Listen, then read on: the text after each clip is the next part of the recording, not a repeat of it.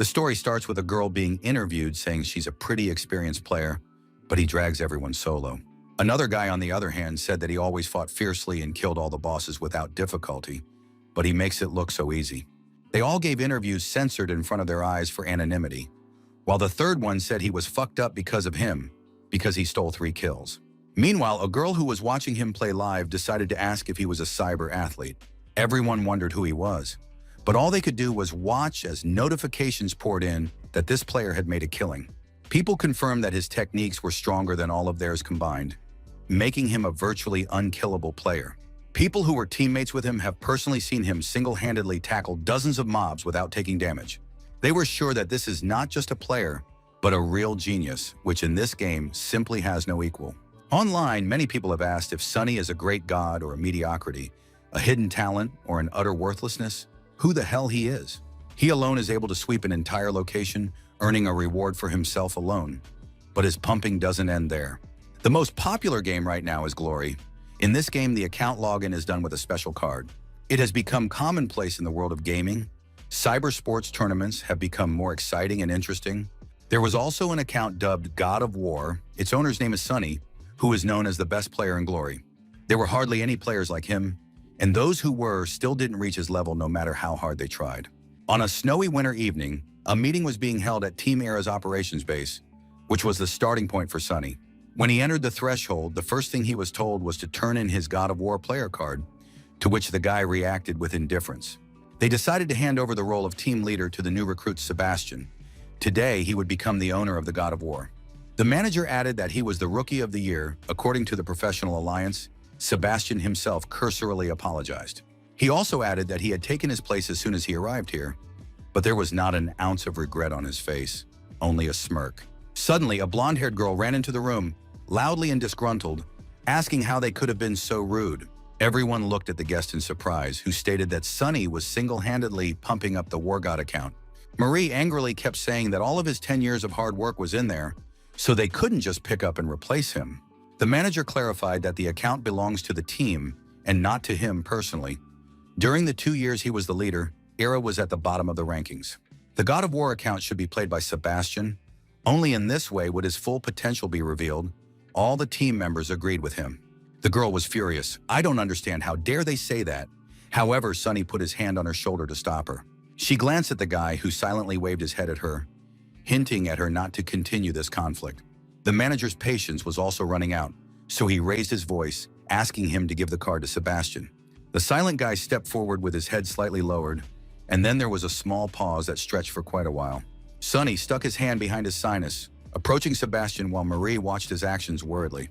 When he saw the card, the rookie thought he had moved to this half-dead team for this account to become the best in the world. Sunny held out his hand, handing the newcomer the coveted card. Looking at it, the blonde man broke into a smile, not believing his happiness. He was one step away from being the strongest. All he had to do was pick up a card and start the game. Suddenly, Sebastian froze with a surprised look on his face, asking Sunny what he was doing because he didn't want to let go of the card. The blonde man said that Sunny's hand was trembling. Could it reveal the truths of the War God's potential? And so he asked to give it to him. To be more convincing, he promised that the God of War would be known by every Glory player. But it didn't work. He was then directly asked to leave. But Sunny first raised his voice by asking Sebastian if he liked the game. He didn't understand what the question was about, so he only looked at the former member of Team Era unhappily. Still holding the card, Sunny said if he did, let him prove that he was willing to do anything for her, not just brag. After saying that, he let go of the card, telling her to take care of it, while the blonde man looked at him in surprise. The former account holder headed for the exit, not wanting to continue a conversation that was obviously useless and would lead nowhere. At that very second, Sebastian jumped up from his chair, irritably asking Sunny to repeat what he had just said. The manager said their team doesn't have any cards for him, so he can just be their coach. Sebastian confirmed that with his skills, only he was worthy of being their coach. However, it sounded like a tease. Looking at a distraught Marie, Sunny decided that he would decline the offer, because being a coach was clearly not for him. He then asked the manager to cancel his contract, to which he responded with an ambiguous smirk. Marie loudly asked the guy to take his time, because he would have to pay a huge fine because of it, but he didn't care. The manager smiled, echidically stating that he simply didn't have enough money to pay for it, but that didn't catch on with Sunny either. The man added that Sunny has always been a celebrity, but has consistently refused to appear in commercials or even interviews. He has great money-making potential, but he hasn't brought the team a dime. Although with his potential, that's ridiculous. Adding to the fact that he has to give financial support to his senior fellows, it's strange that he doesn't want to get paid. Looking at the guy, Sebastian said that a famous player like Sunny had no money, and he didn't even know it. Turning around, Sunny asked with a calm look to tell him straight out what conditions he wouldn't have to pay the fine with. Taking the notebook in hand, the manager replied that he didn't want to complicate things, so he only offered to announce his departure. Then they would have no problem taking care of the fine. Hearing this made Marie angry again at the manager's horrible attitude. She said he was well aware of the rules, which just state that a player who announces his departure can only leave after 1 year. Plus, he's 25 years old. If he stops practicing and playing, he won't be able to join the team anymore.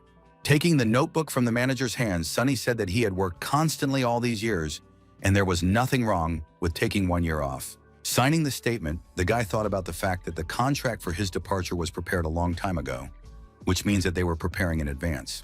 While the manager scrutinized the application, Sunny headed for the exit again while Marie asked him to stop. The rest of the team paid no attention to their departure, surrounding Sebastian and congratulating him on his new position as leader. When they left the building, Sunny said it was very cold today, so he asked the girl not to walk him out. Marie paused, asking what he was going to do now, for she was uneasy about the fact that he had been kicked out so easily. With a wave of his hand, the boy replied that he would rest for a year and then return, his voice expressing no true emotion. After which he silently headed forward, while Marie remained standing still, her eyes wet with tears.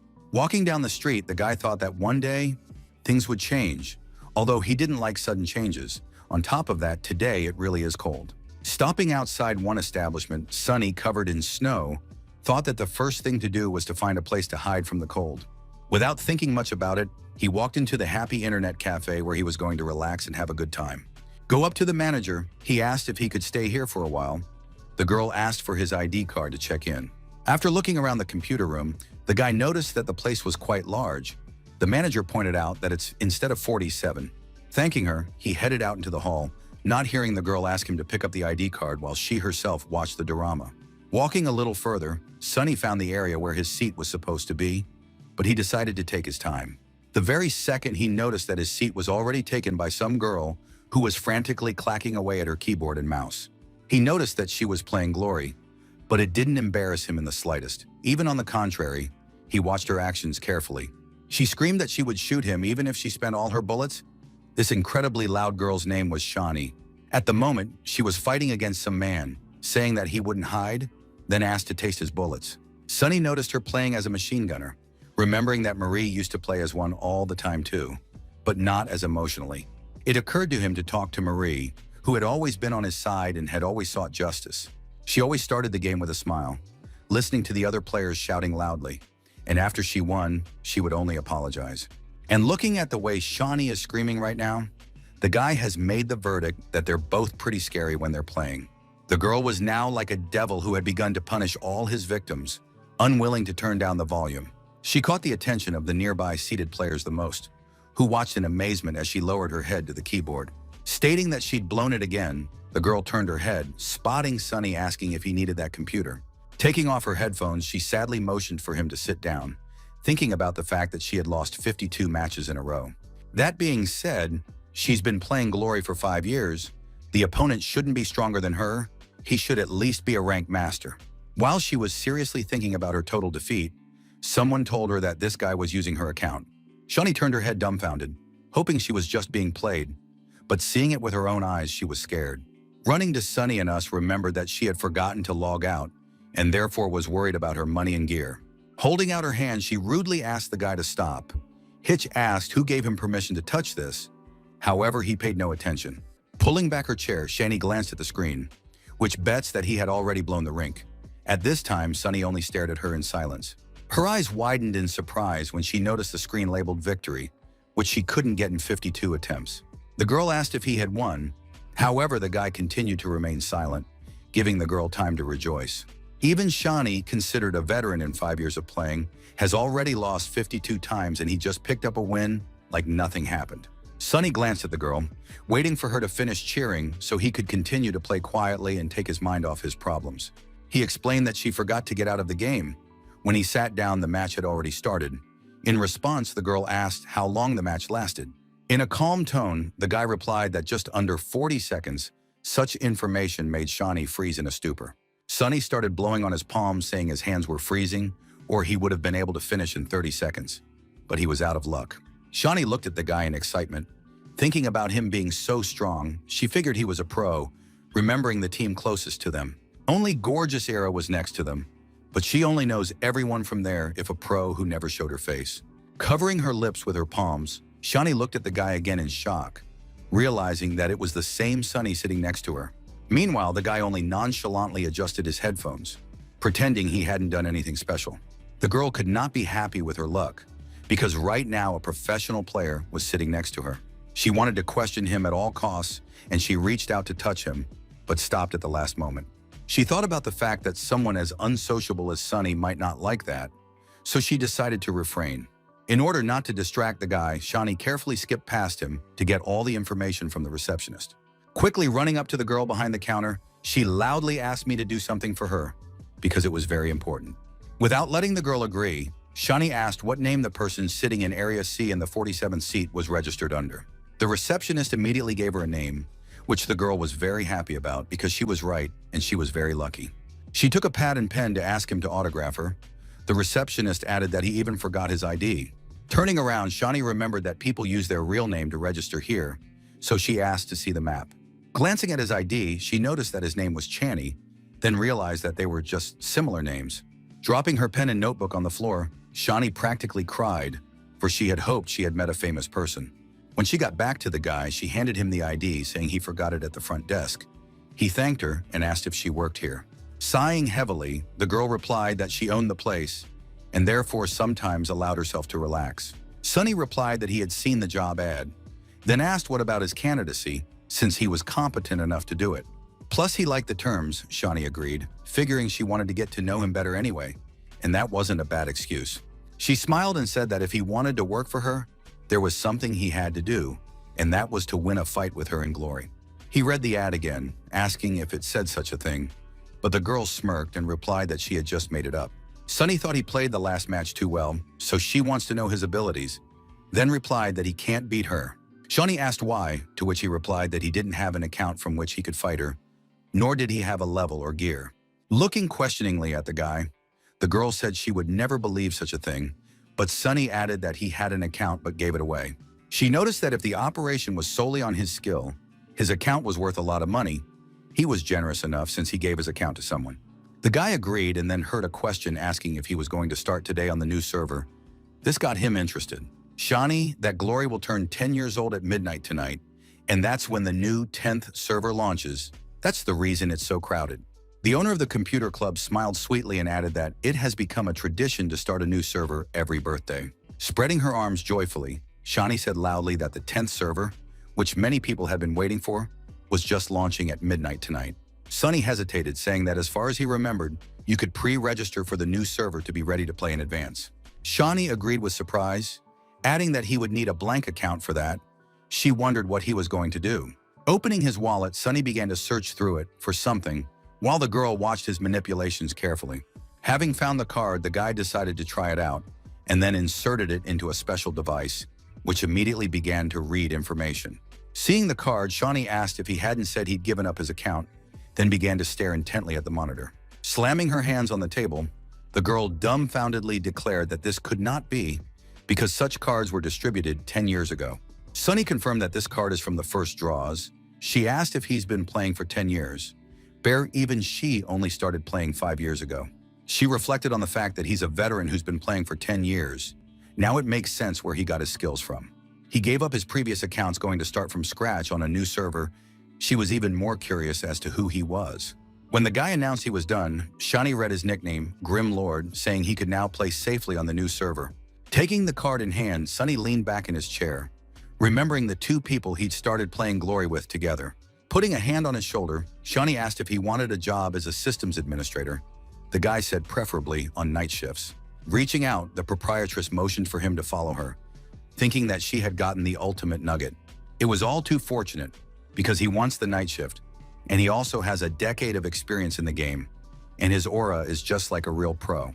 After a while, she brought him to the apartment, told him that only a couple people lived on this floor, and she and now he would be living here.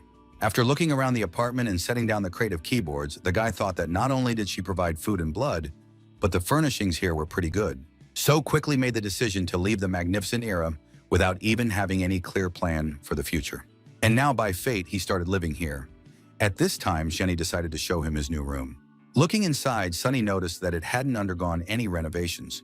Shani said it might be uncomfortable, but that was only at first. The girl admitted that she had no need for extra workers and that the ad he was looking at was very old. The guy immediately realized what was wrong. However, it wasn't a problem for him. Everything suited him. Glancing at the clock, Shani announced that they needed to hurry up. Sunny didn't immediately realize what he was talking about, while the joyful owner grabbed his hand and pulled him along, telling him it would start soon. Turning around, she smiled, explaining that there were only 7 minutes left until the 10th server opened, and therefore they needed to be in place. The guy asked if she wanted to start the game on the 10th server, since her account from the 5th was already quite good, but she didn't pay attention to him. Instead, she pointed out how crowded the place was, thinking it was all to test his skills. At this time, there were indeed a lot of people in the room eagerly discussing the opening of the new server. Shani dragged the guy into the hall, relentlessly repeating that it was almost time and they must not waste a minute or they might be late. She sat him down at a free computer, telling him that they didn't have much time and therefore needed to get into the game as soon as possible. They managed to get in as everyone was loudly chanting the 5-second countdown, and the clock was almost showing midnight, encouraging the players. Sunny and Shani stared intently at the monitor, which was also counting down the time after which they would be able to log into the server. As soon as the meter reached 0, the girl exclaimed loudly, then looked dumbfounded at the guy reading the beginner's manuals. She stated that he has decades of experience in the game, so why the hell is he reading a beginner's guide? But he replied that he hasn't read one in years. Shani asked that he had never helped a newcomer level up, noting that he was wasting his skills. Sunny replied that he hadn't. She asked what he was doing then, asking him not to say he was working, but the guy claimed his job was to play the game. The girl then cheerfully asked if he was a pro after all.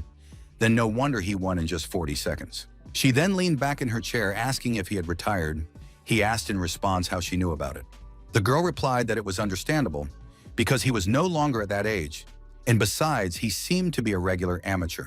She knows all the professionals around but has never heard of Channy, which makes one wonder who he is, if not an amateur. She asked him not to yell at him, asking if he'd been kicked out and what the reason was, figuring he couldn't get a foothold in the lineup.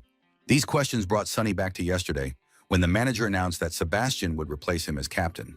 From now on, the War Gods account will be his, and he must resign. Then the girl realized that she had said something that offended you. She immediately started apologizing, asking the guy to forget everything she said, but he only calmly replied that it was okay. Shani decided to console him, telling him that 25 wasn't a verdict, he needed some practice, and he could get back into the fight. The corners of the guy's lips lifted slightly, after which he replied that he thought so too, and therefore he didn't have time to get upset. Smacking her fist on her palm, the owner hesitantly said that when this day was done, she would have one request for him. She asked for help getting an autograph from someone.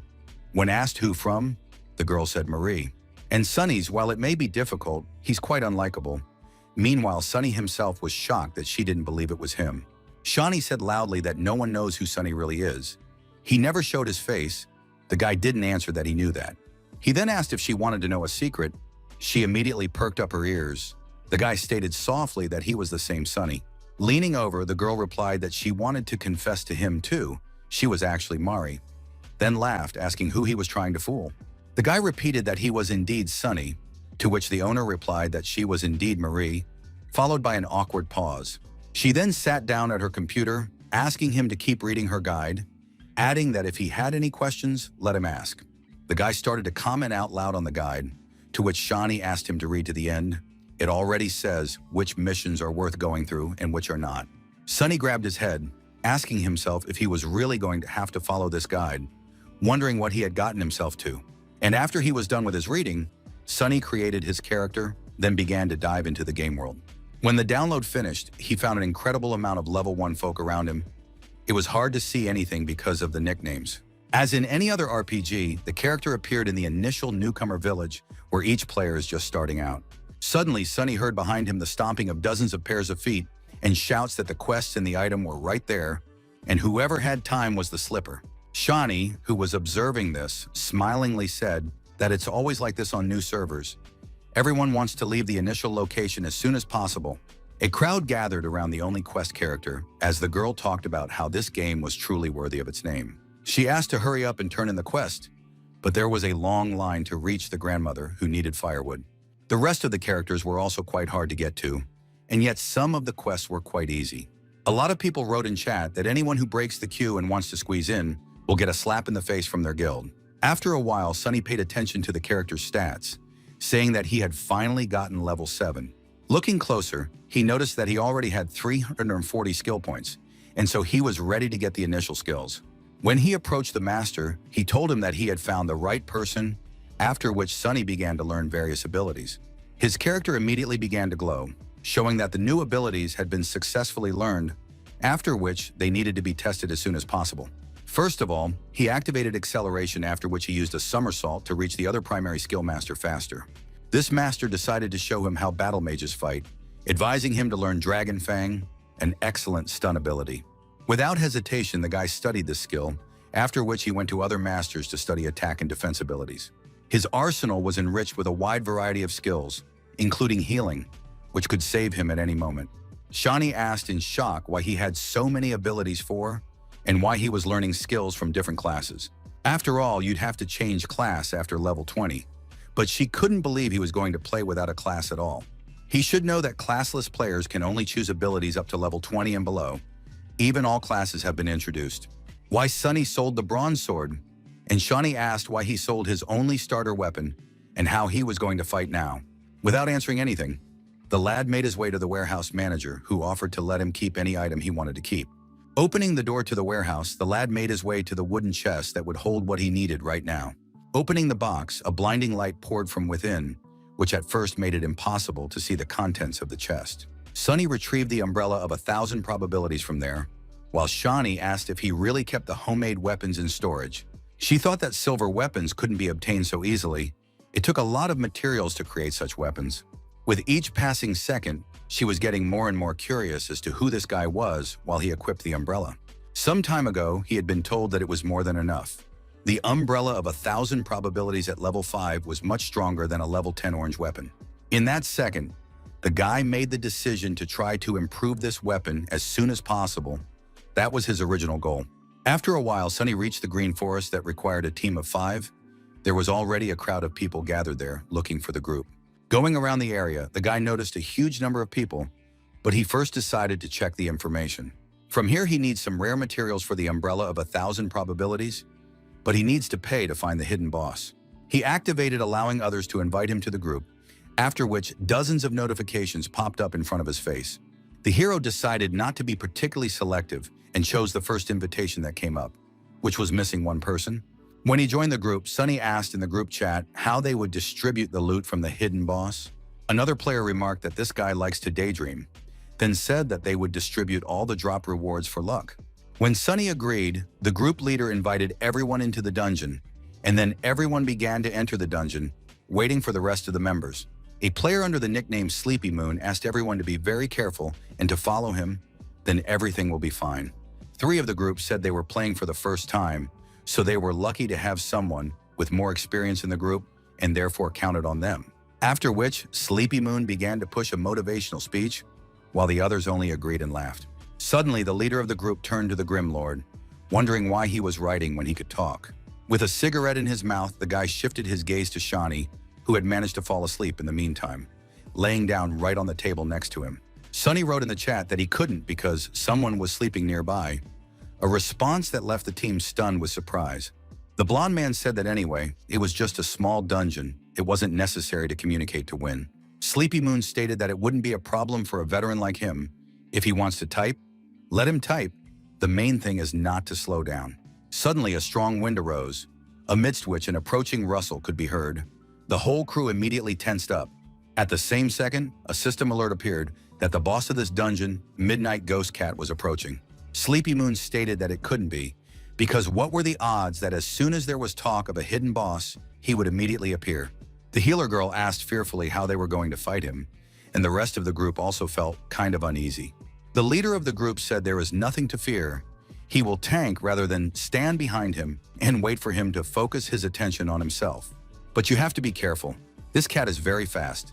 The main thing is not to panic, and then they will be fine. He began to explain that MTs are the main tank. They soak up a huge amount of damage due to the fact that they have the most armor and health. The tank attacks first. Because of the provocation, all the enemy's attention will be focused on it, and therefore the others must attack. As long as the provocation of the others does not exceed that of the main tank, they can do anything to deal damage. And if they make a mistake and the monster is distracted by them, it's OT. Off tank. After a detailed explanation, everyone stated they understood everything. At the same second, the rustling began to increase, and a quick movement was heard between the trees, which meant the boss was here. Sunny, who was holding a cigarette in his teeth, mentally prepared a battle plan against the boss, deciding to take a look at the others first. No one had time to react to the attack of the animal, which decided to attack the weakest members of the group first. Fallen Sun lost half of his health in a second because he didn't notice the beast attacking him from behind, so he was on the verge of death. This problem Sunny solved in a flash, extending his arm in front of him and casting a healing spell aimed at his ally. His health immediately began to recover, and the guy thanked him, saying that he had already decided he was going to die and couldn't continue. Sleepy Moon shouted that if he continued to stand there like a statue, he would definitely move the horses. He also added that the cat was in the back. Turning around, the boy and girl noticed a huge ghostly cat approaching them, with the tips of its ears burning with blue flames. Without any signal or warning, the animal rushed forward, unwilling to give its opponents an advantage in numbers. The enchantress immediately cried out in fright while Fallen Sun pointed 2 pistols at the cat, which he held with shaking hands. However, he was unable to shoot, but Sleeping Month immediately jumped out to help him, and he put his sword in front of him, taking the blow for himself. The beast's sharp claws scraped against the sword, creating sparks that fed to the blonde man's head, but he wasn't about to back down. He asked his comrades why they were panicking, since with him today they would definitely get their first kill, whereupon he chopped his sword right into the cat's chest. A notification sounded, signaling that the monster was distracted by the tank. Then he ordered the others to attack the beast. The newcomers were immediately enthusiastic, declaring that with Month at the helm they could definitely do anything, whereupon they prepared to attack. Everyone took their position, after which the monster was attacked from all sides, the cat receiving fire and magic damage. Meanwhile, Sunny stood silently and healed into the team, in no hurry to engage, deciding that it would be better to wait out the opportune moment. Watching Monthly, the guy noticed that his mechanical skill is actually pretty good. He holds his stance well and has excellent timing. Meanwhile, the leader clarified that the Grim Lord was not a newcomer, and thus asked for help to take care of these newcomers with him. He added leaving the cleric role on him, at which time Sunny asked himself that he had just been made a mere support. After a few seconds, the ghost cat's health dropped to a minimum, after which it went into a frenzy. This meant the arrival of the second stage, during which the boss becomes several times stronger and deadlier. During Rabies, the cat's speed and damage increase, as it is only a beginner boss. This effect is time limited. As long as Sleeping Moon continues to control the battlefield, it shouldn't be any problem with his level of play. At this time, the panning leader said that he was too fast, so he couldn't hit him, let alone finish him off. But after the boss reached red blood, he started making too many mistakes. Either he started panicking or ran out of mana. He began to play as if he was a completely different person. At the same second, the monster knocked him to the ground, not giving him a chance to get up. Monthly loudly and grudgingly announced that he had pressed the wrong key and couldn't keep the boss on him, then asked everyone to be more careful. Sunny continued to watch silently as they continued the battle and were about to attack right after he stabilized the provocation on himself. After another failure, the leader asked what to do since he was running right at him, but Sunny was still biding his time. Meanwhile, Fallen Sun loudly declared that he was going to die anyway, so we should continue the battle, after which he began to pistol whip the monster. However, these attempts failed to do any damage to the monster, and so it simply ignored the bullets that hit it. When the cat got too close, the guy realized he wouldn't have time to dodge, so he missed the decisive blow to himself. He apologized before disappearing, while the wizard yelled that the cat was already running at him and that he had screwed up. Unlike Fallen Sun, the wizard tried to run away, loudly proclaiming his help, but the clawed paw was already catching up with him. Looking at his companions, Sleeping Moon tiredly asked what kind of mockery this was and how they could die so easily. He then asked the Grim Lord if he still had mana, because if they combined their strength, they would definitely be able to win without any problems. But as soon as the guy turned his attention to the one he'd assigned as a supporter, he was immediately surprised to see him relaxed against a tree. After which, Sunny turned his head with a smile and wrote in chat that he was fine. He should worry about himself first. Reacting lightning fast, the leader of the group began fending off the blows that the ghost cat was throwing, unwilling to stop. A nearly exhausted Month asked Lord to stop bullying and asked to be healed, for there was a bleeding hanging over him.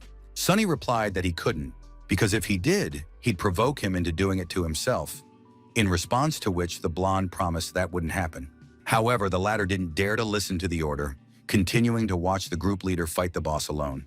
Months shouted loudly in chat that he wouldn't provoke him to himself and asked him to believe it, and when asked what to do, he asked for a quick whiff of it.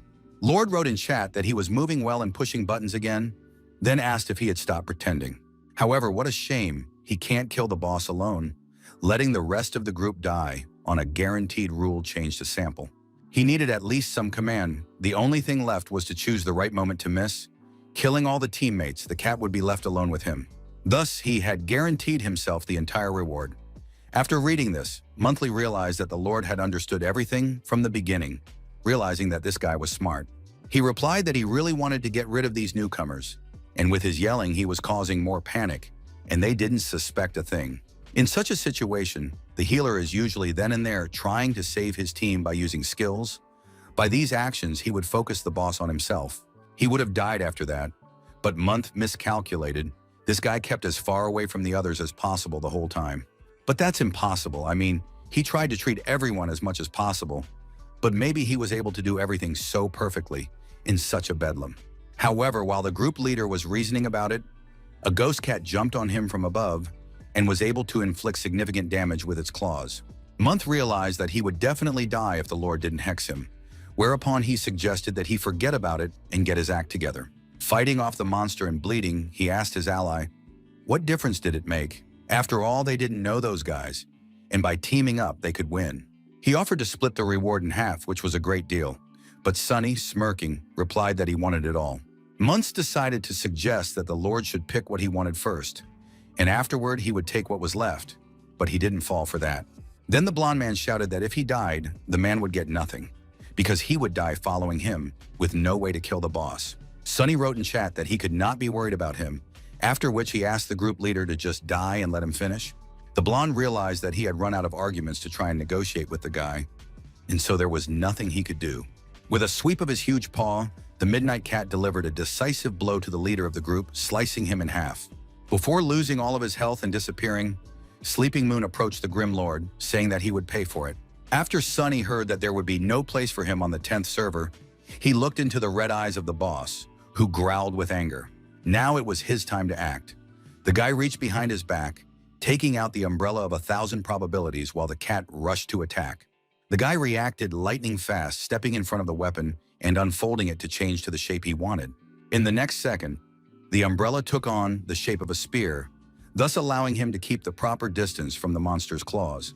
The transformation of the weapon was accompanied by a bright light that illuminated the joyful face of the hero, ready to rush into battle. After that, he used the spearman's skill, Dragon Fang, with which he tried to attack the embittered beast head-on. When Shani woke up, she shrieked that she had fallen asleep unintentionally, since it's hard to stay up late at that age, then noticed that someone had tucked her in. She glanced at Sunny, who continued to play carefree and thought it was his jacket. He's contentedly thoughtful, though it doesn't seem that way. However, she was very confused by the stench coming from the jacket. She wondered how long it had not been washed, but she did not dare to ask aloud. Suddenly, the girl noticed the guy's fingers, which were fluently fumbling on the keyboard, not stopping for a moment. She thought his hands were quite beautiful, very thin, with long fingers, and he took very good care of his nails. It didn't match his appearance at all, after which she glanced at the monitor, thinking that there was no way he was stuck in the newcomer village. Her eyes widened in surprise when she noticed that the guy was single-handedly fighting the enraged boss, finishing him off.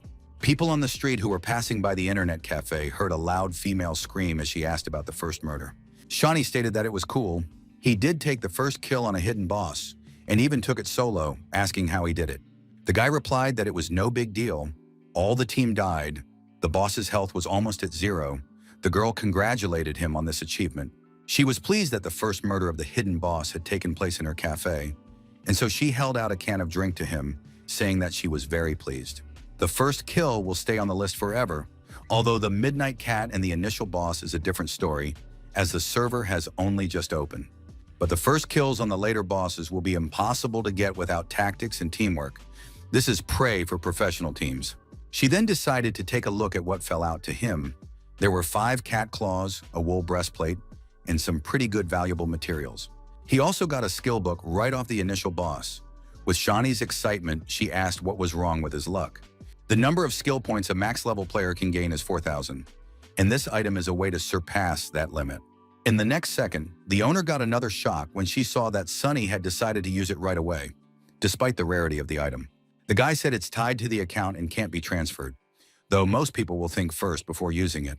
Just as suddenly, they noticed a chat in which Sleepy Moon wrote that newcomer Grimlord wasn't treating the co-parties to steal the hidden boss. The copied message went one after another. Someone even asked him to stop, but he continued to warn the players. When asked what was going on and who was insulting him, Sunny decided to retell her everything that had happened, after which Shawnee yelled that he had no shame. And then she looked into the calm guy's face and asked him if he was angry. But he said he was very angry, but he didn't look that way. Holding a cigarette in his mouth, Sunny said that just because he was angry didn't mean he had to show it to everyone around him, which would only make it worse. For a split second, the girl thought Sunny had just smiled. It wasn't surprising since he had picked up the first kill and gotten a rare item. However, there was no other reaction. Oh well, even after being slandered, the expression on his face remained the same.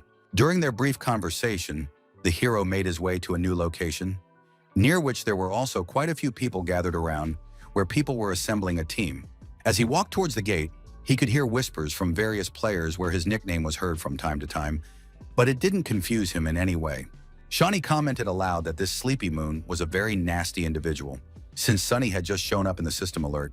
At the entrance to the Green Forest, his name is written. He's too conspicuous, and now, no one wants to be on the same team with him. All the players now know about him. Suddenly, the Grim Lord turned his attention to a loudly laughing guy, whom he immediately recognized from the recent dungeon. Sleepy Moon shouted that he would make him regret getting on the server, then offered to spam together some more. In that same second, Sunny had an idea that made him want to both deal with Monthly and get a spot on the team. As he approached the blonde man, he called out to him and waved his hand. He was startled by surprise and shrieked, recognizing the impudent man. Sunny asked that they were missing one person, so why don't they add him to the team by offering to pump together? Smirking, the blonde asked what was wrong, figuring the guy had come for mercy, calling him really pathetic.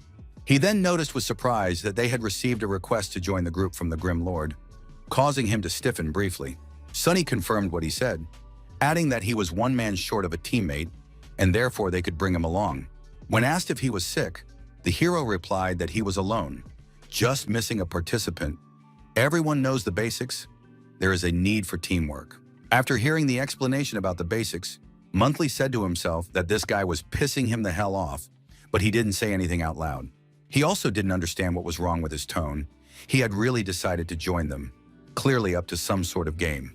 His ally asked in team chat what he was thinking, rushing him to add this guy, but the blonde was still pondering. There were too many people gathered, so their team didn't want conflict, because they are well aware that they are wrong now. We just need to finish him off there. Somewhere outsiders, all 4 are members of their fraternal guild. Month thought it made sense, and since he had come into his own hands, let him not blame him for it, but he would be sure to finish him off. A notification sounded that the Grim Lord had joined the team. Shawnee cringed. Wasn't this the thief who had slandered him? When asked why he teamed up with them, Sunny said because he didn't have his own team, but the girl didn't accept that argument. She stated that it would be better if he went solo.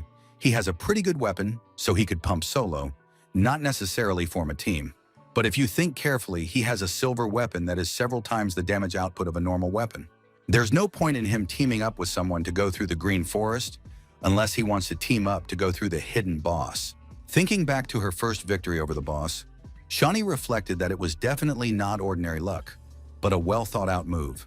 Looking at the guy for the umpteenth time, she asked herself what kind of man she had taken, then said she would go to sleep and find out in the morning if he was dead. She also added that if he caught a big fish, she would treat him to something, for his luck was too good. It's like the guy feels her and knows how he needs to act in a way that maximizes his advantage. Waving goodbye but not looking in her direction, Sunny asked his boss to be careful and continued playing. Upon entering the verdant forest, the group immediately ran into enemy wolves that were attacking the group from all directions. Turning to his comrade, Monthly, via private messages, ordered Tyler to proceed with the plan. After relaying this order to the others, they began to beat the beast back towards the Grim Lord, saying that they had accidentally done so. The guy immediately realized what was up when he noticed that each member of the group was sending another unkillable mob at him. However, Sunny didn't give any sign, only pulling out the umbrella of 1,000 probabilities, while the mobs completely surrounded him, not giving him a pass. Month asked Lord if he could handle them alone, for it would be a shame to die from these weak mobs in a dungeon. The smiling fellow replied that he shouldn't help, as he could easily handle it alone, then swung at the nearest beast. After that, all the beasts began to scatter under his blows, and group attacks didn't bear any fruit. The hero easily held the defense. To the dumbfounded looks of his co-commanders, Sunny slaughtered wolves left and right, not considering them anything super complicated. The others asked in shock how this was even possible and how a rookie could play like that. Then they realized he was definitely an experienced player. Tyler remarked that with his skills, the Lord could finish this raid alone, noting that the wolves were unable to resist him. Month said that he was a healer last time, so he didn't know anything about his combat skills, plus he had no problem defeating the Midnight Cat. The bottom line was that his skills surpassed them by several times, and thus he was a very dangerous opponent.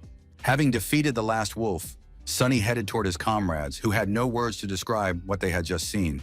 He asked why they were standing around like this, to which Tyler decided to reply that it was too easy and boring.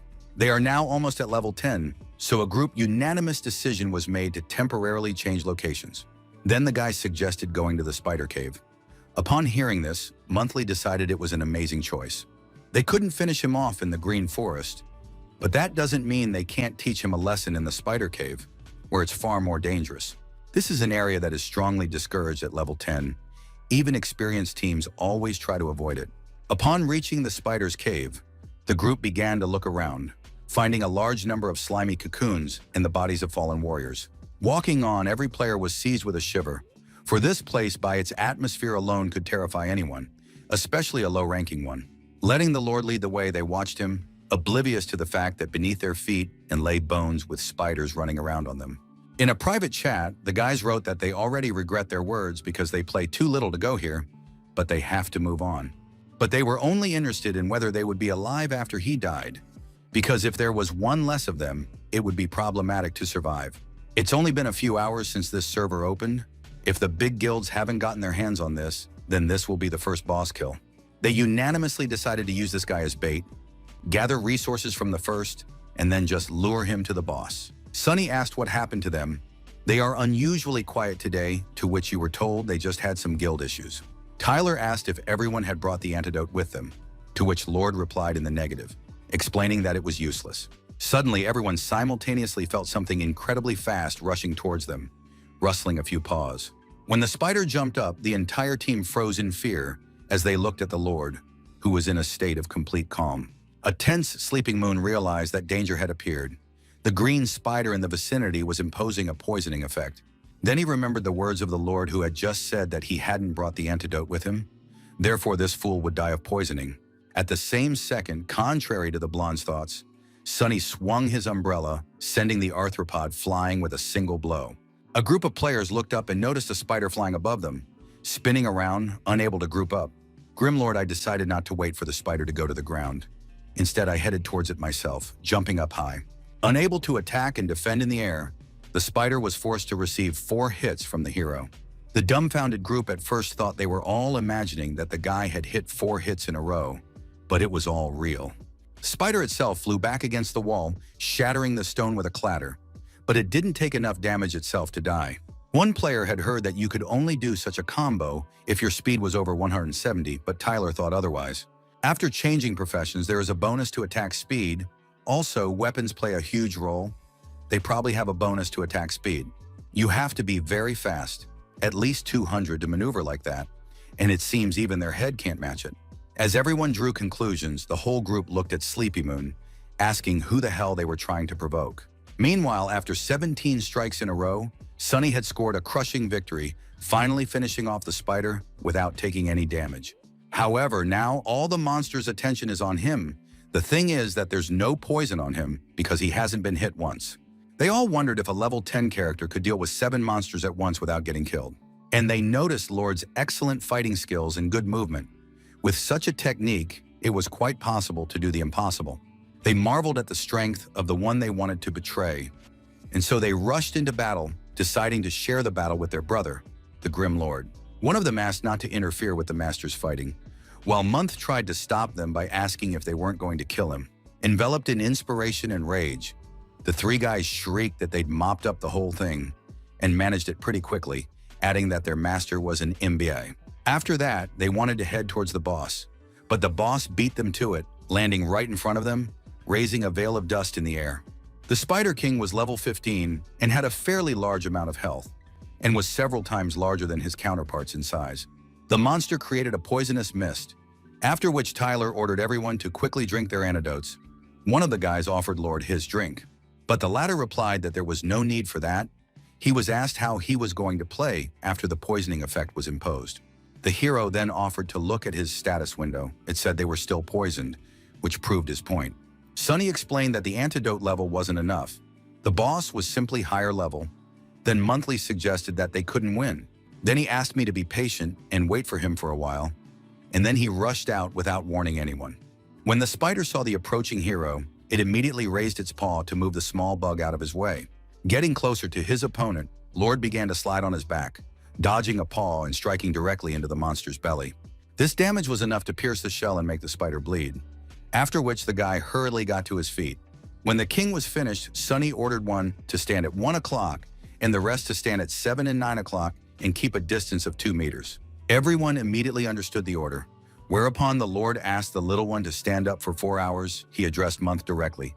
He stood stunned for a second, trying to figure out if this guy was talking to him, but then anger began to take over.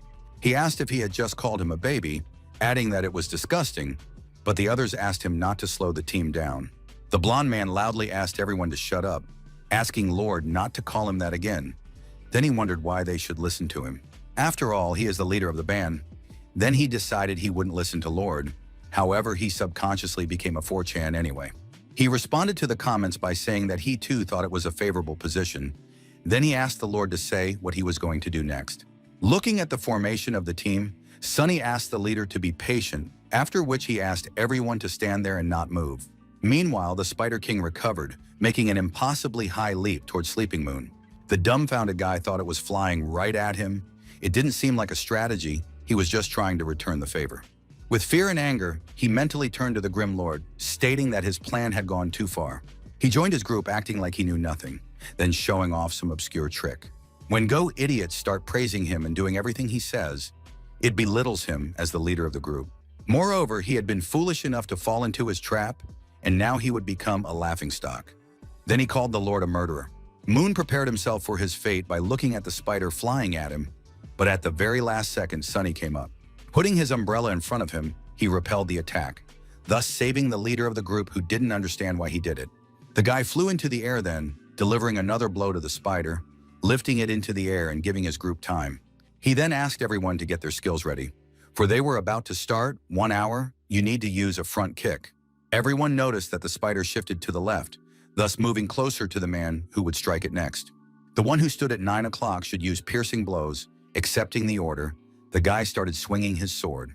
The next order was to use dissection on whoever was at 7 o'clock. All was executed flawlessly. In the same second, the monster shifted to the right, thus losing its balance and losing the ability to watch both sides at the same time. At 4 o'clock, Little Monthly was to attack. He quietly bellowed when once again he heard himself addressed in such a manner. This anger betrayed him even more strength to attack, after which he declared that he didn't need his instructions, noting that he had a dirty strategy. They pushed the spider back and forth, just like pinball. However, this tactic worked, causing the monster to not be able to figure out who to attack. After a few minutes, the health gain king dropped to 0. Then a system notification popped up for the first kill. The 3 players immediately shouted happily that they had gotten their first kills, and they had never even dreamed of such a thing. At the same time, there were other players in another spider cave who were also eager to get their first kill, but noticed that they were ahead of them. The guy roughly threw the axe away, loudly stating that they only needed 10 seconds. In the notice, he noticed the name of the Grim Lord. Someone asked if he was the guy who picked up the first midnight cat kill. He'd already shown up in 2 system notifications. The leader of the Blue Stream Guild, Azure Stream, asked to contact all of their people and tell them to look into it. Later, at the Blue Brook Guild base, a guild member said that the more he thought about it, the angrier he became. After all, they promised to get all the records on this server, but managed to fail on the first day, being only 10 seconds late. And his co-guilder asked him to stop talking and look at Azure Stream, who looked like watered down. Of course, he wasn't happy. They were supposed to be one of the top 5 guilds. They always collected the first kills before anyone else. But someone has already gone around them twice. The guild leader said he can actually hear them, and he's not angry, just puzzled. Sleepy Moon was the one who took him to the Green Forest. He said that the Grim Lord tried to kill his allies to steal the first kill. Lord is a pro player who was hired by the guild, and the people on his team, on the other hand, don't look like experienced players. In other words, if their reports are correct, Lord took the first 2 kills by completely random commands. No one dared to say a word, for what their leader said was the purest truth, which no one could dispute. Just as suddenly, a system notification sounded, in which the Spider Lord was killed again. But now the team looked a little different. All of the guild members read the notifications carefully, reacting differently to this event, but the conclusion was the same for everyone. Azure Stream was the most surprised of all, for just now his words and conjectures had been confirmed right in front of him. This time the leader of the group was the Grim Lord, and it was under his command that the Spider Lord was killed. Patak decided to take a break. Taking off his headphones, he rubbed his face with his hand and sighed heavily, for he had been troubled by the Grim Lord who had come out of nowhere. The guy whose name was Simon approached Lord, saying that they would have to get to know each other better, but he had no idea about it. Meanwhile, in the Spider Cave, a small group of players stood around the corpse of a huge spider that had just been defeated. One of the guys said that when Lord stated that he could kill the hidden boss, he didn't believe him. Everyone agreed with his thoughts. After all, he took on the roles of attacker, healer, tactician, and tank, and directed them in battle. Even pro players couldn't do that. Tyler told Lord that 4 pieces of the strong silk he wanted fell off the spider. Also, other things fell off it. Sunny thanked him, telling him that he only wanted them. They could have the rest since they deserved it. However, the guys asked him not to be so shy, adding that he should choose to do something else. As they did, they also noticed that a rare purple weapon had fallen off the spider, which was definitely for a swordsman. Even if you don't use swords, if you equip it, it can definitely come in handy now for later pumping. They decided to give it to the Grim Lord, for if it wasn't for his guidance, they would never have gotten these things. But Sunny replied that if it wasn't for their teamwork, it would have been a little harder for him to defeat the boss on his own. The guy's shock thought he said a little more complicated instead of impossible, meaning he could do without their help. Looking at this picture from the side, Sleepy Moon began to get more and more annoyed until he dared to speak. He turned loudly to the hero, drawing his attention to himself. The latter looked calmly at the shouting and disgruntled guy. The blonde pointed a finger at him, that he was quite an accomplished player, and he acknowledged that, but there was something he wanted to tell him. The pissed-off guy promised to catch up with him one day to fight and see who would be stronger. Instead of any response, Sunny continued to stare silently at the guy, who was breathing heavily, feeling uncomfortable with the pause that had come. Deciding to break the silence, the Lord wished him luck with an indifferent look, realizing that this moment would not come soon.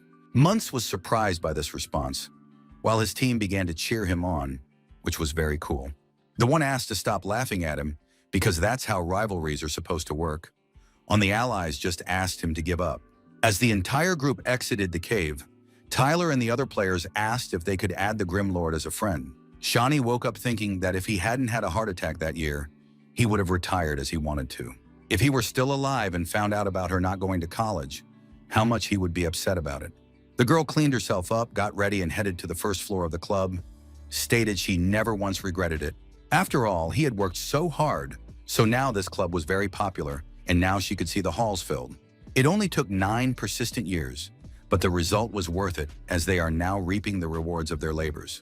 As expected of Glory, even though it was early morning, many people had arrived thanks to the opening of Server 10. She made her way to the smoking area. There she found Sunny, whom she immediately hit over the head, for he had been playing all night without taking a break. Shawnee asked what level he had gotten to. In response, she heard 17, didn't think getting it overnight was very fast. She wondered how many first kills he'd made, to which she heard that he'd gotten them from the Imperial Spider and Spider Lord. She thought in shock that if you added the Midnight Cat to that, this guy was able to get 3 first kills in one night. After which she decided that he must be playing on some godlike team, and so she asked to let him watch. The girl cringed loudly when she spotted the very same Sleepy Moon from last night who had tried to slander Sunny. She asked that he ended up working for them the rest of the night, stripped of the last of his pride, but he said it wasn't that bad. After all, they had unanimously insisted that he choose the fallen items first, and there was nothing he could do about it. Shawnee was surprised that he was able to make an enemy as his subordinate, while the guy said he was tired, so he was going to go get some sleep. The girl was delighted with him, so she offered to have a snack before going to bed, but he said he'd eat after he woke up. The guy went back to the small storage room on the second floor of the internet cafe that was his temporary room. He noticed a cup on the nightstand with a packed toothbrush and toothpaste in it, and a note attached to the cup. Shawnee wrote that it was for him, since he didn't bring anything with him here, and the cost of these items would not be deducted from his paycheck. He mentally thanked his boss, who turned out to be very caring, after which Sunny wrapped himself in a blanket and fell asleep. When it was 9 o'clock at night, the guy went down to the first floor as a crowd of people gathered around the TV, deciding that something had happened. As he got closer, he heard someone calling his name from the speakers and also mentioning his past account. Interest took over, and so he headed toward the cluster of people to see what they were saying about him. In addition to Vedusego's voice, he could hear people whispering about the fact that a great player like Sunny had decided to retire. 3-time league champion, 3-time most important player honoree, and 2-time rising star. As a team player, Sunny represents the pinnacle of the Glory Professional League. He is the benchmark to which all players aspire. They are grateful for these beautiful moments that Sunny gave them. And now the team manager wants to make a statement. Because of his recent failures, Sunny decided to voluntarily retire. But the Magnificent Era has always been ready for something like this. Their newest member is sure to be the next God Warrior in the Professional League. He will once again lead the Magnificent Era to the top of the league. The guy was tired of listening to this news, and so he decided to get some fresh air and get ready for his work shift. Stepping outside, the guy exhaled a club of steam as he suddenly heard a girlish voice nearby that refused to believe it. He noticed Shawnee saying that Sunny's career was still too far from over, and she didn't believe he had voluntarily resigned. Asking her boss if she was crying, she yelled that he was being facetious, then asked if he was feeling any emotion at all. Looking up, the lad replied that of course he wasn't. He had just gone outside, for he couldn't listen to any more of this. First, Shawnee kicked him out, then asking if he had anything to wipe his eyes with. Sunny offered a pack of cigarettes. When the guy smoked, the owner stated that she was in a bad mood, so she ordered him to go on duty. When he entered the building, he asked if he could play at the front desk. Shawnee said he could use that computer. Everything he needed to know written down in the staff manual, and while the guy became a page, the owner announced that she was going to bed. Putting aside his notebook, Sunny put on his headphones and inserted his player's card, ready to enter the game for more adventures. He found himself in the middle of a forest road with an incredible amount of players and NPCs commiserating with each other. At the same second, Tyler called out to him, saying loudly that they were waiting for him. Along with him were the rest of the night group, except for Monthly. Toth is very upset about the news that Sunny is retiring, so he's not coming since Sunny is his idol. The heroes said that since they didn't have one person, it would be a bit difficult to kill the hidden boss of the Spider Cave if they met him again. He decided there was no point in going there again, and then suggested we go to the skeleton graveyard. Everyone unanimously agreed. They arrived at a location surrounded by tombstones and green lights, accessed from level 15. Tyler asked Lord if he needed anything in this particular dungeon. He replied that he needed a skeleton warrior saber. The guy thought that it was useless since it was decorative. But if this was what the Grim Lord wanted, he must definitely have a reason. Kneeling down, the whole group asked the dungeon to give them a hidden boss. Sunny noticed that they had developed a love for killing bosses. In the same second, their screams provoked the regular skeletons, who began to rise from the ground, roaring loudly. Before the guys could say anything about the mob showing up, Sunny had already rushed into the fray, pulling out his umbrella and using a tug. In a moment, he had already killed 3 of them, while the rest of the group just looked at their leader in delight. However, they did not want to lag behind, and so they rushed into battle themselves, destroying the skeletons one by one. Tyler noticed that these mobs spawned randomly, after which he asked why there were so many of them then, since they were hard to fight off.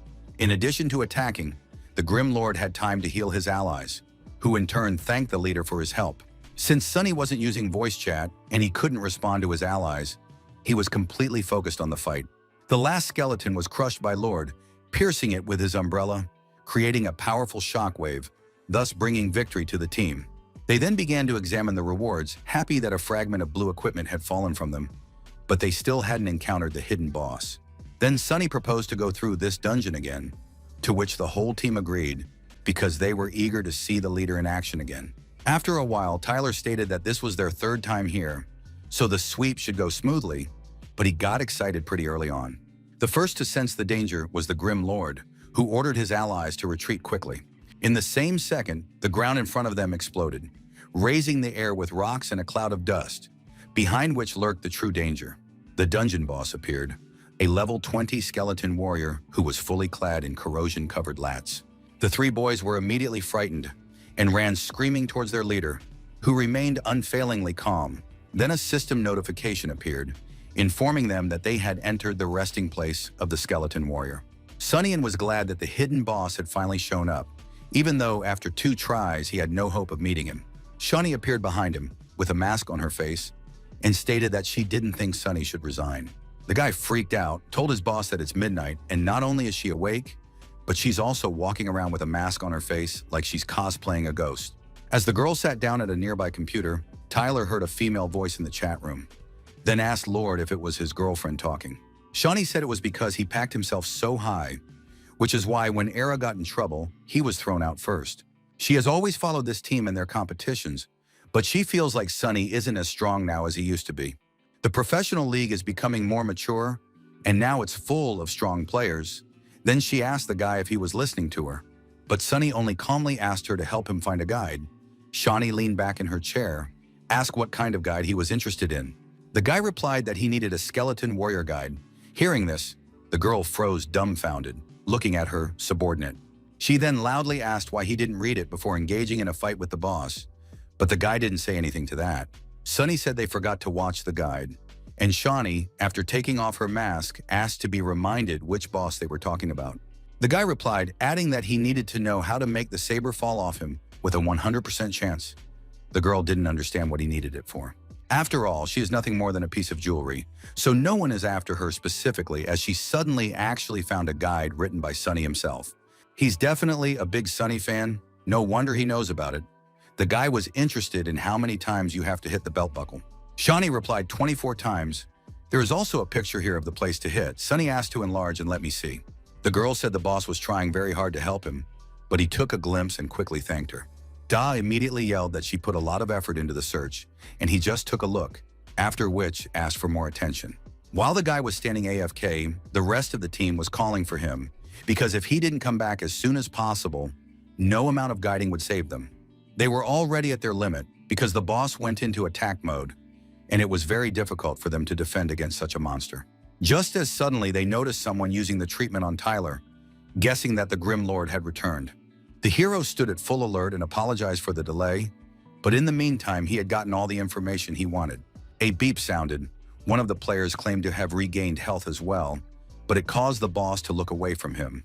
But the guy claimed that was exactly what he was after, and then rushed to the attack while the others asked what the technique was. Along the way, Sunny gave orders for Field 7 to run to the left and Cloud Sunset to get behind. Drifting Stream should go to the right. All at once accepted the instruction, but was asked if Tut was going to go at him head-on. He answered in the affirmative. The first thing that caught the hero's attention was a belt buckle that really stood out among the rest of the boss's attire. As the skeleton warrior swung, Sunny managed to land 4 strikes before bouncing off the monster's blow, increasing the distance. With a sharp jerk, he approached again, continuing to attack the buckler, striking for the 8th time, the skeleton's slowness playing to his advantage. While the boss raised his sword, the hero attacked nothing but the buckler, striking for the 11th strike in a row. One player said that a character with no specialization takes no damage while fighting from the front, and he did the least damage. Shocked Shawnee was looking at Sunny's actions. I said that he has to dodge all the time, but he still hasn't botched a combo. She felt as if he could stuff that combo until the end of time, then asked why he needed the guide. Without changing his expression, the guy replied that it was necessary just in case, but it was obvious he was doing just fine without it. He hadn't fought this boss in a long time and thought he had forgotten how many hits were needed, so he decided to reassure himself. It would have been bad if he had inadvertently killed him before striking 24 times, but now everything was under his strict control. As soon as the last 24 blows were struck, the The skeleton let go of his sword, screaming loudly, after which the guy decided to chop off his arm. The notification that the skeleton warrior had been killed sounded. No one had time to realize when and how it ended, not because everyone was just standing still. Seeing that a saber had indeed fallen out of the boss, the hero considered it a success, after which he quickly cleaned it up. The rest of the team and the guys felt devastated, as they win every time without putting in any effort. A surprised Shawnee remarked that she had only heard 20 strikes on the buckle, but the guide clearly stated that 24 strikes were needed. Turning around, Sunny replied with 4 stabbing punches, totaling as many as he needed to win. She probably didn't hear them as they were too fast, but that was what confused the girl into not noticing them. She reasoned that he was constantly moving the camera, after which she said she was tired, reminding him that it was his work shift. At that very second, the guys said they couldn't make it to play all night, and so they decided to call it a night. At the same second, 18 friend requests sent to him by Azure Stream popped up in front of Lord's face. When he accepted this very determined man's request and opened the chat room, Patak introduced himself, saying he was from the Blue Creek Guild. Sunny reflected that the only person he knew in this guild was Juan and his Blue Rain, but he didn't know about this man. Meanwhile, sitting at his computer, Simon thought that now that he knew who he was communicating with, he should be honored. At the suggestion of joining them in the dungeon, the Grim Lord asked why they needed him. The annoyed guy mentally replied that, but he had taken both of the first 2 kills, so their guild couldn't accomplish anything in this dungeon. You can't help but recognize his good skills, because it's easier to find 10,000 soldiers than one general, so you should try to get together with him. Simon offered to let him take the purple equipment that fell out in return for helping them sing the passing record. Sunny replied that he didn't need the purple outfit. He was far more interested in getting rare materials. Simon picked up on that. When asked what materials they needed, the Lord said 72 pieces of spider silk that falls from a low-level dungeon. He will also need the mithril pendants that fall from the White Witch. These pendants don't have any properties, so they are just jewelry. All of his requests are so petty, they can easily fulfill them as many times as they need to. For their guild, they are petty. In the same second, the guy froze in surprise when the Lord asked for 8 pieces of white wolf fangs, which was already harder to get. White wolf fangs are materials that drop from the Ice Forest boss. But most importantly, each player can only enter the forest 4 times per day. Hidden bosses appear rarely as it is. The chance that this boss will be exactly a white wolf is 2-3. 8 fangs is too much. Simon was confident he could get together with this player at a moderate price to get help and see him in action. He began to write that his demands were too great and therefore would have to choose rather than requesting everything at once. He decided to haggle with the Lord, and he decided to give up the mithril pendant. Simon shrieked that it wasn't the problem at all. For a while, the guy was shaking with resentment, for he realized that he was having a hard time communicating with a player like the Grim Lord. Sunny asked how much he thought it would be adequate to ask for. The man offered him the choice of either silk or fangs. Annoyed, Simon waited for an answer, and in the same second the Lord decided to choose white wolf fangs, which didn't make the guy very happy. After all, this player is clearly not stupid, knows that fangs are far more valuable than silk, yet he was able to negotiate with this guy somehow. Suddenly, Lord asked what he thought about adding some more elastic silk to it, which he also needed. Dumbfounded, Simon decided that he had no shame or conscience at all, while the interlocutor offered to add only 40 grand. Simon, who figured he had already made a deal with the Lord, tried to figure out what was wrong with the man, but he kept haggling. Sunny, with a calm face, continued to write the possible amount of silk in the chat room, gradually decreasing the number, stopping at 25. After that, the number went down by 1, and every such message was like a stab in the heart for Simon. He then yelled that he couldn't take it anymore. After asking what was wrong with him, he said that he was actually reducing their numbers 1 by 1. But a guild like Bluestream definitely shouldn't bargain over a single piece of silk. It would be too embarrassing. Throwing himself on the back of the chair, the guy said they'd get it all, then that he was finally able to deal with him. Suddenly, the Lord asked for a couple more mithril pendants, for he said he didn't care about them. Simon didn't care anymore. He just wanted it to be over, so he calmly replied that he would get it all. Sunny asked how they would divide the stuff from the hidden boss. He was told that he would be the first to choose what to pick up. Azure Stream reminded him to change his class before heading out, but he replied that it wasn't necessary. Putting his head on the table, Simon shouted that he just wanted to come to an understanding with him, but instead he had to bargain. Requesting so much material, looks like he's taking a contract job, not likely to make every effort to help them. Well, suddenly he thought that the one might be even stronger than their guild's elite wouldn't be able to break the record just by swinging a weapon. But that's just impossible. He's only at level 20, and he's just flushed a whole bunch of hard-to-find materials down the toilet. After a while, the members of the Blue Stream Guild reached the Chilling Forest, which was level 20 and was a challenge for many players. The wizard immediately asked Patak how the conversation with that man had gone. The guy replied that he had agreed and should be coming over soon. He then turned to everyone else, said that the expert he had called would be here soon, and then asked who would give him his seat. The archer replied that he would sit back this time. Patak thought that the Lord was still gone, so he didn't realize if he could count on him. At the same second, Sunny walked up, and the tank shrieked that it was Glory's world, then asked why he was wearing similar clothes. The Lord wore the shoulder pads of a knight, the combat gloves of a swordsman, and the scarf of a mage, which at first glance were incompatible. Azure Stream noticed this assemblage of different classes, then said that he thought the man was joking when he said he wouldn't choose a class. After which he decided to introduce him to everyone. He pointed to Thunderlight, Flower Lantern, and Floating Boat, who were the elites of the guild. Their classes, as well as their equipment, were selected specifically to break the record of the next dungeon. Sunny said hello, asking for a second to get ready. Patak replied that he could join the team when he was ready. The guild chat immediately started asking if someone like him could help them break the record, but everyone was doubtful. Simon, looking at the monitor screen, only sighed heavily, realizing that this guy was very difficult to play with. He was starting to get annoyed, and he didn't understand what the Grim Lord was even doing, or why he kept delaying their team. The healer remarked that maybe this guy doesn't pick his class because he wants to play a character with no specialization. Such characters are a thing of the past. If you do not choose a class, you will not be able to pass the task of Ascension. They will not be able to pump above level 50. Even if he changes class after he reaches level 50, he will still lack attribute points. Then they asked Patak if he had seen who he had found, whereupon they gave him a judgmental look, but he only asked why they were looking that way. Then the guy said it's a new server, so everyone is level 20 or so it's not a big deal that it's without specialization. Tank asked if he'd brought enough weapons since he still hadn't chosen a class, then asked him to make sure he didn't get confused. However, the Lord didn't reply anything to that, continuing to stand still, causing the wizard to laugh. The guy turned to the tank, stating that he was standing AFK, and therefore missed his ears and whatever the co-guilder was telling him right now. Sunny wasn't going anywhere, however, noting that he had gathered all the materials he needed, and the umbrella of 1,000 probabilities could now be improved. First, he needs to use the claws of the Midnight Cat by replacing the tip, then the weapon will have new properties.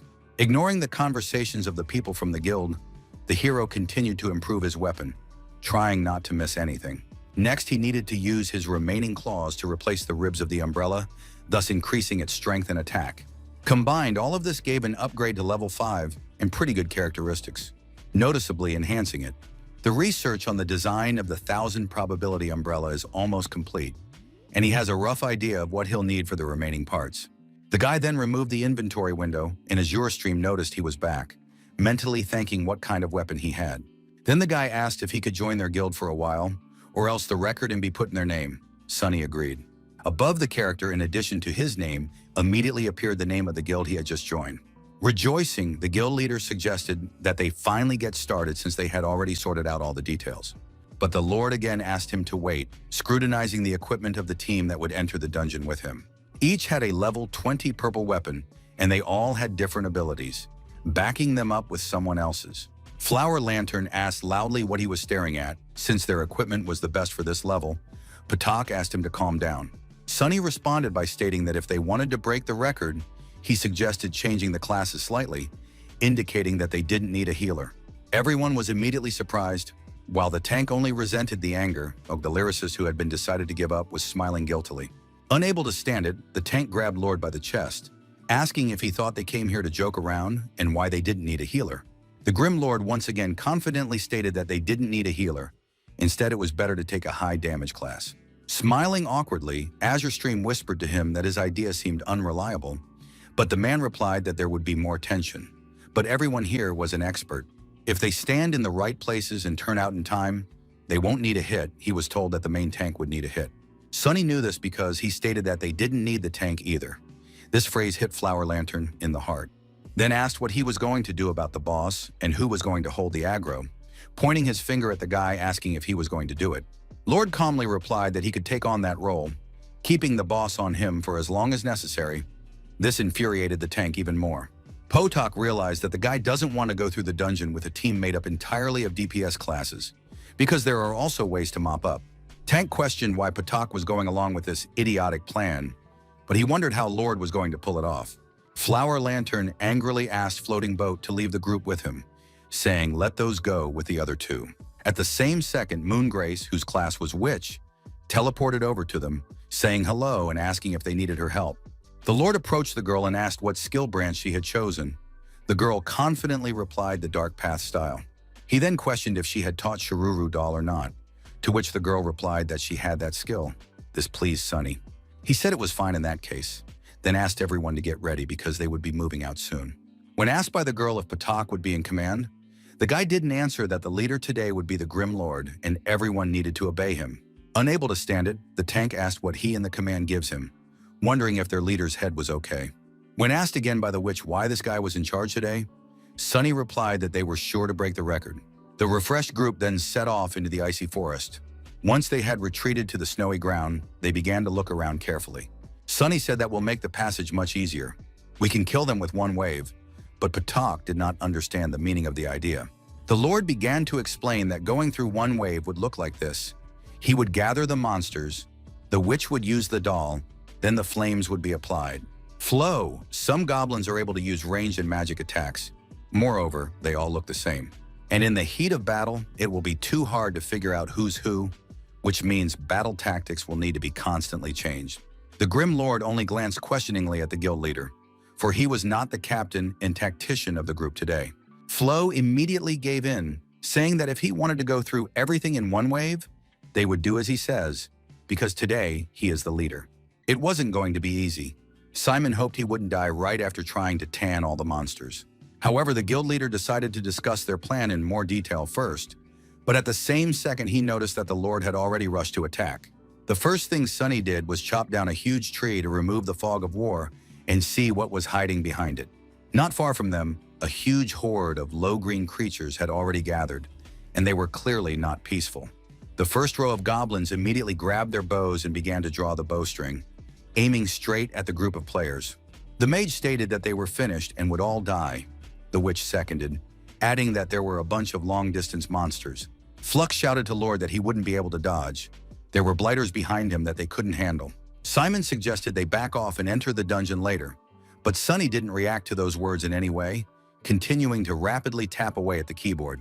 Without losing concentration, the Lord used tumbling and dashing incredibly quickly, passing through the goblins like a knife through butter. The guy noticed that just now it was the legendary Z-wobble, a way to quickly change direction left and right. The surprised witch asked Potok if he could also, to which he replied that it was not difficult to do so under normal circumstances. However, during the battle, it is on the verge of fantasy because not every person will be able to react and press the right combinations. And therefore, he concluded that the Grim Lord was definitely a great expert, which was why he had given him the command. Apparently asked how he managed to find such a player, since it was hard to believe he used Z-wobble during combat. Flux decided to see how he would gather the monsters into a pile. This action plays too important a role if they wanted to go in one wave. Meanwhile, the Grim Lord ran straight into the thick of his opponents, casting a spell along the way to make sure no one interrupted him. Meanwhile, a horde of goblins were running straight at him with shouts, feeling no fear or risk. They had to destroy the intruders. Sunny used a martial mage skill, the touch of a falling flower that pushed away those who stood right in front of the hero. This skill is really strong at repelling monsters, but it's not good at piling them up. Just as suddenly, he noticed that the touch of the falling flower had worked, and all the goblins went into rage mode, targeting the Grim Lord. He actually managed to gather them together, but there are too many of them. Is it possible to gather such a large number of monsters so quickly alone? Jumping into the air, Sunny pointed his hand downward, using the spell again, thus perfectly dealing with the remaining monsters. Everyone immediately marveled that he actually managed to gather them all in one place, even though he's the same level as them, but he makes it look like he's beating up nerds. At that very second, the goblins surrounded the Lord on all sides, swinging their clubs and coming closer and closer, giving him no room to retreat.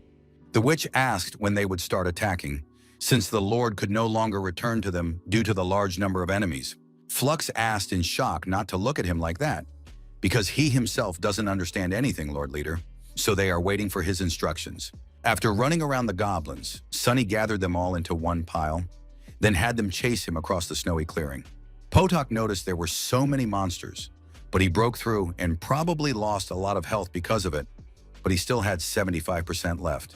This information pleased the guild leader, but it was unclear why the guy was running farther and farther away from them, taking the goblins away. The monsters will still chase him until they catch up. After all, he'll just die and all their plans will be ruined. However, the guild leader underestimated the abilities of Sunny, who never went into the field without a clear plan in his head. Unless he could somehow get to them through the air, but that just wasn't possible. At that very second, Sunny gave the umbrella the shape of a rifle. Soaring into the air, the hero made a single shot. Not really aiming, it was necessary to get the momentum for the rebound. Looking up, all the group noticed that the Lord had flown right over them, breaking free from the encirclement of the huge horde.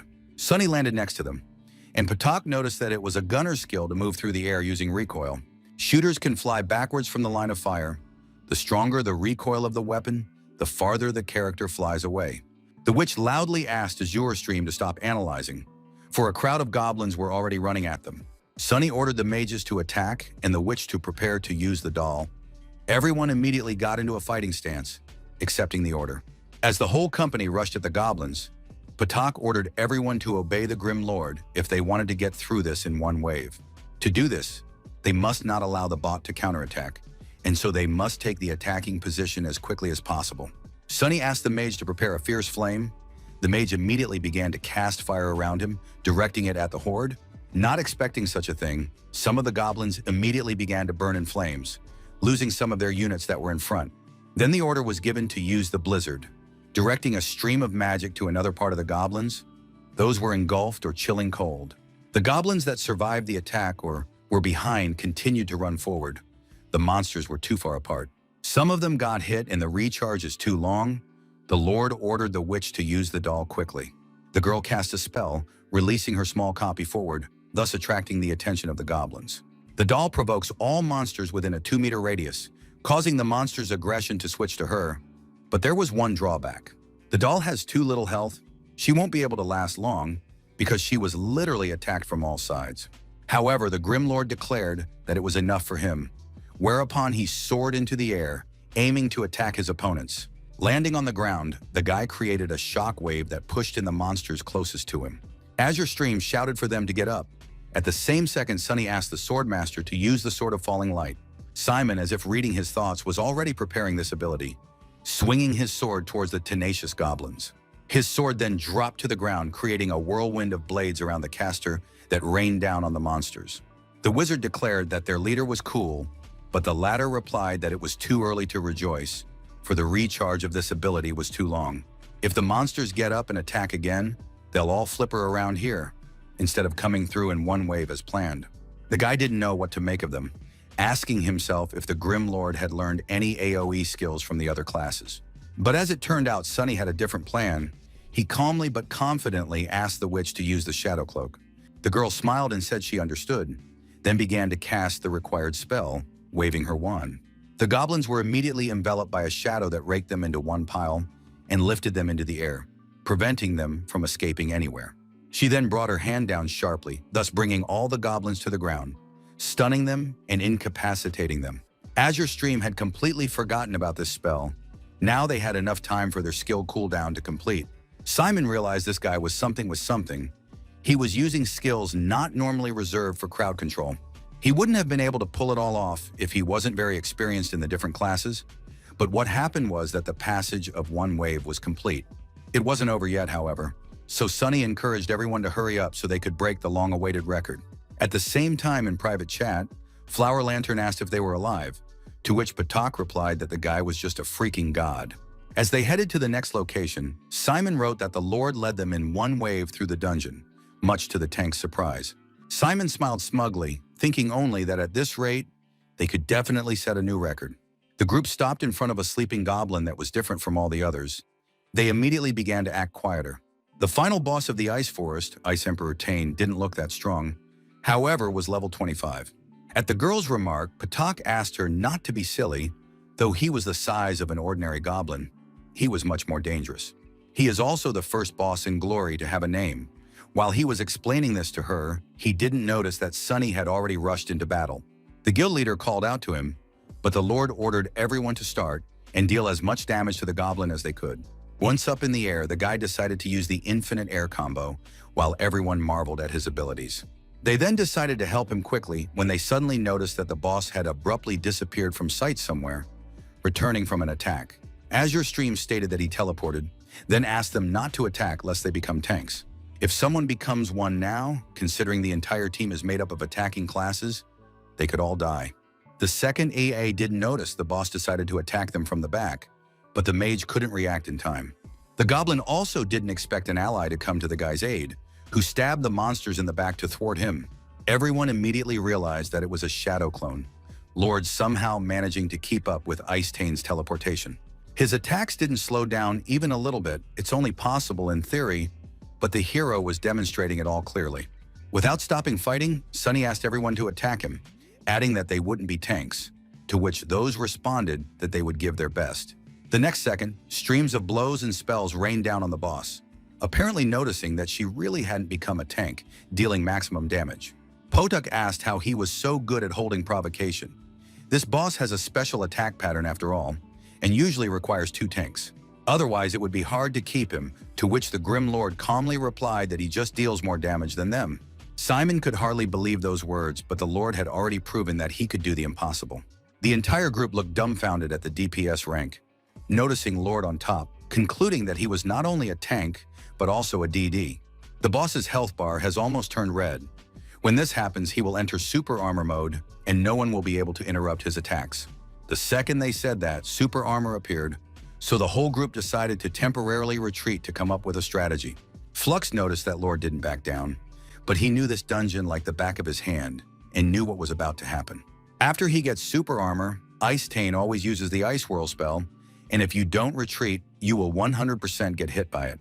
But for the umpteenth time, the Grim Lord proved that he was capable of going against the system by grabbing a goblin and throwing it over his shoulder. Using a throw behind his back, he interrupted his attack and canceled his super armor, something a dazed Simon could not have expected. The rest of the group looked dumbfounded at this, thinking that they definitely wouldn't have thought of this in such a situation. Everyone concluded that characters without specialization were really cool, not like some people, after which they looked at the guild leader. Flo, why are they looking at him? It's better to look at the boss. After all, he's almost dead. I therefore need to finish him off quickly. This they dealt with rather quickly, after which a system notification appeared announcing that Ice Tane had been killed.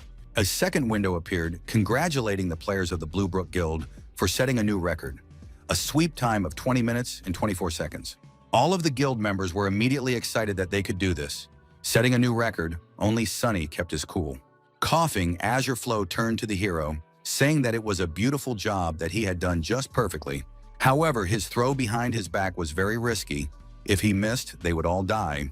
In response to this, Lord also decided to ask a question.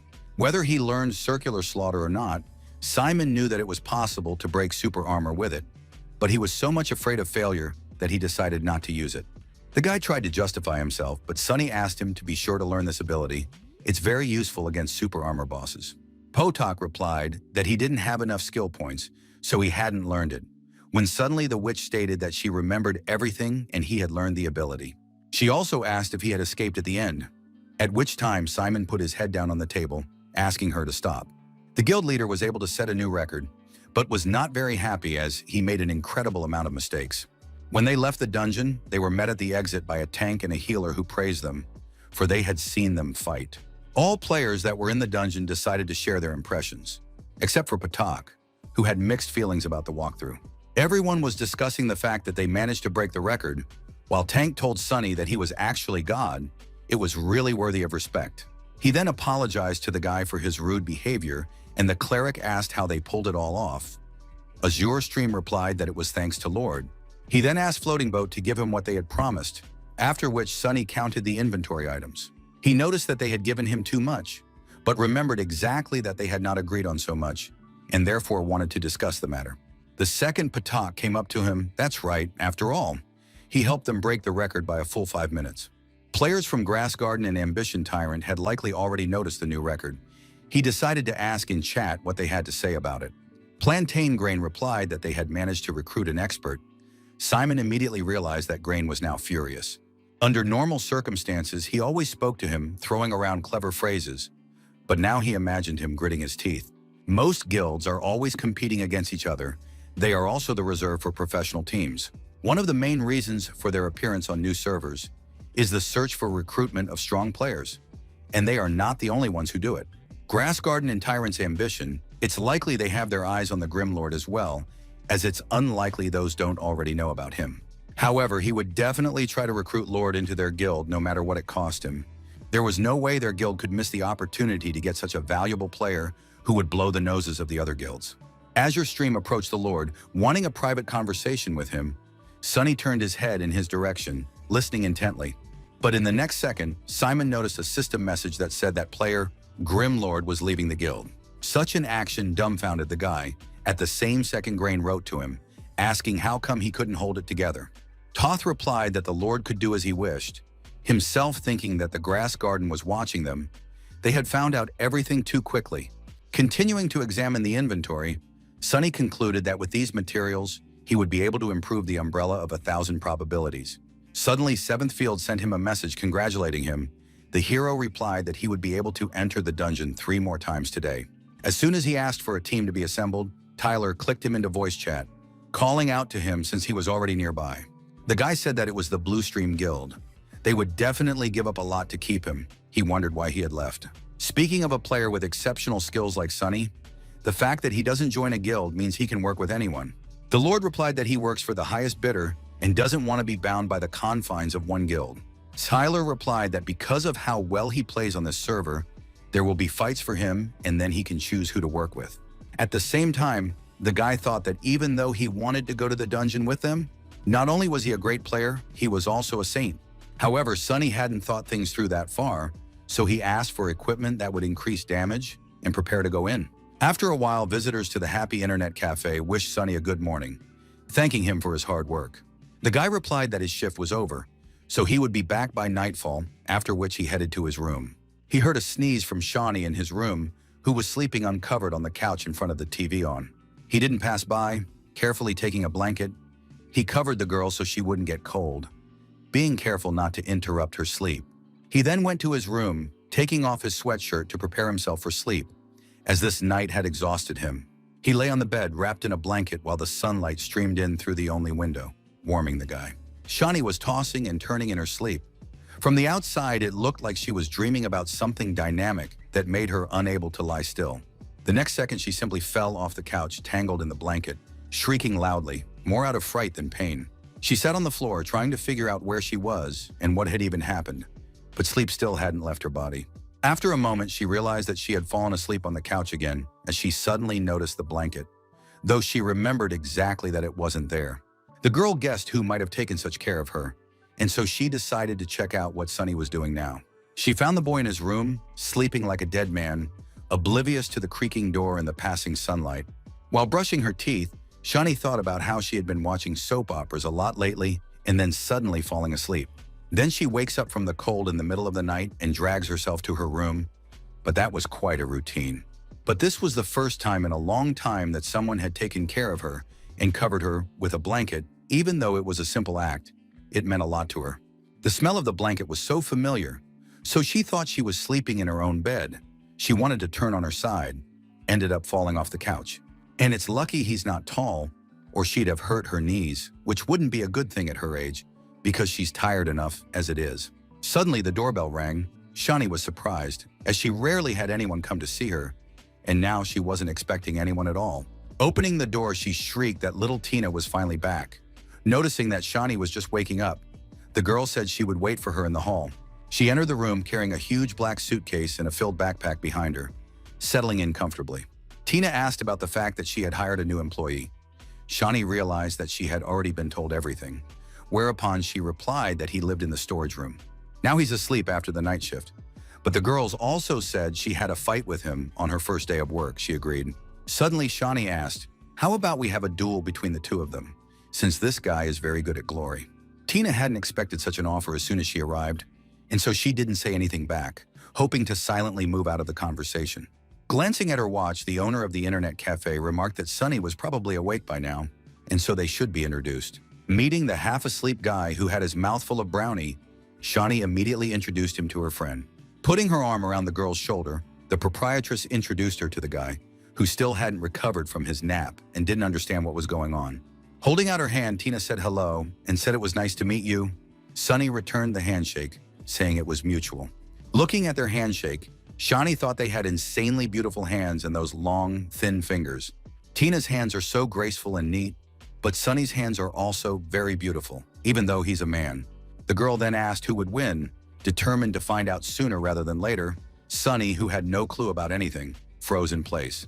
When asked by the guy what it was about, Shani replied that it was about the duel between the two of them in Glory, because that's what she had been waiting for all day. Sunny asked Tina if she was into Glory, to which the girl replied that she was just an amateur and only knew the basics. Shani asked the guy not to listen to her, because that's being modest, and compared to her, Tina is a real pro. To this, Tina said she just wasn't interested. Glory is too easy a game, so she gets bored quickly. The guy could not find anything to answer this statement, so silently and carefully considered the girl, who could be very strong. After a while, they took over 2 computers while they were surrounded by visitors saying that Tina was having a duel with the manager. Everyone immediately recognized the Grim Lord from Server 10, noting that Tina was indeed brave for daring to do such a thing. Shani said Sunny was good, but baby Tina had always been the coolest in their internet cafe. Her reputation as good as Sunny's. She was a little ashamed to admit it, but every time she lost a duel, she asked for her revenge. Sunny's skills are indeed amazing, but will he be able to handle Tina in the arena? Because fighting a human is different from mopping up a dungeon. Shani with many talented players, but when it comes to the arena, Tina has no equal. She will beat anyone. The owner began to recall the first time she decided to show her friend Glory, starting the demonstration from the arena, asking her to watch carefully. At the time, she didn't know about this game yet, but Shani wanted this to start playing it, so she decided to start by showing her the arena mode. Shani hoped that by watching a top-notch player like her, Tina would take an interest in Glory and start playing with her. However, Misty Mist, Shani's character, lost the duel time after time, causing the girl to only embarrass herself in front of her friend. Screaming that this guy was too fast, the owner behind loudly pounded her fists on the table, and Tina calmly remarked that she had lost. Shani responded by saying she was playing, and at the same time explaining the rules to her. She was having trouble concentrating, then asked how she liked the game. The owner didn't really think she'd be interested, especially given her embarrassing loss. Plus, Tina always looked so at ease, it seemed as if nothing could really interest her. But surprisingly, the brunette stated that it looked like quite a lot of fun, after which she asked to sit down at the computer and try it out. It didn't look particularly difficult for her, but Shani stated that she had only seen 1 round, and yes, her opponent was playing well. The owner sat her friend down at the computer, briefly explained what to do and where to click, then sent her into battle. But as soon as Tina tried to play for the first time, the first round went expectedly. She was just beaten. They left her no chance. The girl calmly remarked that she had lost. Shani replied that it wasn't surprising since Da wasn't used to the controls yet. After Tina adjusted the sensitivity of the mouse, she lost again in the second round, and her opponent decided to laugh at her. Shani began to explain that she needed to keep her distance, as their opponent was only proficient in melee attacks. After explaining the abilities, Tina stated that she understood everything and would try again. Shani hadn't seen Tina so serious in a long time. The owner asked not to be too upset if she loses again, as she has only played 2 rounds and for a beginner, she's doing pretty well. But when the third round began, Tina tried to use all the tips she got from her friend, keeping her opponent away from her. Shani noticed that her speed was greatly noticeable. At first, she thought that she was quickly getting used to the controls, but then assumed she was just pushing everything in a row. However, all of Tina's combinations were too successful. Eventually, a blue sign appeared on the screen saying victory. This surprised Shani very much for watching the fight. After all, Tina had a crushing victory in the 4th and 5th rounds, and during the fight, she was very quick and skillful in squeezing through abilities. But these are her first matches. She plays for 10 minutes, and in that time, she has learned how to use skills and follow tactics. The owner cried out that she is the truest genius with such potential. In the future, Tina can become a professional player. She then asked if she had an account card, offering to register it. It was obvious that the girl was very excited. At the same second, Tina slowly pulled off her headphones and turned to Shani. Yes, she realized she wasn't interested anymore. With a calm tone, the brunette stated that she would refuse. because she was bored. As it turned out, this game was too easy for her. Somehow that was it. Though she tried hard, Tina was no longer interested in the game, though it was a huge loss. After all, if she had continued to play at Glory, she might have become a professional player who would have been picked up by a famous team. The second the visitors started creating handmade posters supporting the girl, Shani was surprised at this enthusiasm. She thought they liked Sunny better. She told you that Tina was talented and very pretty, says little and does a lot. They can't abandon a character of such an archetype. And so they began shouting words of encouragement to Tina, wishing her victory. Without changing her calm expression, the girl briefly thanked her newfound fans, then turned back to her computer. At this time, Sunny heard that they asked them to flog him and mop the floor with his face, and the guy was asked to behave himself. As they began to load into the game, Shani told her friend that she had to use her launcher again. She explained that the skills were still the same, but the equipment was noticeably better. Tina smiled slightly and agreed. The owner asked the guy what about him, if he would use his account, which is still just over level 20. The one agreed, explaining that it was his only account. Then the girl offered to lend him one, specifying which class he wanted. The guy asked for a card with a classless character, but in response he only heard a reproach, because no one has been playing that way for a long time. Tina decided to inquire about classless characters, whereupon Shani began to grudgingly explain the point of playing such a character. She also added that this guy has a lot of trump cards up his sleeve, so he asked her to be as careful as possible. Shani also explained that she fixed field. Even a level 20 character will have stats that will become roughly equal to her opponent. However, a character with more level and skill choices is richer. There's nothing you can do about it, so Tina will have the advantage.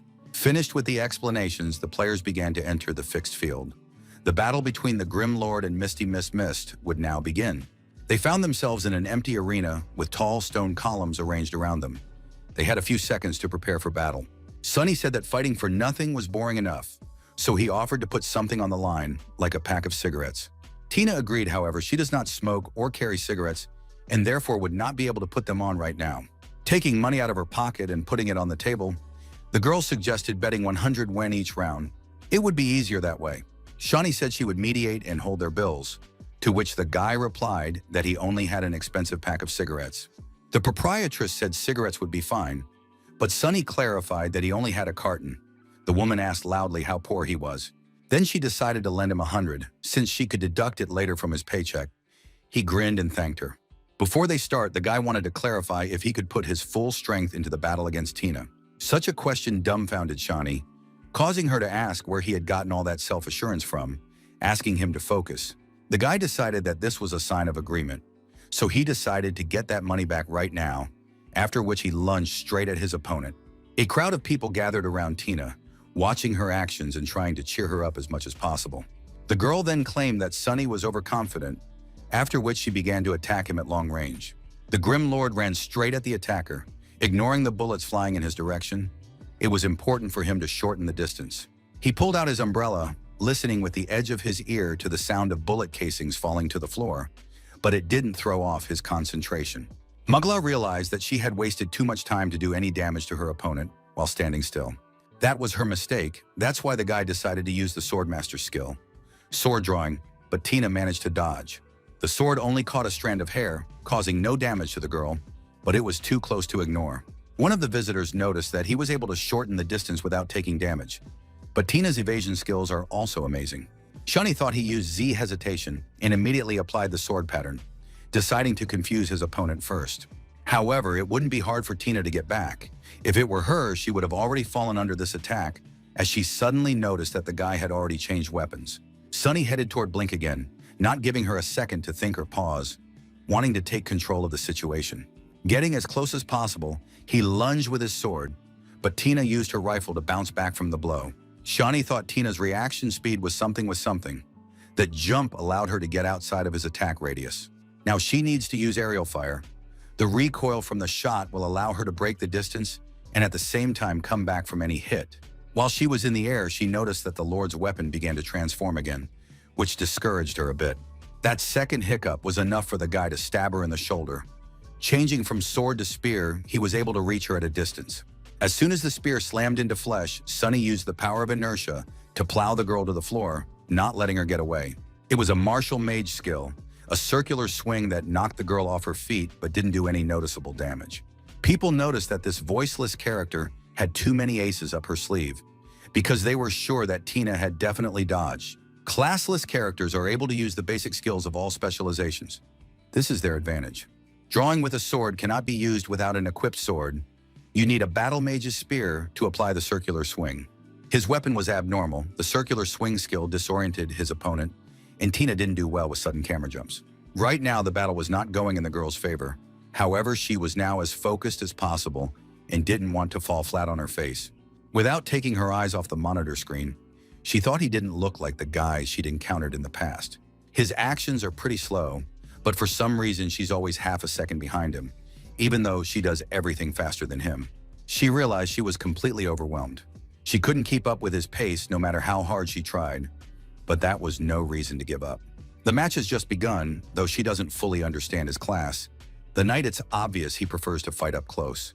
Playing as a launcher, all she has to do is keep her distance from him, when suddenly she notices that the guy has disappeared. While she was thinking about all of this, Lord attacked her from above, kicking her in the face, thus knocking her to the ground again. Before falling, the girl noticed that his weapon had now turned into a cannon, and therefore her theory no longer worked. But Sunny was already on top of her, trampling her into the ground. But it was far from over, for Blink still had plenty of health. The Grim Lord pointed his rifle at his opponent with a smug look. That's when Shani noticed that his weapon had now turned into a cannon. Sword, spear, cannon. It turns out there are weapons that can take 3 different forms, but she hadn't heard of them before. Frowning, the girl turned her attention to the guy's stance, deciding it was the skill of a sniper executioner. And she was right. Sunny then started up close to Water Tina with his rifle, and Shani shrieked that it was really him because it looked so familiar. While the owner was outraged at what was happening, Magla's health dwindling by the second, Shani motioned for her to get up. In addition to the owner, the visitors also shouted that this wasn't the end and that she would make it through, as the round had only just begun. Hearing the advice and words of encouragement, Tina used an evasion skill, thus interrupting the Grim Lord's attack. After that, without rising, she pointed her weapon at the guy, wasting no time in hitting the attack button, wanting revenge. The stream of bullets immediately ripped towards Sunny, who was too close to not take damage, but the girl didn't expect to kill him right away. However, she was sure that all the bullets had reached their target, and so she was able to barter on the health he had taken off her. When the fire stopped, everyone noticed that the Lord had literally turned into a sieve and continued to stand still. A tense Shani was at first relieved that her friend had completely turned the tide of the battle, taking the initiative. As she suddenly realized that it was a fixed field, she wouldn't be able to do that much damage, and she wouldn't be able to kill it with one skill. All the more reason the body shouldn't have turned to smoke. In the same second, Sunny was behind Manhwa, holding a sword at her throat. He used the assassin skill, cut throat, thus knocking her down a significant amount of health. Tina frowned, cursing to herself, for she had been beaten, and what she had just shot at was a shadow clone. While she was distracted, he went behind her back. But in the next instant, the guy used the berserk skill, Mountain Destruction. Trailing off, he began to use every ability he had on him, changing his weapon form from spear to sword and back again. He then soared into the air and began shooting the girl with a rifle, using the launcher skill Barbecue. It was enough to disarm the girl, leaving her with minimal health, but he was in no hurry to kill her.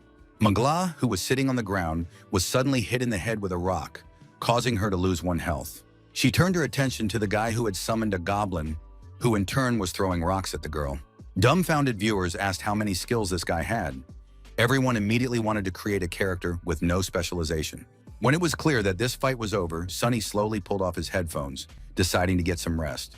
Turning to Tina, the guy suggested that he end it there, because really she had no idea how to play. But he noticed that she has a high speed, however. Her right and left hand coordination is a horror, and her knowledge and skills and equipment is meager. She has very little real-world experience, and her tactics are too predictable. Her ability to anticipate and adapt is practically nil. Therefore, if she wants to defeat him with such skills, let her come in 100 years. These words caught the girl's attention. Shani screamed that he was taking it too far. Since Tina isn't that bad, the guy apologized, saying 100 years was just an exaggeration. The proprietress asked herself, couldn't this guy have been a little softer, also in front of so many people, to say such a thing? Glancing at her friend, Shani decided that she was about to explode. With her temper, she certainly wouldn't stand for it. Without letting the mouse out of her hands, Tina suggested in a calm voice that the guy finish the game, because one round wasn't an indicator. Rubbing his head, Sunny replied that he didn't see the point of it. She had already lost and he just felt sorry for her. Don't bet to finish her off. Further, while she was distracted by the goblin, he would attack from the air, using the eagle seal, then the falling sword of light. Then a heavenly strike, and finish it off with a dragon tooth.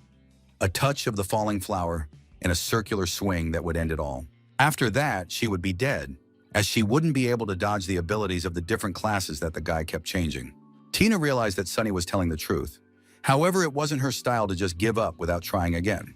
The guy added that it would just be unfair to win that way, so he asked her to forget about it. But Tina refused because a loss is a loss. She does not need his pity, and therefore he earned the money honestly. Shani shouted loudly for him to take them away, thinking she needed to hurry up and forget about this like a terrible dream. While the owner was arguing with her subordinate, Tina laid a couple more bills on the table, much to the surprise of those present. Looking at Sunny, Tina calmly said that she had lost this round, then offered to play another.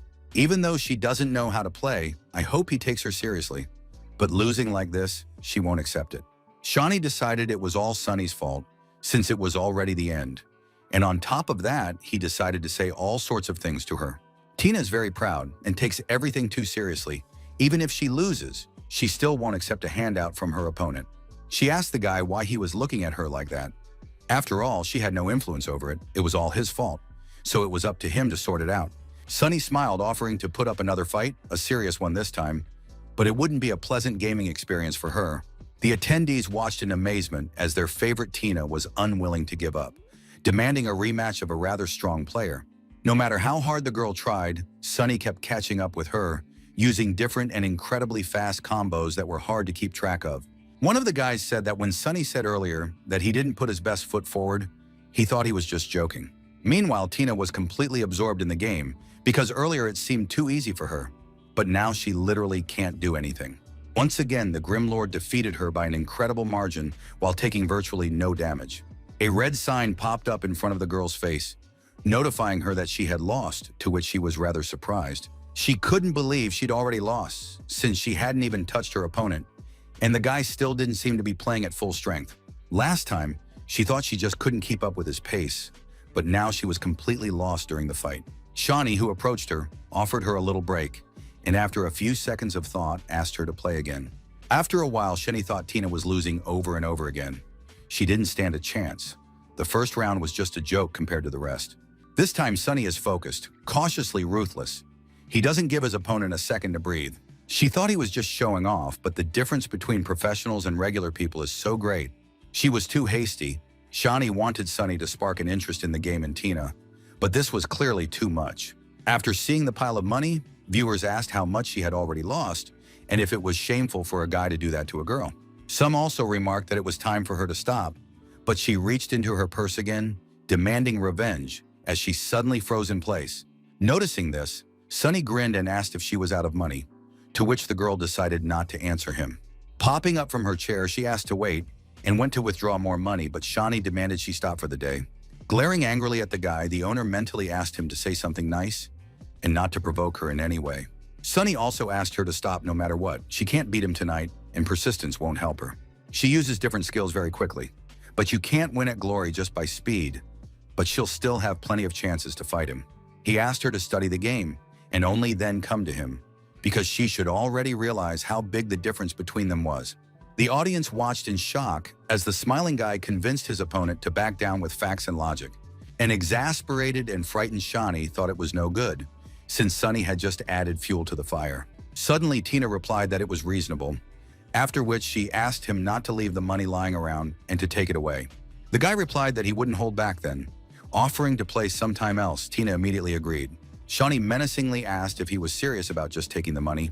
Even though she didn't want to complicate this situation, she was now overwhelmed with anger. Tina asked why he should be embarrassed. After all, it was a real competition. She had bet money and lost. The proprietress noticed that they were thinking so much alike. Coming out, she would only upset them if she continued. Tina stated that sooner or later she would get that money back. Sunny agreed, let on that it would be a lot harder than she thought. When the conversation was over, Sunny rose from his chair and decided to take a walk, waving a temporary goodbye to those present. Tina asked Shani how big she thought the difference between them was. but she didn't even know what to say. Not both much better than she was. The brunette added that he was right. She had a lot to learn, then asked how long it would take to catch up with him. For a few seconds, Shani stared dumbfounded at her friend, unable to believe that Sunny had actually succeeded in getting her interested. Afterwards, she realized how well things had worked out and said that if she wanted to improve her gaming skills so badly, she couldn't help her. She will only be able to find her a new account card to create her own character. After a while, Tina began to scrutinize the different character classes, starting with the swordsman, who was characterized by high damage. She then looked at the gunner, who had an increased control complexity. Well, he was also powerful in his own way. Tina looked at the specs for a while longer before she couldn't bear to ask which class she should choose. Shani replied that she didn't have to pick one right now. Until she got level 20, she could learn skills from all classes. The girl specified that if she didn't change class, her character would be unspecialized like Sunny's. Her friend agreed. Unspecialized is a style of play, not a class. Unless a player changes class, they can use the skills of all specializations.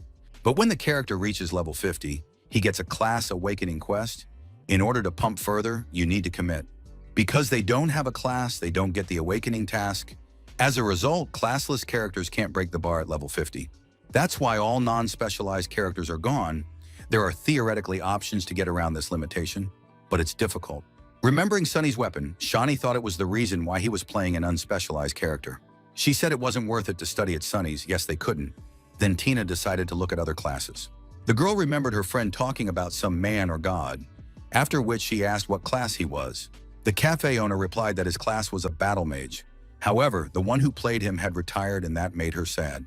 Looking at her friend, Tina thought she had known her for a long time and had often seen her lose her temper for no reason. But this is the first time he's seen her so grim. Apparently, she greatly admires this god of war, and he meant a lot to her. She decided to cheer her friend up by smiling and asking her how about her choosing a battle mage.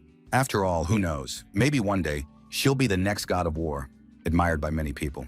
Shani shouted happily that it would be 1,000 times cooler than defeating Sunny, and she should strive to become the god of war. Sunny came up to them and asked if she wanted to play as a battle mage.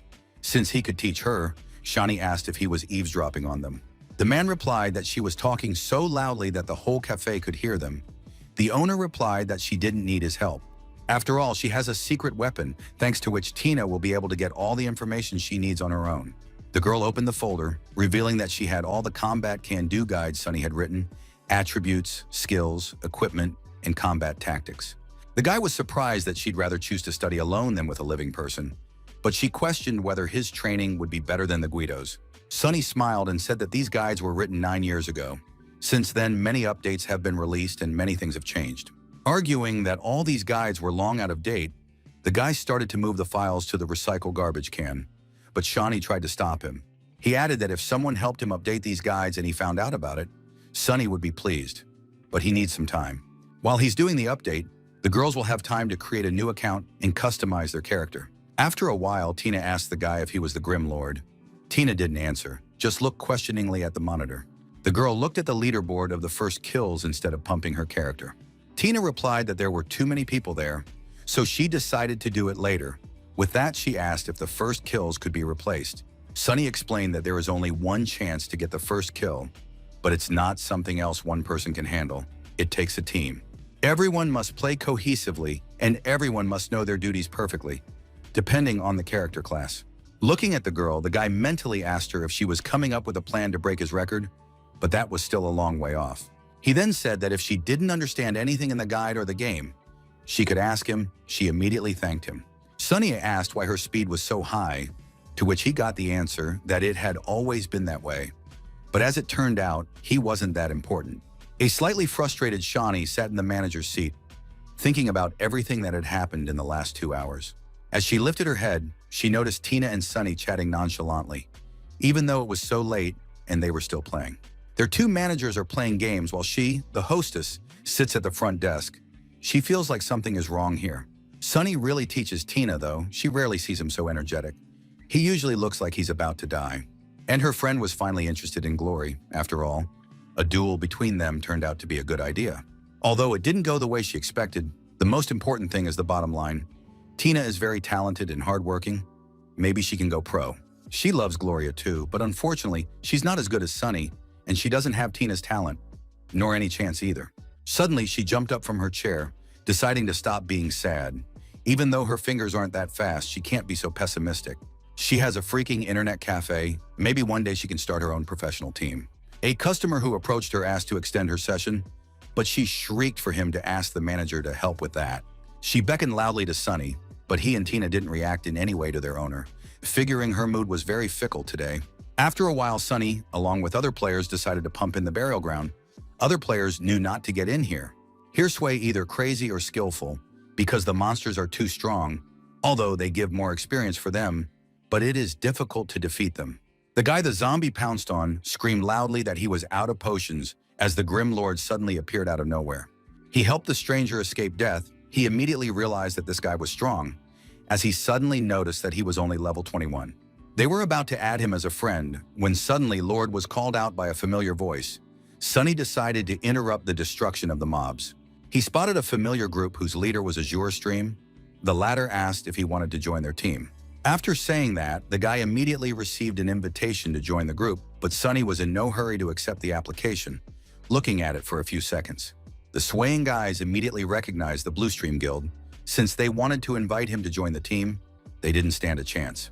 Blue Stream is one of the 3 strongest guilds in Glory. Azure Stream is the guild leader. His invitation has never been declined. However, this case was an exception. Lord declined the invitation, saying he could pump himself, which upset Simon. He regretted his decision before he even sent the invitation. There were so many people gathered here, and he couldn't be gentler. Then Patak said he was misunderstood. They weren't here to pump up. It was an affair he wanted to lure Sunny to him. There was silence for a few seconds, during which the Lord reasoned why they wanted to call him, then stated that they wouldn't need that many people to grind experience. They also recently cleaned up the burial ground dungeon.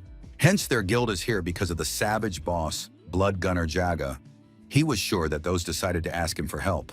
Potok replied that as expected, he understood immediately, after which he asked again if he wanted to join them. Simon figured he wouldn't refuse this time. The Grim Lord certainly wouldn't put down the opportunity to get material from the wild boss. Even someone like him can't defeat the savage boss alone, and he'll need a good team anyway. A wild boss is a boss that is not in the dungeon, but on the level up area itself, and appears 3 times a week. It happens at different times in random locations, but unlike dungeon bosses and hidden bosses, wild bosses are available to all players. Because of this, wild boss battles often devolve into massive guild brawls. The boss itself is not as important. Randoms and loner teams don't stand a chance. Smiling, Lord decided to agree, asking where he would appear, after which he invited everyone to go watch. Azure Stream had a bunch of thoughts and questions floating around in his head about why he wasn't going to join the team and whether or not he should be invited back. He then decided that the latter was planning to take the boss alone, but he had absolutely no way of guessing what Lord was thinking. But he didn't want to seem rude, and so he agreed to Sunny's suggestion, after which he beckoned him to follow him. After a while, they reached a rocky area where a yellow lightning bolt struck the ground not far from them, creating an explosion. Following this came the bloody shooter Jag, the wild boss of the burial ground, an undead with a pair of revolvers that moves at insane speeds. Potok said they got the news 5 minutes ago, so he called everyone he knew who was in the area. Their reinforcements are coming soon too. The information gathering is pretty good, and it looks like their guild is the first to arrive on the scene today. Just as suddenly, the leader of the Herbal Garden Guild, Plantain Grain, said that Azure Stream was a little late. He noticed that he had brought a lot of people with him, after which he offered mutual aid to straighten out the people from Tyrant's Ambition. And after that, they would fight the boss and see who would win. But all Simon could think about was that Tyrant's Ambition would be here too. The guild leader of Tyrant's Ambition Guild, Cold Knight, said that they were the last ones to come here, and therefore, it was better for them to return home. Now there were 3 of the best guilds and a bunch of people on the vast terrain. Patak replied that they were only here to watch the show. Each decided to let their opponents advance, but only for them to weaken themselves and the boss and then finish them off. However, no one dared to make the first move, either towards the boss or the other guild, trying to resolve things with persuasion. Just as suddenly, the Blue Stream healer asked Azure Stream to temporarily postpone the negotiations and take a look at the boss. Turning their heads, everyone saw that the boss fight had already started and was in full swing. 4 people from all sides went to attack. One of the guys asked what was wrong with this game and if this boss was too strong, yet kept trying to damage it. Everyone was mentally asking him if he was sure the problem was the game and not him, since he was trying to kill a wild boss with a team of randoms. But after several failed attempts, they decided to retreat. One of the players asked the pair bun to give up because they can't win.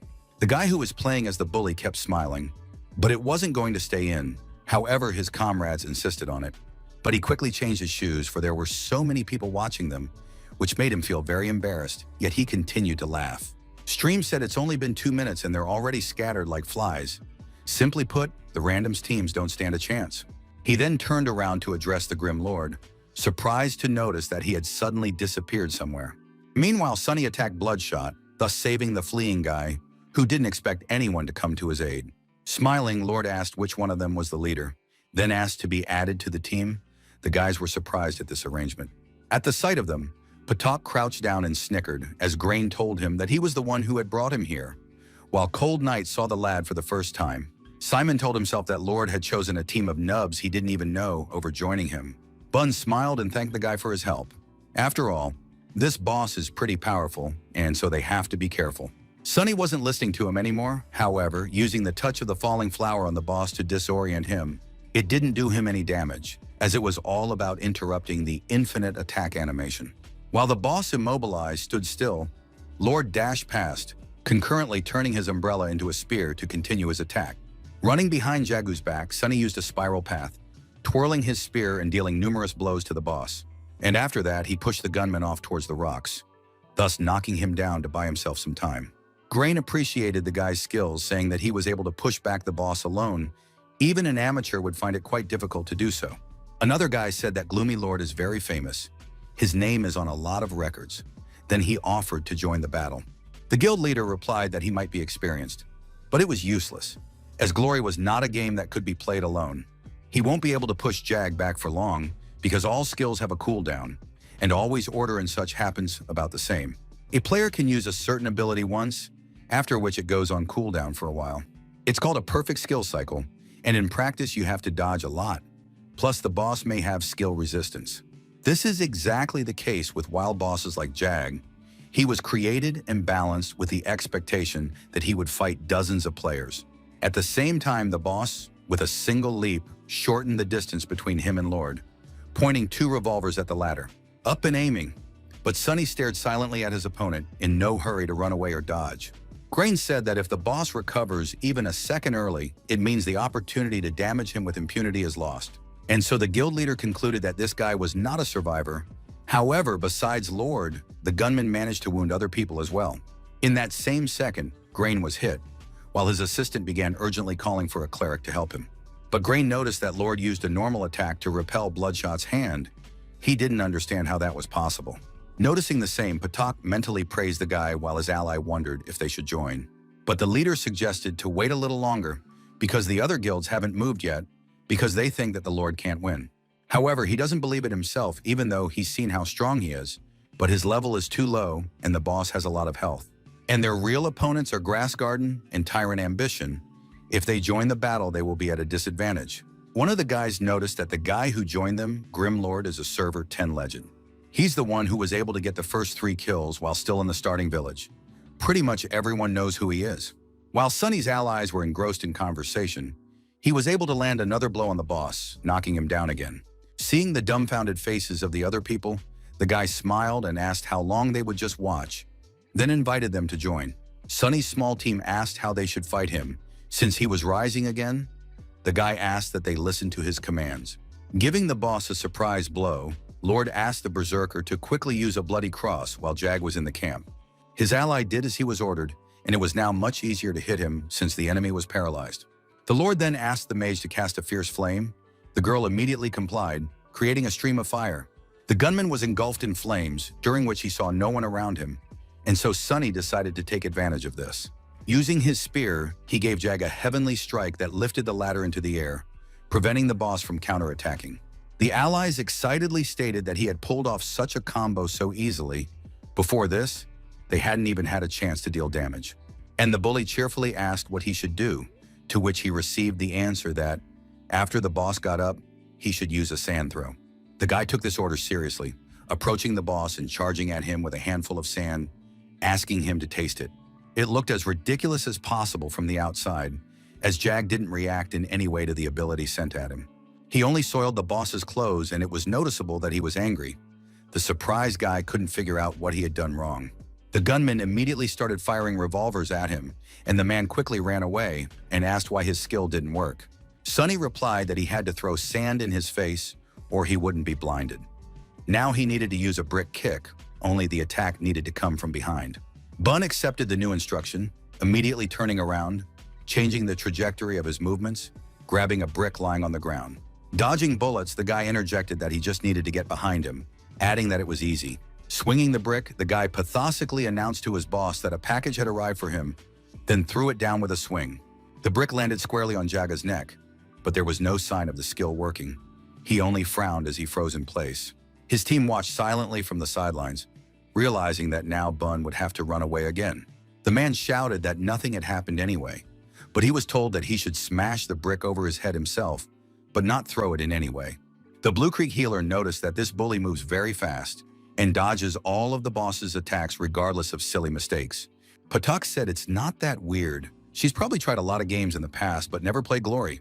However, the leader noticed that thanks to the Grim Lord, even these newcomers were putting up a decent fight even though they had just been on the verge of collapse. Grain and his assistant were not happy with the ongoing battle as these newcomers paired up with Lord began to deal damage to the boss. At that second, Patak ordered everyone into position. The other guilds aren't going to wait long. They need to deal with everyone but the Lord. If someone attacks him, you need to step in and help. Since he is a friend of the guild, they shouldn't let him down. As soon as the guild leader gave the order to attack, all of his subordinates immediately rushed forward with weapons in their hands with shouts. Seeing the huge crowd heading their way, Bun excitedly asked if these people had decided to help them.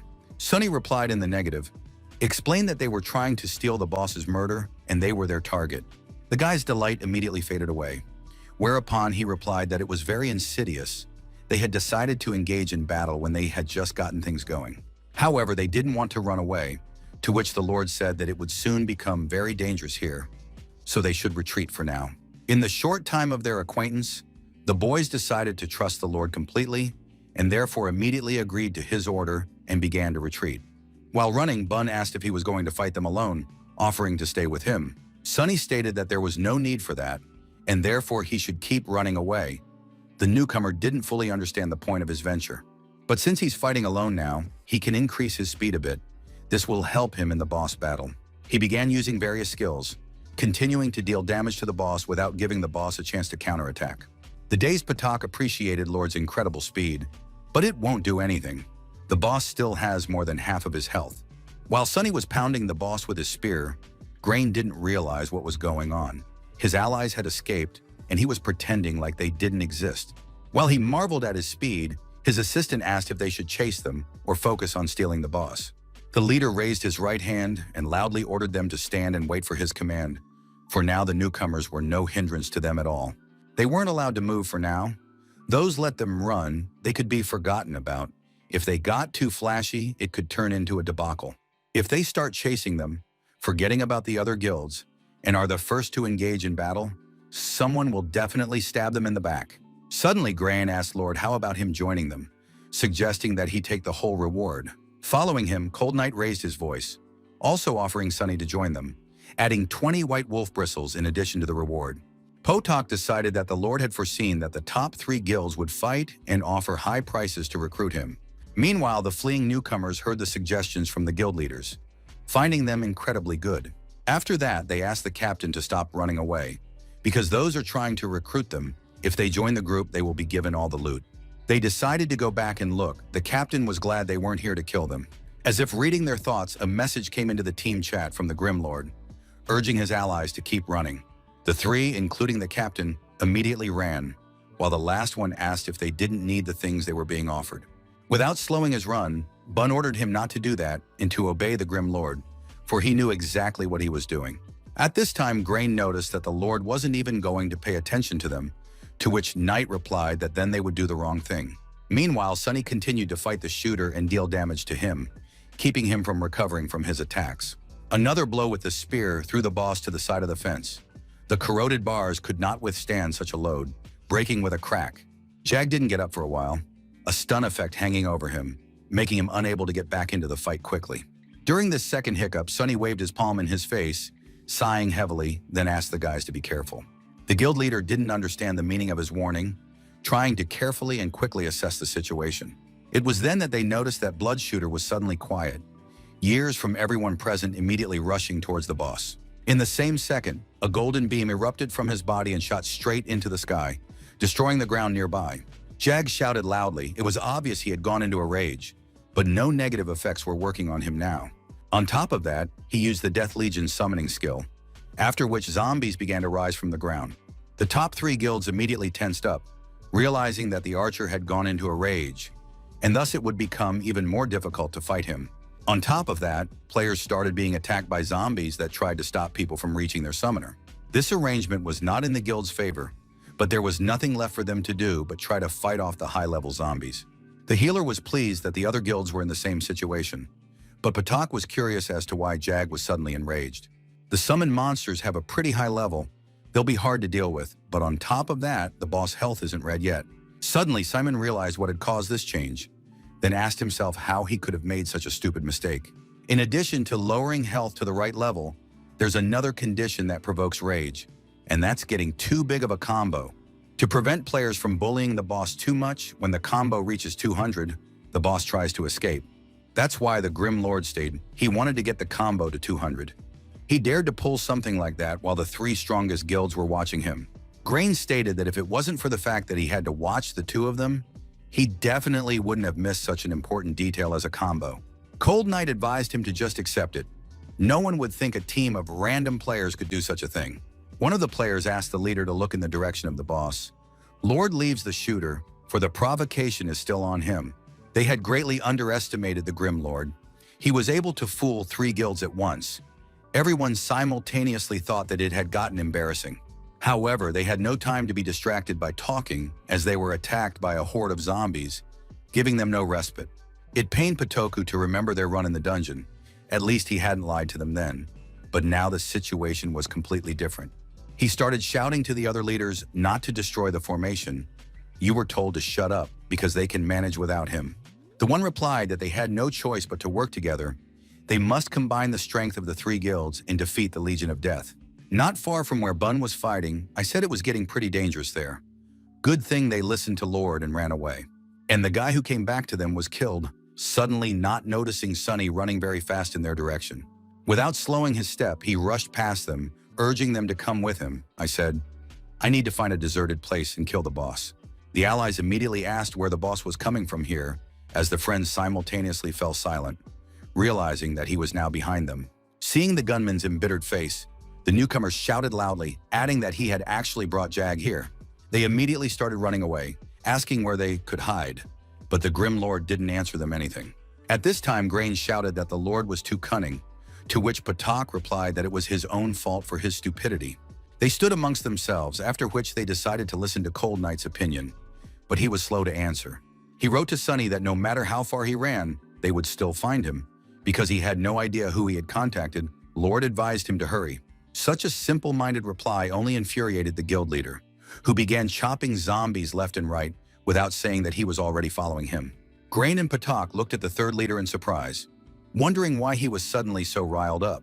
They figured he was whispering with the Grim Lord, who had at this time scurried far enough away, finding an empty and open spot.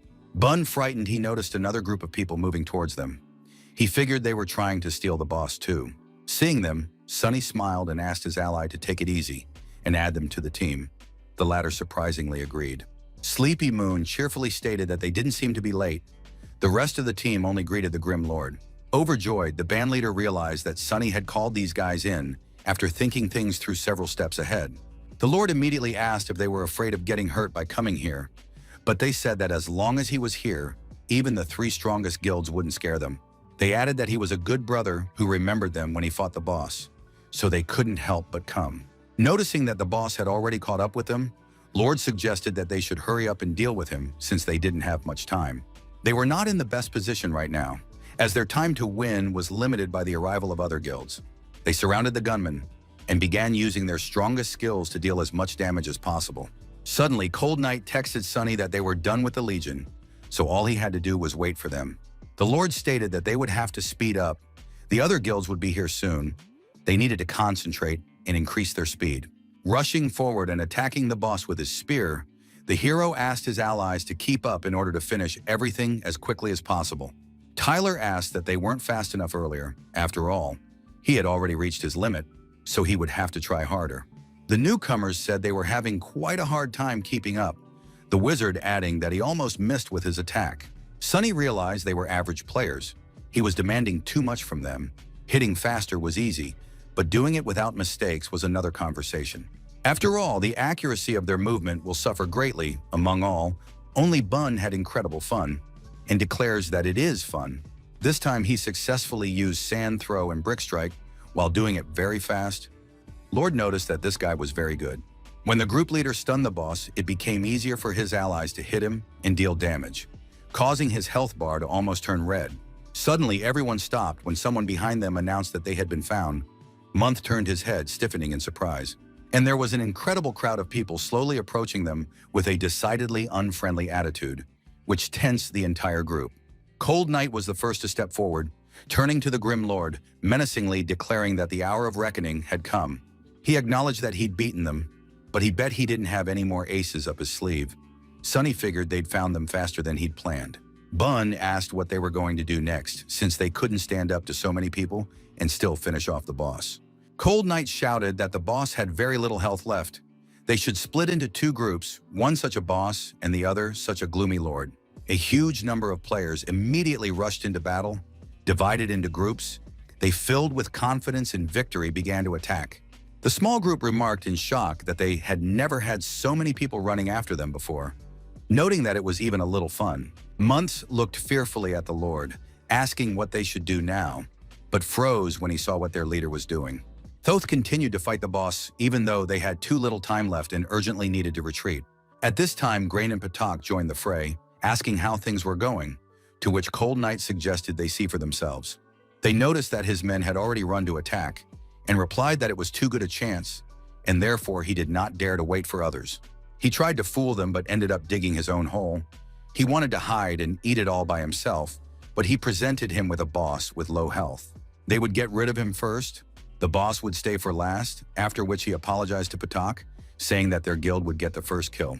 But Grain interrupted the joyful thoughts of the head of Tyrant's ambition, for the latter himself had said a few seconds ago that Bloodshot had little health left. By purposely continuing to fight the boss, Lord was making sure to get his health and drop below 5%. At that very second, Sunny got his way, deciding to temporarily break off the attacks, for now the grand show must begin. Jag, with a smile on his face, began to cheer in all directions with his revolvers, using the random fire skill that would catch up with a random player. Knight remembered that when the shooter's health reaches a critical point, he starts firing in all directions.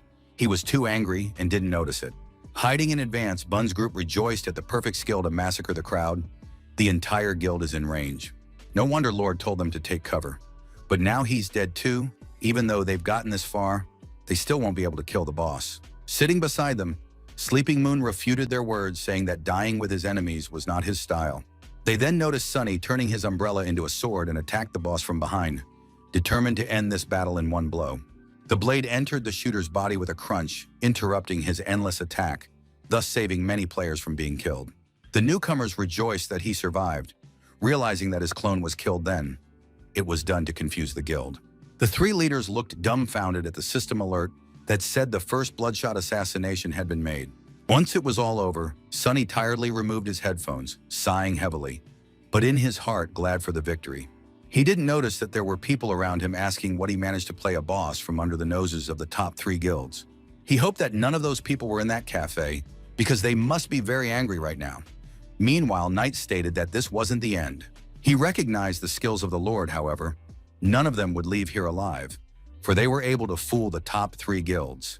Keeping a calm, yet serious look, the Grim Lord only grinned and offered the leader something to discuss. Sunny menacingly suggested that they back off, or else he would stop being so lenient and then they would know his full power. All the players in front of him were shocked when they heard such speeches from a single player who was going to confront three guilds. Knight panicked, wondering if he was bluffing.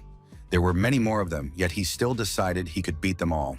The second he noticed the strange aura coming from him, It could also be that the Lord had more in store. Knight ordered his men to leave. When asked if they would fight, he repeated the order again in a drooping voice. Turning around, the huge crowd of people began to leave the burial ground, while Sunny continued to watch them. The newcomers sighed quietly, thinking that they were about to get a serious beating, but they would like to see the Lord straighten them out. Sunny only smiled and glanced at the guy while simultaneously thinking that he had less than half his health and 0 mana left. After that, they decided to take a look at the loot. Once again offering Lord the first choice, he decided to only take the bloody rifle. Sunny smiled contentedly, calling the guy a villain since he had no mana left at all, so that was the lie of the century. The visitor said that he pissed off Tyrant's ambition a lot, asking if it would backfire on him in the future. They certainly wouldn't forget about it. Then they noticed that Cold Knight had texted him. The curly-haired guy noticed that they had already started threatening him. As the guild leader suddenly offered him to kill the Wild Ice Forest boss together on his own terms, the visitor was dumbfounded by such an offer. When Knight read Sunny's terms, he was shocked at such huge requests, concluding that there was no limit to his chutzpah. At this moment, the guild leader hated the Lord more than anyone in the entire world. However, for the sake of the first kill, he bitched and agreed. On Sunny's third day working at an internet cafe, he was asked to rent a computer, to which he asked to wait since he was new here. The visitor was surprised to see the manager playing games, while Sunny thought about improving his umbrella with a bloody rifle. First, it will improve the sword form and rifle form to level 15. As long as the weight remains the same, physically and magic damage will be increased. However, the probe itself hasn't reached level 15 yet. Luckily, it's a silver weapon, otherwise it would have become obsolete by now. Meanwhile, Azure Stream suggested he go to the dungeon together. The guy thought he was very persistent. He replied that he already had people he would go with. Simon wondered who had been able to invite him faster than he had. Lord replied that he would go with the Tyrant Ambition. Simon could not have expected such a response, for he himself wanted to cooperate with Lord. He shouted that the man had recently stolen his boss from him, and now he wanted to cooperate with them, adding that Cold Knight had no shame. Suddenly, the guy froze in place, realizing what the Grim Lord was really trying to accomplish by constantly switching allies. It looked like he wanted to take a piece of every guild in Server 10, thus gaining a huge advantage for himself. Sunny didn't notice as he was approached by Tina with a thermos in hand, who asked him what he was doing. He replied that he was reviewing skills. The girl stared intently at the monitor, saying that she was just thinking about what skills she'd better learn. As she sipped her tea, she mentally noted that the guy was already at level 21, which meant she'd have to try harder to catch up to him. He suggested that she pump her Heavenly Strike and Dragon Fang. It was worth pumping them exactly enough to maximize their complement to her fighting style. She figured she was only at level 6, a whole 15 behind him. She should hurry up and catch up. Then she left the front desk, heading confidently into the lounge while Sunny watched her. Tina took the empty seat, confidently deciding that she should devote all of her immediate time to pumping up her character. Looking at her, Sunny thought she had come in the morning, fought him in the afternoon, and decided she would play the battle mage in the evening. And now, in the middle of the night, she's going to get pumped. That commanded respect for a person who doesn't give up. He also noticed that she liked to drink tea, which almost made him mistake her for someone from his old acquaintances. At this time, at the base of the Magnificent era, the manager asked Marie to rest. After all, the tournament is tomorrow. She should be as good as a cucumber. Agreeing, the girl silently continued drinking her tea, mentally wondering what Sunny was doing right now. Meanwhile, Cold Knight hurried the guy, saying that he had brought the people he asked for, attacking classes at least level 20. After looking over his new allies, the Grim Lord began confidently issuing orders, describing tactics for defeating the Goblin Trader. The Girl Wizard ordered her group to do whatever the Grim Lord said. The 3 guys immediately agreed. After a while, hiding behind a tree, the girl announced that they were in position and could see the target, who was unaware of their presence. Wild Boss, Goblin Trader Lorraine calmly paced forward, carrying a huge backpack filled with a variety of items. Sunny stated that he would take on the role of tank. However, they would have to redirect that role to himself when he said. After that, they will need to take the boss away. At that very second, he decided to attack the goblin. However, he immediately put out an umbrella, defending himself from the attack. The guy noticed that he was attacked by Azure Stream, who was sure that he wasn't expecting it, and therefore decided to attack suddenly. Simon explained that wild bosses exist to be fought for, which is exactly what they will do now. Smiling, Sunny agreed with the statement, changing the shape of the umbrella in passing, accepting Patak's challenge. After all, it looked like he had a good opportunity to test out a new weapon that he had invested quite a lot of rare materials into. Simon noticed that he was back with that strange spear or sword. He had never seen anything like it before. At this time, Sunny announced to his team to prepare to become tanks. They immediately took the order and started attacking the boss. Apologizing to Patak, the gunman ran off, concomitantly provoking the boss to run after him, and Simon wondered where the guy had even come from.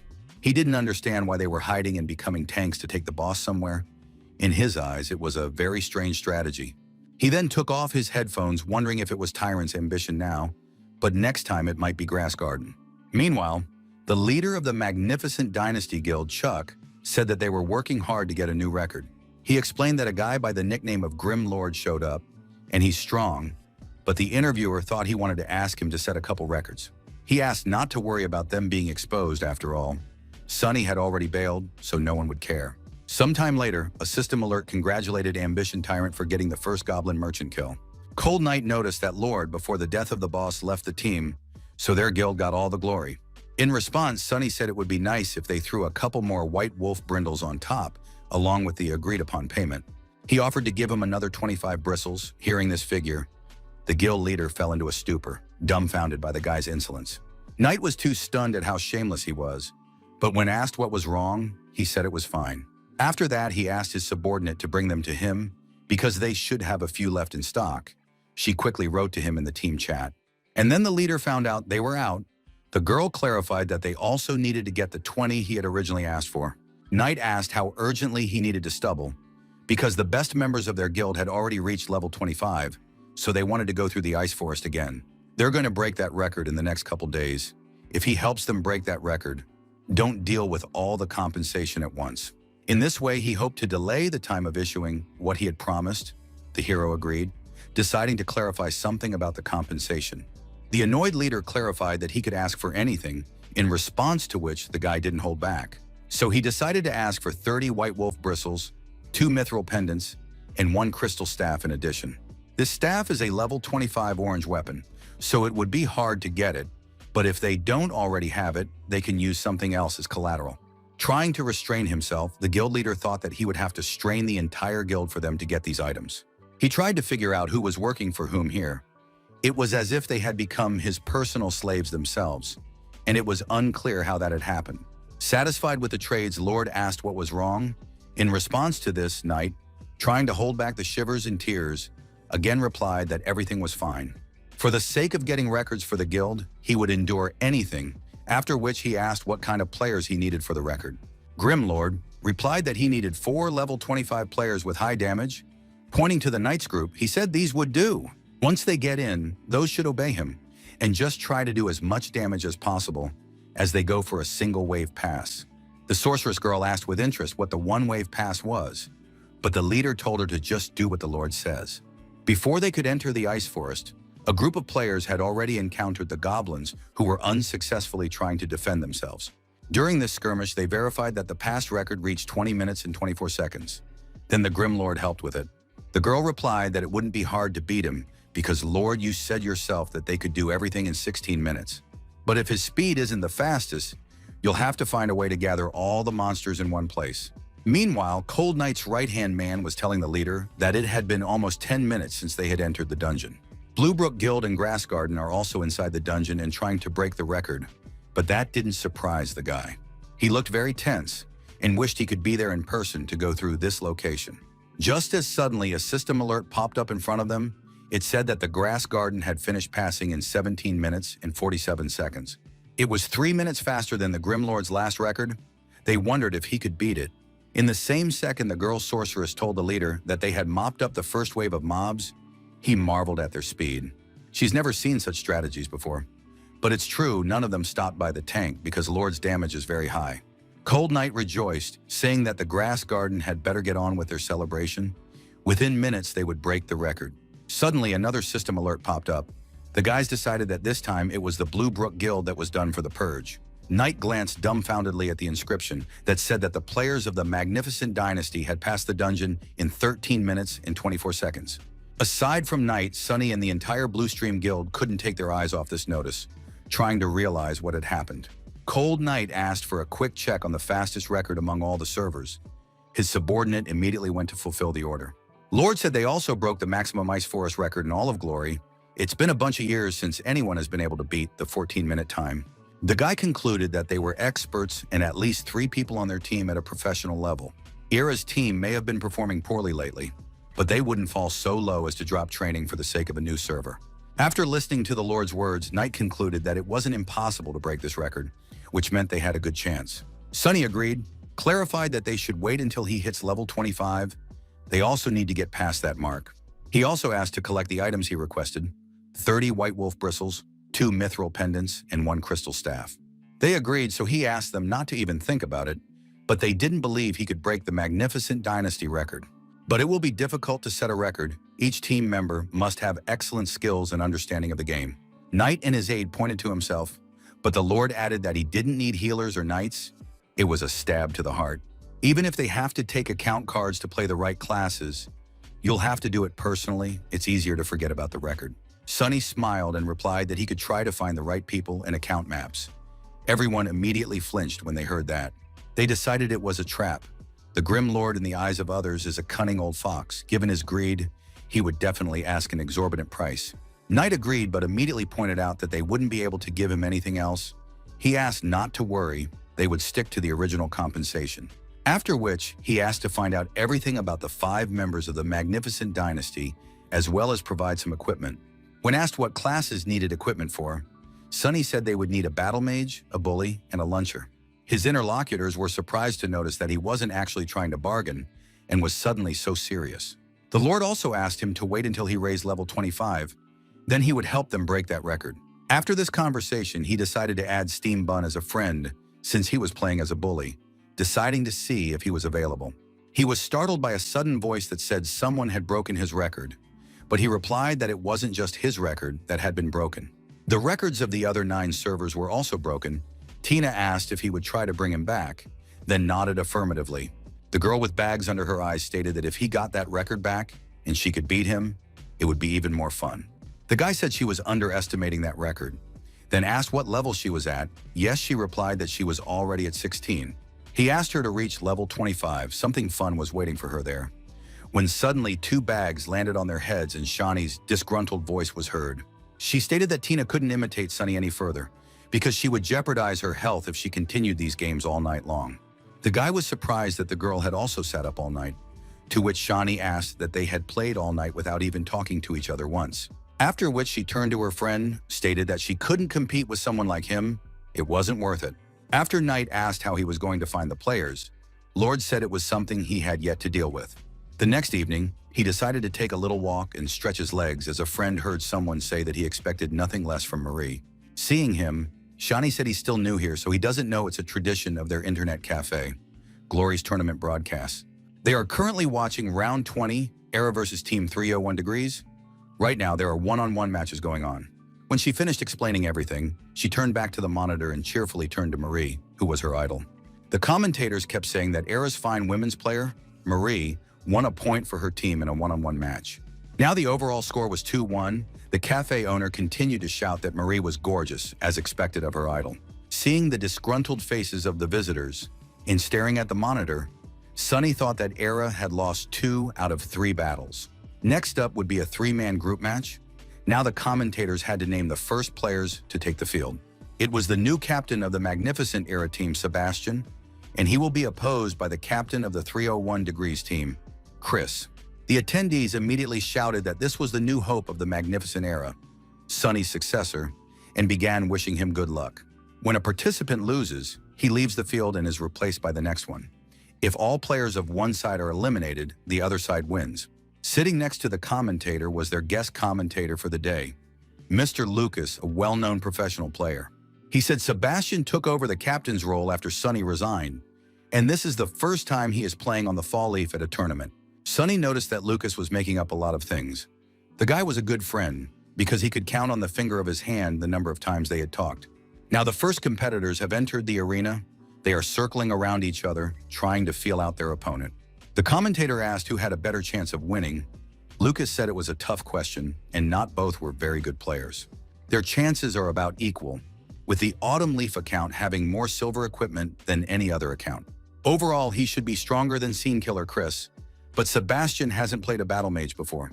Chris, on the other hand, is a veteran player with a lot of experience, so 301 degrees has the advantage in this match. Suddenly, Chris began to advance, deciding to go directly. The scene killer now in Autumn Leaf's sight. However, Chris did not attack. After all, he is a veteran, and he should not be so harsh in his hasty decisions. However, that was exactly what Sebastian could take advantage of, and to take this win required being more brazen. Sebastian decided to attack instead. His style of play is quite aggressive. He starts with a sky kick. As expected, Chris stepped back, Lucas noticing that he couldn't resist calling them youth. Meanwhile, after dodging a heavenly strike, the scene killer counterattacks with a glowing cut. This strike is very hard to dodge. The onlookers simultaneously shrieked, for in that very second, Sebastian decided to use the dragon's tooth instead of a dodge. This skill was needed to interrupt the glowing cut. In addition, the dragon tooth hit Chris, dealing damage to him. Just like the old adage, a newborn calf is not afraid of tigers, Sebastian did not back down in the face of fear. He managed to bring his opponent to the ground, thus buying himself some time for another attack. Shawnee remarked that Sebastian turned out to be very good. Sunny added that the glowing cut was a very quick attack. And to interrupt her with a dragon tooth, his reaction speed is no joke. Tina walked up to them, noticing the battle mage. Shawnee offered her a look. After all, this guy was playing in her class. The very second the screen said win, which was Sebastian's. The onlookers who were in the cafe shouted loudly that the god of war was still alive, after which they began to shout words of encouragement. Young Sebastian starts the group match with a win. Apparently, he's used to Autumn Leaf by now. Next, the 301 degree team sends the next player. They sent a swordmaster who was slowly getting closer to the mage. The audience laughed at how much he fears the god of war. Perhaps the man now thinks he's in a nightmare. Sebastian quickly overtook a cautious opponent before earning another win that happened all too quickly. The commentators from the audience were wondering if Sebastian would sweep away the next player and win 1-3. It was the first time the commentators had seen something like this in a professional league game, and Shawnee said 301 degrees were making a mockery of themselves. The laughing commentators noticed that Night Tide, aka King of Exhaustion, entered the field next. Everyone decided it would be fun to watch, and Shawnee remarked again that this guy was such a coward for not daring to come out directly. This team may not even think about competing next year. Sebastian will help Era take them out completely. Captain Era addressed his opponent in general chat, saying that when he plays like that, he gets really embarrassed. He then did another combo, Sebastian's speed increasing like yeast, but Tide continues to run away. The spectators were unhappily asking why all he was doing was running away instead of fighting. At this rate, he would definitely lose. Meanwhile, the entire Era was asking the captain to just finish him off so they could move on to the next team.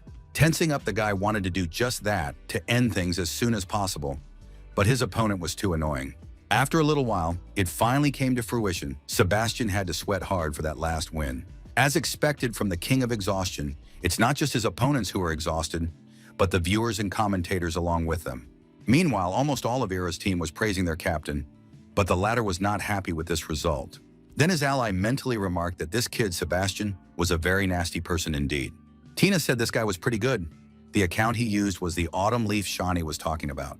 While the girl was explaining to her friend how impressive Sebastian was, she didn't notice Sunny disappearing somewhere. She found him in the smoking lounge, asking why he'd gotten so far away since the team battle was about to begin. She then asked why he looked so restless, asking him not to worry, for Era would handle it. Slowly exhaling tobacco smoke, the guy calmly replied that the higher the expectations, the greater the disappointment. The girl was surprised that he was talking about Sebastian losing, since he had just defeated 3 people in a row. Sunny replied that it wasn't Sebastian who would lose, but all of Era, and at that very second, to everyone's surprise, the lights went out. Everyone immediately started calling for the manager. Tina asked if the lights would be back on before the end of the night. Another person shouted for everyone to scatter. Sunny stated that he was in a hurry to get level 25, then asked how her cafe could have screwed up so badly at such a moment. Annoyed and angry, Shawnee asked who even gave up his levels, then asked for an electrician to be called faster. 3 hours later, the boyfriend claimed it was taking too long to fix the light switch. Tina noticed that Shawnee had gone to bed. The girl then sent the guy off to start his shift, and she would stay here and do the pumping. Sunny noticed her focus on that. Tina asked the guy sitting next to her how the match they were watching ended, after which she decided to look up the score. She noticed that the 301 degrees team scored 7 points while Era scored 3. She then asked how he knew Era would lose. After all, Sebastian completely braved his opponents in the group match, to which the guy didn't respond that it was part of the 301-degree strategy. They intentionally lost in the group match, making Sebastian anxious and increasing his speed. Although the first player they sent out was the very fast and accurate Chris, who couldn't lose that easily. The second player lost very quickly, which served to reinforce Sebastian's arrogance, causing him to relax. The third player, on the other hand, played to be as annoying as possible, angering Sebastian and forcing him to increase his speed to the limit. Because of how much emotion was boiling inside Sebastian, he was doomed to conflict by his own team, which lacked synergy. He didn't have enough time to create it, so given his situation, it ended in disaster. 301 Degrees has two key and strong players. They were the ones who took part in the team battle. This was already a cause for concern. Tina summarized that the Magnificent Era lost because of poor teamwork. Sunny confirmed her words. He also added that Glory was never a singles game, after which the guy took a puff. The girl noticed how Sunny's face changed as he spoke the last sentence, but she didn't let it show. Meanwhile, the players of the Magnificent Era were wandering the street and tried to stop one of the contestants who claimed he wasn't drunk. Why did he yell that they lost today because of Sebastian, who didn't have an ounce of team spirit and also only cared about himself?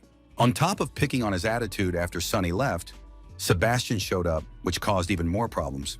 They noticed an internet cafe nearby, deciding to blow off steam and mess with the newbies on server 10. Taking off his headphones, Sunny greeted his guests without raising his head, asking in passing how many seats they would need. But as soon as he noticed them, he immediately misjudged them, while the drunk guy noticed Tina, calling her a hottie. The girl replied that the place was not for public use. He looked at her computer and asked if she was playing Glory. The guy immediately grinned and started hitting on her, telling her she wasn't that bad. She calmly thanked him. He then asked if she recognized him, and in the meantime, his co-workers were trying to get the guy's attention. The one grudgingly pulled away from the conversation and asked why they were poking at him, to which the startled player pointed a finger in the direction. Turning his head, the groggy player spotted Sunny, who calmly asked if they were needed. The visitor was stunned for a second. Tensing and frozen in place, the guy immediately recognized his former colleague. Not expecting to see him here, exhaling, he said hello to the older man, snidely asking if it was possible that he worked here as a network manager. He then asked if the job was too difficult, also inquiring how much he made. Sunny replied 1,800. The guy asked if that was too little, and if it was even enough to cover his smoking addiction. He then added that if that wasn't enough, he could come and ask for help at any time. They are not that far away, just need to cross the road and walk a couple steps. Then he asked the approval of his guys. Tina hesitantly asked Sunny if they were friends or if they were his, but the visitor replied that she hadn't picked the right words. After all, none of them would dare to be Dear Sunny's friend. It would be more correct to say that they were only his subordinates. The phrase was said with a smirk and pretense in his voice, but Sunny calmly withstood the verbal attacks. Lee was very familiar with that look on his face. Sunny's going to count him out again. He pretended to be scared. A coworker whispered that he was in no position to count him out. Then the guy replied, how could he forget? After all, that one was bigger and their captain. He turned to the older man, deciding to bet he had a lot of things he wanted to say to him now, the way he had before. Afterward, Lee said he was sorry. Now he could say whatever he wanted, but they didn't have to listen to him anymore. Tina asked if he'd had too much to drink, but he said something to the effect that he shouldn't worry. It was a private matter between him and Sunny. All of a sudden, Sunny had a blast, saying that he's told him off so many times, but he keeps doing everything wrong. If he wanted the man to stop, it would be polite to give him a chance to finally stop. Hearing that, the girl grinned. Such an answer made Lee angry, causing him to slam his palms loudly on the table, unable to contain his indignation. Whereupon he replied that he was the one who never gave him a chance to fully prove himself. From the very first day he stepped on the team, the one always tried to suppress him and never gave him a chance to stand out. But he knows that he did it because he was afraid of him, afraid that if he started to stand out, he would take his place. However, now he's the one left on the team, and Sunny has become the one thrown out, and now he won't be able to suppress it forever. Now Lee is now a vice captain, and he is only a pathetic network manager with a salary of $1,800 a month. Saying this, the guy laughed. Sunny then turned to the other members of the team, asking Lee to step aside, adding that none of them had played well today. First, Victor was too focused on looking flashy, making too many unnecessary moves. This gave the opponents many opportunities which they took advantage of. Their style of play, though simple, was very practical. If he can accommodate his way of thinking with his smooth mechanic skills and strong sense of rhythm, he will never lose one-on-one. The boy listened silently to the former captain's criticism, realizing that he was absolutely right in every aspect. Then he turned to Richard, that he was too much of a cautious man hesitating, thus losing the initiative. In professional matches, the delay between reaction speed and player action is often measured in tenths of a second. The guy's head is not that hopeless, as it has enough experience to make good decisions quickly. The guy with the glasses immediately nodded, agreeing with every word Sunny said, while Lee was silent at first. Then loudly inquired whether he thought, or he that remained their captain, and what right he had to lecture them. Then he asked Lee that when Sebastian had a winning streak and seemed invincible, did he notice anything? When he realized the threat posed by his opponents, did he spend any time to come up with a good strategy? He reiterated that he told him off in the past because he was doing everything wrong. He didn't give him a chance to stand out for that very reason. However, now that he has gotten to where he is, he needs to strive to do his best, because vice captain is a very difficult job. Afterward, he put his hand on Lee's shoulder, said that he wanted to cheer him up, and anyway, it was time for them to go back. Thoth didn't understand why they had to leave. After all, they came here to take seats. Why he asked to unlock 4 computers. Suddenly, a sign appeared in front of the player's face, which Sunny waved right in front of his nose for him to scrutinize. It said that's the rules here. Sunny said they don't serve people who've had too much to drink, and they are famous people. And if they make a scandal here, nothing good will come out of it, Lee immediately faltered. Then they turned around and headed for the exit, not wanting to continue this conversation. Sunny only wished them luck. Tina calmly asked who they were, to which she received the reply that they were former co-workers. She noticed that they were professional players. And then she asked if they would come back to cause him trouble, but that would be too inconvenient for them. If they made a mistake, a crowd of passers-by would form around them, causing them more trouble than him. This reassured the girl. Why, she asked if he was okay. For a few seconds, the guy procrastinated answering, exhaling tobacco smoke. Why, he smiled and said it was a small performance. Nothing more. Compared to the past, it was nothing at all. The guy then asked if she really didn't recognize him, because it embarrassed him a lot. Yes, laughed that she had just started playing after all. She also added that she had gotten to level 20. Sunny glanced at her monitor, surprised at how fast she was. The guy sat down next to her and said that after she finished her class change assignment, she should come to the ice forest.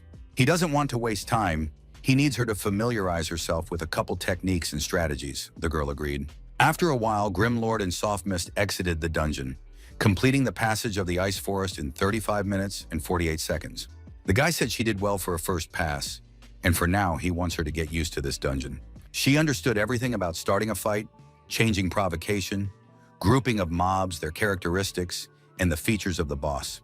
He then suggested that she try to go it alone, and he should step back and make a call. She clarified that it was a solo dungeon, but the one was sure she could handle it. Tina stated that she would get through it. Sunny went to the landline then, dialing a number he hadn't called in a while, but remembered by heart. After a long beep, the phone was picked up by the girl. The guy immediately realized she wasn't out of bed yet. Recognizing the voice, Marie jumped up, asking where he was. The man replied that if she crawled to the window, she might see him. She immediately began to look at the road, answering that she couldn't see. He clarified that she should look across the road, diagonally. There's a place called the Happy Internet Cafe. She knew of it. Asked if he played there all night long. Toth replied that he worked there. Marie said that place suited him just fine, then asked where he lived. Sunny replied that the same cafe provides him with food and lodging, and his hostess is a big fan of hers. He asked her to give him, sometime, her autograph if he gave it to her.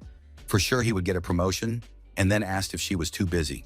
Marie was surprised, since the man should know what her schedule looked like, but she replied that she would get to him in a moment. The guy clarified that if she came in, she would draw a crowd, since she was a celebrity and he had a personal request for her. He wanted her to help him break the record on the 10th server. The girl was again surprised that he was playing on a new server. The guy dumbfounded her even more, clarified that he had transported the Grimlord there. For a few seconds, Marie was silent, then replied that if you compare it to pumping a character, the umbrella of 1,000 probabilities is far more problematic. But Sunny stated that he had a whole year. That was more than enough. She wondered what would happen after a year. Smiling, the guy replied that he would be back as promised. This answer pleased the girl, who smiled just as much. Once dressed, she tried to stealthily sneak past her coworkers to the exit, hiding her face in the process. At the same time, she was learning the details of how he was pumping up the character and weapons, saying it might not take a whole year. Exiting the building, Marie took a quick step to the nearest store to purchase a single Glory account card. Meanwhile, Sunny said the problem will come when he gets to level 50, because he doesn't know how he's going to get to 70 yet. Anyway, he asked her to hurry up and get to level 25, then keep pumping so he could always rely on her. The girl understood everything. They were going to have to spend a lot of time pumping, and on top of that, break the server record. He decided to end the phone call, told her she would get the details later while he went out for a smoke. When Sunny stepped outside with a cigarette in his teeth, he froze when he saw someone in front of him that he didn't expect to see right away. On the other side of the road, he recognized Marie, who tried to hide her face with a scarf and dark glasses. The guy immediately revealed this disguise by waving a hand at his girlfriend. The latter responded in kind, happy to be able to see him again. All she could think about was that no matter where he was, she would always be there to help him. After all, she was his friend. After a while, Sunny returned to the internet cafe, wanting to find out how things were going with Tina's pumping.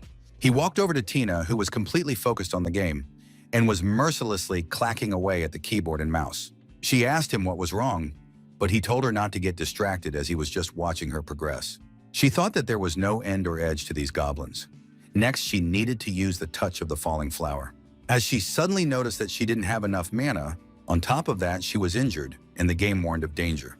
Tina took too long to decide which potions she should drink now. Sunny noticed that she didn't skimp on the potions. Without taking his eyes off the screen, he explained that when you're trying to break a record, you can't wait for the potions to finish recharging. Yes, and besides potions, to increase efficiency, you need to calculate both the time of their use and your actions.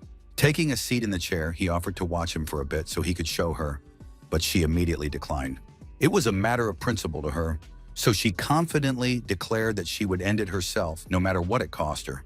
The surprise guy agreed with her, asking her to call him as soon as she was done. The girl gave an affirmative answer. Glancing at Tina, Sunny smiled, mentally telling her that Glory was far from as easy as she thought. While Sunny was minding his own business, he got a text from Tina that she was done with a single pass. He watched in amazement as the girl hopped back up, apologizing, for she had very much underestimated this dungeon. Taking a seat on the soft chair, she sadly lowered her head and asked if he could show her how to properly go through it. The one agreed, asking to listen carefully to everything he would say. The girl was surprised to notice the guy getting serious.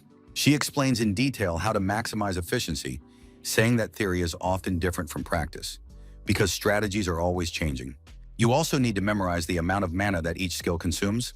This is all to be remembered so that no mishaps occur. Tina was frustrated by the fact that she had to memorize the amount of mana for all the skills she constantly used. The girl thought it was enough to just press buttons in time, trying to deal with opponents as quickly as possible. She didn't expect to have to put so much effort into just playing the game, but she asked the guy to keep going. She also needs to deal the most damage while using as little mana as possible, as well as being aware of all the hidden skill effects. While Sunny was pouring out a ton of information on the girl, she decided to keep it simple and record everything he said on her phone, pointing the camera at the monitor, and she continued to record video while listening to a lecture from the master of this game. It took a lot longer than she thought it would. Her hands were starting to get tired of holding the phone, yet she held on. After a while, Sunny concluded that that was it for now. If they wanted to drink that record, they needed to push themselves to the absolute limit. They will need maximum concentration and a lot of effort, so she needs to practice diligently for a few days. He decided to go through the ice forest on Tina's account, doing it 20 minutes earlier than she did, while using almost no potions. Tina asked if there were any more tips. She wants to memorize as much as she can, and also she's almost reached her dungeon entrance limit. He asked her to stop. Thankful that this night shift was hers, it was already morning, so he asked her to rest. Sunny said you can't rush too much. You also need to take care of your physical health, and he'll help her get pumped up. After all, if her pumping takes too long, they'll have to put their entire plan on hold indefinitely. Sunny imagined it being said of him that after he retired, he became a training partner for the newcomers. If the rest of the guys in the professional circle found out about this, they would weep with laughter, so you have to stay in the shadows. Tina said she was going to go to bed, advising the guy to get some rest too, but he decided he had another important task to take care of. Logging into his account, he met up with Steam Bun, who he had recently added as a friend, to ask for help. The bully was all too happy to see him, loudly announcing afterward that he had come and was ready to carry out his instructions. Sunny noticed that he was waking up pretty early, to which the guy replied that the guy had told him to stop raising the level. The guy then started inundating him with a ton of information about guilds, the arena, and learning how to use abilities. Seeing a goblin running nearby, Bun decided to visually demonstrate to the Lord what he had learned. After that, he began to use sand throw, knee strike, and strangulation, thus taunting the poor goblin. Using all the skills he had, he was able to gain victory, after which he stood in a victory stance, hoping for the Lord's praise. He then stated that because of these skills, he dominated his opponents, playing like a god in the arena. Sunny replied that it wasn't bad, thinking that he was actually a fast learner, then asked why he liked the class so much. He replied that when you started playing, you realized that the skills were going pak, knee strikes and such, the same ones you see in street fights.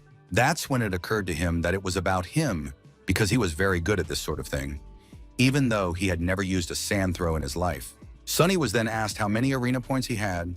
He replied that he had defeated 98 opponents, so he had 98 points. The Lord asked me not to spend them.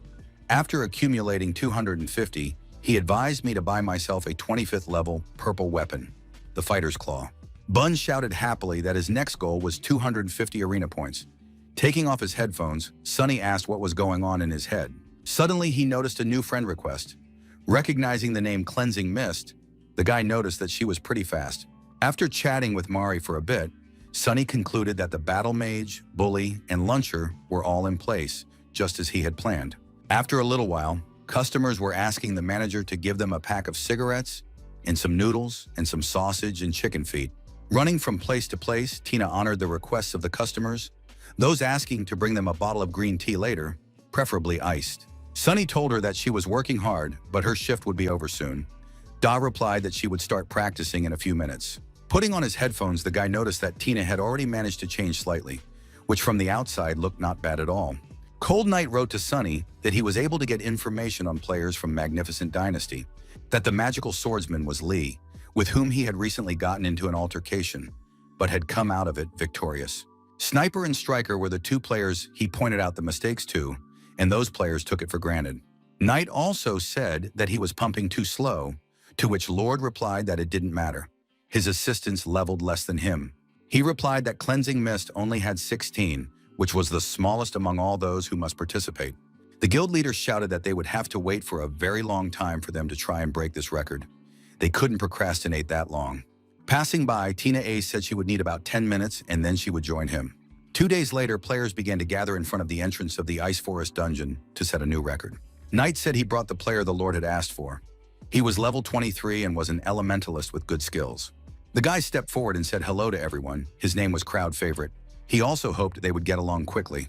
But Knight didn't realize what his intentions were, deciding that he had come here just to observe the Grim Lord. After all, the crowd favorite's account was not the main one. Behind that character lurked the larvae of a far more famous person. After all, his main account was Wandering Peak, who was the guild leader of Tyrant's Ambition Guild and was now here undercover. The entire group immediately turned around when they heard a rather boisterous guy calling out to the Grim Lord, drawing his attention. It was Bun who managed to score 250 points and acquire the purple weapon, the Fighter's Claw, that Sunny had advised him. Cold Knight immediately recognized the newcomer Bully, remembering when they had fought for Bloodshot with a huge crowd. However, Bun paid no attention to his words, glancing at Tina. He said that there was a beauty among them, after which he said hello to her. The girl smiled and Sunny asked what she was laughing about. She remarked that the guy was funny, then asked how to use voice chat. The Lord decided to introduce her personally, clarifying that she was a rookie battle mage, at which time Tina coughed, preparing to speak to the team. With a smile, she said she hadn't been playing at Glory for very long, so she asked the team to take care of her as a newcomer. Smiling, Bun stated that she had a very pretty voice, then asked what her zodiac sign was. Lord asked him to keep his cool. Knight stood shocked when he heard that she hadn't been playing that long.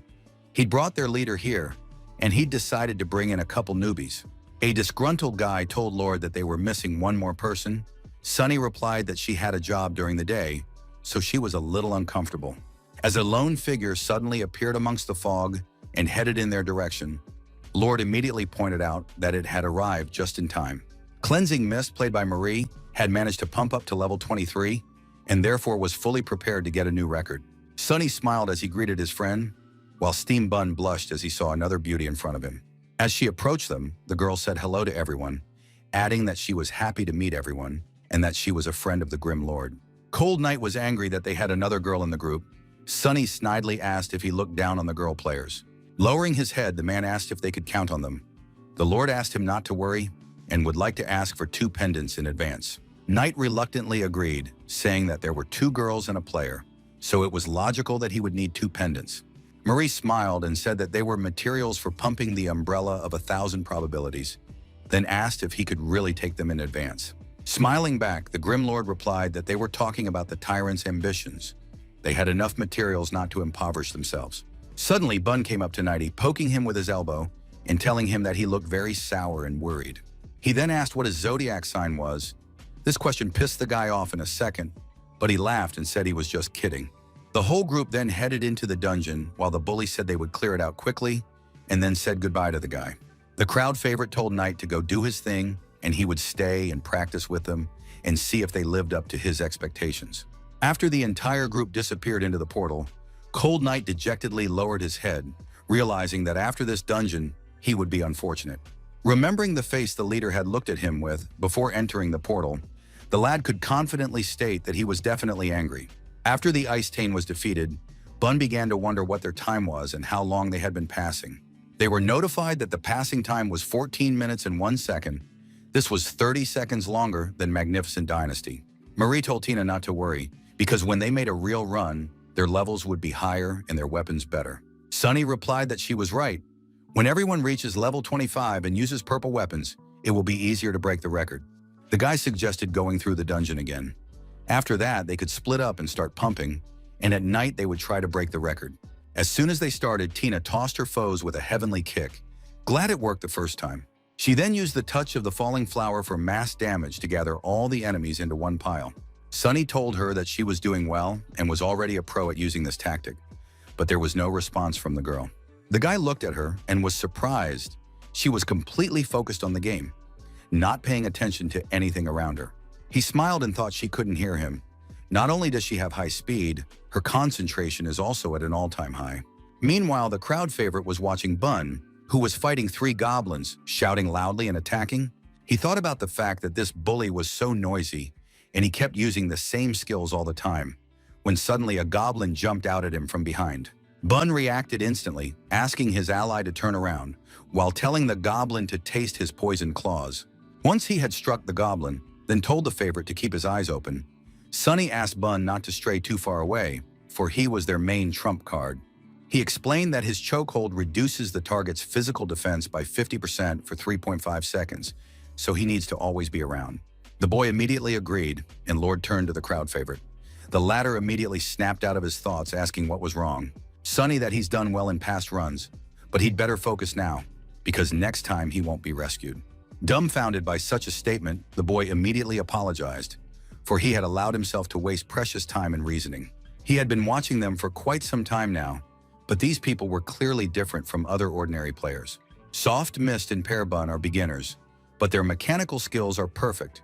With more practice, they will quickly become experts. But Cleansing Blink's playstyle is conservative. The speed isn't as good and it's not as dynamic, so it doesn't seem as strong. As suddenly his musing was interrupted by gunshots coming from behind him. Then he turned his attention to Marie. The boy noticed the girl firing a huge cannon, sending the goblin closer to Bun to deal with him.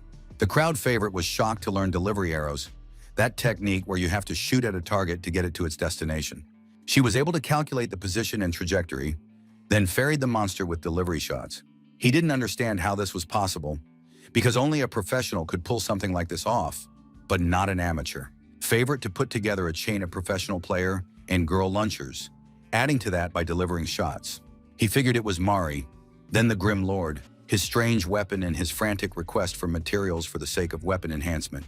A professional player, using old battle techniques, who is a friend of Mari's. This was a description only one person fit. He didn't dare to confirm his arguments, for that would completely upend his world and the situation he was in. As he was suddenly pulled from his thoughts, he noticed that the Lord had asked Cleansing Mist not to fool around, for there could have accidentally thrown the boss into the forest. In a real race, this could mess things up big time. The girl began to apologize, thinking he'd praise her if she could pull this off. However, in the message, Sunny wrote to her not to use delivery shots or else it would be revealed that she was a professional player. Exhaling, the crowd favorite thought that it was just a happy accident. It seems he had fantasized too much to himself. After a while, they were able to complete the dungeon in 13 minutes and 40 seconds. That was quite a bit of progress. Tina looked at Sunny with surprise, to whom a serious look rose from his seat and clapped his hands loudly. He asked the audience who needed anything. Asked to speak now, because at 12 he would need to step away for a while. Tina smiled and said there was still plenty of time before 12, and the customers wouldn't hold back because he needed to go somewhere else. She also added that while Cleansing Mist is busy pumping, she'll practice some more. Meanwhile, at the base of the Magnificent Era, Lee televises, snickering at the fact that he only barks but doesn't bite. He was still thinking about Sunny chasing them away, but he still works as a pathetic network manager, and his salary is only $1,800. He also called his current captain a naive brat. It was the perfect environment for him to reign from behind the scenes. Well, suddenly the phone rang. The guy couldn't understand why he would be getting a call in the middle of the night. He was informed that the forest record had been broken. Also, Lee confirmed that it was definitely professionals.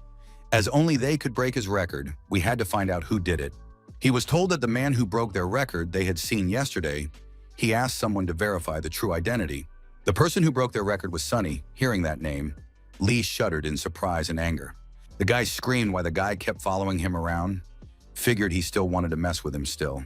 Lee yelled loudly as his companion moved the phone away from his ear, deciding to wait for him to finish his outrage.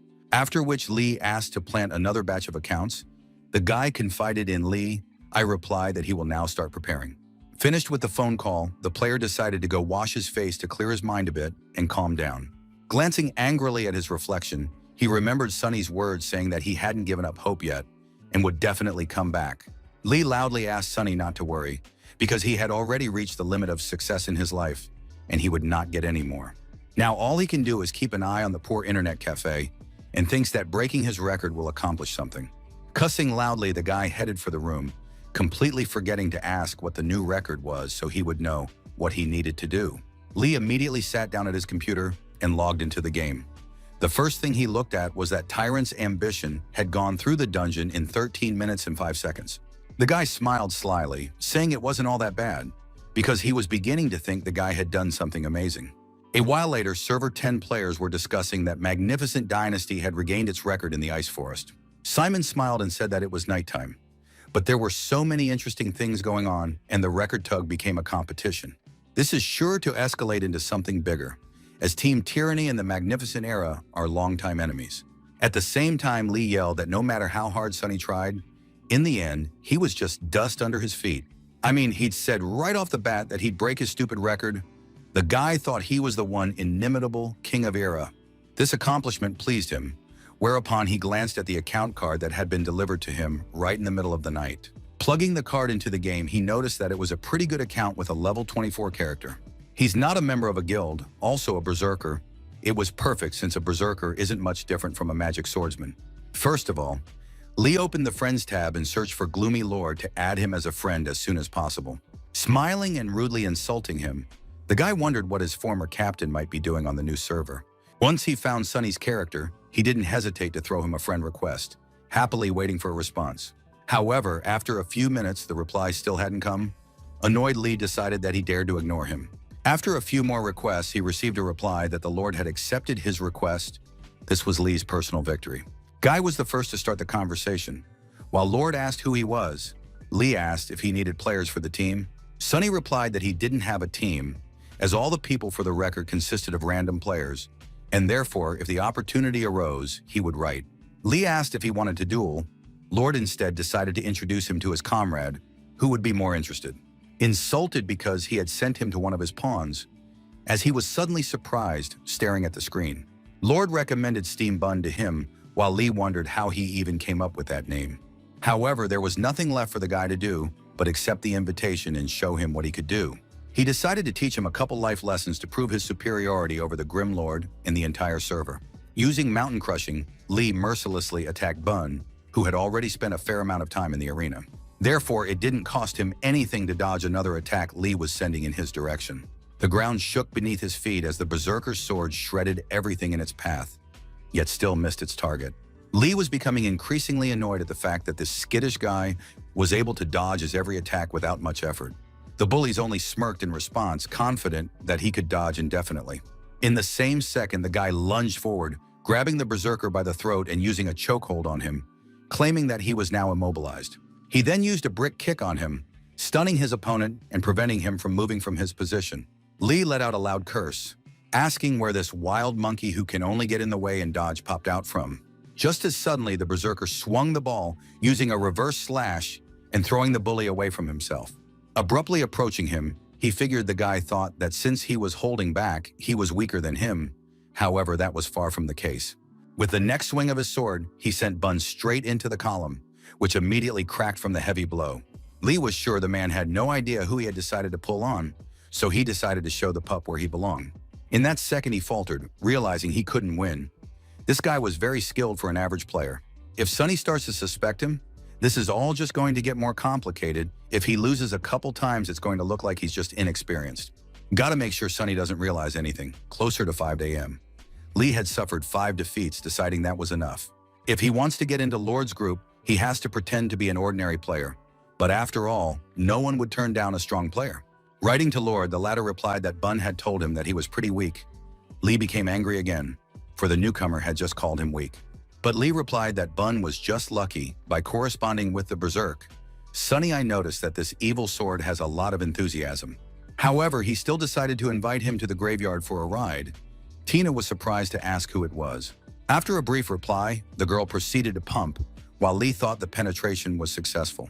However, in all this time, he never learned anything, at which time Tina told Sunny that she had a morning shift tomorrow, so she left to get pumped. Sunny agreed with her, deciding to make a group at this time for now. A few minutes later, the girl sat down at the computer. The guy put on his headphones, telling the voice chat that today they would be going through a burial ground that required level 23. An excited Tyler immediately asked if they could beat the local record, because it would be so much easier with him. He had been through the burial ground before with Sleepy Moon, so they knew some of the strategies. Sunny agreed. Suddenly, Evil Sword texted Lord to add him to the team, but he replied that it was already assembled.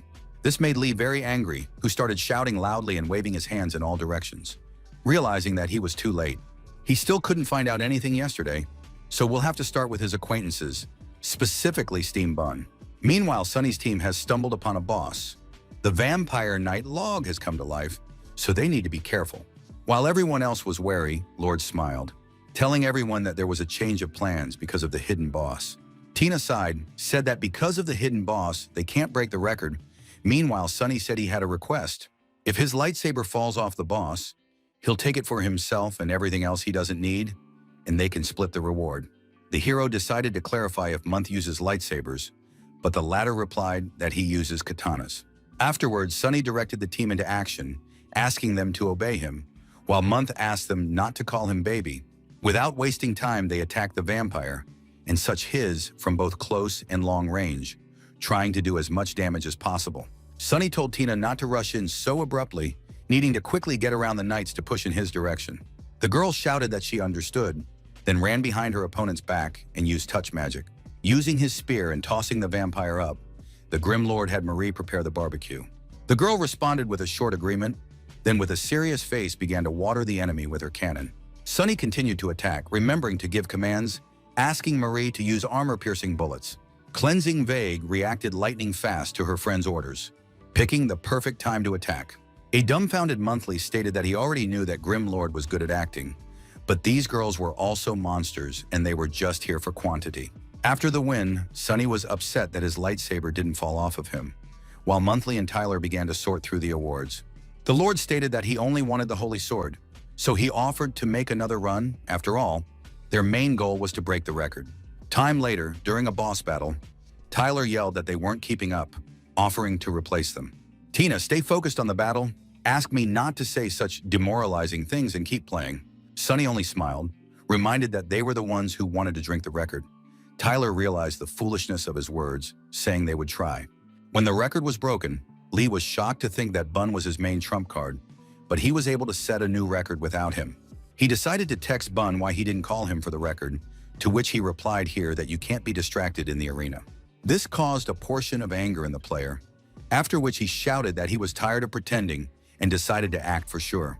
He began to attack his opponent with all his strength, using all his skills and all his experience as a professional player. After he won, he decided that now the guy would realize how good he was, because now he didn't look so weak. When asked about Lord Bun, and replied that he was going through the dungeon with other people, and they had already started, whereupon Lee shouted. When it was 3:01 a.m., Tina looked at the screen in surprise, deciding to approach Sunny and find out in person. She asked how come he was out of the game. The girl figured something was wrong, but the guy seemed calm. He replied that he wanted to explore the burial ground a bit, to which Tina replied that they had already set a new record, she needed to focus on the ice forest.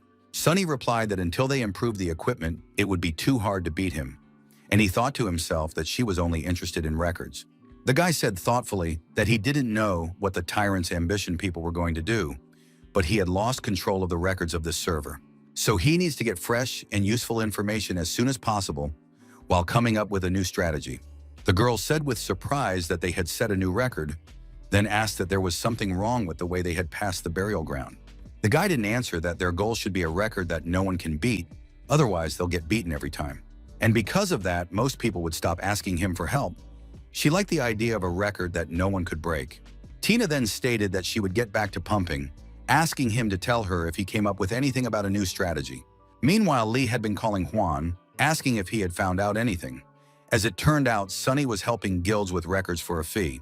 Lee decided that we were having a hard time there now, whereupon he asked how much he was charging for the run, for he could pay him too.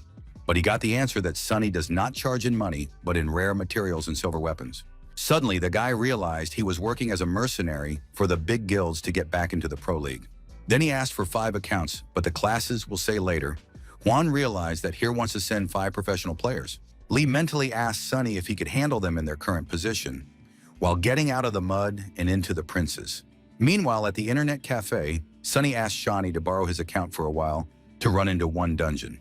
Upon receiving the card, the guy explained that he just needed to look around in the burial ground as he had reached the login limit on his account. Approaching his desk, the girl asked why he had such a mess. The man replied that it was just dungeon notes. She wondered if he was making so many records for the sake of the record. Sunny replied that he was doing a little research to break the record. Shawnee was saddened to think that the professional league had abandoned him, but he still continues to play in glory. She figured her favorite professional player felt the same way after retiring, so she could understand his feelings. The guy noticed the change in his boss's mood, and so he decided to gently ask what was wrong. She looked at him pitifully, said through her tears that he would do well, and wished him luck. The man looked at the girl in disbelief, wondering if he had heard her, but Shawnee shouted that she was trying to sympathize with him. After midnight, Bun and Lee were in the burial ground. The bully asked to listen carefully, for they would soon meet the Grim Lord. He also asked the guy to be nice to him, and if he gives advice, he should remember it for the rest of his life. At this time, Lee thought he had heard enough from Sunny in the past. If it wasn't for his plan, he wouldn't have to listen to him. After a while, Bun greeted Lord, who was in the company of 2 pretty girls. Lee immediately looked at Cleansing Mist, who greeted him cheerfully, deciding that it was definitely Marie. Bun said they have been fighting constantly in the arena for the past 2 days, and his opponent has gotten much better. Sunny replied that then he wouldn't mind taking it, then asked him to follow all his instructions. The newcomer agreed. Lord said this will be a trial run to test his strategy for the new record, but it's not perfect yet. As he began to explain the details, Lee thought about how this was complete nonsense. After all, 4 opponents in the beginning was impossible to avoid.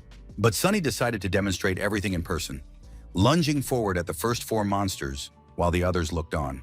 Lee said he had great positioning and was able to get everyone in one place, but it wouldn't help them kill them any faster.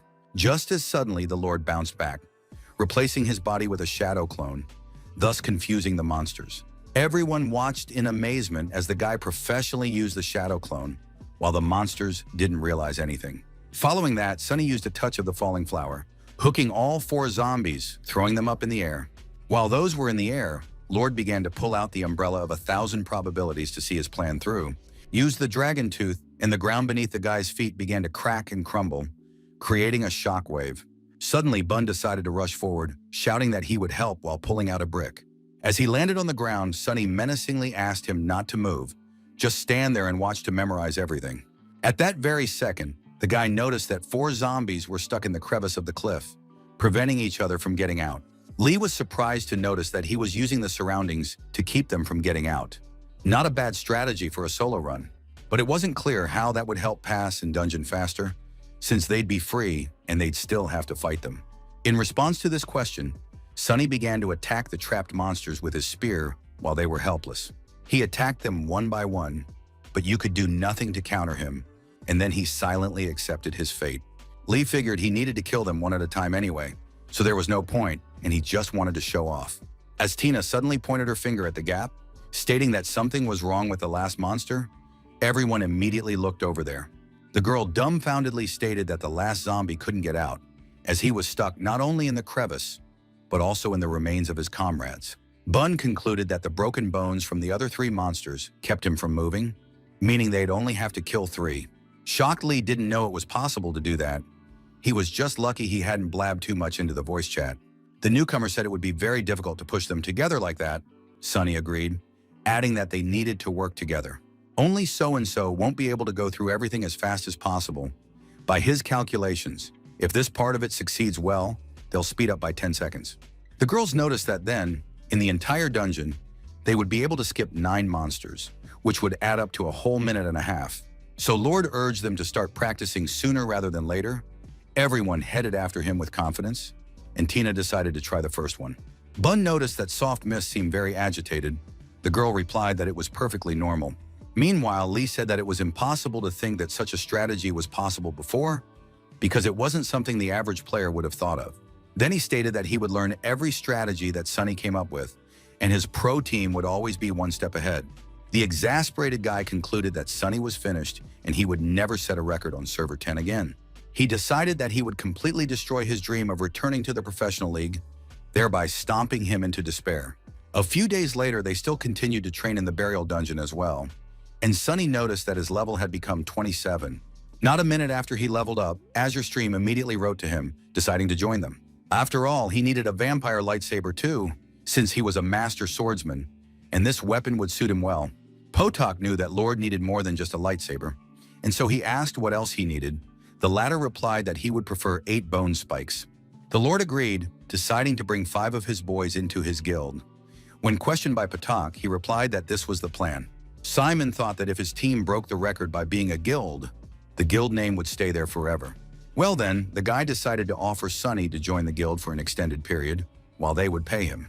Sunny thought the burial ground would be an important test. Stream would be watching to see if anyone could beat that record in the future. The next day after midnight, inside the burial ground dungeon, the execution of the plan to break the record began. Having dealt with the first wave, the Lord shouted that they had done well. On to the next part, the most important. The cave that will allow them to lock the boss is very high up. The whole team needs to work very cohesively in the air. But in all their runs, they never once managed to make it. However, if things work out, they will save a lot of time. Sunny yelled menacingly that they were almost at the gatekeeper of the courtyard, so they would only get 2 tries at this. Tina decided to do everything on the first try, but Lee mentally told her that they wouldn't be able to do it while he was with them. When they got to the spot, the Lord loudly ordered everyone to start, but decided to bait it himself first. In front of him was a level 27 zombie gatekeeper who cried out loudly upon noticing his opponent. When the whole team was around him, the guy asked Cleansing Mist to be first and Bun to be second. Bun made a slight mistake by picking the wrong angle, noting aloud that he had miscalculated, but it didn't seem to be anything critical. At this time, Lee smiled, thinking that he didn't even need to do anything. This guy had messed it up himself. However, that didn't stop the Lord, who loudly ordered everyone to not stop and continue. After all, it was a minor loss of time. Lee decided he couldn't reveal himself, so he decided to show them what the real skills of a professional look like.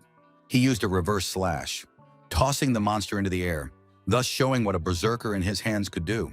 In the end, it's not the most perfect run, but Marie praised it, firing her cannon in passing. The newcomer smiled, happy to think that with his guys, he would easily break this record. They wouldn't even have to try. Bun was already flying forward at the monster, swinging his arm, and loudly begging for a response to give his right hook, which was already aiming for his face. The attack was successful, after which the blonde shouted that it was now the Grim Lord's turn to strike. Sunny stomped the monster into the ground, giving it no chance to escape or counterattack, determined to finish it off finally. Bun shrieked happily that he was immobilized. So they had succeeded. A disgruntled Lee was in agreement with these observations. Because of Bun's mistake, they hadn't lost very much time. About 3 or 4 seconds, he didn't know if it would be as easy as he thought. With a serious face, Sunny announced that they were moving on, for it was too early to celebrate. there was still a third dungeon left. Tina was no less focused than Sunny, and therefore leached to be as helpful as possible. Marie was pleased when they saw an alert that said they had gone underground in 17 minutes and 22 seconds. Simon watched the chat room discussing the new burial ground record, wondering how much money Blue Creek had paid for such help. Meanwhile, Sunny wondered if Awesome Dynasty would make their move, breaking the record they had just set. Tina then asked if they were going to continue, but Lord wasn't quite sure what exactly they were supposed to continue. The fired-up girl stated that they had made a small mistake with the second boss, so she suggested they have a couple more runs. Sunny announced that they'd had enough for the day, and Lee told himself that as long as he was here, they wouldn't see a perfect record. After a little while, Era players asked Lee if they would be trying to sing the record. The latter replied that he had already prepared accounts. One of the players said that if I'm not going to set the record straight now, they won't have time to prepare for today's match. The four allies stared dumbfounded at their vice captain, hoping that he had just decided to make a joke. But they realized from his face that he had indeed forgotten, whereupon they reminded him that they would be playing against Blue Rain. Lee slammed his palm on his face loudly that he was too focused on Sunny and had completely forgotten about the tournament. In the evening at the internet cafe, viewers crowded in front of the screens, listening to the voices of the two constant commentators. Shawnee was telling Tina that Blue Rain's team was very strong. Sunny listened to them with a skeptical look on his face.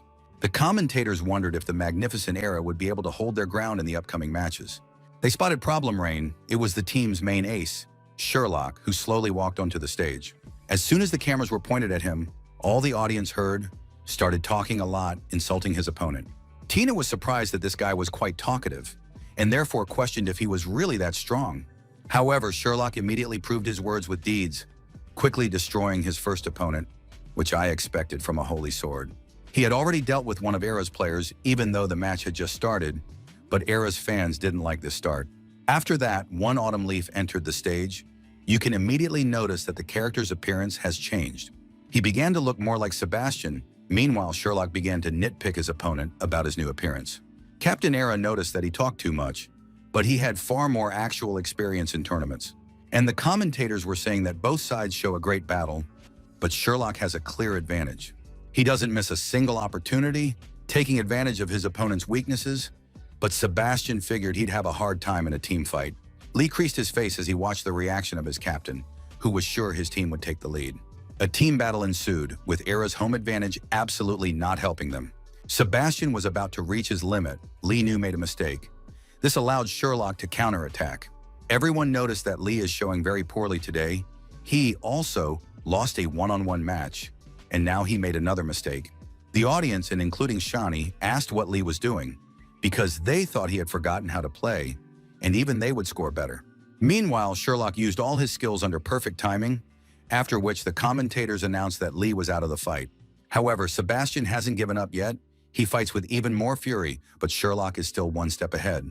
When the Magnificent Era team saw the defeat notice in front of them, the headphones dropped to the floor with a crackle. Sebastian immediately jumped up from his chair and turned to Lee in a rage. He had seen someone make an incredible amount of mistakes. The vice captain immediately bowed and apologized, explaining that he couldn't concentrate. However, it was a terrible argument that made the captain even more angry. He stated that he didn't care, then headed for the exit. When the whole team left the room, Marie, which was the last to leave, said she would go too, whereupon they left Lee alone. One of his comrades returned, deciding to check in about that record, thank you, whether they would try to break it. A new portion of anger came over the vice captain, who, with complete determination in his voice, declared that they would do it. After everyone finished watching, the attendees headed for the exit, discussing the Magnificent Era game. One customer said he really missed Sunny. The cafe owner shared those sentiments with him, smiling sweetly as she said goodbye. Shawnee said tonight's tournament was painful to watch. It's about to be 11 p.m., then asked if they would be playing all night. Tina was a little embarrassed by the question, while Sunny looked at his boss calmly, not wanting to answer directly. The girl understood everything, saying that they were really crazy. Even she wasn't that addicted. After which she asked Tina not to sit for long. When asked what record would be next, the guy said the burial ground. Tina, since they just broke the record there yesterday. Suddenly, one of the visitors said that someone had already managed to break the burial ground record, and it was Magnificent Dynasty again. The girl immediately ran to the monitor, loudly asked what time it was. She was told 16 minutes and 56 seconds. They did manage to break their record, and by more than 20 seconds, which was a pretty impressive result. Tina asked Sunny what they should do, because even if they didn't count Bun's mistake, it would only save them 3 or 4 seconds. The guy only smiled sweetly and asked the girl not to worry, as she suddenly noticed a man wandering near their cafe. She shuddered, loudly saying that someone was just outside. That person had done nothing, however, she was soundly frightened. Sunny asked to forget about him, then suggested that they go and text Bun, saying that they would go through the burial ground one more time. The girl asked what if it was a mugger. The guy said he would be on the lookout. After that, the girl went to the non-smoking area. In private messages, Evil Sword and asked how someone was able to break their record. Sunny replied that the person didn't put their best foot forward. A surprised Lee reread the message several times, still unable to understand what Sunny was talking about. The way the guy answered led Lee to think that he had revealed his identity, asking if he had forgotten who had trained him. The terrified player asked himself what he had worked so hard for. After all, he had even lost to Blue Rain because of this. Then he tried to calm himself down, because even if he realized everything, there was nothing to worry about after all. It wasn't a defeat yet. They won't be able to bring back Gravedigger's record. His underlings aren't the equal of the pros, and they certainly can't pull their gear. Meanwhile, Sunny leaned back in his chair, thinking about the new record, and the fact that it was up to them to get it back. And as he suddenly turned his attention to the street where some guy was waving to him personally, he gestured for him to come in. With an incredibly quick movement, the stranger opened the door and headed for the counter, his face hidden by a black mask. Leaning over to the guy, the blonde asked if anyone recognized him, to which he heard a counter question about whether he had come alone. Thoth kept answering in a whisper that he wasn't going to come with his whole crew. Sunny didn't say anything to that. Why he said that some girl recognized him, Sunny replied that he was overestimating himself. The girl was also a cafe employee. She thought he was a burglar. Sherlock stated that couldn't be the case, as he had fans and this cafe was a dangerous place for him. Sunny sent him to Section A. Computer number 1, no one is there. He himself has the night shift now, so they'll talk in the game. The boy took a quick step towards where his comrade pointed him, trying not to stand out, but his movements were too flashy. When he got to the place, he noticed that it was too dark. He couldn't see anything at all. He didn't expect to be in an internet cafe. Finding the right computer, he sat down at it, taking off his mask and cap. Vice Captain Blue Rain began to log into the game. A level 27 swordsman appeared on the screen. He thought that after getting this over with, there was no way he would touch this account.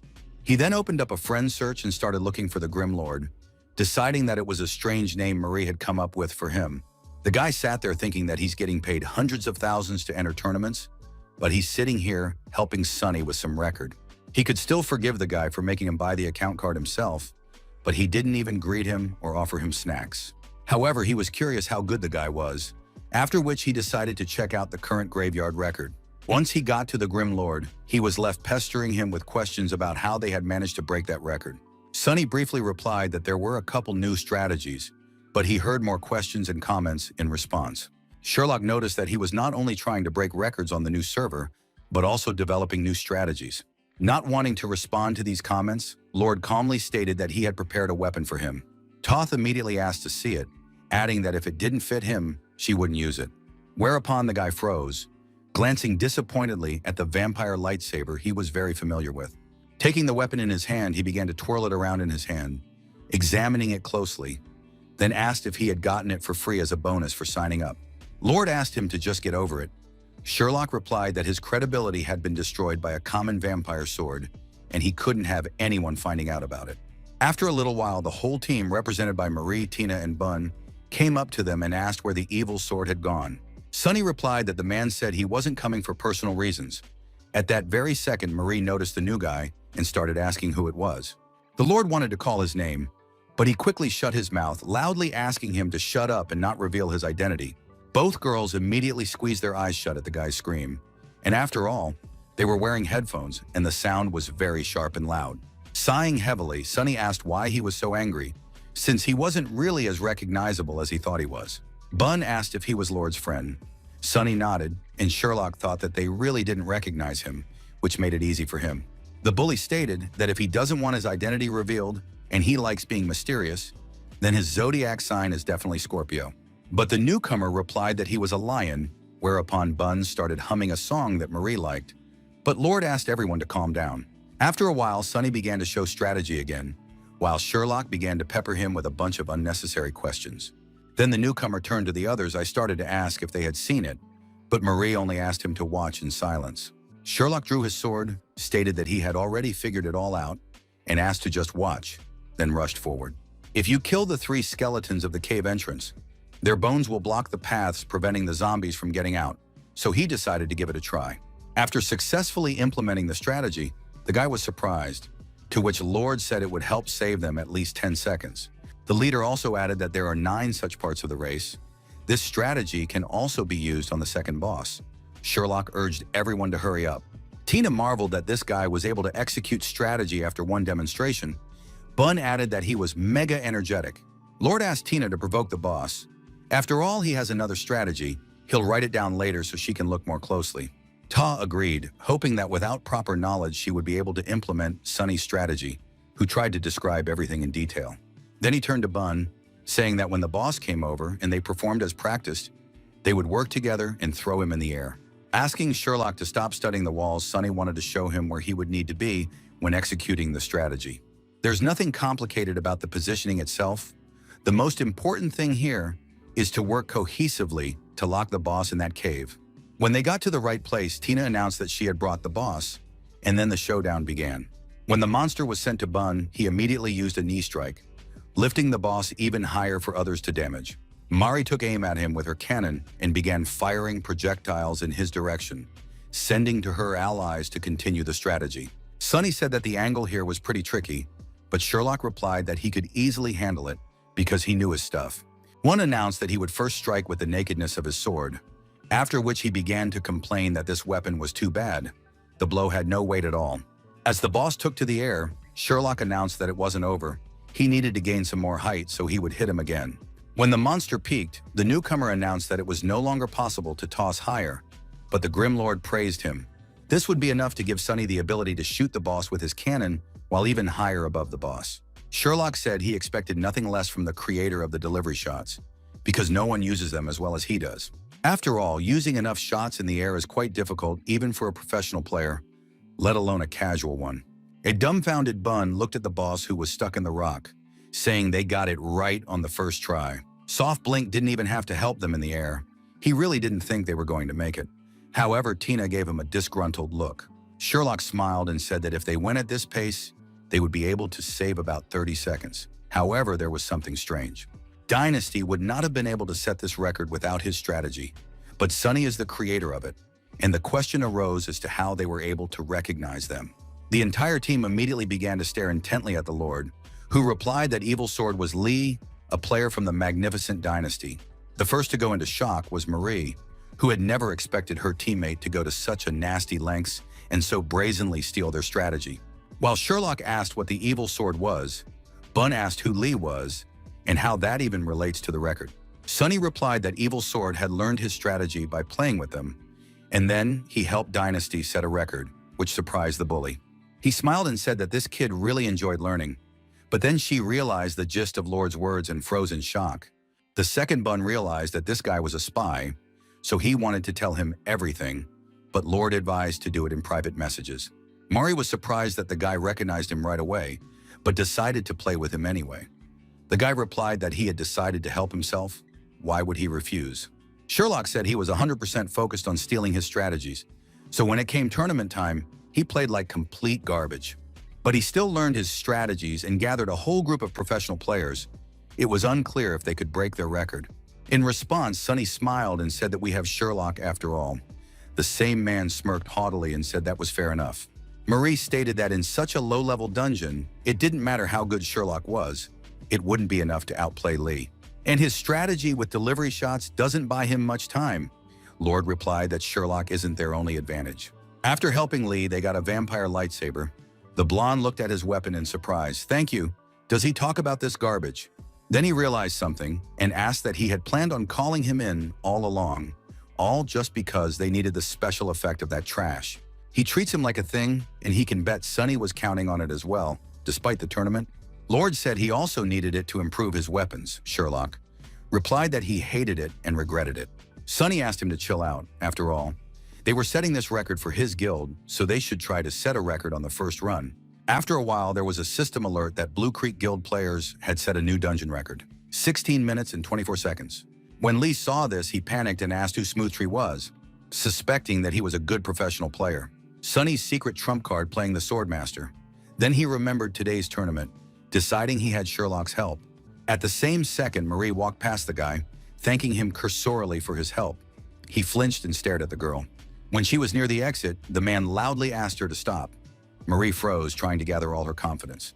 Then she turned around sharply and asked menacingly what he wanted. Now the pretty girl looked very embittered and dangerous. Lee was scared. After all, she wasn't usually like this. He didn't understand why she seemed so determined today, even though she had never been like this before. Marie added that if he didn't need anything, she would go. Lee clenched his hands into a fist and thought that Sunny's follower was trying to provoke him. He mentally asked the girl what would come to the girl's mind that might disrespect the pizza captain. Just then, that she had a pretty face. But then he wondered aloud to himself, why be so nervous? It's just a record and he's too focused on Sunny and it doesn't matter. The guy then smiled spontaneously, convincing himself that he was right and Sunny was wrong. He was actually better. No point in worrying so much. Instead, he decided to make the captain comfortable, and standing on the doorstep, he stated that he wanted to apologize.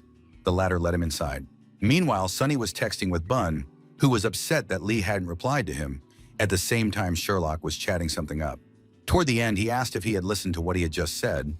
Putting on his headphones, Sunny asked him to repeat it again, since he hadn't heard everything. The blonde man asked what kind of weapon he had. Leon's himself here made, and when he had time, he was also curious as to how come this was the first time he had heard of it. Sunny replied that it was a long time ago. Back in the days when he had just started running around the world and stealing boss kills, he asked him not to remember it. The guy added that he made it with a friend. This weapon was made under an unspecialized character, especially for him. Sherlock began to reason that after the opening of the third server, unspecialized characters were no longer so popular. He then asked if Sunny was going to return to the pro scene. He said yes, after which he was heard asking why he resigned then. The guy replied that his team started to perform poorly at tournaments, so the captain had to take the hit. Sherlock cringed as he watched all of his tournaments. The problem was clearly with the team and not him. They just made a scapegoat out of him. The blonde immediately realized it was Lee's doing. Sunny asked when he became so good at understanding people, to which he replied that it was Yexi's words. The guy asked since when did he start caring about others. At that very second, Sherlock ran up to him, saying he didn't answer his question. He couldn't believe that he had taken a hit for his team, so he wondered why he had resigned after all. Sunny smiled and asked if he needed to stay. Only as a training partner, it seemed disgusting to Sherlock. That's why he said he should have tried to move to another team, but not to go to such extremes and resign. Who knows, maybe one of the teams would have offered a high enough price. It was worth waiting and pondering it before leaving. Sunny calmly asked that if he moved, what about Marie? Because unlike him, she brings them a lot of money. And if he went to another team, she would definitely break the contract. And there's no way Arrow would forgive her for something like that. It's not worth it to her. He agreed, for given what commercial value Marie had, she would certainly be made to pay a large sum. Upon learning that there were 6 months left on his contract, Sherlock shrieked that it was too long for a return to the pro scene. In response, Sunny smiled and told the guy to just wait, because he would come back and rip it up again, just like old times. Surprised and asked how he had the nerve to be so arrogant, even after being kicked off such a tough team. Sunny asked for a reminder of what other dueling weather they had. Sherlock decided to change the subject. He said it was really cool weather today. After a couple seconds, he froze, thinking about something, exhaling a cold vapor of air. Apparently, the guy was trying to find the right words. Then he looked into Sunny's face and, with a serious tone, asked him to make sure he came back, because he should be a professional player. His interlocutor continued to smile and agreed to his request, for those words meant quite a lot to him. Sherlock said that if he had any problems, he should just tell him. In response, Sunny silently held out his hand. The blonde looked at the guy's demeanor and wondered, asking why he was being so formal. After all, they were kind of friends. He wanted to shake hands, but Sunny stated that he wanted his vampire lightsaber back, and also said that 2 hours cost 10 yen. At this time, Simon was shouting in shock that the record of 16 minutes and 24 seconds could definitely not be beaten by anyone, when suddenly he received a message. The Grim Lord asked him how much keyboard he had managed to eat. The man clutched his chest in tears, mentally begging for mercy. But the one finally there can stop worrying, because he doesn't think there will be even crazier experts on Server 10. Time at the pro club Little Grass, the guy asked the interviewer to take a look at Grimlord, who set all the best records. The captain of Team Yexi stared intently at the monitor, embracing every word his subordinate spoke. Plantain Grain thought that the god Yexi himself had decided to come down to them, ordinary mortals, which made him very worried. But that and the notebook he bought last year will finally have a use. He should definitely get Yexi's autograph. But at that same second, Grain was watching the grave-digging battle, where Sunny's team was massacring every monster they encountered. Everyone fought very harmoniously, and the Lord gave far fewer orders, for everyone knew what they had to do and what their role was. Yexi said it was Autumn Leaf's style of play. When asked who he meant, Lord or Manhwa, he said both. Grain said Lord is playing on an unspecialized character, then realized she said the obvious, because Yexi can see it himself. The brown-haired guy agreed, adding that unspecialized characters were pretty rare in their time. Grain then decided to ask what was wrong with one Autumn Leaf style, to which Yexi replied that he meant it a little differently. He clarified that it was a brutal style of play. The interlocutor was surprised because he dared to say such a thing about the god of war. He realized that only Yexi would have dared such a thing, but he was blessed by his presence, then asked what he would say about the bully. Toth replied that this style is arbitrary, but if rigid it's a mess. However, his skills in terms of mechanics are very good. Suddenly, Yexi asked for Zern's account so she could personally communicate with the Lord. Here was surprised but offered him a seat. The boy was excited to be able to see Yexi himself play in person. He was beyond excited, thinking he was very lucky. After checking the mouse keyboard, the guest asked if he would mind if he changed the keyboard layout to customize everything. At first, Grain agreed, but then cried out that he didn't need to change anything, since he was his idol, so he put you already layout like his. Yexi was surprised at first and then smiled, saying that it must have been hard to play like that, but Grain immediately shook his head. The boy hugged himself, shuddering, thought Yexi was so polite, though any other player might find it odd. At the same second, Sunny noticed that someone was rapidly approaching them from behind, causing him to have to stop attacking the monsters.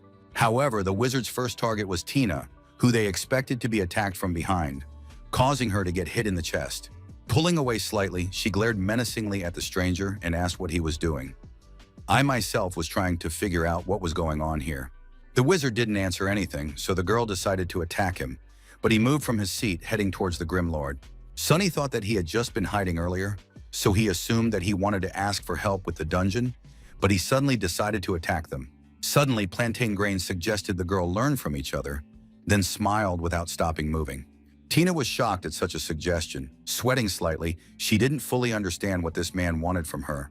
However, she accepted his offer without a second thought, lunging at him with her spear at the ready to show him all she could.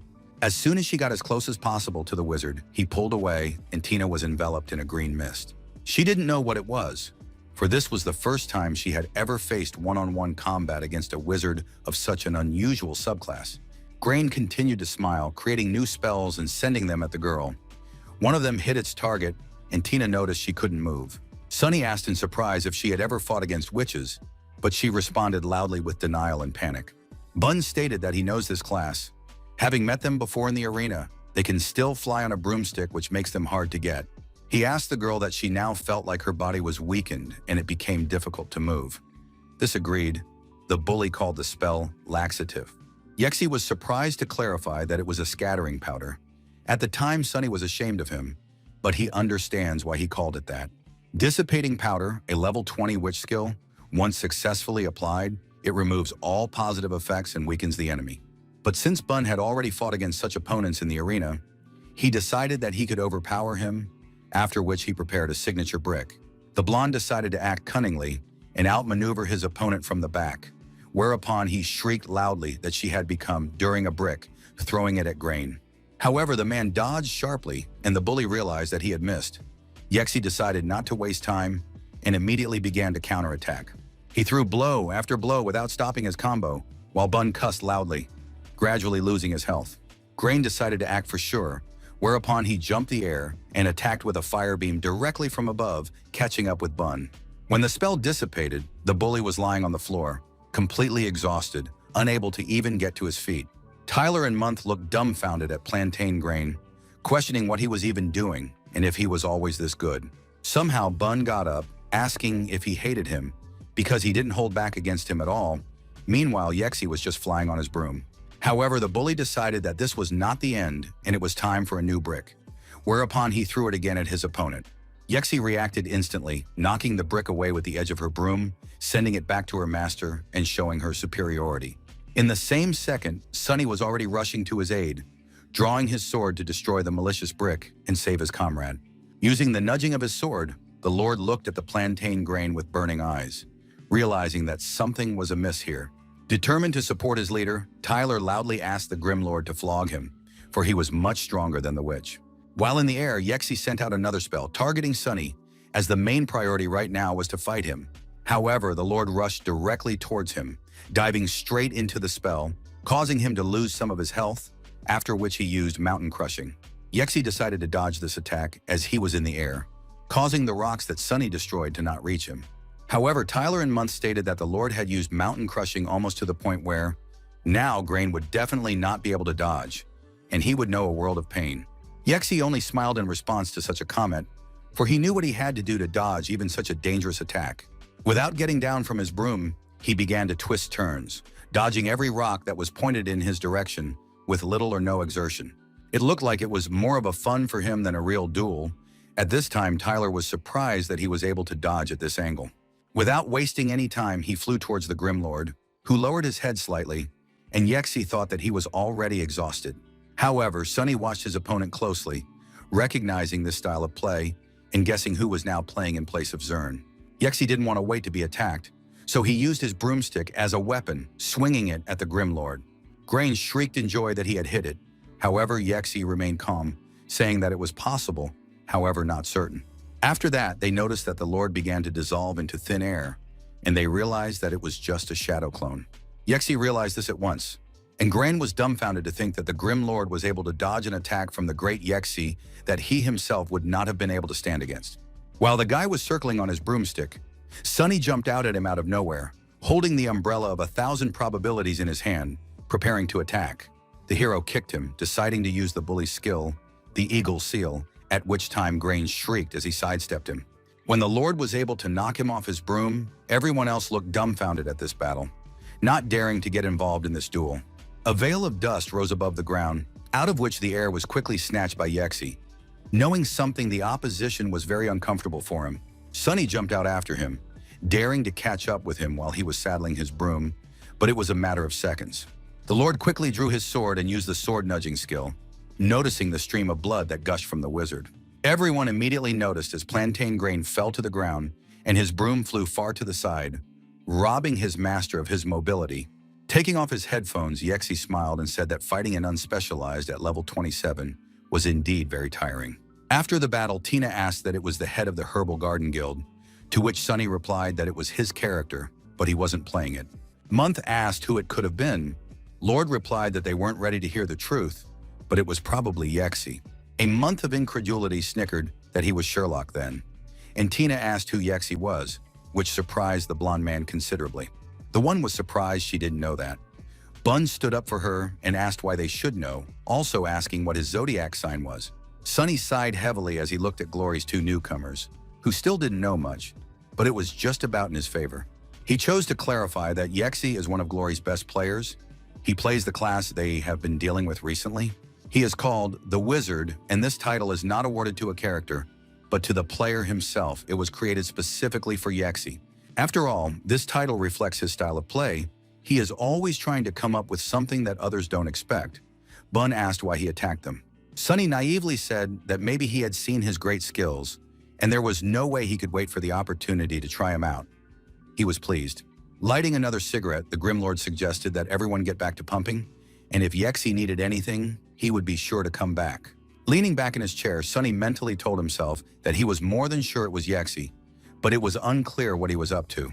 Meanwhile, at the Little Grass Club, Yexi rose from his chair, returning the computer to Grain, who was thinking about who the Grim Lord was. After all, the latter was able to overpower the great Yexi, after which he decided that he probably wasn't in the mood to have any conversations right now. Suddenly, the guy turned around and smiling asked where he should sign, Granny, that he would really like his autograph. The bewildered guy immediately handed the player a notebook, thanking him loudly for what he had done today. Toth asked if it would be okay if he signed the cover. Granny blinkingly agreed, whereupon Yexi signed his name. Embracing the notebook, Grain was very happy, while Yexi stated that it was time for him to leave, whereupon he said goodbye.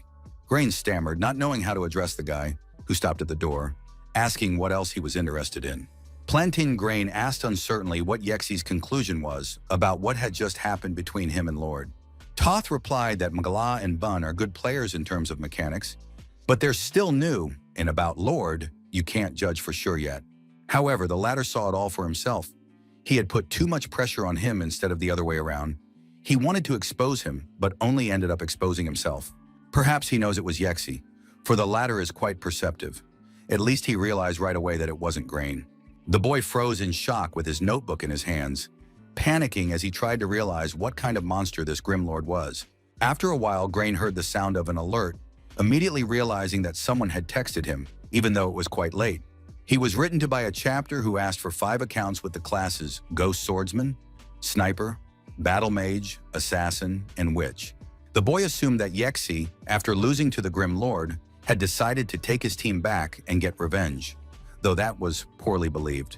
The next day, Grain was also sitting at his computer, thinking that there wasn't much time left and they should be here soon. Suddenly, he heard the door creak open, and a guy who was clearly shy about going inside started hesitantly peering in. He apologized for the disturbance and asked if the senior Plantain Grain was here. It was Little Grass's reserve player, Harold. Grain replied that there was no need to be so polite to him. The guy replied that Captain Yexi had sent him to run an errand. After all, the one asked to take the 5 account cards from him, explaining that they needed them for training. Zerno immediately realized what the matter was. He then said aloud that he thought Yexi wanted revenge on the Grim Lord. Harold apologized that he knew nothing therefore about the matter. Grain asked to forget what he heard, then asked for his autograph. He signed and handed the notebook to the guy. Meanwhile, in the internet cafe, a visitor asked for 1 seat. Sonny immediately asked to show him his ID. At the same time, we hear the sound of the message. Simon asked him again about the offer, but he asked for a little more time. Patak thought this time he would agree. He said that all the guilds on that server knew how valuable the one was. Sonny agreed, thinking about switching to another account. Lighting a cigarette, the guy thought he had managed to deal with Lee, but the damage had already been done, for he had assembled a team of professionals. If that hadn't happened, he wouldn't have had to ask so many people for help, and now Bun and Tina were inundated with invitations. They can't go on like this anymore. It's not just Blue Creek. Tyrant's ambition has extended an olive branch to them too, which is not the case with Grass Garden. The Little Grass players had passed the burial ground for the 4th time, tiredly wondering how long they could pass it in. They realized they couldn't even get into the top 3, but that very second Yexi came to them asking if they were done. On seeing their result, the captain praised them, saying they had done well but was told they were very far from the record. It was all along the lines that they are using the wrong strategies to set such records. New ones were definitely invented, and that takes training. Yexi smiled and asked if they were joking and really wanted to waste time on something like this. The two blanched, not knowing what to say. Instead, the captain decided to give them another, more responsible task, asking them to find the Grim Lord personally. When asked what was next, he replied that he had to be killed once, after which they could go to bed in peace. Everyone was surprised that he only had to be killed once. But what got the response that in the future, it would be one of their main exercises? Frank asked Harold if he knew why the captain suddenly told them to hunt for the Grim Lord, calling it part of the training. At the same time, someone asked Frank to go and get some drinks, for it looked like he had some free time on his hands since he was thinking over the captain's words. Eugene asked to get him some green tea, thinking that he was still a green newbie, so he was unlikely to understand anything. However, he was also curious about who this Grim Lord was, after which he said that he needed to find this guy, and after killing him, he could go to sleep. The second he wrote to Zern, asking if he knew where the Lord was now, he replied in the negative, and was then asked to look into it. He knew he would make the main team in the future, but that didn't give them the right to be so familiar with him. However, someone should find out about Lord. After a while, Frank brought Eugene some tea. He asked him to leave it there, and after an audible notification, said they had information. The Grim Lord and his crew are heading towards the burial ground dungeon, so they need to split up and try to intercept them. They couldn't be allowed to enter the dungeon, so Frank was already at the entrance, hiding and keeping an eye on the company. He shrieked that he could see them. Eugene immediately demanded the coordinates and asked him to hold them. They would be coming to his aid soon. The guy wasn't sure he could handle such a task, but being asked to move immediately put all doubts aside. Gathering all his strength, he began to press the keys, then decided to jump out at the Grim Lord from behind, attacking him. Sunny knew they were being watched, so he quickly drew his sword and fended off the attack, scrutinizing the stranger. With a wave of his weapon, he pushed him farther away from him to break the distance and give himself time to strategize a battle.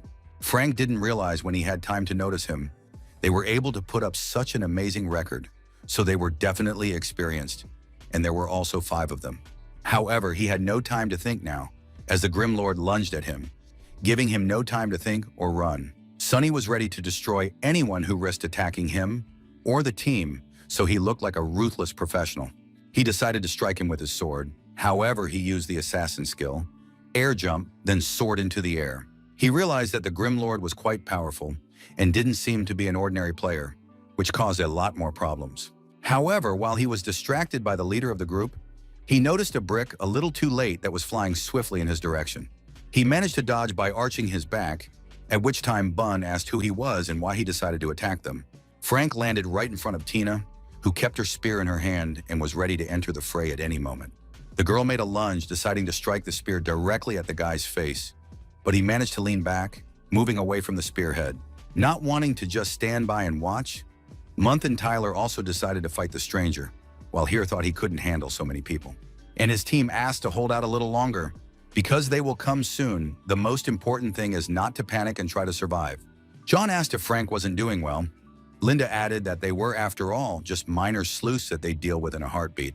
Hearing this, Frank hesitantly apologized, in response to which he only heard a tisk-tisk from Eugene, who thought the guy was just a wimp.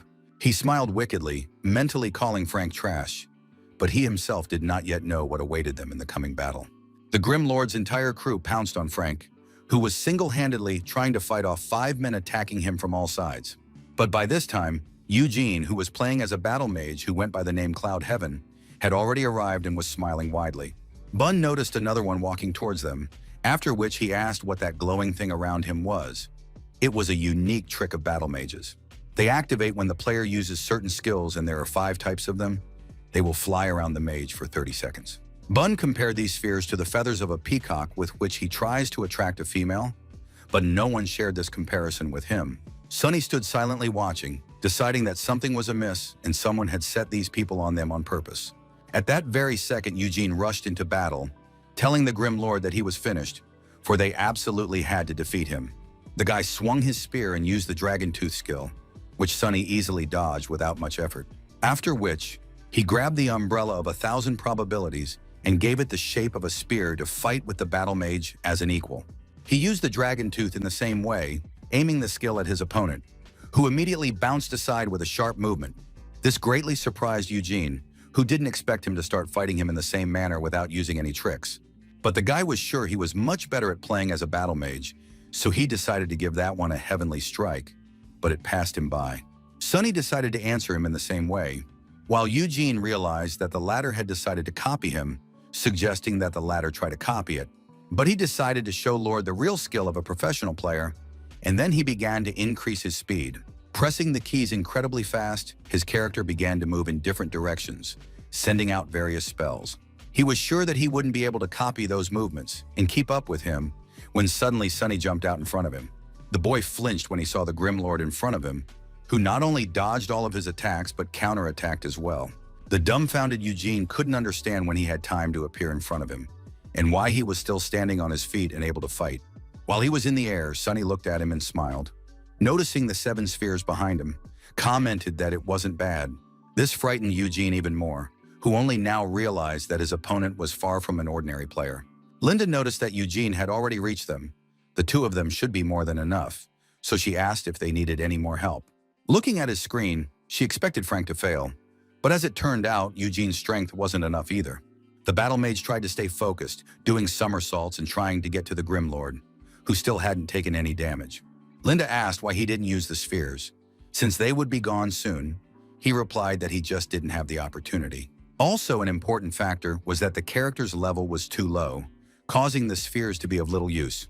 In the same second, Sunny caught up with him, hitting him with his umbrella right in the back, doing some pretty significant damage to the guy. Turning away, Linda asked the guy not to worry since she hadn't seen anything. Eugene rudely asked her to shut up and mind her own business. He realized that he had been too careless, but he had just been planted, causing him to be able to counterattack with a normal attack. Turning his head, the guy didn't find the man who had just stood below him, figuring the man had disappeared somewhere. Eugene stared dumbfounded at the screen and tried to do something, but all his efforts were useless. Harold turned around and said that he would help him, asking where the Grim Lord had gone, since he hadn't seen him either. As suddenly the guy froze, looking at the monitor of his ally with surprise, and realizing that he was having a very difficult time right now. His monitor glowed with flashes of fire and various spells. Eugene couldn't see him, but Sunny continued to attack from all sides. They both tensed up as they realized that the skill the Grim Lord was using was Ghost Steps. Since this technique requires you to constantly find a blind spot and move quickly behind your opponent's back, this is only reserved for players with vast experience. The opponent knows his opponent is nearby but can't see anyone. All he has to do is watch the health bar slowly dwindle. But the worst part was that he didn't even know where the blows were coming from. Yet the green health bar kept decreasing, turning red. They couldn't believe that the Grim Lord was capable of such a thing. And so Harold had no choice but to hover in the air on his broomstick and watch. The gap in skill level and experience between them is too great, so you need to distract Lord and try to save Eugene. The boy gained speed and sent a spell towards his opponent, but he repelled it with a single swing of his sword without much effort. Then he decided he would have to fly closer while Eugene distracted his opponent from what was going on behind his back. The battle mage bounced to the side while the wizard flew closer to him, noticing that the Lord had started using a new skill. Harold noticed it rather late, after which he decided to stop the broom, realizing that he was now using the exorcist skill. The huge blue beam that was called the symbol of rebellion rushed high into the sky, nearly clawing the guy on the broomstick. If he is hit by it, he will also be tossed by the air. Then there is no way he can fly closer and help his comrade. Meanwhile, Sunny switched back to the battle mage and used his own spiral throw on him, hooking the latter with his spear. However, it was too late for them to do anything about it, because the Lord had thrown Eugene to the ground before Harold could fly up to him. The wizard glanced fearfully at his comrade, watching as he sprawled on the ground, his armor completely destroyed. His health bar had reached 0, and it was obvious that he had lost and his character had died, causing Eugene to be extremely resentful. The guy on the broom watched his ally slowly fade away, reaching his peak and perishing under another Grim Lord. Noticing this, Buns said they had handled one. At the same time, Frank noticed that the bully was distracted and thus opened up. It was a great chance to strike stealthily, making it easier to make it easier on himself and fight against fewer people. It was his chance, which he immediately took advantage of by hitting the blonde, after which she decided to retreat, breaking the distance. Bun immediately shouted that he had escaped nimbly, at which time Frank headed towards Harold, who was already waiting for him. At this time, Linda asked Eugene how someone died, but he was still blazing with anger and was unwilling to answer the question. In that second, Harold loudly ordered everyone to run, realizing that there was nothing they could do, much less win. The whole team looked at him in shock and asked why they had to run. It was obvious they didn't realize the level of danger yet. Harold replied that their opponent was too strong, so they needed to retreat and come up with a plan, because without one, they would definitely lose. One player thought that Lord had killed Eugene, and Harold was definitely afraid of him, then asked who they were even fighting against. A little while later, Bun asked how they could have let him escape, for this assassin was too nimble. Months added that they couldn't even catch him with the 4 of them, to which Sunny asked them not to relax, because these people should not be underestimated. When asked why, he replied that fighting them was much more fun than fighting people in the arena. Bun and Tina were immediately incited by the thought. Meanwhile, in the little grass training room, Linda asked what they should do now. Frank replied that they should attack them again. The girl decided to find out Eugene's thoughts. He said he needed to be reborn. It would take some time, plus he still had to get to them. Just as suddenly, Frank noticed some movement on the screen, whereupon he shouted loudly that they were following them, so they needed to be careful. The entire team immediately put on their headphones, mentally preparing themselves for the upcoming fight they must endure. They immediately scattered, each taking their own position, deciding to wagering from the spot they had hidden behind, hoping to catch their opponents off guard. Bun stated that he saw them hiding. Sunny stopped him, said that now it was going to be a real team battle. He then asked if they had watched the professional league. Everyone but Bun nodded affirmatively, while he shook his head in disappointment. The Lord smiled and asked to memorize their location. They would share, then asked everyone to stand in the formation of the cross. Bun should stand in the front, Tyler on the left, Baby Monthly in the center, and Tina in the back. He would be on the right. He ordered to follow him. While Month complained about being called a baby again, everyone else immediately obeyed the order and began to take their positions. At this time, Linda, who was playing as a sniper, started asking the voice chat team what the situation was like, because she was afraid to look out. John replied that they were in a cross formation, then began to accurately relay each player's position so that the others could understand what was going on. Harold also noticed that they were moving towards Frank, but they couldn't let them be dealt with individually. Harold asked Linda to try and distract them. In a confident tone, the girl agreed, trying to think of a way to pull it off. Suddenly, she jumped out of her hiding place, thinking that the Grim Lord was already a dead man. Along with that, she drew her pistols. She took aim and started to fire at her opponent, but at the same second, she received a return aim shot right in the head. The girl stared dumbfounded at the monitor screen, asking loudly as he fired, surprised that his weapon could still fire. Sonny, for his part, had already pointed the umbrella of 1,000 probabilities in her direction, giving it the shape of a machine gun, which he immediately used. Linda realized that she had to be on her guard. She was sure she definitely wouldn't miss this time. Then she tried to shoot again. However, just like last time, she was again hit in the head by a bullet, even though she hadn't yet had time to look out from behind cover.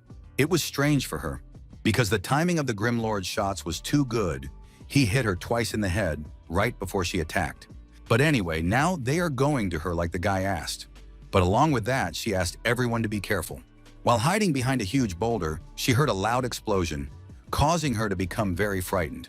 Note that it was definitely not a gunshot. Just as she suddenly heard Lord say that the angle was too low, Bun picked up that the distance was a bit off as well. She didn't understand what they were talking about, but Lord asked her ally to jump so the brick would fly farther. It was a good opportunity to practice. Linda came harder in headphones to herself, asked what that sound was since she can't see anything from there. Her ally informed her it was a brick. The bully throws it at different angles she hid behind. The girl realized the one practicing, deciding they were just messing with them. However, she can't let them trap her here. Sooner or later he'll hit her, so we need to get out of here. She knew that the brick had a cooldown too, and so after another miss, she decided to keep score until the next attack. After counting to 3, she climbed out of her hiding place, figuring it was the perfect time, but she was in for an unpleasant surprise. The girl looked out so ill-timed that the brick hit her right in the face, stunning her and dropping her to the ground, incapacitating her. Bun was happy that he hit it by finding the right angle, but Sonny replied that he only hit it because she decided to stick out.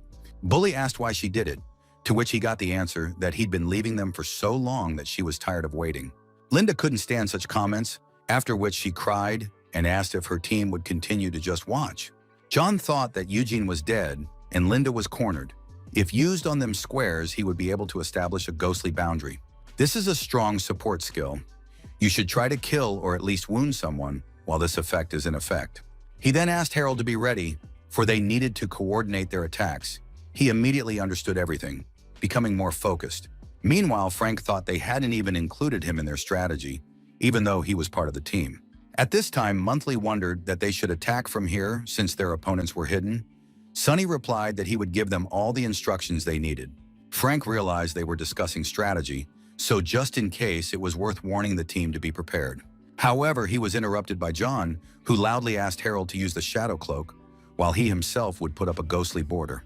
As the guy on the broomstick began to fly at his opponents, he noticed the swordsman lunging at him to attack, but it was obvious that he was not eager.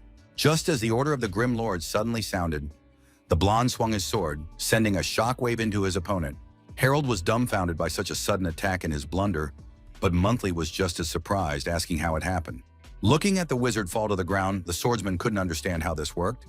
Harold stated that they needed to change the plan. Frank thought in shock that they knew Harold would come out of there. He felt uneasy as he realized they could see right through them. Ghost Borders needs time to activate. Without any support, he'll have time to be stopped before it's set. Then you need to use Ghost Cut. It will be open for a short period of time, but can do quite a bit of damage. He should have been able to do it, as there was enough distance between him and them that he had time to retreat to safety. John lunged towards the Lord, using the Ghost Swordsman's skill, Ghost Cut. However, his opponent wasn't going to dodge. He immediately noticed such a gesture. He decided that he was very brave. But unfortunately, getting hit by this attack would flip him off in addition to the damage. All Sonny did was put his umbrella in front of him and opened it up, making it like a shield that took on the entire attack. The Lord continued to stand in the same spot, examining his opponent while taking no damage, confident in his defense. John wondered in amazement when he had managed to get his shield out, but the saddest part was that most of the damage of the ghost cut didn't go through. He didn't understand how his weapon was able to change.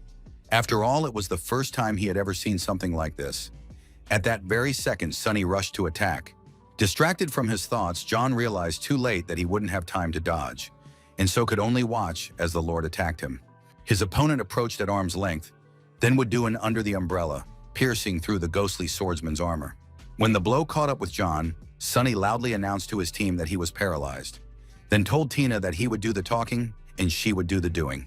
John watched his opponent dumbfounded and tried to understand the meaning of his words because he was not going to deal with him personally.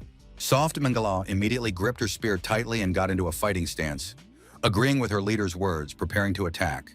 The Lord's blow pushed John back, but Tina was already there waiting for him, stabbing him with her spear, causing a bleeding effect. The ghostly swordsman doomedly pondered that he had been caught after all. Fighting alone against two, he didn't stand a chance. Sunny threw another punch, toppling his opponent to the ground, telling his team that he was leaving the rest up to them. John fell to the ground, in the form that he was already surrounded by the entire crew of the Grim Lord. He realized that this was the end, and he would not get out. At this time, Harold circled on his broom and watched the Lord move. He had absolutely no way of knowing when he was going to strike. Harold fell on top of John. Sunny's whole crew looked on in amazement at the addition. Bun shouted happily that they had caught two already. However, the hero knew that there was still one left hiding behind a tombstone, and so he asked his team to catch it. Finding the girl and using the flower touch skill on her, he sent Linda following his comrades who were already being dealt with by his team. Bun greeted her while John menacingly asked why they were here too. The girl replied that this wasn't the best time to berate her. Instead, she cautioned him not to get hit by a brick, but Bun was already scurrying toward them, swinging his trademark skill. This simple attack was enough for the ghost swordsman's health to reach the 0 mark, thus taking him out of the game. John stared in shock at his monitor screen, where a red sign froze on it, notifying him that his character had died. After a couple seconds, the guy's nerves failed, and he yelled loudly, "Where is Frank, who did nothing to save them?" The boy was frightened by such treatment, but immediately pulled himself together and headed towards the Allies. But his path was blocked by the Grim Lord. Frank wasn't going to back down, so he decided to cross his blades with Sunny's umbrella, just as he suddenly realized he had run out without any plan. This was his major mistake, whereupon the Lord loudly asked his team to catch another opponent who had shown up to them on his own. Frank landed next to his companions, but their health was already at 0, and so they began to slowly fade away. The boy shuddered when he noticed the hungry looks directed in his direction, for he was alone among his entire crew. The rest could only observe the red inscription signifying total defeat. The atmosphere was also not particularly cheerful. Everyone was silent for a while, trying to realize their defeat in the fact that they had failed to follow the captain's orders. Suddenly, Linda laughed, saying it was so unfamiliar to play this sniper. She had too little skill. John agreed with her. Suddenly, Eugene declared that this was what he had been telling them, and finally they all realized it, even though it came too late. Everyone scrutinized each other, trying to understand the mood of their comrades, but no one dared to say anything. They are all professional players, but even with their skills and rich experience in the game, they still lost clean. The next day at 5:30 p.m., Yexi decided to stop by the team's clubhouse, bringing along Littlegrass Vice Captain Dan. The captain asked him to hand out account cards to everyone. He nodded quietly and began handing out a new card to everyone. As the guy approached each player, Yexi said that yesterday, members of their reserve team were completely defeated by one player. He asked Harold to talk about it briefly.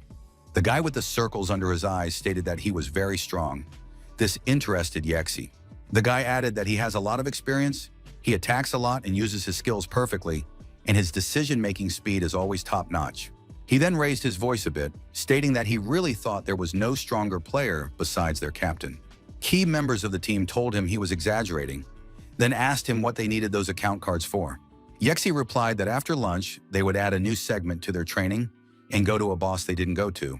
He also added that it was the strongest boss in Glory's history. Of course, he was referring to the Grim Lord he wanted to defeat. Also, the captain added that, unless he is mistaken, the Grim Lord is a retired Sunny, and the account maps their classes. They would find him and spar with him. It would serve as a huge improvement to their skills. At that very second, the information from the grass garden came to them. They were informed that Lord was on the devastated land, also told that he was alone. Yexi put on headphones and announced that they were heading towards him. A while later, they reached a desolate land that looked like a desert that was covered in sand and warmed by the sun. When the team got to the right place, they spotted a Grim Lord who was fighting monsters and pumping his level. Yexi turned to his team and told them to have one-on-one duels with him, then asked who wanted to be first. A guy named Luke decided to be the first to offer his candidacy. Then with a smile on his face, he returned to the game. His berserk character, Blood Madness, stepped forward holding a huge two-handed sword, hopefully using it to defeat the Grim Lord. Luke walked over to him and called out to him, but there was no response. Sunny's character didn't even move. Luke didn't realize what was wrong with him after all. This guy had just been killing monsters non-stop and now suddenly stopped. Meanwhile, Shawnee was telling Sunny that the price of soda has gone up 3 when his shift comes up. He mustn't forget it. Suddenly, the girl turned her attention to his monitor. Telling her subordinate that someone was trying to attack him, he immediately reacted. Taking the mouse in his hands just in time, Sunny noticed some berserker approaching him, deciding to attack from the back. However, this was no problem for the Lord, causing him to put up a lightning-fast defense in the form of his weapon that was suitable for any need. With a not particularly interested look, Shawnee began listing the nicknames of the people who had gathered here, asking who the guy had pissed off this time. Sunny wondered if these were the guys from yesterday, since their class assignment said it was Team Little Grass. The guy suggested that Shawnee talk about the price of the sodas a little later, and she agreed, asking him to deal with them first. Dodging the berserk attacks, Sunny thought that even though he was within range of their attacks, the others were doing nothing. He didn't know if they had decided to just observe, or if they had some definite purpose that no one could understand but them. As Sunny fought, Shawnee cried out, which immediately reminded her of their competition with Tina, after which she began to comment on his actions. The girl was saying that the berserker didn't even realize what was going on, after which she began to list the skills Sunny used. She kept yelling that this is what he would get for attacking from the back, and after would tell the back, the performance would come to an end. Smiling, Shawnee concluded that he was a good player, but somehow died too quickly, though she knew who he was fighting against. Such a defeat made Luke very angry, but he tried to contain his emotions and only apologized to the captain. Yexi didn't show any emotion at all, saying everything was fine, then turned to Chris, announcing that it was now his turn. Swordmaster Drawing Slashes proudly stepped forward, bearing his sword. Now he needed to show off all his skills and experience. Sunny was surprised and asked that they were going to fight him one at a time. Fireflash, Axie, immediately told him yes.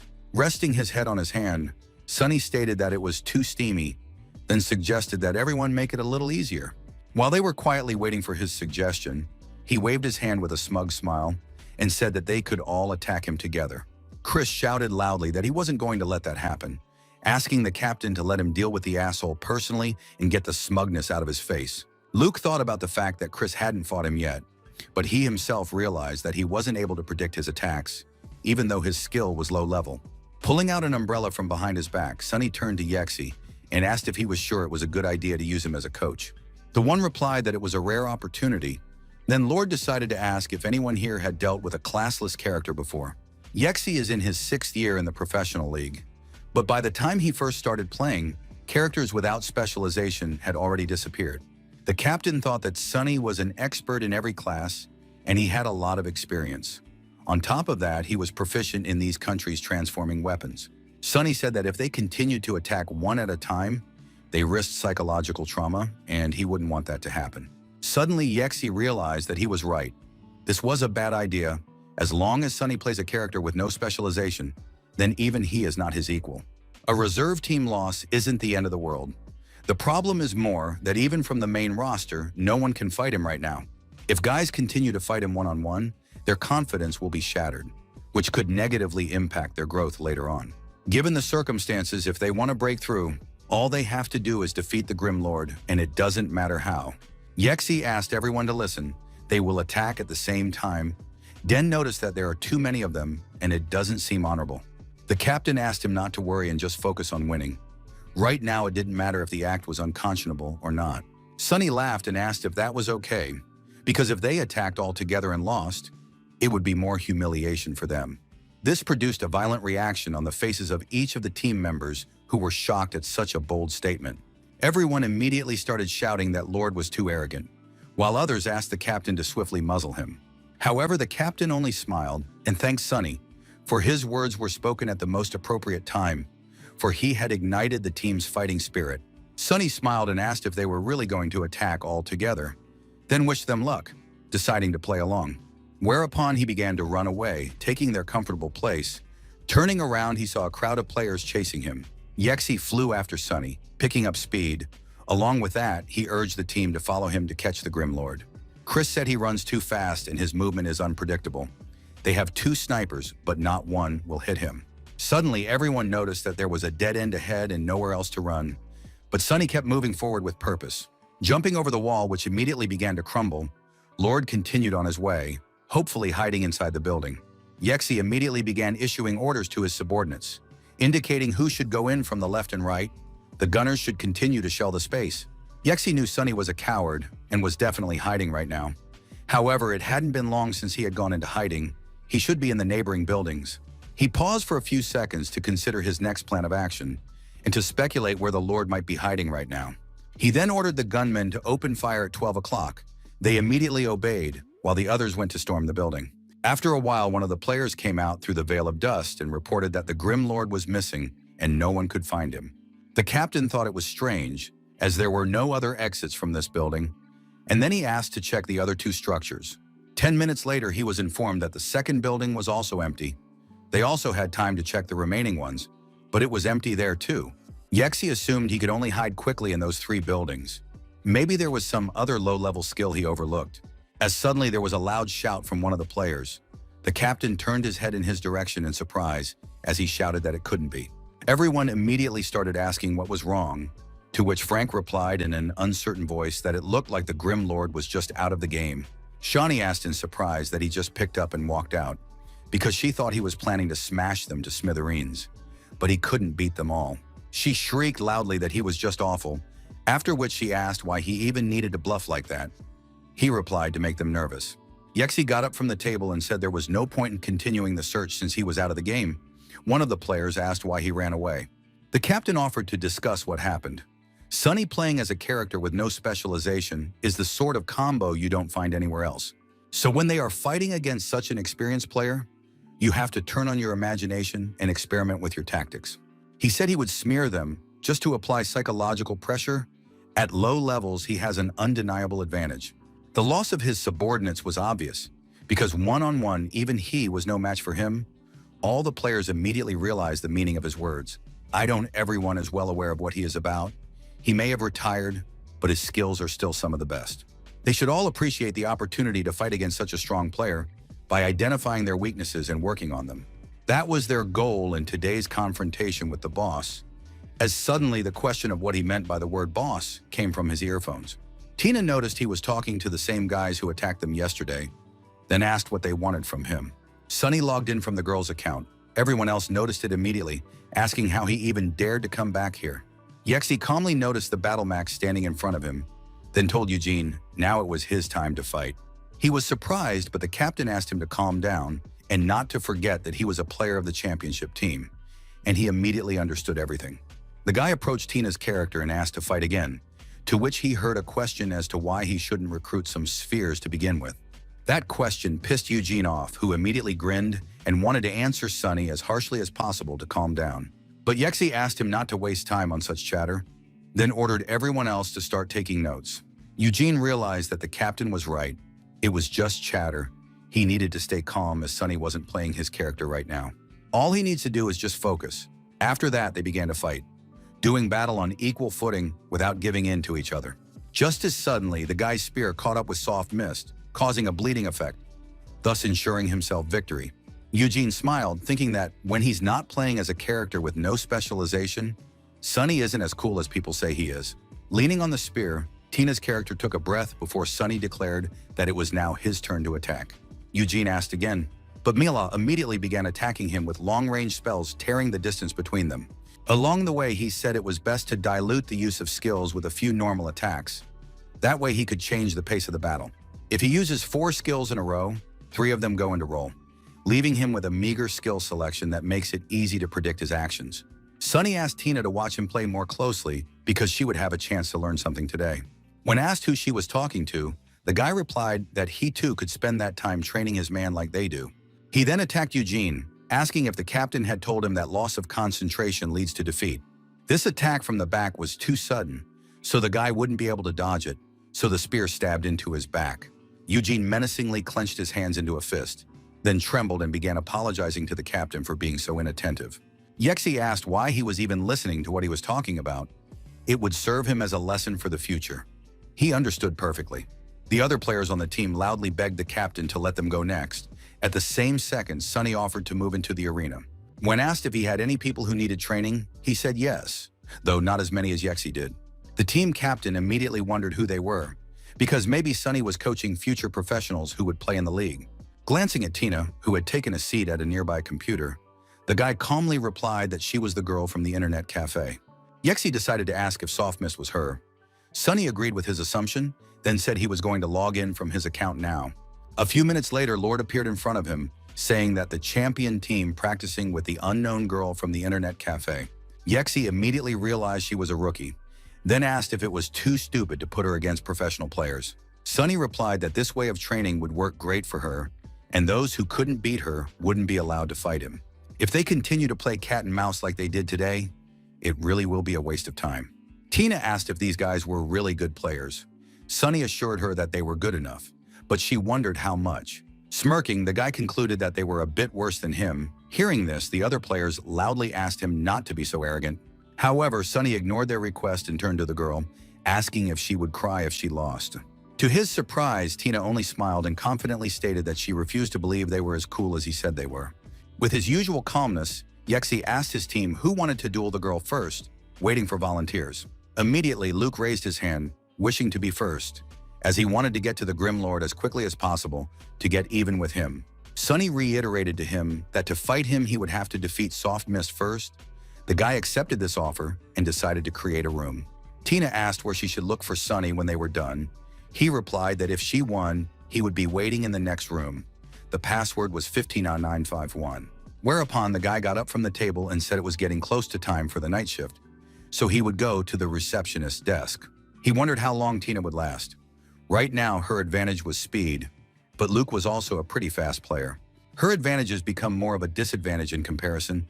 He assumed she'd have enough for a second 40, then noticed they were done. A close look at the result, and he was shown that they finished in 43 seconds, almost exactly as he predicted. When they met, Tina said that the guy was right and the guy was strong. Sunny replied that she got the most uncomfortable opponent. However, the girl was not discouraged, stating that it didn't matter, because whoever he was, she would crush him. This calmed the guy down a bit. He smiled back at her and told her that he hoped that was how it would go, but right now they needed to wait for the rest of the players.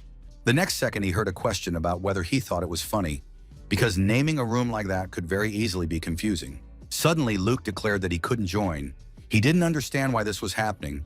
After all, he had already defeated Soft Mist. Sunny asked him to calm down and look at the terms of the duel starting. The guy turned his head and realized it was a betting fight.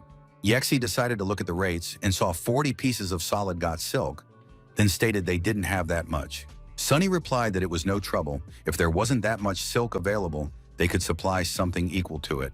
At this time, Grain familiarized himself with his list, noticing the materials dropping out of hidden and wild bosses, and on top of that, a bunch more junk.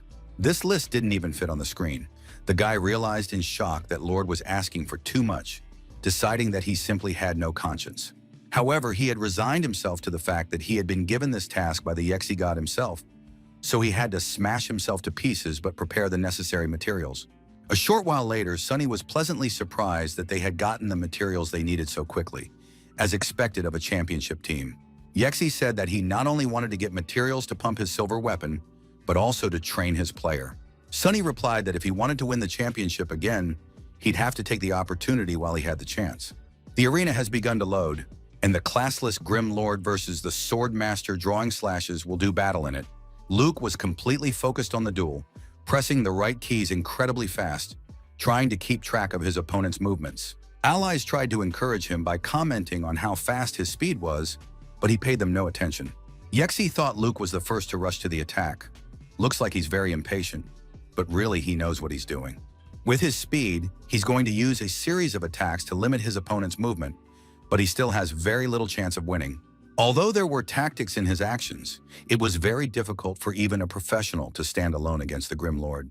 Luke noticed that he continued to close in on him and immediately counterattack every time he let his defenses down. The fact that he's classless is only part of his overwhelming power. Even professional players wouldn't be able to predict his actions. As soon as Sunny saw the blue screen signifying victory, he immediately received 40 pieces of solid silk, for which he immediately thanked the guy. Then the Berserk, who was the very first to attack the Lord, stepped forward, but Sunny said he had to fight the soft Mangla first. A few fights later, Lord stood and smiled, satisfied with the victory as he had gotten the items from the bets along with it. It went on like this a few more times, with Tina practicing her skills and Sunny beating everyone and picking up the bet. After a while, Yexi asked his team if they were done. They grudgingly agreed, upset at the defeat. Harold said he learned a lot and now will have to train harder to last longer next time. Such an answer satisfied the captain, for they were able to accept defeat with dignity. Each of them must go through similar disappointment. This is the only way they can become stronger, as suddenly Lord decided to personally write to Yexi, asking if he wanted to try it himself. He called the captain Big-Eyed, knowing that Yexi used to have that nickname since one of his eyes was bigger than the other. After a while, Sunny noticed that Tina and Yexi had already finished fighting because they had returned to the next room at the same time. He then said his style has changed a bit. Previously, he could finish a fight in about 30 seconds or so, and the captaincy has gone in his favor. Axie briefly invited him to the arena, to which he said he wouldn't let him win as they had already lost 10 matches. The captain turned his attention to his crew, who were loudly shouting words of encouragement, though they were quite shabby themselves. In a calm tone, the guy stated that he didn't think he had no chance of winning, as his level was much higher than the other players. However, Sunny smiled and tried to change his mind, saying that he knew they were gone, so the outcome of this fight was obvious. Players started asking if there was any point to all this chatter. Then he was reminded of how they lost a championship because of it, as everyone immediately began to worry about the captain, but he replied that everything was fine, and this chatter didn't affect him. He invited Lord into the arena once more, and then they began to load up. Now the battle of the classless character against the witch was to come. Once they were in place, Yexi began attacking Sunny with magical projectiles without any warning, and Sunny replied. Yexi knew how dangerous this attack was, so he immediately got on his broom and soared into the air, as it was easier to dodge the projectiles. A veil of dust rose above the ground, but it didn't stop the captain from soaring through the air and out of the danger zone while the Lord was on the ground. The other players said their captain was unbelievable, because if they were in that situation, those projectiles would have definitely hit them. Classless characters are equally good at melee, and ranged, it seems like his character is basically invulnerable. Everyone was equally curious as to what their captain would do in such a situation, the very second Yexi decided to use ice powder. That way, he could deal additional magic damage to his class's basic attacks, but they didn't know that it could be used in this way. Yexi was still on his broom while spraying powder directly towards the Lord. However, the same opened his umbrella, making a shield out of it. While Sunny was brushing off the umbrella of ice powder, he noticed a magic projectile that was larger than usual already flying towards him. However, that wasn't all. Right after that, Yexi used a shadow cloak, and Sunny in turn created a shadow clone. Players said their captain fights flawlessly. She still can't get the upper hand. I'll add that the classless characters are infuriating. The other guys stated that it was too early to jump to conclusions, as their captain was now accelerating to incredible speeds. They looked in surprise at the captain, who was clacking away at the keyboard very quickly, realizing that she was now going wild. Everyone as one realized that this was his true wizarding style. They too had a second "she's such a lord," taking off some of his health. Even Sunny was surprised by this, as the captain's personal style of play is incredible, but for the sake of the team, he changed it a lot. Depending on how you look at it, you could argue that a wizard's play style is similar to that of a classless character. Characters with no specialization are that way initially, while the captain earned his title through outstanding intuition and skill. His maneuverability in flight is flawless, and he attacks from completely unpredictable angles. It was a true wizard. However, Yexi realized that even so, it wasn't enough, and so he needed to concentrate to the best of his ability to catch up with his opponent. He decided to switch to close combat and attack him with his broom. It was working, for the Grim Lord's health was gradually decreasing. But Sunny wasn't going to give up so easily, and so he was doing everything he could to make sure that Yexi's health didn't stand still either. It was a battle of equals in which neither wanted to give the victory to the other. Now they were both at their limits. Players decided it was just crazy because their captain only has the skills of one class at his disposal, but he fights great against a classless one. Unlike Sunny, their captain has a bit more trouble, but he still holds up decently and does his due damage. Tina thought that during the battle with her, he had absolutely not resorted to this tactic. If he had, she would have lost much sooner. But everyone watching them realized that the outcome of the battle was near, because their health was almost at zero. Sunny decided to bet everything on one last attack, then jumped up, jumped straight at the wizard who was still sitting on his broomstick. There was a loud explosion, and it was unclear who had won, as suddenly everyone noticed that the Grim Lord had run out of health. They decided that their captain had won, but at the same second they noticed that Yexi also had no health left, which ran out on them at the same time. Tina stared at the monitor in shock, realizing that they had a draw. It was quite a strange sight since they were fighting like monsters. Sunny reached out and said the video, as hard as he was trying, he had to give him a chance to save face. Standing up from the table, Yexi stated that that was it for today. From this day forward, he wanted them to come in every day and ask the Lord to train them. It's not mandatory, but he hopes everyone won't neglect this rare opportunity to learn something new. His experience, his way of thinking, and even the way he carries on a chit-chat are all worth learning from, after which he sent everyone home well-rested. All the players said goodbye to the captain in high spirits, asking him not to linger. The latter waved them back. Afterward, he reflected that he wanted Sunny to be their sparring partner, but it ended up being a little more complicated than that. Materials, training, sparring. When it comes to deals with Sunny, he always ends up winning, causing the vault and guild to be nearly devastated. Sighing, the guy also hadn't forgotten about Soft Mist, who seemed like a rather curious player with potential. The next night, everyone gathered again at the same place. Sunny said the rules are the same. They fight Mela first and then him. This time, Tina had to fight Linda. The girl was, and level above a professional player. It didn't mean victory. The girl was completely focused and was very quickly tapping away at the keyboard, not wanting to give up and lose to the other girl so easily. However, she lost in 1 minute 47 seconds. She lasted 20 seconds longer today than yesterday. On the night, Sunny pointed out her mistakes. She needed a lot of tweaking so that she could, if not fight back, then last longer, thus becoming stronger. But a 20-second improvement was completely insufficient. However, Linda noticed that Soft Mist fought quite well. With her head sadly lowered, Tina thought that she didn't need comfort. She just wanted to catch up to all these people and skills. Yexi approached her and told her that she fought really honorably, then decided to ask her real name. She answered. As the team captain suddenly decided to offer her a little sparring, Tina immediately agreed and they headed towards the arena. The first thing Yexi did was to saddle up his broom and keep his distance from the battle mage, trying to move as fast as possible. Looking at that incredible speed, the girl immediately realized that he was fighting in the same style as the Grim Lord. However, these thoughts could in no way help her defeat such a strong opponent, and he didn't even seem like he was going to give her any indulgences. Using all his speed, he attacked the girl and took his victory in just 27 seconds, and the girl's screen showed a defeat. When she thought glory was too easy, but Sunny and now this team of players, ability the same ease to defeat her. She had only gotten to know a tiny bit of it before, but believing that she had already seen it all, she had very much underestimated how complex this game was. Yexi offered her another round, but you replied that there was no point as he was playing much better than her. The guy said it was temporary. The girl thanked him, then heard him ask if she wanted to join a professional league. This puzzled her quite a bit. Yexi seriously said that if the offer interested, he would send her an invitation right away, and that was no joke. He'd like to take him to Little Grass on probation. The girl immediately sweated that it was a team name. Tina declined, and Yexi thought in shock that joining a professional league was any player's dream, especially since their team were champions.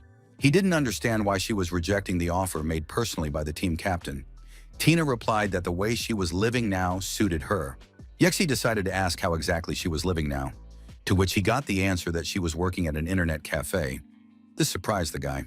She told him he could go fight the Grim Lord, while Yexi wondered why she was fighting them. She replied that she just wants to be a better person.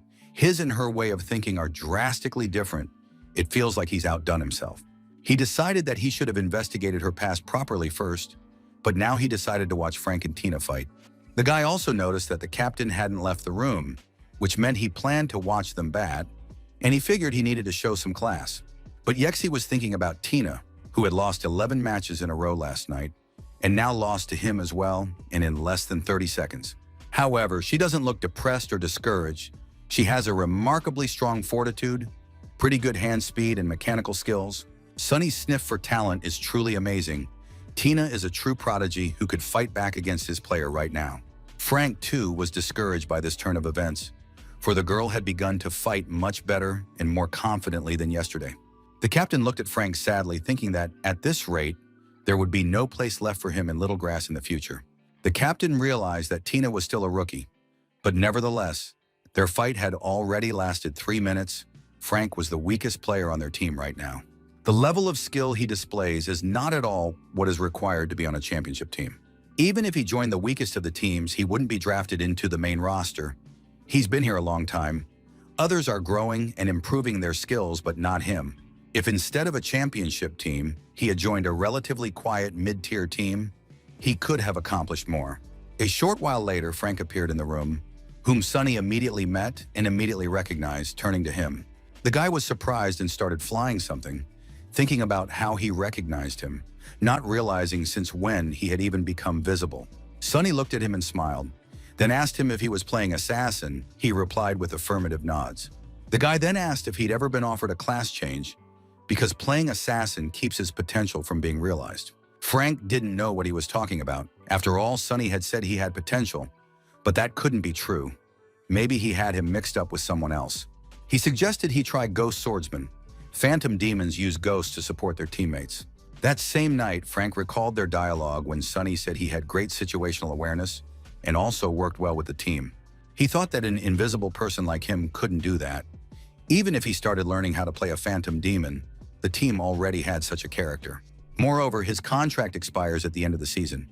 Given his results, the club are unlikely to renew it.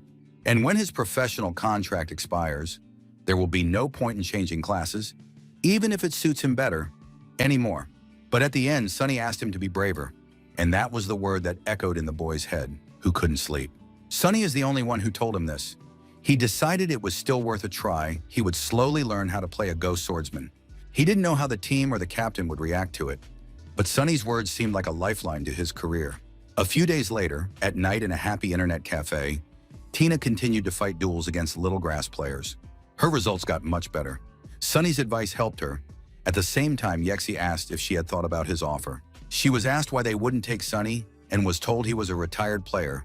According to the rules, he has to wait a year before coming back. A little later, she went to the receptionist desk where a guy was sitting who asked how she was doing. She said better than before. Sunny said he wanted to take advantage of opportunities to be more material. But when Yexi saw that he was starting to tire, he stopped the fight.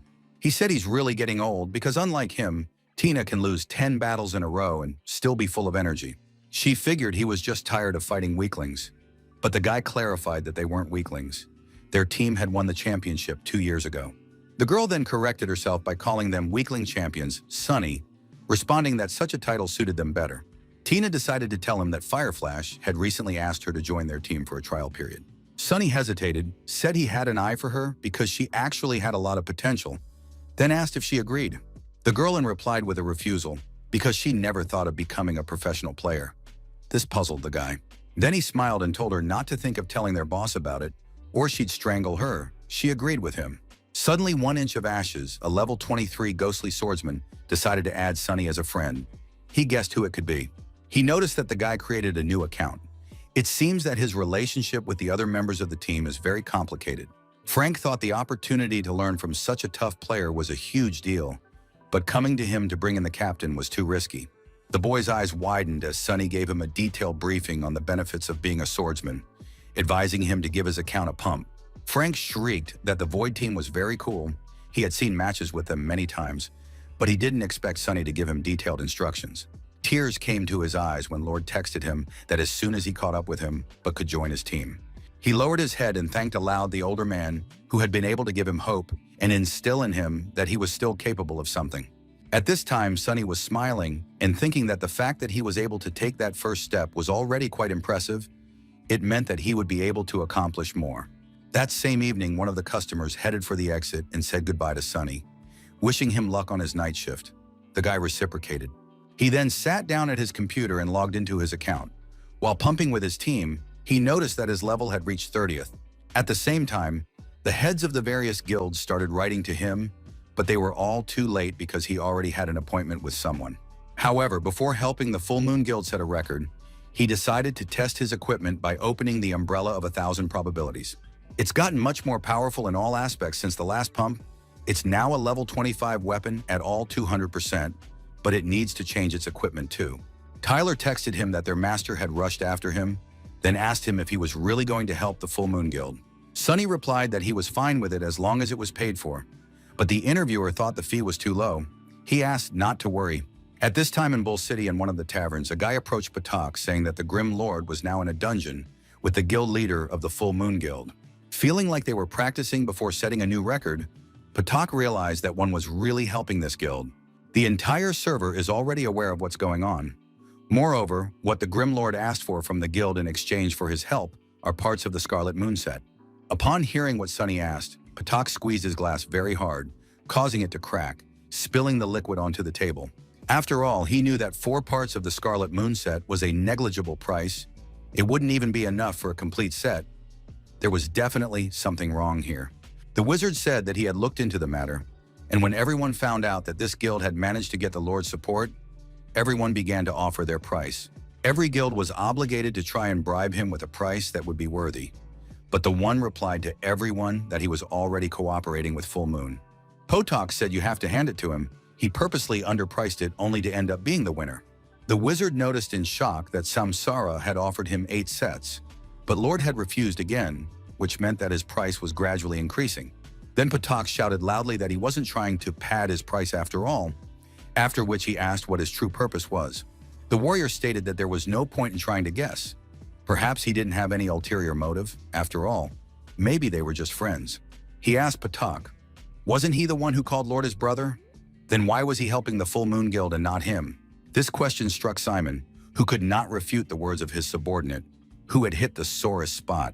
Either way, the Desert Lands record is likely already in their pocket, so there's no point in discussing this news. They were overheard by the leader of the Magnificent Dynasty Guild, Chander, and thought that Sonny was doing pretty well on Server 10, asked him how he was doing it. But he can't allow him to continue to use his position in this manner, so something has to be worked out. Meanwhile, in the Desolate Lands, Sonny, along with the Full Moon Guild, cleared the dungeon in 34 minutes and 47 seconds. When they were done with the walkthrough, Tina asked if they were going into the dungeon again, suggesting they go to Straight Gorge. The guy appreciated the girl's motivation, but asked her not to hurry because they first need to buy something for the further passage. She wondered what they should buy. Sonny said they were already level 30, so the two of them should pay attention to their gear from now on. The weapons they use are only good for level 25. In order to mop up the dungeon, you need to make sure they have good gear. Before traveling to Straight Gorge, they will go to the place where they can purchase everything they need, the City of Weed. After a while, they arrived at the City of Weed. When they entered the gate, Bun noticed that it was very steep. This city was much larger than the City of Bulls. Looking around the neighborhood, Tina asked if this was where they would be shopping. Sonny said yes, smiling and looking around the town. The City of Grass is one of the largest in the world of Glory, and when you first play it, it's also the first major city you get into. Equipment and various other useful items are sold here. Bun asked if he would get stronger if he bought high-level equipment. Sonny replied that you have to choose what works best for you. As an example, he decided to describe the merits of his 1,000 probability umbrella. These arguments convinced Bun, so he decided to try to choose what suited him best, after which he began to examine the merchandise. He picked up an unremarkable glove and noticed that its price was 30 gold coins. This dumbfounded the guy, causing him to shout that he only had 10. He then began running from counter to counter, finding that every item was incredibly expensive and he couldn't afford it. He grabbed his head and screamed that everything was monstrously expensive. He couldn't afford anything they were selling here.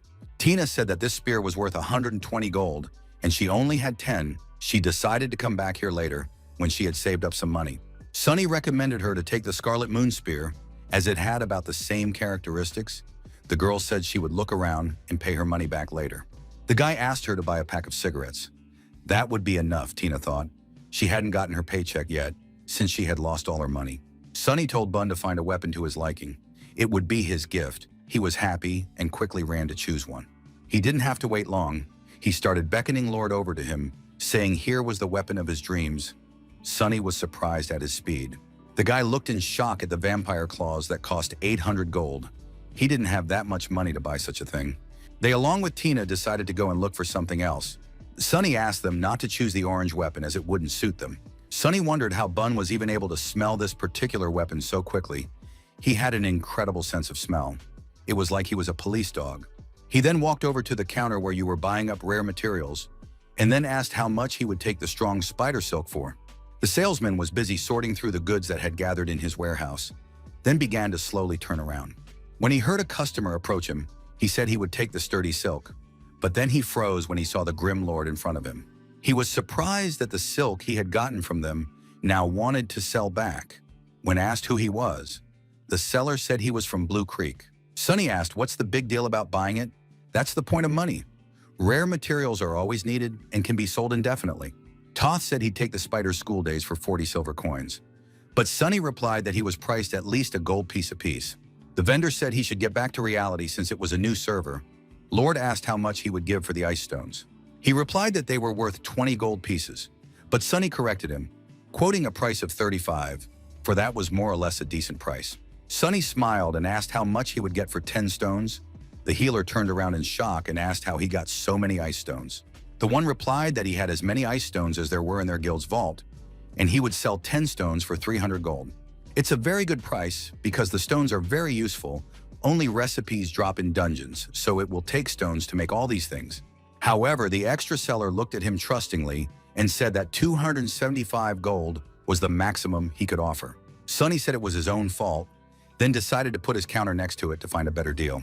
When he set up a table that he would sell ice stones for 30 gold apiece, players passing by immediately took notice of him. A bunch of people immediately ran to his counter. The healer immediately gave up and rushed to buy all the stones, announcing that they were no longer for sale. With a cheeky face, Sunny held up a bag of gold and thanked the guy for the purchase. The guy in turn calling him a sly fox. That money immediately went to buy gear for Bun and Tina, who immediately began thanking him for such gifts. As soon as they sorted out their purchases, they immediately headed to Straight Gorge to get properly pumped up there.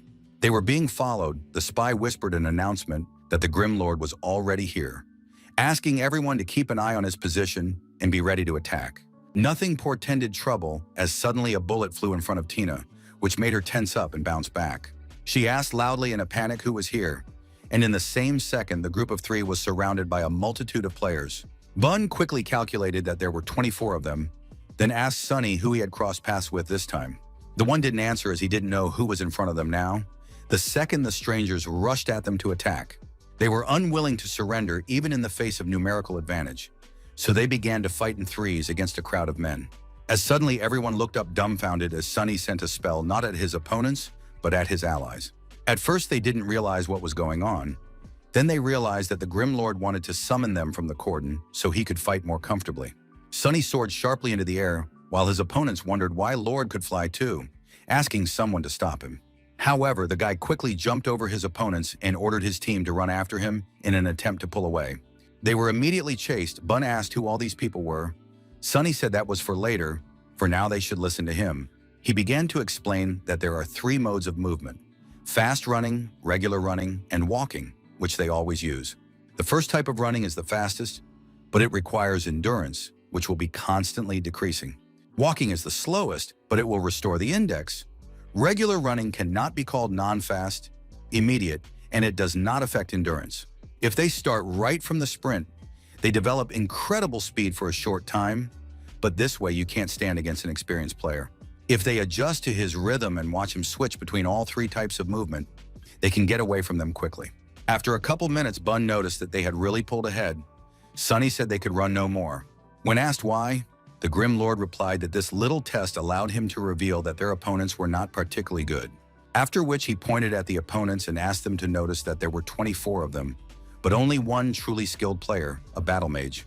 Pointing to the only player who could catch up to them, Sunny recognized him as Chandler and asked if it was really him. The guy was dumbfounded to think that Lee was no longer interested in what was going on in the game, but he asked him to stick it to Sunny. He got kicked out of Era, so he wants to strike him before he joins some guild to throw him off his pedestal. Sunny noticed that his movement was far from perfect. He already had a good idea of his capabilities. Chandler asked what he was going to do. The Lord looked at him with a surprised look, and as if it was the most obvious thing, said he would destroy them all. Lord then ordered his small team to rush into the attack, Without a shred of doubt, Bun and Tina followed him. The remaining players asked the guildmaster what they should do. The guildmaster told them to take it easy and focus on the Grim Lord. However, this task was much more difficult than one might first assume, for Sunny used all of his skills to attack. He used abilities from different classes to repel, disarm, or disorient an opponent. The guy used not only his weapons but also hand-to-hand combat techniques, not forgetting to shoot enemies with a cannon. Tina and Bun tried to keep up as well, successfully dealing with each of their attackers while getting the joy of battle. After a few minutes, they stood back to back, surveying the battlefield, but all of their opponents had been defeated.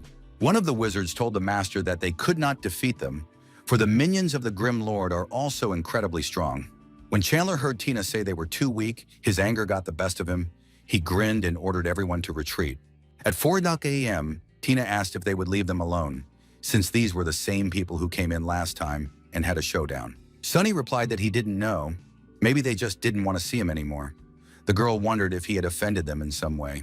Taking a puff, he replied that the guy they ran into today could be said to have ruined his professional career.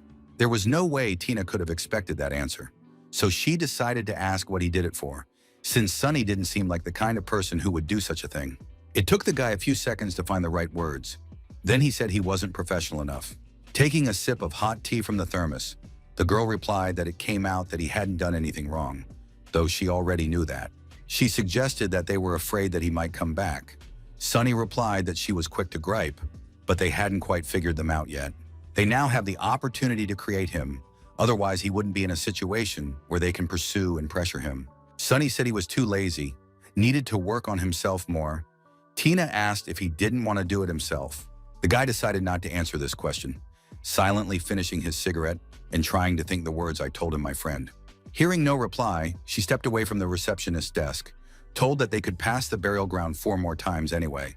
When 11 p.m. came, Sunny put on his headphones and asked Tina if she had been put on a different shift, adding that it was even more convenient that way.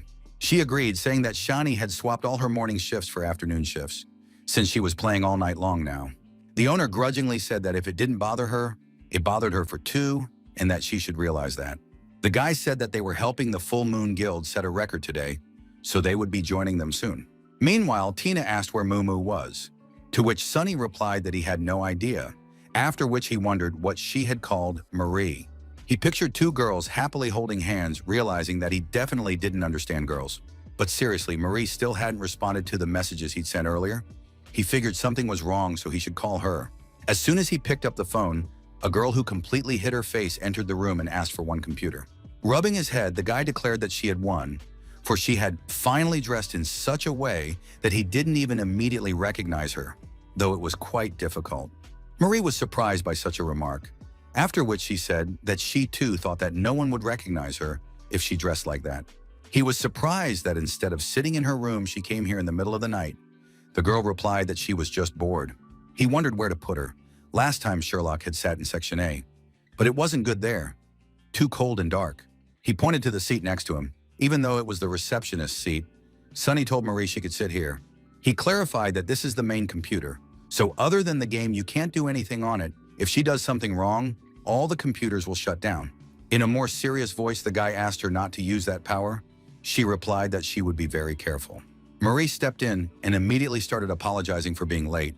Bun immediately said it was okay, because being late was a girl's privilege. Wasting no time, the bully headed into the portal, while Sunny stopped her friend and sent her a request for an exchange. He handed her a level 30 hand cannon. The girl was touched that he had bought it for her, then began to scrutinize it. She asked how much the cannon cost. When she heard the answer, she said it was cheap. However, it wasn't cheap at all for a new server. After they set a new record of 28 minutes and 1 second, Sunny decided to have a quick word with Mapletree. After some small talk, Marie stated that she had to go now. Sunny was surprised that she had decided to leave him so quickly. The second the girl decided to turn off the computer, with a sharp motion, the guy interrupted her, reminding her that this is the main computer. The girl yelled that she forgot because she always turns off her computer when she's done playing, then headed for the exit. She added that she doesn't know when she'll be able to make it next time, as the internet cafe is still a pretty dangerous area for her. After saying goodbye, Marie walked towards the exit. Sunny decided to stop her and ask if she was hungry, offering her something to eat. This question immediately made the girl come back. She cheerfully replied that she agreed and her face immediately took on a joyful look. The guy started listing that they had beef stew, chicken and mushrooms, egg tomatoes, pickled ribs, seafood, and more. He asked what she would like. After thinking for a moment, Marie cheerfully replied that she would have chicken and mushrooms. So he asked her to wait for a while, after which he went to the refrigerator and started pulling out an order to cook. Sunny smiled and said she could sit down while he boiled water, so she didn't have to rush anywhere. After a while, the guy brought her noodles. Marie said she left the game in window mode because she wanted to watch the show. Sunny offered to help her find it. She said the title and that and recommended a drama she hadn't watched yet. Mari added that their closed group for pro player girls, has been discussing this drama. There is some very intense correspondence going on. She asked him if he wanted to watch, since guys aren't allowed in there, but he refused since they talk about everything but the game there. He gave her headphones, but Marie said her ears hurt, so he suggested she leave them around her neck and turn up the volume. The girl asked if she could start eating. Sunny gave the okay. She questioned if he wanted to. He said to take a few sips of broth. He then texted Bun that they would be practicing hand speed. Give her that here. Whoever made those noodles did a good job. The guy then took the noodles from the girl's hands and took a few sips, returning her dinner without distracting her from the drama. He decided to ask her if it was good. She looked a little embarrassed and tucked her hair behind her ear and said it was fine. Glancing at her screen, Sunny asked, "Aren't these two kids? It's already episode 12, and the guy still hasn't figured out what's what." Mario, on the other hand, looked at the game and said that the light source set was hers. The guy replied that it was only level 30 gear after all. The girl replied that he looked really cute. The guy realized that this was not a professional approach, so he asked her to eat her noodles. As he continued to play, Sunny felt the girl pressed against him. Turning his head, he realized she had fallen asleep on his shoulder. The guy asked if she was falling asleep. She answered in the affirmative, after which he decided to go through the dungeon a couple more times. He tried to press the keys gently so as not to disturb his friend's sleep, though it was uncomfortable, but her peace was more important. He could hear Marie sniffling as she lay on his shoulder, but it didn't distract him in the slightest from the passage. At the same time, Tina, who was sitting in the hall, stretched out in her chair that her shoulders hurt and also ran out of water. She decided to go and get more at the front desk as she suddenly froze when she saw the sleeping girl on Sunny's shoulders. Tina decided to walk over to him and whisper to ask who it was, for she was very curious as to why she was sleeping next to him. The guy hesitated for a second, then replied that it was Moo Moo. Tina was very surprised and asked what she was playing from here. After that, the girl offered to take her upstairs because it was very cold here. She could sleep in her room, but the man asked her not to worry. Tina put the calmness back on her face and told him to make sure she didn't catch a cold, and went to her computer. Meanwhile, Marie woke up and smiled at the fact that when he calls her Moo Moo, it sounds pretty disgusting. Closing his eyes, Sunny agreed with her, adding that he'd almost thrown up the noodles he'd eaten earlier, so it was no surprise. The girl asked where in the drama she left off. Since she herself had forgotten, Sunny replied that it was not surprising since the drama sucked. Marie said he was looking down on the taste and her acquaintance again. The latter replied that he was always very accurate in memorizing the weaknesses of his opponents. Meanwhile, the leaders of the two guilds were reading negative comments where people wrote that the records belonged to Lord, not them. Sitting in the tavern, Patak stated that it was all because of the idiots from Full Moon, for now everyone was laughing at them and calling them useless. Simon stated that if they wanted to make things right, they would have to shut up the evil tongues by setting new records on their own. However, Cold Knight was not so positive and therefore gave his interlocutor an incredulous look. The one shouted that he had no choice after all, for their reputation was everything. But they were now being compared to the Full Moon Guild. It was a monstrous humiliation, as the guilds of Blue Stream and Tyrant Ambition were crushed by the loudest public scandal. Rising from his seat, Patak stated that given everything that was going on, he would have to return to headquarters, to the Celestial Sphere. A short while later, at the Blue Stream Guild headquarters, Poplar Beach began to pick on Azure Stream. He said that one jokingly, asking how he manages to keep running into just such super experts forever. Everyone noticed that this wasn't the first time he had mocked Patak. The latter decided to just ignore him and not fall for the provocation. Guildmaster stated that the graveyard record is actually abnormal. It's much better than the scoring that was previously on all servers. The record in the Desert Lands doesn't look ridiculous though. Their gear is pretty mediocre. The fifth member is an unremarkable player. Poplar Beach said that their goal now is to set a new record to show server 10 players what they are worth. He then pointed at himself and asked the guild literature, to let him deal with it, as he was confident in his abilities. Potok replied that he went back to HQ to ask the guildmaster to put together an elite team, then they could set the record straight. The leader asked Potok to prepare accounts for them, and he will get people together, and then they will contact each other. Meanwhile, Shore made a disgruntled face. Everyone noticed again that he was completely ignored, which didn't please the guy. Meanwhile, at the headquarters of Ambition Tyrant, the guild leader was asking how this happened, since no one was left to benefit from it. He didn't understand what the Grim Lord was thinking. If he kept this up, they would have to break his record with their own efforts. Blue Creek thinks the same, so we need to make a deal with them, rather than deal with the wastelands and they take over the gorge. This plan pleased the leader, whereupon he said there was something that needed to be done before they started it all. From the first one, he wanted to speak to the Grim Lord to ask him to refrain from setting a new record. They'll start by offering him the price he usually asks for his help, as suddenly he thinks that's exactly what he wants. Perhaps the Lord had predicted all of this, and knew in advance how things would turn out in the end, and now he wouldn't have to do anything. When 5 a.m. came, Sunny was still playing and Marie was sleeping next to him. The guy covered her with a sweater to keep her warm. Suddenly, he heard a message. Cold Knight had texted him about the gorge and asked that he not set a new record. The guy smiled and said the price would be higher, then began listing all the resources he needed. Knight noticed that the man answered instantly, as he thought that was his original plan, then asked how many more plots he was weaving. But more importantly, if he gets everything he asked for, he won't have to get rare materials from bosses, he won't curb his appetites. Knight then told Potok that they were screwed. The latter was surprised, for they were supposed to agree on everything by combining the guild's powers.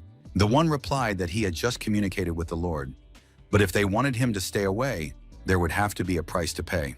Then he showed him the price Sunny had demanded. Potok shouted in shock that it was just robbery in broad daylight. The implication was that all of their dungeon records would now be at his mercy. Otherwise, none of the guilds would be able to hold the record. This way, he was making enemies in every guild. It was doubtful that everyone would just accept it, but it was unclear what to do next. Lord has stolen all the records on server 10. Should they pay him off, or should they take a hard stance against the kidnapper? After all, this arrangement draws them into a war for all records on this server, because of which there were many more problems. Potok couldn't believe they were cornered like this, but they shouldn't make concessions, not this time. Then Potok made the decision to set the record straight himself. Knight was surprised that he was going to ignore the Lord's actions. Toth replied that this decision was not about guild rivalry. He also needed to prove that he was worth something. When morning came, Sunny decided to wake Marie up by shaking her slightly, telling her it was time to get up. When asked what time it was, he said it was almost 7. The girl said it was still early, asking for another 10 minutes, but the guy hurried her up because he had to take care of the departing visitors. She was already very lucky today, as no one had ordered food at night. Marie stretched and said it was great. The guy asked her to wrap herself up properly because visitors were coming and no one should find out who she really was. At the same second, another receptionist came up to them, wishing them good morning, that it was time for his shift. He also said hello. They walked out from behind the counter and Sunny prodded his friend, asking her to leave before anyone saw them, and started whispering about them. However, this picture did not escape Shawnee, who had just come downstairs and was dumbfounded to notice Sunny along with the girl. She immediately ran to Tina and asked who the girl was with. Sunny, she said she didn't know her real name, but they play together. Shawnee couldn't believe that even someone like that and like Sunny could get a girl, after which she asked if she was cute or if she was. But Tina didn't see her, which upset the owner, but Tina suggested she run shopping together this weekend. When 3 p.m. came around, the outer edge of the Desert Lands game screamed that they had finally done it in 26 minutes and 31 seconds. Everyone decided it was a good time, and it had been a long time since they'd gotten this stressed out during a dungeon sweep. However, Potok shouted that that wasn't all, because they were dealing with Lord, which meant that this record still wasn't good enough. He was asked to relax, but he replied that they didn't realize the gravity of the situation, as the Lord's team wasn't at the peak of its power yet. He wondered if he would come to this dungeon again and how much time he would mow down from the record, but had to remain optimistic. Meanwhile, Tina asked if they would be setting records again, but Sunny said no, because tonight they would be going to the wild boss.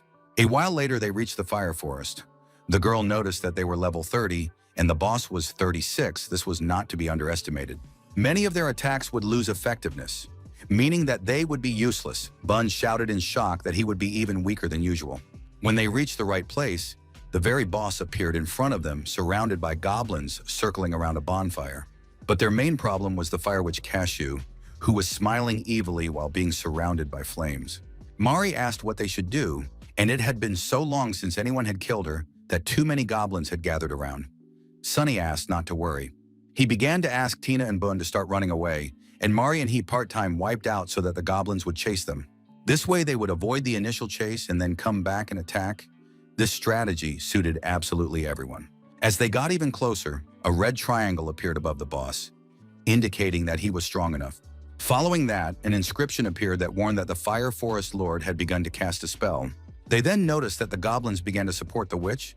Sunny immediately realized it was a group reinforcement, adding that the game had no conscience. The guy announced that it was time to fly, whereupon he and Marie began to run backwards, he hitchhiking to ask her not to crash into a tree. But she knew that if she followed him, she'd get around, and if he made a mistake, she'd crash first. But he was afraid she'd crash into him.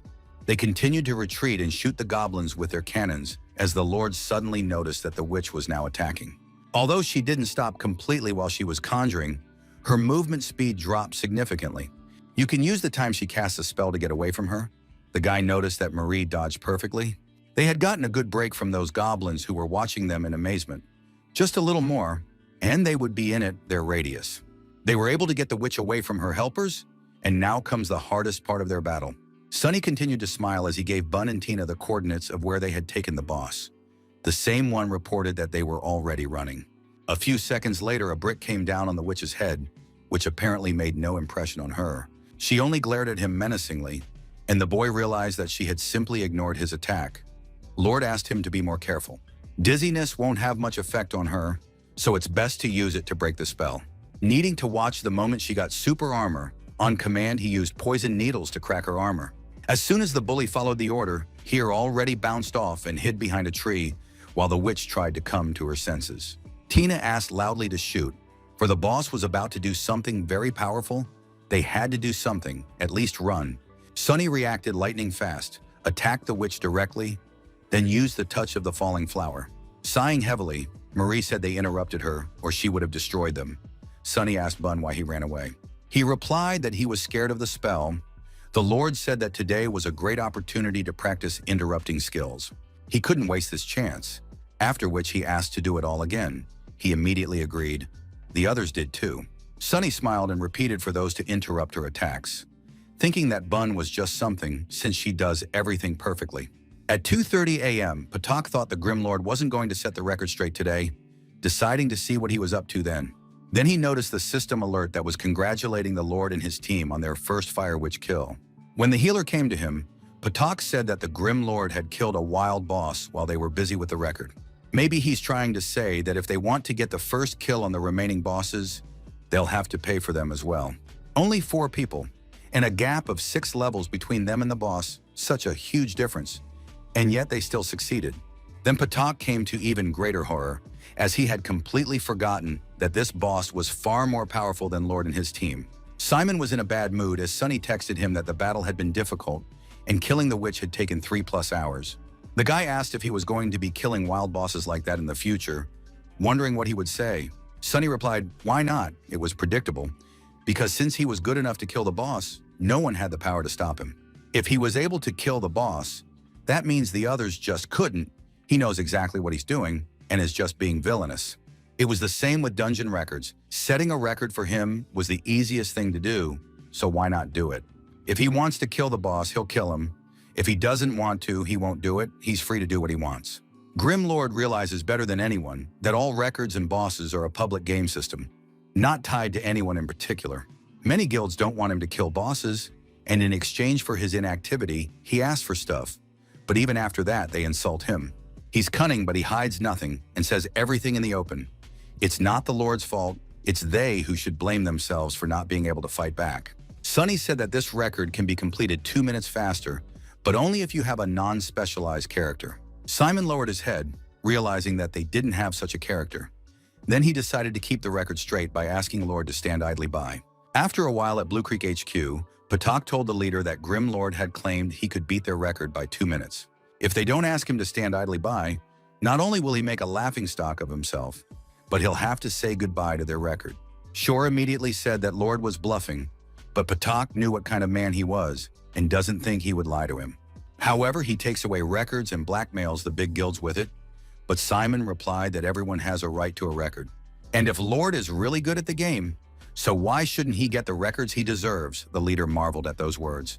Suddenly, Shore suggested that Patak was in cahoots with the Grim Lord, a statement that surprised Simon himself in the first place.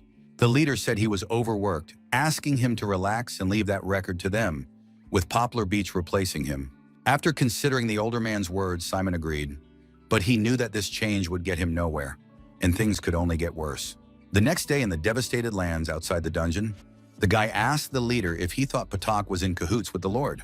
Toth replied that no, although they had come here to clarify some things. If they set the record straight, they would prove Patak wrong. Also, if they bow to the Lord and buy back this record, it would put the guild in an even more awkward position. At the same second, Coast came to them, logging in from another account and announcing his presence, then sinking everyone in the dungeon. Just as suddenly, another player called out to the leader and pointed his finger at a group of players approaching them. Among them was the Grim Lord. Shore approached Sunny to say hello in person. The latter asked who he was, whereupon the latter replied that his name was Poplar Shore. Suddenly, Bun laughed, asking if this guy was illiterate, for above him was written that his name was Blade Listening Cloud. But he called himself Poplar Beach, and not only did he misspell the letters and the number of words, the bully thought he was an idiot.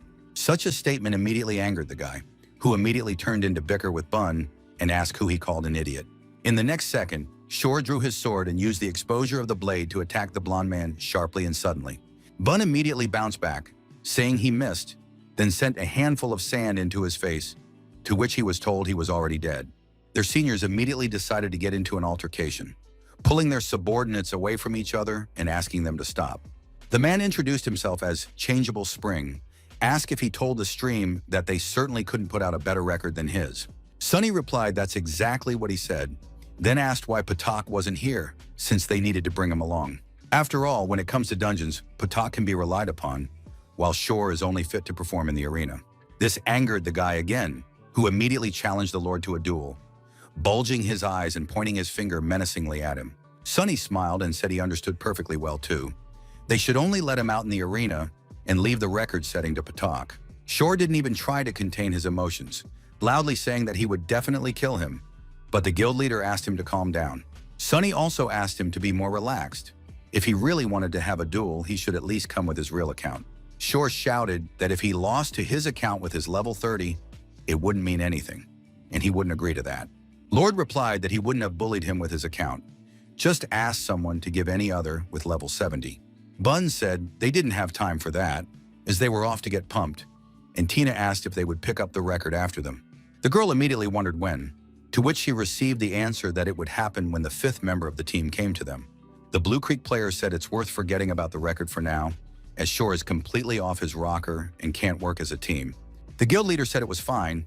He needed to spill out what he had accumulated. Otherwise, he wouldn't be of any use anyway. But if Patak had been in his place, he would have kept his emotions under control. So here, the Grim Lord was right. After a while, a group of players finished with the dungeon sweep. The notification showed that they passed in 24 minutes and 41 seconds.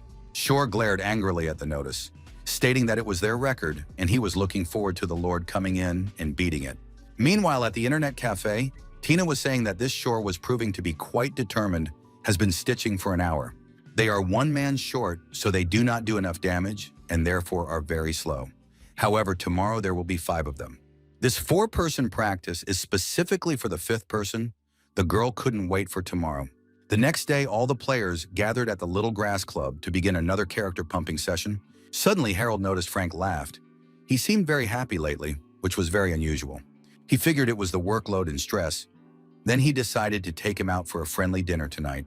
But Frank smiled and declined, saying he already had plans for the evening, a statement that surprised Harold. As soon as they were done, Frank said goodbye and left, for he had a special training session scheduled for today, and he was a little nervous.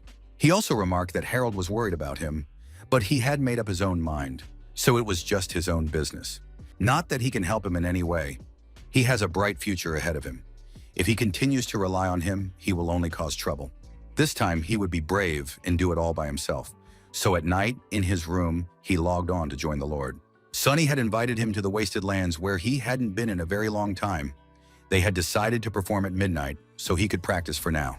He hadn't quite gotten the hang of the ghost swordsman yet. He'd been given 3 tries, but he didn't know if he was exactly suited for it. Sunny said 3 runs would be enough for him to get used to the team. He shouldn't forget he's a professional. Frank repeated it, for no one had ever said such a thing to him before, for he was used to being on the bench. He was always jealous of Harold and felt like a burden to his team, but Sunny had so much confidence in him.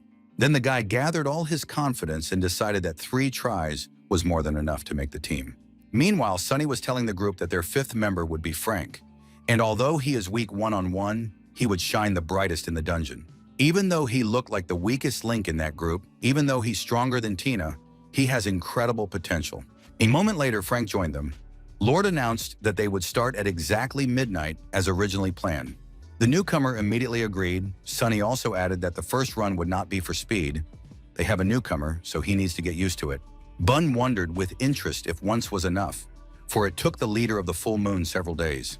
The Lord stated that this was enough, then suggested that they start, and to watch the rhythm of the attacks and not waste time. Frank shouldn't have started with a shadow clone. Instead, he should just attack. He'll do more damage that way. Opponents won't fall for the provocation, so he won't take damage. Bun added that they'll protect Frank in case anything happens. The guy noticed that their attack didn't work, after which he asked if he'd done something wrong, since he'd put everything just right. Sunny said it was Bun's mistake this time, and he immediately took note of the flaws and immediately apologized. Lord then said that Frank should have done things differently here. Because of Bun's mistake, he failed to collect the monsters properly. The 2 walked past straight towards him. He didn't need to use the ice boundary. It was better to use the ghost cut instead. This way, he would push the monsters back to the others and gather them properly. And already after that, the boundary could be used. Frank said that more than 3 monsters had passed, but Sunny clarified that he had them. Together, they could fix the mistake. If we talk about the record, it is better not to make such mistakes. They can compensate for the lost time, but it will not be enough. Suddenly, Sunny asked, if this had happened in the middle of the competition, could he then guarantee that without a cover, he would have gotten it all done? However, it's only a dungeon, but that doesn't mean you can't learn from the mistakes in dungeons, Frank agreed with the leader. Then Sunny ordered him to continue, and Frank only now realized that he hadn't given the dungeon much thought, but completely for nothing. After all, right now there is an opportunity to learn new and useful things, and therefore the guy needs to be more serious. Right now there was a real battle going on in the desolate lands where everyone was trying to give their best. Tina thought that where previously they couldn't kill everyone was quickly receiving counter damage, but now things were going right. But what's more frightening is that before he even joined them, they were already playing like he was already on their team.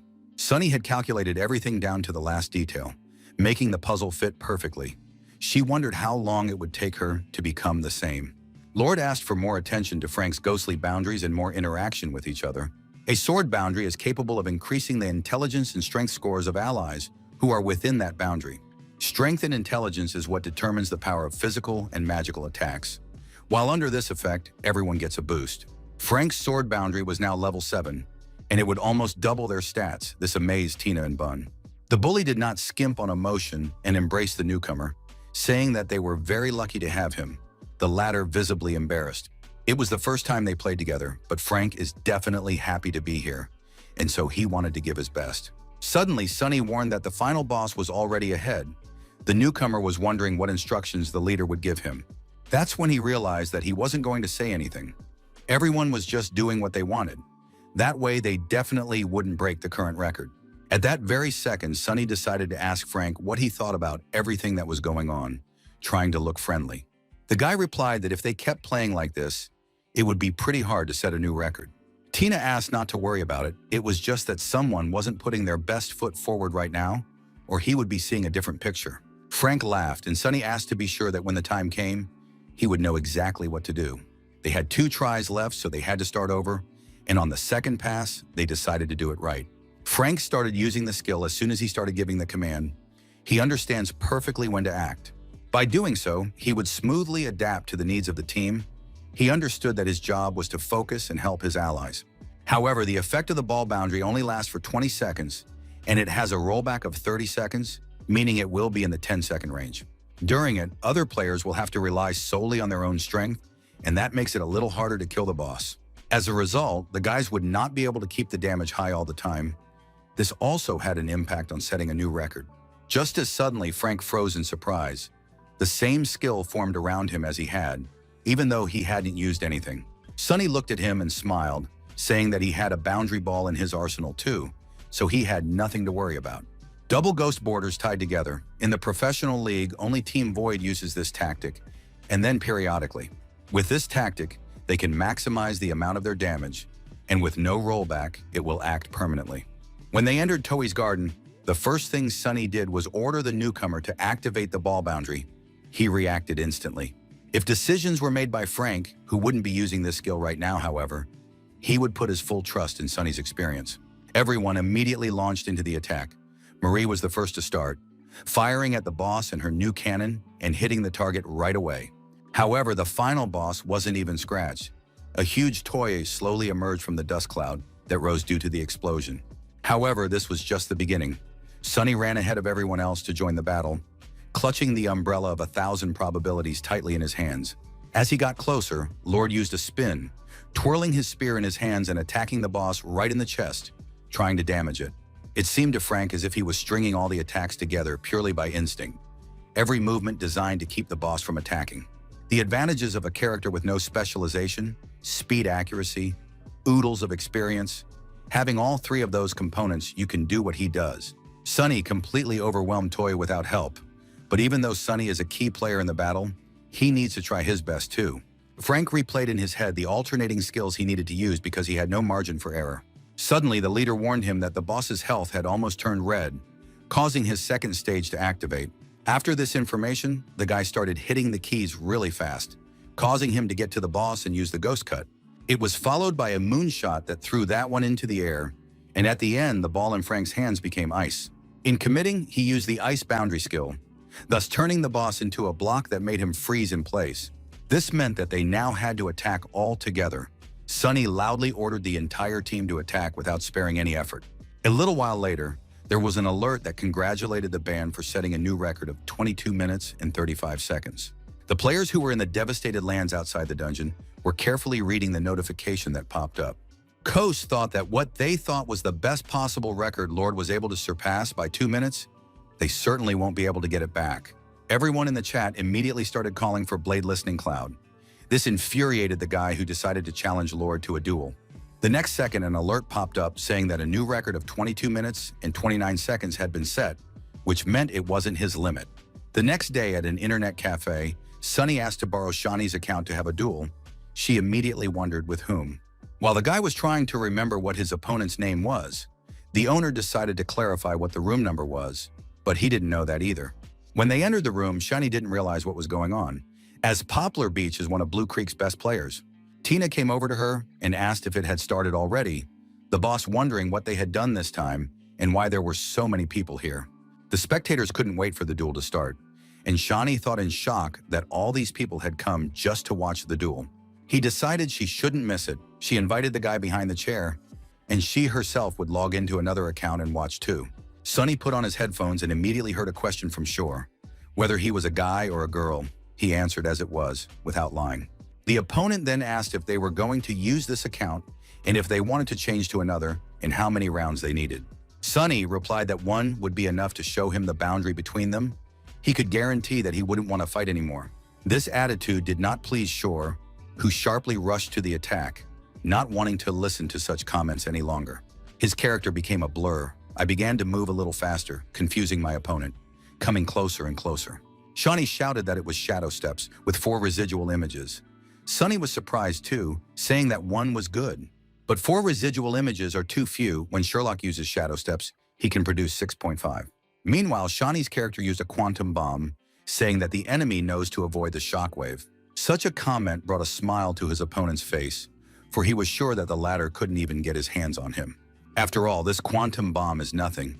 He'll just cut him in half with the sword drawing he'll get just now. Sunny thought that this kid didn't understand the situation he was in at all.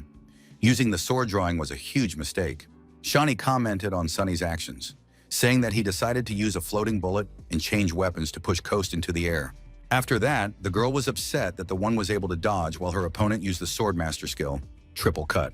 Sunny managed to easily dodge this attack, but he couldn't afford to let his opponent get so close. However, the guy rushed forward, and Sunny realized that this sword pattern was a trick, adding that it was pretty good.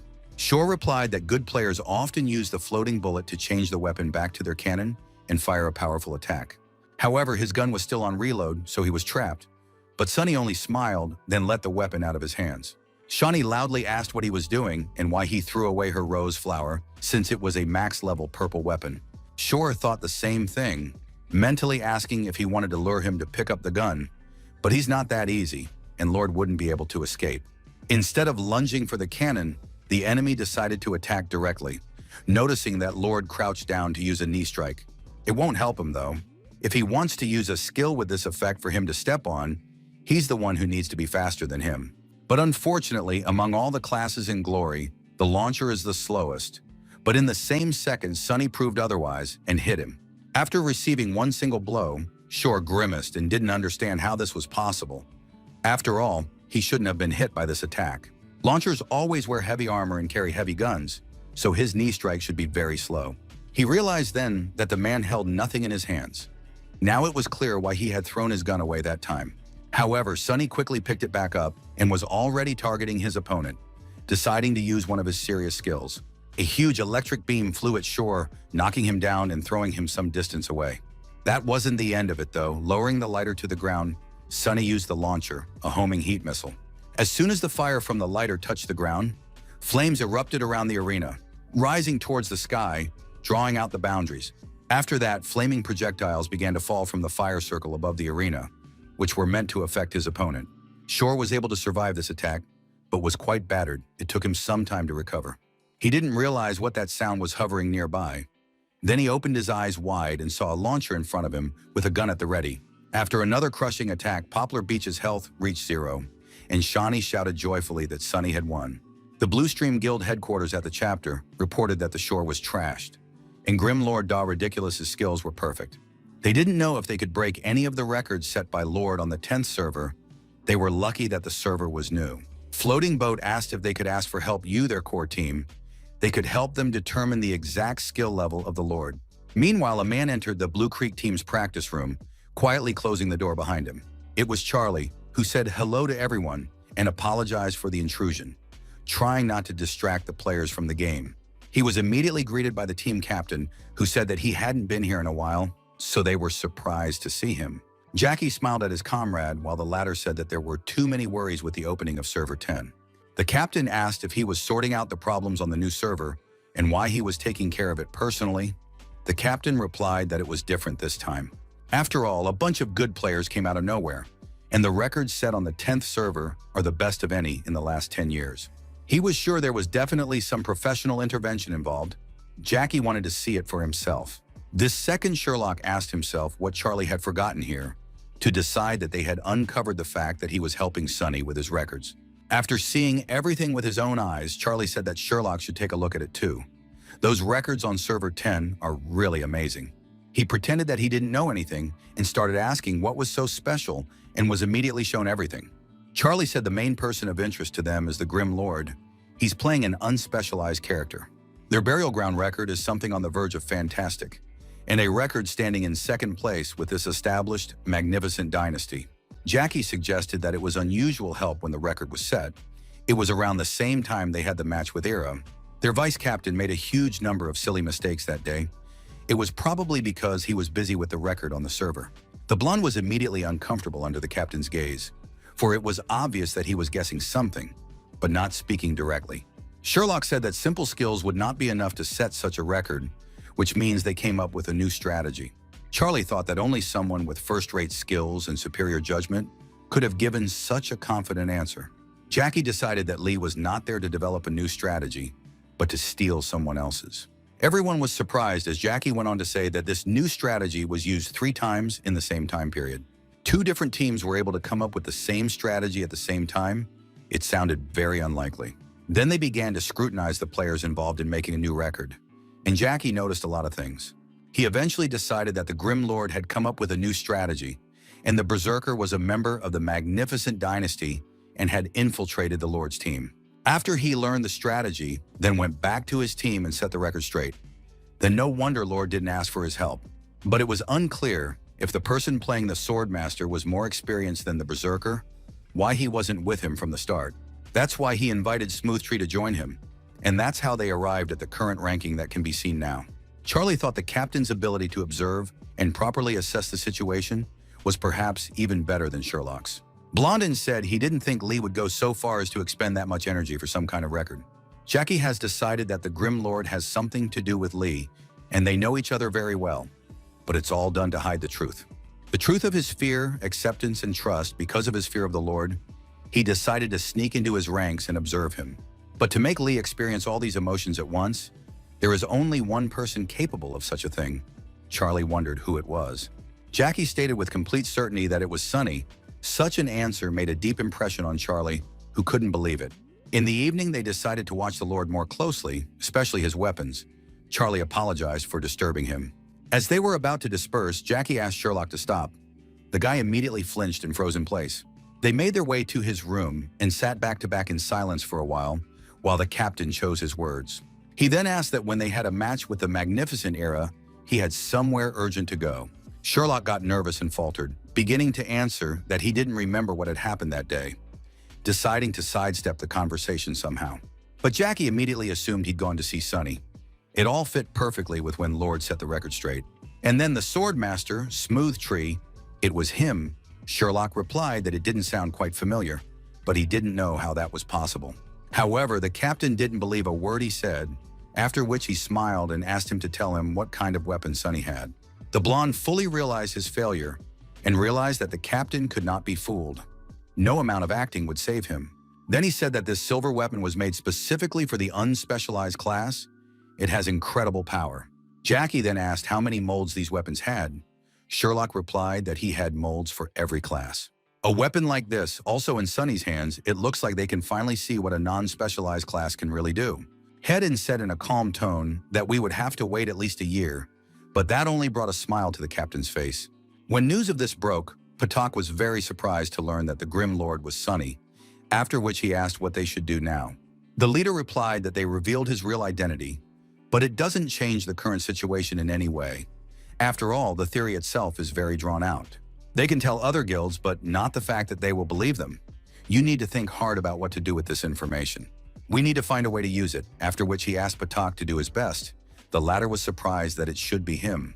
The rationale was that everywhere else usurper is under his jurisdiction, so everyone believed he could handle it. The others headed for the exit while Patak tried to stop them. Said they couldn't just leave, but the matter was already closed. Simon thought that since they knew who the Grim Lord was, their guild would no longer obstruct him, but only observe him. Only now did he realize that he had been chatting with the legendary Sunny all this time. Then he wondered if the latter would give him his autograph. Meanwhile, on the second floor of the internet cafe, Shunny was screaming that it was all because of him, because now she can't play at all because of the invitations. Sunny offered her some soup, told her she couldn't put all the blame on him because his opponent was too weak. The girl took the hint, and so she shouted for him to go away. The guy ran out of the cafe, thinking it was worth running away for a while. At 11:00 p.m., he went back in. The guy asked Tina if the boss had calmed down. She said she was angry but still worried about him. The girl said it was the night shift, so she put the guy standing in the receptionist's office and went to the hall herself, saying they'd see each other in the dungeon. The second Sunny started getting messages from Sherlock, who was in the bathhouse writing about being exposed. He also wrote that their captain found out about everything. Sunny replied that he was very smart, but it was a shame he had disabled arms. Sherlock was shocked by this message because Jackie was standing right behind him and reading these messages. He was afraid that he would get angry. However, the captain only smiled and said that Lord was right. His hands were indeed disabled, but that wasn't the most important thing right now. The blonde was shocked that the captain had taken this rudeness so easily in his address, writing that my provocations had had no effect. The second he got the message that Go Handicapped Hands wanted to have a duel with him, Sunny was fine with it. Afterward, they headed to the arena for some socializing and friendly sparring, testing each other's skills. Sunny was the first to say hello, a smirk playing on his face at the fact that this guy was the first to be able to reveal his identity. Jackie was playing from Sherlock's account, and so mutually said hello, saying he'd heard he worked at an internet cafe. Without receiving any response, he immediately rushed to attack, used a sword drawing. Sunny said that people like them are only good at games. Answering him with the dragon tooth skill, the Lord asked what other options they had, but Jackie only paid attention to his spear. Even the God of War weapon wasn't that fast. Sunny replied that the stats on that weapon were more balanced. When asked if he was going to return on this unspecialized character, Sunny said yes. Jackie wished him luck in a friendly manner, but the guy replied that he didn't need luck to beat him, only skill would decide everything here. The captain said that sometimes he really envies there he is, how much faster his hands are, him and his insane speed, it's just something. Sunny stated that if Jackie's hands moved as fast, he still wouldn't have much of a chance of winning. After that, they began to fight silently, showering each other with various blows and skills without stopping for a second. Sunny kept Jackie busy, playing for stamina, and not forgetting to attack from all sides and push mentally. Eventually, Lord simply grabbed Jackie by the pecs and stomped him into the ground. Sherlock noting that these were false combos of an unspecialized class. He can use skills on a short cooldown because of the many different classes. The game doesn't recognize attacks as combos, but the effect remains. He doesn't use many skills together. On the pressure coming from them can't be underestimated. Jackie noticed that now he would be able to interrupt him. With a sudden movement, he lunged forward, while the Lord on the contrary bounced back to keep his opponent from getting closer to him. However, they still managed to touch each other, thus each took off a little bit of health, but it was insignificant. Giving the weapon the shape of a cannon, Sunny began shooting his opponent while continuing to drain his health. The Lord moved incredibly fast without stopping to attack, as he could use the skills almost constantly. The captain broke up Sunny's combo for a short period of time. However, Sunny is able to switch weapons instantly. It's too hard to deal with, and so Sunny decides to launch one last attack, which succeeds in completely destroying Jackie. A blue sign appeared on Lord's screen, indicating victory. This brought a smile to the two guys' faces. Sighing, Jackie didn't fall down, only admitting defeat. Sunny replied in a very friendly manner that it was expected. The captain said that the unspecialized class has quite a few advantages, even with a weapon like this. However, as the overall level increases, such a class would become weaker and weaker. Sunny asked what he thought the maximum limit was. The one replied that when everyone reached level 95, the unspecialized class would lose all value even if he played it. Lighting a cigarette and leaning back in his chair, the guy replied that he had come to the same conclusion as he had here, which upset him a little. Jackie added that when this season ends, it will be exactly 3 years since the last tier increase. But even that will be in the allowable values, but that one is not going to play when the game will allow a 95 max level. Jackie laughed, saying that if he also continued to have fun on server 10, why not? It was a fair answer. When asked for a rematch, Sunny gave a no, because he's not going to show his full strength because he needs to conserve energy. When they were done, Jackie stood up from the table, and Sherlock stated that he was able to pull off 21 false combos in total. The captain said he knows very well his weakness, his slow hands. It's his Achilles heel that he can't do anything about. Sherlock said he knows the weaknesses of everyone in the Pro League. He wouldn't use so many false combos with him. And if he wasn't playing but an unspecialized character, it basically wouldn't use them in such quantity. Why, he asked how many of the 21 false combos Sherlock would have been able to dodge, suggesting he reconsider this duel. Unpredictable fighting style of an unspecialized character. His main goal is an endless string of false combos. After watching, he accurately said that from Gloomlord's 3 false combos, there isn't a single player in the professional league with similar experience. Classes have many bundles of true and false comps that only increase the combo count, but don't have much effect. True synergy is only seen when multiple players with different classes combine their attacks, but he does it alone. You could tell that in this one, or Smooth Tree was fighting multiple opponents at once, and this guy wasn't even playing at full strength. Meanwhile, in the desert lands, the leader of the Tyrant Ambition was informed that the Lord and his team had gone to Straight Gorge. At the same second, the leader was asked if he was able to find out anything about the tournament team. He replied that he stopped by when the captain was berating someone. They immediately shuddered, for if they had met the captain in a dark alley, they would not have needed to say a word. He would have given up his wallet at once. Meanwhile, Sunny and crew defeated swordsman Ahan. Bun claimed no orange weapons fell off him again. Sunny hoped the Scarlet Illusionary sword would fall out. He needed it to improve the sword mode of his umbrella. Meanwhile, Bun was looking at the rewards. Suddenly, he found some kind of scroll that is needed for a hidden dungeon. Marie noticed that no one had gone through it yet. Getting 3 of the 4 parts is fairly easy, but the 4th only drops from a wild boss that appears 3 times in a week. However, all the major guilds would fight over it. He was lucky that thanks to Little Grass, his inventory was pretty well filled up. The next day, Sunny approached Tina. Yes, she wondered. Thank you. Why here? And at a time like this? The one replied that business was booming today, so there was no vacancy at all in the smoking room. Why, he asked what it was busy for. The one replied that she reads the guides. The guy replied that for such a team, completely fixated on the level of which the usual guides are completely useless. Suddenly, he saw what Tina was reading and said he had never heard of Hidden Light. The girl asked what was wrong with this guide. Toth replied that it's very thoroughly written. It describes pretty much everything that could happen. It's very much like a step-by-step instruction manual. Tina said it was very long, only 7 pages, which is approximately 20,000 words. She decided to see how good the guide was. The guy did not notice a single mistake, on which he heard the question that this is an incredibly good guide. The girl listened to the verdict with interest.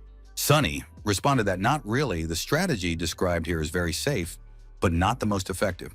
There are no errors in this guide, but there are too many restrictions. He asked her to send other guides to look at. Tina turned her attention to the cheery guy who said that one of the visitors to the smoking room was just about to leave. She then glanced back at her monitor as she suddenly found her soft miss lying dead. Sunny asked what happened. The girl said she was killed in the open world. Only a little money and experience was missing, nothing else. The guy asked to check if she might have been killed by a monster, but Tina replied that it was a level 33 magical swordsman with the nickname Zero Breakthrough. Sunny headed for the hall, saying that if she met him again, here should definitely kill. She agreed with his instruction. He came to the smoking section and then took the only seat available, immediately joining the game. He began looking for information on Hidden Light, who was the creator of the guidebook Tina had just read. The girl who approached him asked him how the search was going, and if he had learned anything. He replied that the strategy was pretty dumb. When asked why, he said that those who use it don't even have to think, just follow the instructions. He wrote this guide based on their classes and actions, also analyzed the strategy and playstyle when they were getting this record. However, he has some mistakes and ignorance about weapons. It's pretty hard to get luxury gear at this stage, but he ignores it. He also wasn't aware of Sunny wielding a silver weapon, and not all of the team has orange gear. It was very brave to write this guide. When asked by Tina why Sunny was so interested in it, he replied because he is a talented rookie, a regular newbie who has worked hard on ways to kill bosses, and not only that, these guides spell out each class in great detail. He himself is a pure draftee, and yes, some of his strategies exclude draftees by describing a team from other classes. He seemed to rely on experience from other games, as well as previous strategies and videos to write this series. There are no mistakes in these 12 guides, and some are quite logical and have a place, even with the condition of little combat experience. To write such a thing to a mere theorist is already amazing, so Sunny concluded that this newcomer was quite interesting. When 11 p.m. came, Tina told the guy it was time to get to work so they would meet at the gorge. He agreed with her. The girl made her way to the non-smoking lounge and immediately took a seat, in passing resurrecting her character, who had recently died. She appeared in the empty castle with virtually zero health and stamina, with several other people nearby. Tina also noticed that 80% of her stats were also reduced, but she figured they would just about recover on the way to Straight Gorge. She set off, unaware that she was being followed. Strangers informed her that she was logged in, but her character is in critical condition. Suddenly, the girl stopped as she noticed several players in front of her who were clearly hostile. She immediately grabbed her spear tightly and asked who they were, but those shouted that she was weakened, so they should all attack together. Determined to kill her in one go, so they immediately rushed into the attack, fighting off their opponents. Tina asking what they were up to. At the same time in Straight Gorge, Sunny I was also fighting a few strangers. However, I looked much more confident. After defeating one of the squads, he went on the run as more players came running in his direction to take him down. Their speed was clearly not enough to capture him, so they decided to find someone to the other side to catch up with Lord. Reaching the lone cabin, Sunny turned around, seeing no one behind him, figuring his pursuers had fallen behind him. He began to reason that they didn't look like a difficult team.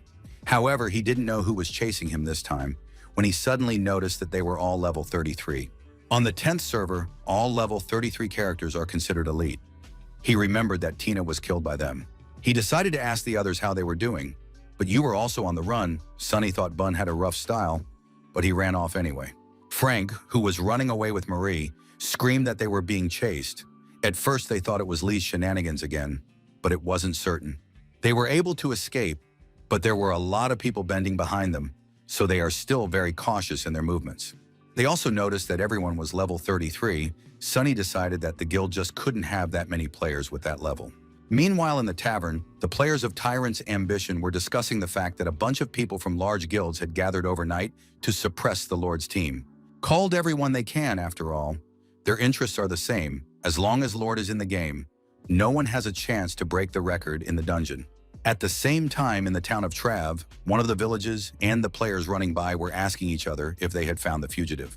There were too many places to hide in this place, but Bun chose the most inconspicuous place, namely the well. Suddenly, an unfamiliar guy entered the game and ended up in the same well as Bun, much to the bully's consternation. The stranger immediately started yelling about the coincidence. Because he didn't think she was walking someone in a place like this, the blonde immediately asked him to shut up. He immediately recognized Bun, who was in Gloomlord's group. The latter agreed, after which he said that he didn't have time to give an interview right now. For now he was being hunted, and he didn't even know what it was about, but it didn't matter because now was the time to get out of here. Then he jumped out of the well. Though the stranger asked him to wait, his pursuers immediately took notice of him and rushed in pursuit. He was asked to stop, for he had nowhere else to run, but the guy kept his step, trying to increase the distance between them. They shouted that they would catch up with him anyway, but he didn't listen to them, quickly deciding which way to turn to get away. Behind him, he heard a voice directing him to his left. He thoughtlessly complied, then heard a new order to jump out the window. Bun couldn't see the nearest window, but the summoner running behind her shouted that she was ahead. The blonde was surprised that he was following. He called him an interesting fellow, whereupon he took his advice and jumped through the open window of a small shack. As soon as he was inside the building, he immediately heard some unintelligible sounds. Also, he was tensed by the fact that the summoner didn't join him. He looked out the window and asked what he was doing here. The frightened kid said he was jumping in, but you couldn't tell from the look of it. Realizing he wasn't doing well, the newcomer immediately rushed around the house and asked to be added as a friend. Surprised by this turn of events, Bun decided to look for this guy and immediately sent him a friend request. However, the one had gotten there faster, and so the blonde noticed that Hidden Light was the first to send him a request, which he immediately accepted. The rookie then texted him to get out the door in 8 seconds. Bun obeyed and started counting down. As soon as he looked out from behind the door, he spotted the summoner running past, surprised that he had gotten to him second to second. The one asked him to run after him, and after a couple minutes they managed to break away from their pursuers, but the newcomer still asked the guy to be quieter. Suddenly, the summoner grabbed the Bun by the claw. When asked what he was doing, he asked if his weapon was orange. Someone replied that he didn't have one. It was too expensive, so his boss wouldn't give him money for it. He was surprised to hear about the Grim Lord. The guy reflected that he was pretty sure the dungeon records were set by a team with a huge amount of orange weapons. He then said it was impossible because there was no way he didn't have orange gear. Otherwise, how were they able to set such records? As they chatted casually, Bun noticed that it looked like they had finally found them, so they had to leave. The blonde stated that he needed to meet with his boss, after which he asked the newcomer to help him distract these guys. Blondie stated that he went to the grass forest, but the summoner said he couldn't escape by that road, deciding to personally guide him. Meanwhile, at the internet cafe, Sunny sat with a dumbfounded expression on his face because Sherlock was relentlessly inviting him to a duel. As soon as midnight came, Tut again asked to fight him. For tomorrow had already come, Sunny called him to the grass forest. As soon as Sherlock reached the place, he immediately started asking where he was, for he himself had told him to come here, after which he started writing to Lord. While he was texting, Sunny's silhouette had already appeared behind him, announcing his arrival, but he didn't stop running. Sherlock decided to ask what the man was up to. The smiling Lord replied that the man himself wanted to fight, so he got the chance. That's when the blonde noticed they were being chased, after which he asked what the man wanted him to mock the newcomers. However, he wasn't interested in fighting with such as he suddenly ran after Sunny, asking why they were running after him too. Players running past him asked what to make of Smooth Tree, to which they received the reply that he's only at level 27. They continued to run after the Grim Lord, saying they wouldn't waste their time with this garbage. This really ticked Sherlock off. Literally jumping out of his headphones, he shouted loudly into the voice chat, determined to find out who it was they're calling him trash. He ran then the man who called him names, against his stopping to show who really was trash. Sherlock literally screamed insults and provocations, running after those chasing the Grim Lord, hoping to snag at least one. One of them slowed down, said Sherlock was annoying, told him to shut up, and the guy realized he was the one who'd called him garbage. He then noticed that he was the same sword master, but still very different, for he was rushing somewhere straight to his death. His hands slid frantically across the keyboard, typing that maybe this guy was one of those high-level vegetables. His interlocutor stared dumbfounded and angry at the fellow, who did not skimp on expressions and provocations. Such a statement caused a storm of negative emotions in his interlocutor, after which he shouted and again asked him to shut up. Unwilling to listen to these insults, the player drew his sword and lunged straight at Sherlock, declaring that he would kill him. This arrangement completely satisfied the blonde man, after which he drew his sword and began to make consecutive blows. This player's allies immediately noticed that this one was pretty strong, and their comrade looked like he was about to die from his attacks. Then they decided to stop ogling him altogether, but it was too late as the comrade received the final blow. The players who approached immediately noticed that their ally was already dead, so they froze for a second, unsure of what to do next. Then they concluded that he might be strong, but he was only level 27, so it wasn't worth wasting their time on him. The others agreed. Sherlock reflected that to kill that vegetable, he needed to spend 70% of his entire mana. A difference of 6 levels felt strongly. He didn't have any food to recover from as suddenly someone landed next to him, and Sherlock asked how he got back in. Instead of answering the question, Sonny said that he had some potions and food so that he could restore enough mana. Sherlock stated that now he had to help him beat the great sword out of them, because his weapons were just disgusting. Just as suddenly, they noticed that the pursuers were running away again, and the Lord said that he could handle everything himself.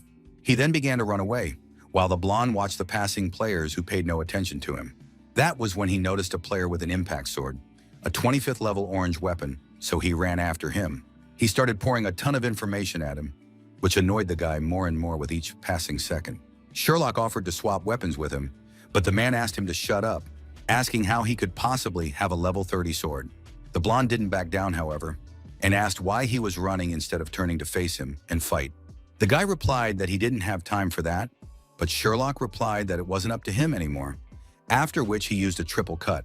It was enough for the stalker to drop his sword, which the blonde man immediately reached for, wanting to take it for himself. He then stated that it was lucky to get orange weapons by killing some dude, before adding that he hadn't played like that in a while.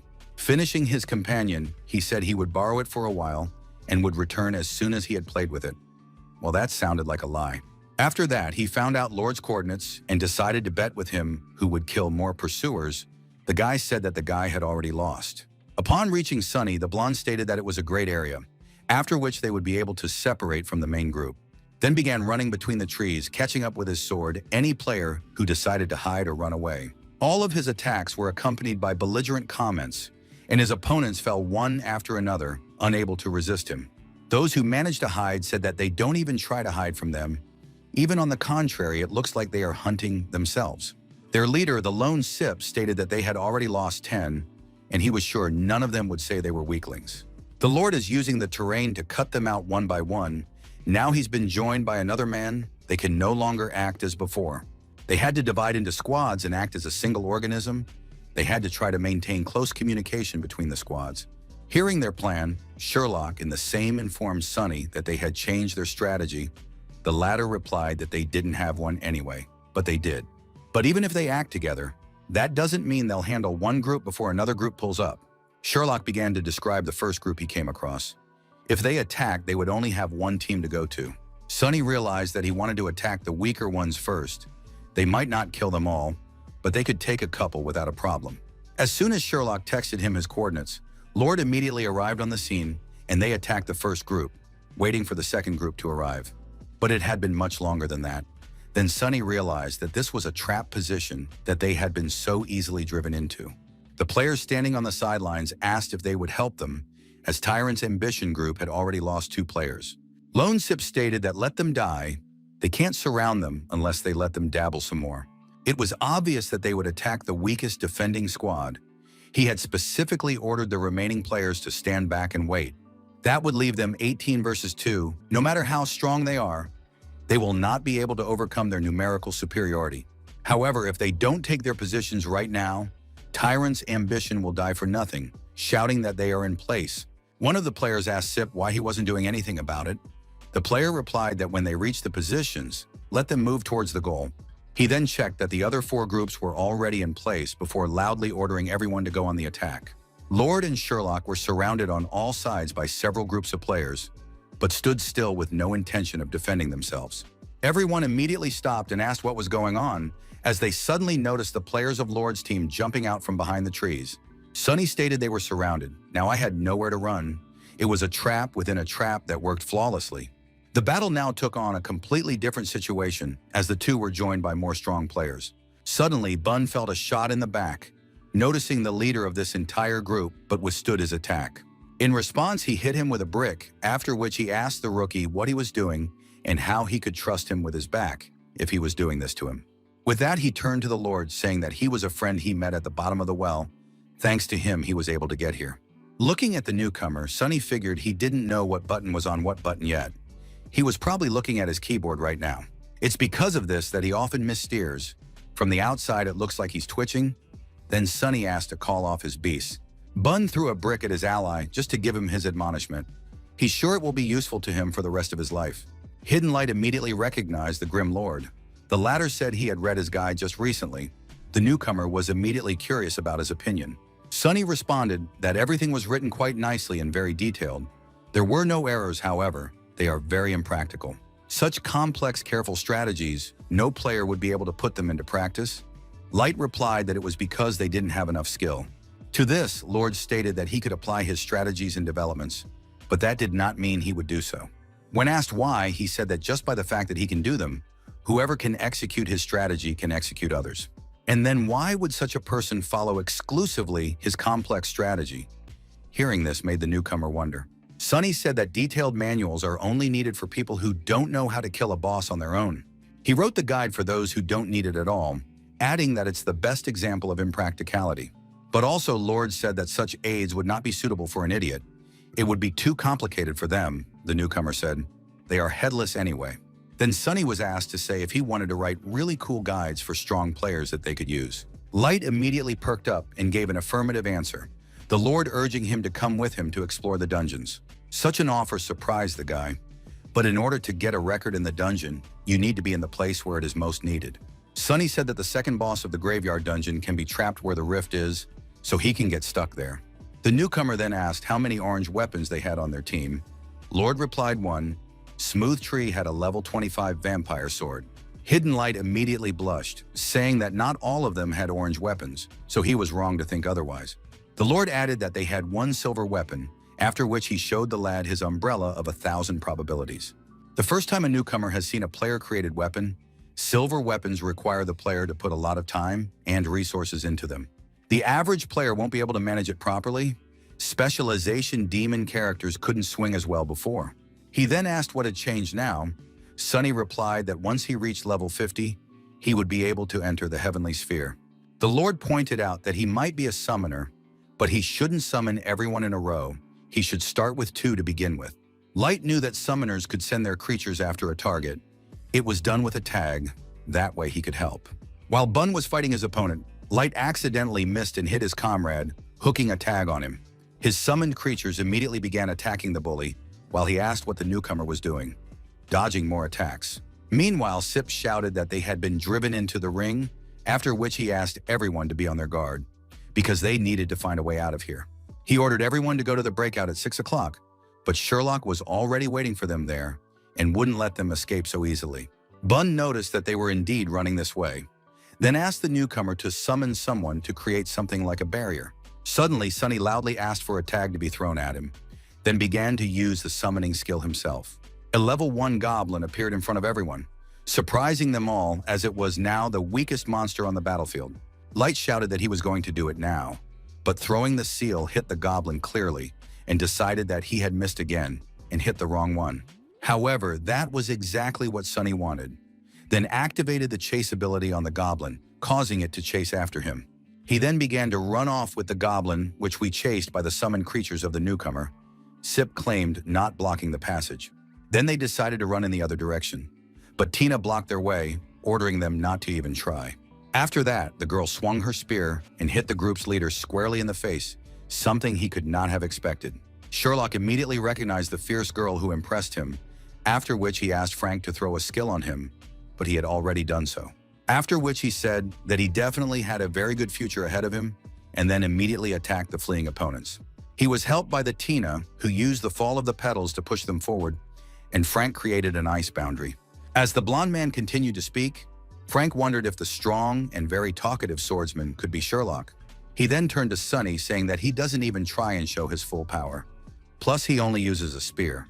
The Lord asked why he would use anything else since he would lose to him anyway. The blonde was surprised at his words. Sunny finished off another opponent and said it was the 11th. Sherlock dumbfoundedly replied that he only had 9. Upon hearing that they had a competition going on, Bun laughed and told him that Hidden Light had lost, but he asked him not to distract him. The newcomer channeled his spell of the guy who was frozen, after which he was glad that he was able to kill one. The Bun then noticed that they had an equal number, whereupon they all began to attack their opponents, keeping score. Jumping up, the bully shouted happily that they had surrounded him. Sip asked who he thought he was and why he should be surrounded at all. However, after those words he lost it. Marie asked what they would do now. Sunny said he would send more people after them. Tina remarked that there was no problem with that, since they themselves could attack them first and defeat the same number of people. Sunny said he won't get any results because of this, so even if they beat them, they're still wasting their time. Instead, they will go to the dungeon, for they are afraid of the fact that they will set records that those can't break. Sherlock shouted that they had agreed to a duel after all, but noticed that the guy had put together a very good team. Frank thanked the older man for the praise. Marie asked Frank if he knew who was in front of him. He hesitantly said Sherlock. The blonde asked Sonia to deal with the misunderstanding, but he asked him to deny everything, which he would do. However, the guy realized that Sunny had left the professional league to return a year later with his own team. He replied that it wasn't easy to put together a competitive team, and the fact that they all gathered around him was just a coincidence. But maybe they'll still see them in action. Bring a team of rookies into the league with them. Let the old guys pave the way for the young. Sherlock said he needed to train as many people as possible, and then he would have no problem making a team. Sunny replied that they needed to deal with the guilds now, as he suddenly noticed wizards up ahead, even though no one was supposed to be here. Hidden Light stated, there is a 7th quest future of Weiss taking place in the city of Weed. You need to go to the abandoned mill that is on the edge of the gorge. After, you have to go back to the forest to compare the tree bark. So, there will be players going from the mill into the forest here. Surprised, Sunny and Sherlock simultaneously thought that this was a minor detail, and only this newcomer could remember something like this. Suddenly, the blonde drew his sword and began to attack Lord, wanting to fight him again. The latter fought back with his umbrella and asked him to be quiet. Sunny then invited the newcomer to the dungeon to set a new record, but he refused, for they had seen him in action. Everyone was well aware that he would be of no use, so they wished him luck. Hopefully, he could write a good manual. When Hidden Light teleported away, Sunny smiled and announced that they could now go to Straight Gorge for a new record. Meanwhile, in the grass forest, a shout was heard from the head asking that they had killed all the players. In response to this, Lone Sip chose to remain silent. He grinned. He thought, Sunny's in a goddamn internet cafe, but still keeps pestering him. If it wasn't for him, he'd be a pro by now. Cold Knight stated that he had just received word that Lord and crew were headed to Straight Gorge with the goal of breaking the record. Sip cried out that they must stop them. If they didn't do it now, they wouldn't be able to catch up with them later. The decision was unanimous. Meanwhile, Sunny was already fighting the scorpions, preventing them from attacking and straining him in any way. He then said that because of a mistake at the beginning, they lost too much time, so going in will definitely not be able to break the record. Suddenly, he turned his attention to Tina and Bun, who were fighting without much enthusiasm and fighting while practically standing still. Sunny wasted no time rushing forward and quickly killed the scorpion the girl was fighting, asking if they thought it was boring. Tina glanced dejectedly at her comrade, replying that they were really bored because those monsters were very weak. Sunny decided to cheer up his team and asked Bun to sing them some song. He agreed, however the girls were against it. The Lord admitted that dungeon sweeping could be boring, but if they wanted to get better, they needed to do it from time to time. Fighting monsters and clearing dungeons is pretty simple, but giving it your full attention will improve their abilities several times over. The boy thought of using a new method of training for him and Bun. The bully was immediately interested. They can try to always hit their target in the same place. They will have no choice but to be more accurate. Tina stated that she would fight just like that, but Sunny told her to take her time because right now they just needed to get through this dungeon. However, he hesitated and said that even now, they too could do similar training and only hit in the head. Though Tina has high speed, she hesitates too much.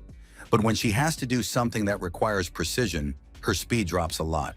Sunny asked her not to be afraid to make mistakes when doing things at high speed. You can slow down a little for accuracy. And after going through the dungeon, they headed towards the portal to get out. There were already several players in front of the portal entrance. As they stepped out into the open world, Sunny froze for a second when he saw a group of people from a familiar guild in front of him. The first to catch his eye was Tyrant Ambition's healer, Endless Night, who had no time to notice the Lord in his group. His team didn't have time to react before Sunny snapped out of his seat, rushing towards the healer and attacking him with a smile on his face. The guild guy also didn't expect the sudden attack, but on an instinctive level, he managed to bounce away, dodging the Lord's spear. His speed was clearly not enough, however, as Sunny caught up to him very quickly, hitting him with a knee straight to the side, doing significant damage. He then transformed his umbrella into a cannon, beginning to shoot the healer without stopping to deal health-draining damage. His opponent attempted to answer him by preparing spells, but his actions were immediately interrupted by a blow to the chin. Marie came to the Lord's aid and attacked the healer with a cannon, asking what was going on, while Tyrant's Ambition team watched on. One player asked her allies what they were just standing for, after which they attempted to attack the Lord. However, all fell at his hand. When asked by Tina who it was, Sunny replied that they were players from Tyrant's Ambition who had recently hunted them down. Outside the Straight Gorge, Knight looked dumbfounded at the team's vitals, realizing who they had managed to stumble upon there. He was immediately asked what had happened. He nervously began to turn his head and tried to make up an excuse, but nothing came to mind. He couldn't afford for the other guild to know that his first team had been killed. It was impossible for them to be the only ones to receive such a large amount of damage. He was asked to stick to the plan. They would send more of her to watch all 50 entrances to the dungeon. They would ambush her after finding out where Lord was.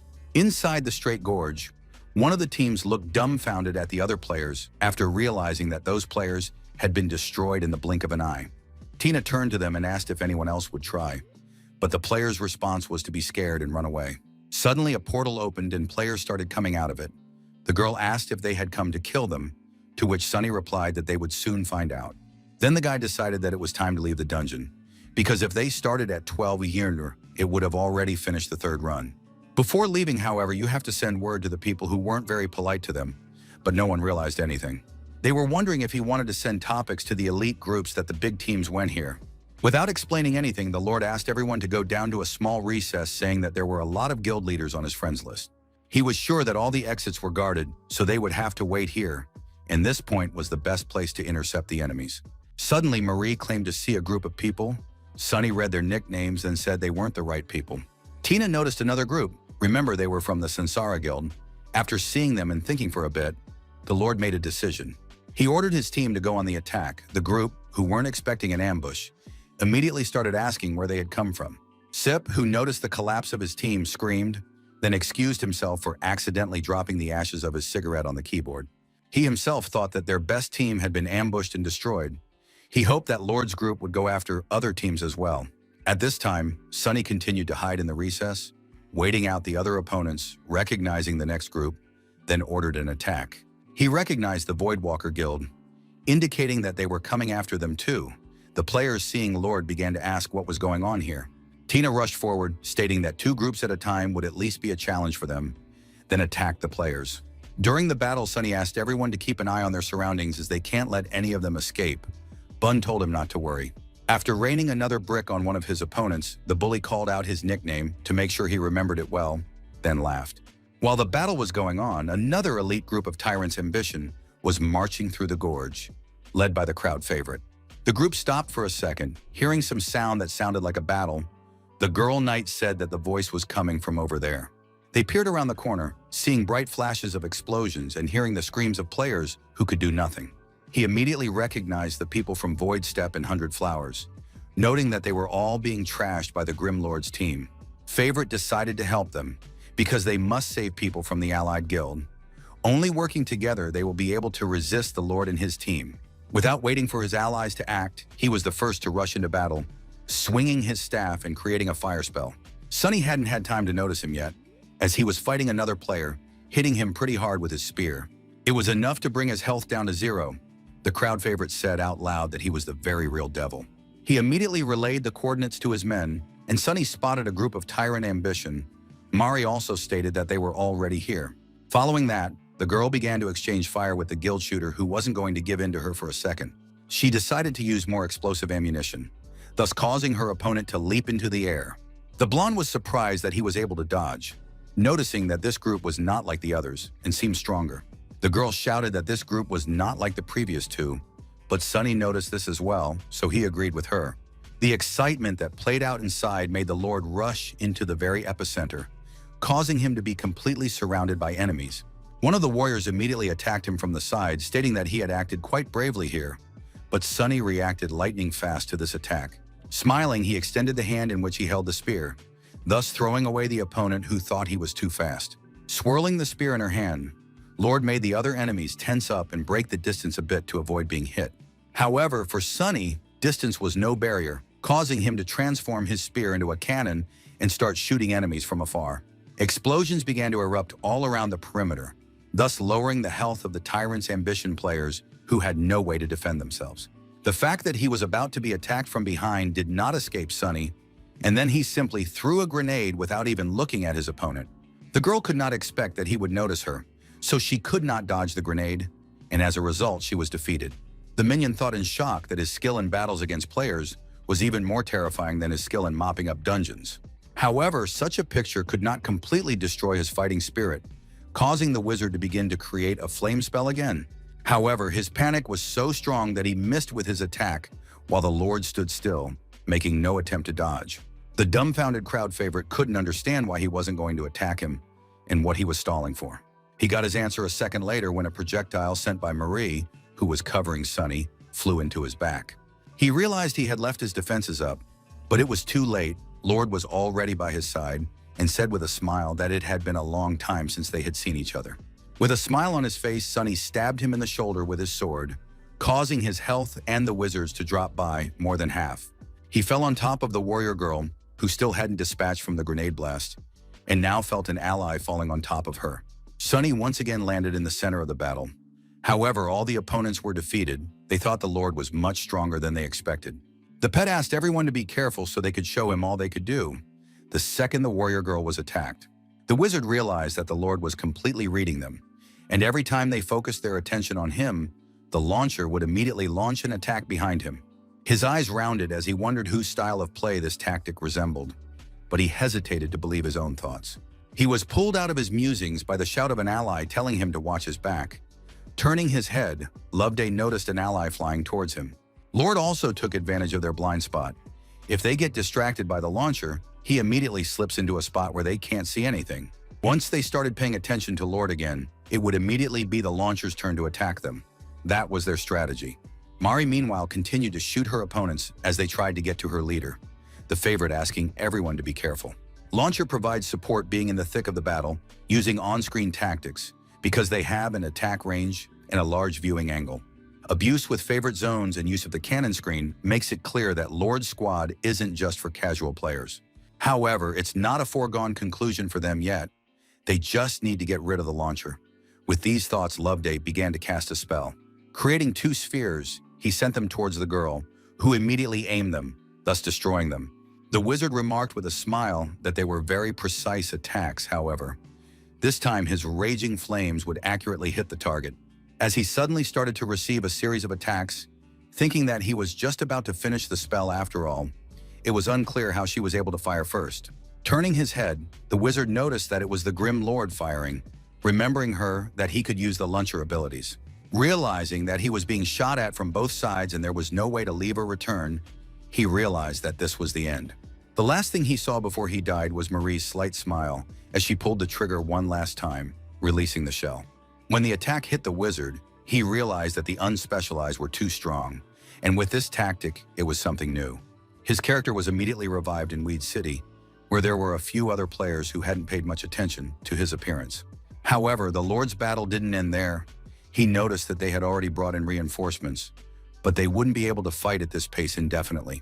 They definitely didn't have enough mana for all of them, so they had to figure out an escape route to recover their strength. As he suddenly spotted a group of people who weren't taking part in the attack, Sunny said hello to them, asking if they were coming from the dungeon. Blue Creek's top team, led by Patak, watched in shock as events unfolded, trying to figure out what was going on. A player from the others shouted at him that he was good for nothing, as Lord had only broken records with them a couple times, and now they were afraid of him.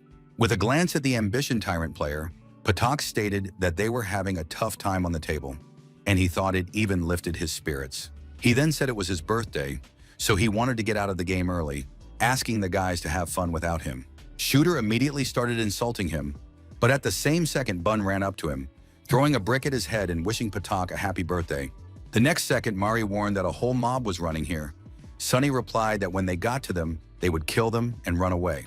Once they were done fighting, the guy showed them the way, asking them to stay close to the wall to stay out of the enemy's sight. He also asked them to keep an eye on everyone they came across, because they probably had sentries posted at all 50 entrances. Mary realized that he was trying to lead them down a path where they wouldn't run into anyone. But it wasn't a given that they wouldn't take the predicted route. Sunny said it's not that complicated because there are only 5 entrances in the direction they are going, so they can avoid bad routes. A couple minutes later, other players arrived at the scene of the battle, but they did not catch Lord and his team on the ground. Swallow realized they were too late. Knight wondered just how strong the Lord was, since even the guildmaster couldn't handle him. But they were sure that sooner or later, someone would spot them. They'd have to go to one of the gorge's entrances anyway. We need to notify everyone currently in the pumping area and those walking around the wasteland to beware of the Grim Lord. At 3:00 a.m., the players were complaining that they had been standing there for over half an hour, but nothing had happened. Plus, they were very sleepy. Upon seeing the record alert, Knight noticed that their men were spread out all over the place, but they managed to sneak in and set the record. Sip decided to send his men to defend the dungeon to prevent the Lord from escaping once again. At the same second, Knight received a report that his subordinate had found a wild boss in a rather desolate area of the gorge. It's the middle of the night and they have relatively high levels. While the others are busy catching the Lord, they can quietly slip away. Meanwhile, Sunny said that they won't be able to make another run because after the notification, the players will definitely block all the entrances to the dungeon. Smiling, Mari said that since they wouldn't be going in there anymore, she went. The newcomer also joined her, leaving the game. Sunny asked those left behind to stay focused while pumping and pay attention to their surroundings. These may still be looking for them. While Tina and Bun continued to do their restraint training, Lord decided to step away from them and check out the situation. Peeking out from behind the cliff, he turned his attention to the wild boss of Straight Gorge, the Alpine Ronin of Sheer Rock. At the same second, his comrades approached him. Sunny asked them to step back, noticing that someone else was watching the boss. He had already been spotted. Most likely a bunch of people would be coming here soon to kill him, when suddenly he spotted Bun, who was scouting the situation. The Lord said they should be careful. This boss's weapon has the swing of a palash and the speed of a katana, but they will still fight him. They decided to steal this boss, and when asked by Tina if they were doing the right thing, Sunny replied with a smile that they were Tyrant Ambition's men. They won't be able to take it themselves, as it will take them at least 3 hours to kill the boss, so they won't have time to kill him. They'll steal it towards the very end.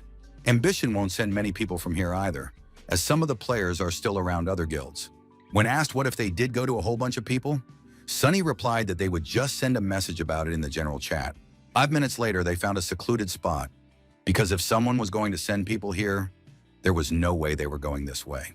However, during this time, no one has come yet. If the people who are supposed to kill the boss never come, then they'll just stay here sitting here bored.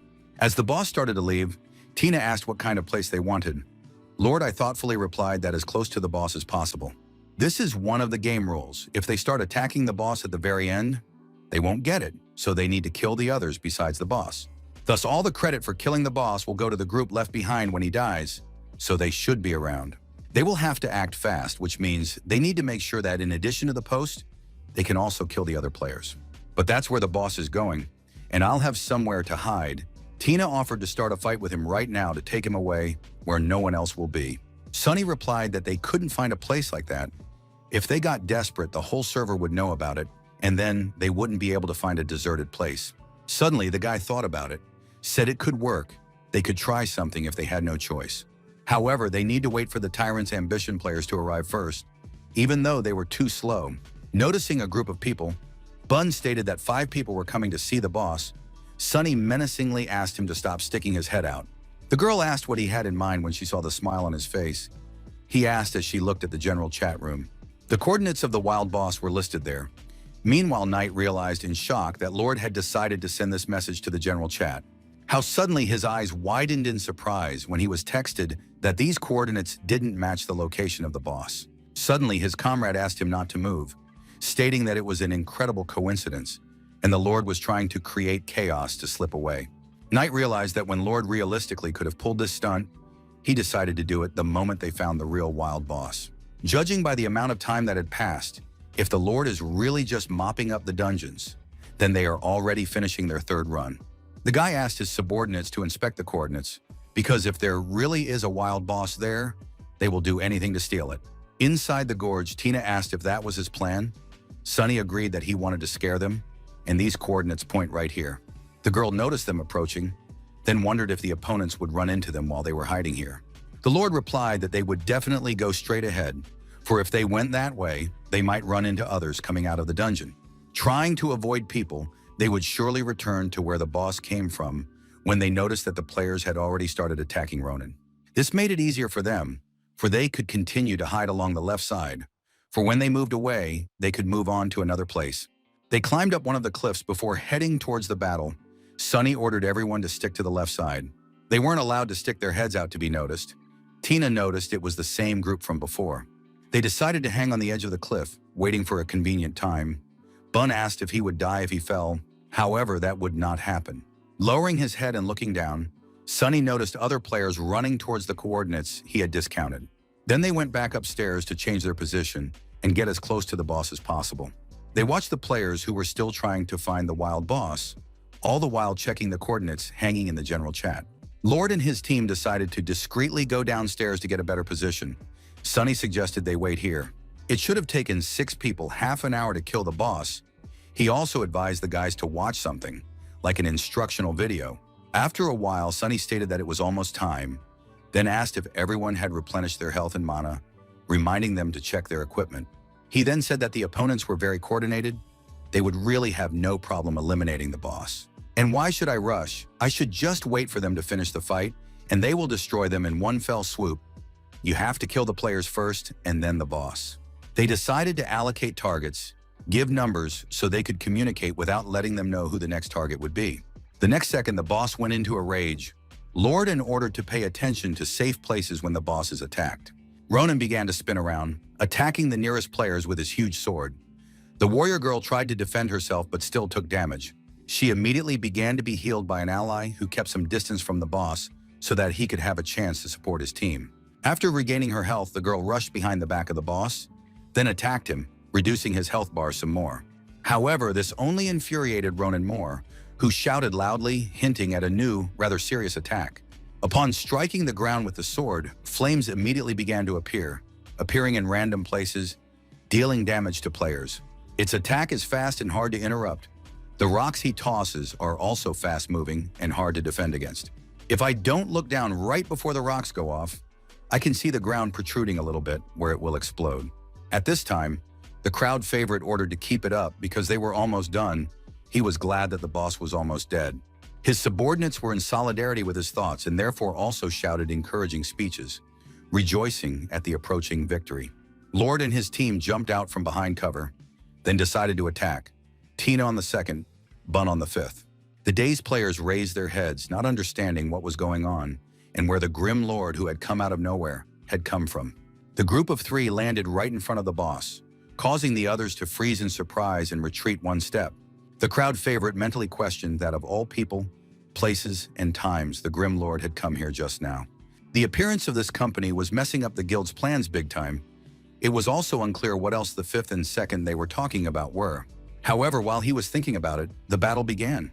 Turning around, the wizard noticed the lord who was already aiming for his back. He didn't make it back in time. However, the bullet flew past. He immediately realized he wasn't the target. Then there was the question of what he was trying to do. The projectile hit the boss, which took off some health. Grimly, the lord immediately got on the list of those who did damage on the boss. The favorite decided he wanted to steal the boss from them, and at the same time Bun was straightening out Tyrant's ambition healer. The warrior girl noticed that the treatment had been interrupted. As a friend noticed the battle mage from last time, she decided to cut Tina in half. With a swing of her sword, she hit the boss, causing her eyes to widen in surprise as she hadn't noticed him approaching. Sunny, in turn, opened his umbrella and made a shield out of it to protect Tina from an attack that could damage her. Meanwhile, their rival casually attacked an ally, asking if he was all right, but the ally was in no hurry to answer. Suddenly, he screamed, asking her to watch out. But it was too late. Tina attacked her with her spear right in the chest, throwing her into the air. Bun chased after the healer and yelled that it didn't matter if he killed him or not. He just needed to keep an eye on him.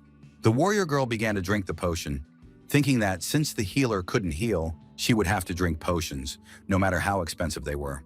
Her health recovered a bit, after which she tried to attack Tina again, but Sunny loudly asked her not to dodge. This surprised the girl, who had been working on getting revenge all this time, and now he was asking an ally not to dodge. Instead, Tina jumped into the air, showing her opponents that she was facing the boss, who had already launched an attack in her direction. Swinging his sword, Ronan missed the wave that slammed into the girl, demolishing all the health she had regained with potions. After that, she was immediately approached by the Lord, who attacked her with a spear to the stomach, giving her no chance to dodge. As soon as he bounced aside, the boss grabbed her by the throat and pinned her to the ground, attacking her with his huge katana along with it. To finish her off, Sunny transformed his umbrella into a cannon and aimed it at the girl, giving her one last smile. After the explosion went off and the warrior girl was killed, Sunny told Tina that she shouldn't stress so much. After all, their biggest problem is over there. He pointed towards the boss, who angrily turned his attention to the guild players. The terrified crowd lover realized that Lord wasn't here to steal the boss, but to help him. He began to run away from the boss, shouting loudly that because of the provocation, he was focusing on them, and therefore it would be much harder for them to defend themselves against the Lord. In the next instant, Ronan and Sunny joined forces to massacre the players from Tyrant's ambition. The boss would roll players to the ground, practically finishing them off, while Sunny would deliver the final blow with his cannon, not giving his opponents a chance. The pet found himself in the city of Weed, where the rebirth point was located. As soon as his character was reborn, he let out a loud bellow. He turned his attention to his ally, after which he began to complain that Lord had teamed up with the boss, and his behavior was simply shameless. At the same second, another comrade appeared behind them and irritably declared that they had no honor at all. The favorite thought that this way, they would definitely miss the boss, but they know his location, so they only need to gather people. Even though there's not much health about the mustache, but there's only 3 of them after all, it'll take them some time to finish him off one way or another. There were only 3 left on the list of those who attacked the boss: Sunny, Tina, and Bun, who were actively turning from all of Ronan's attacks. While Lord fought alone, his team stood back and dumbfoundedly declared that the boss was incredible. Sunny loudly reminded them that they were not her performance, then ordered them to attack with him to finish him off faster. Without thinking long, Tina and Bun attacked the boss at the same time, lifting him into the air to give him as little room to maneuver as possible. Then the girl, paired with the Lord, used the touch of the flower to push Ronan off to the side of the cliff, disorienting him. However, things went a little off track, causing the boss to land on his feet. Tina yelled that he was going to use an enhanced attack. Pushing off the rock, Ronan rushed forward, but immediately met head-on with Sunny, who couldn't let him counterattack. The Lord decided to use all his techniques to the max and then attack the boss right in the neck, causing him to hesitate. Surprised, Tina and Bun immediately recognized the assassin technique their leader had used. Sunny asked again why they were just standing there. They immediately came to their senses, and then they all began to attack Ronan together, slowly but surely reducing his health bar. At that second, the guild leaders looked dumbfounded at the alert that congratulated the Grim Lord and his team on their victory over Ronan. Favorite thought that most of the fallen players were because of the guild, and the boss they stole had to be theirs too. Sip and other players wondered where cleansing mist and 1 inch of ashes were, to which they received the answer that they were offline. We need to hurry up and call off all the people they have set up at the entrances to the dungeon. They will set a trap for the Lord. They won't let him leave the gorge so easily. They won't leave them this time. Not unless they learn to fly. Suddenly, Knight shouted that the Grim Lord was out. His comrades shouted back that he had no shame or conscience. In the end, they never accomplished anything. They don't even know where he was before the shutdown, so they can't wait for him either. One had to guard the entrance to the gorge. One must not panic. At least they might try to visualize his movements. At this time, a happy internet cafe Sunny pulled a cigarette out of his pack, lazily peering at the monitor screen. From the boss, he is fulfilled with an amber crystal, a very useful item for the umbrella. It was luck to knock it out the first time. Right now, he's the only one of his kind on server 10, and there won't be many more of them coming out within a year. Also, now they have 1 purple weapon, 2 blue gear, and 2 rock breath. If you sell them, you can get a lot. At noon that same day, in the dining room of Tyranny, the players looked at the doorway with surprise at the man who had arrived. Everyone wondered why the head was here at this time of day, at which time Jin stood with a tray in his hands. He walked over to the table where the vice captain was sitting Asking him if he could sit down, he nodded affirmatively. Tyranny's vice captain, Mike, continued chewing rice, not bothering to be the first to start a conversation, deciding to eat his lunch first. Jin immediately turned to him, wanting to discuss something with him, but the man stopped him, suggesting he eat first. When the vice captain set aside his third plate, Jin thought he was done, then tried to restart the conversation. However, it was a false start. Mike took a bowl of soup and began to eat silently, not reacting to the words of a comrade. As soon as he was done, he asked what he wanted to talk about. Jin replied that it was about the game. After hearing this, the vice captain began to summarize about a player with no specialization and a weapon that could change its form. Jin noticed that the vice captain was more concerned with his tactics. After all, unless you count Sunny, he's one of the remaining master tacticians. The other two are still in league play, but this Grimlord is also very cunning and resorts to some interesting tactics. Mike asked him for an account he could lend him to take a look at it. He immediately agreed. He decided to visit him in the afternoon, even though he had a practice scheduled at that time, but for the sake of it, the guy would ask for the day off. As soon as it was 2 p.m., Mike was all set. He had brought his keyboard and mouse, and yes, he looks very serious. Jin noticed that Lord still hadn't returned, even though he'd gotten out of the game back in Straight Gorge yesterday, but he still hadn't returned. Taking the healer's account, the vice captain logged into the game and asked his comrade to calm down, for they would just wait for him here. They continuously watched the Lord's appearance as they suddenly noticed that he had entered the game, which meant they had a chance to catch him. After 2 hours, the players were getting visibly angry because he still hadn't been found. Even though he was supposed to appear somewhere in the area, suddenly Mike froze, noticing one of the players walking towards them. He immediately realized that Lord was heading towards them. Sunny walked in their direction with a slow but steady gait, noticing that no one was going to attack him. Mike asked Gene to go down to the bottom of the slope. He sent him the exact location of where they were now. The crowd favorite was surprised to notice that he had identified all the positions he wanted them to take with such maddening precision. All the players near him began to scatter, taking up positions, and the favorite was the first to rush forward. Sunny thought he should go back to Weed City, since the busybody had almost no durability left, but for now he'd have to switch to another weapon. Choosing a two-tailed sword, the Lord paid attention to his enemy's formation, thought they had a great layout. Sunny decided to ask the healer who he was, to which he got a little too close, which surprised the guy a little. The crowd favorite looked at the tactician in surprise and marveled that he had started a correspondence with the Grimlord. The one suggested he be the first to launch the attack, Sunny agreed, rushing forward, and the favorite looked at him in surprise. He mentally turned to the vice captain. I had said that the Lord was running at them. However, it appeared that the latter was not going to hand out instructions to them. Given their formation, he should be the first to strike. But does the vice captain see no need to give any instructions? Mike was only naming a player's specialty, and Loveday didn't understand what he was thinking so much, since he was now half a step behind everyone else. However, he still tried to stop the Lord by aiming a spell at him.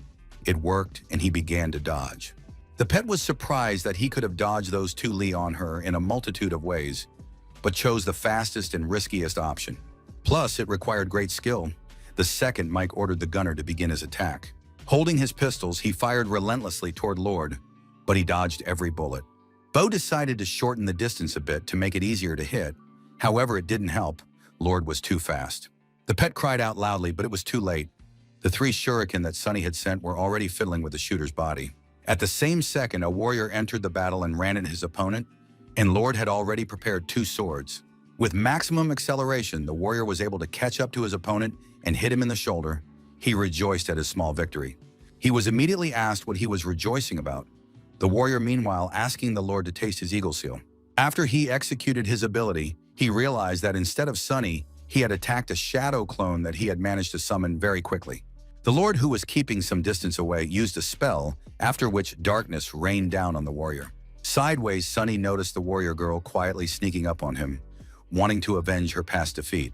She quickly drew her sword from its sheath and swung it toward her enemy, but the Lord was able to bounce aside in time. Sunny's eyes widened as he realized that he had managed to let slip and fall into the trap of the sacred fire after all.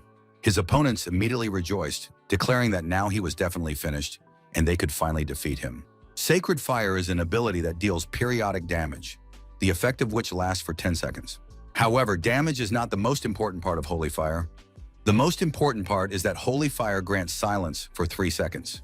Anyone burned by holy fire cannot use the spell for 3 seconds, meaning the Lord will be vulnerable. As Mike finished reading the spell, he asked all of his allies to prepare for a general attack. Using the move, Sunny quickly bounced back, thinking that he couldn't predict where this healer would use the sacred fire once more.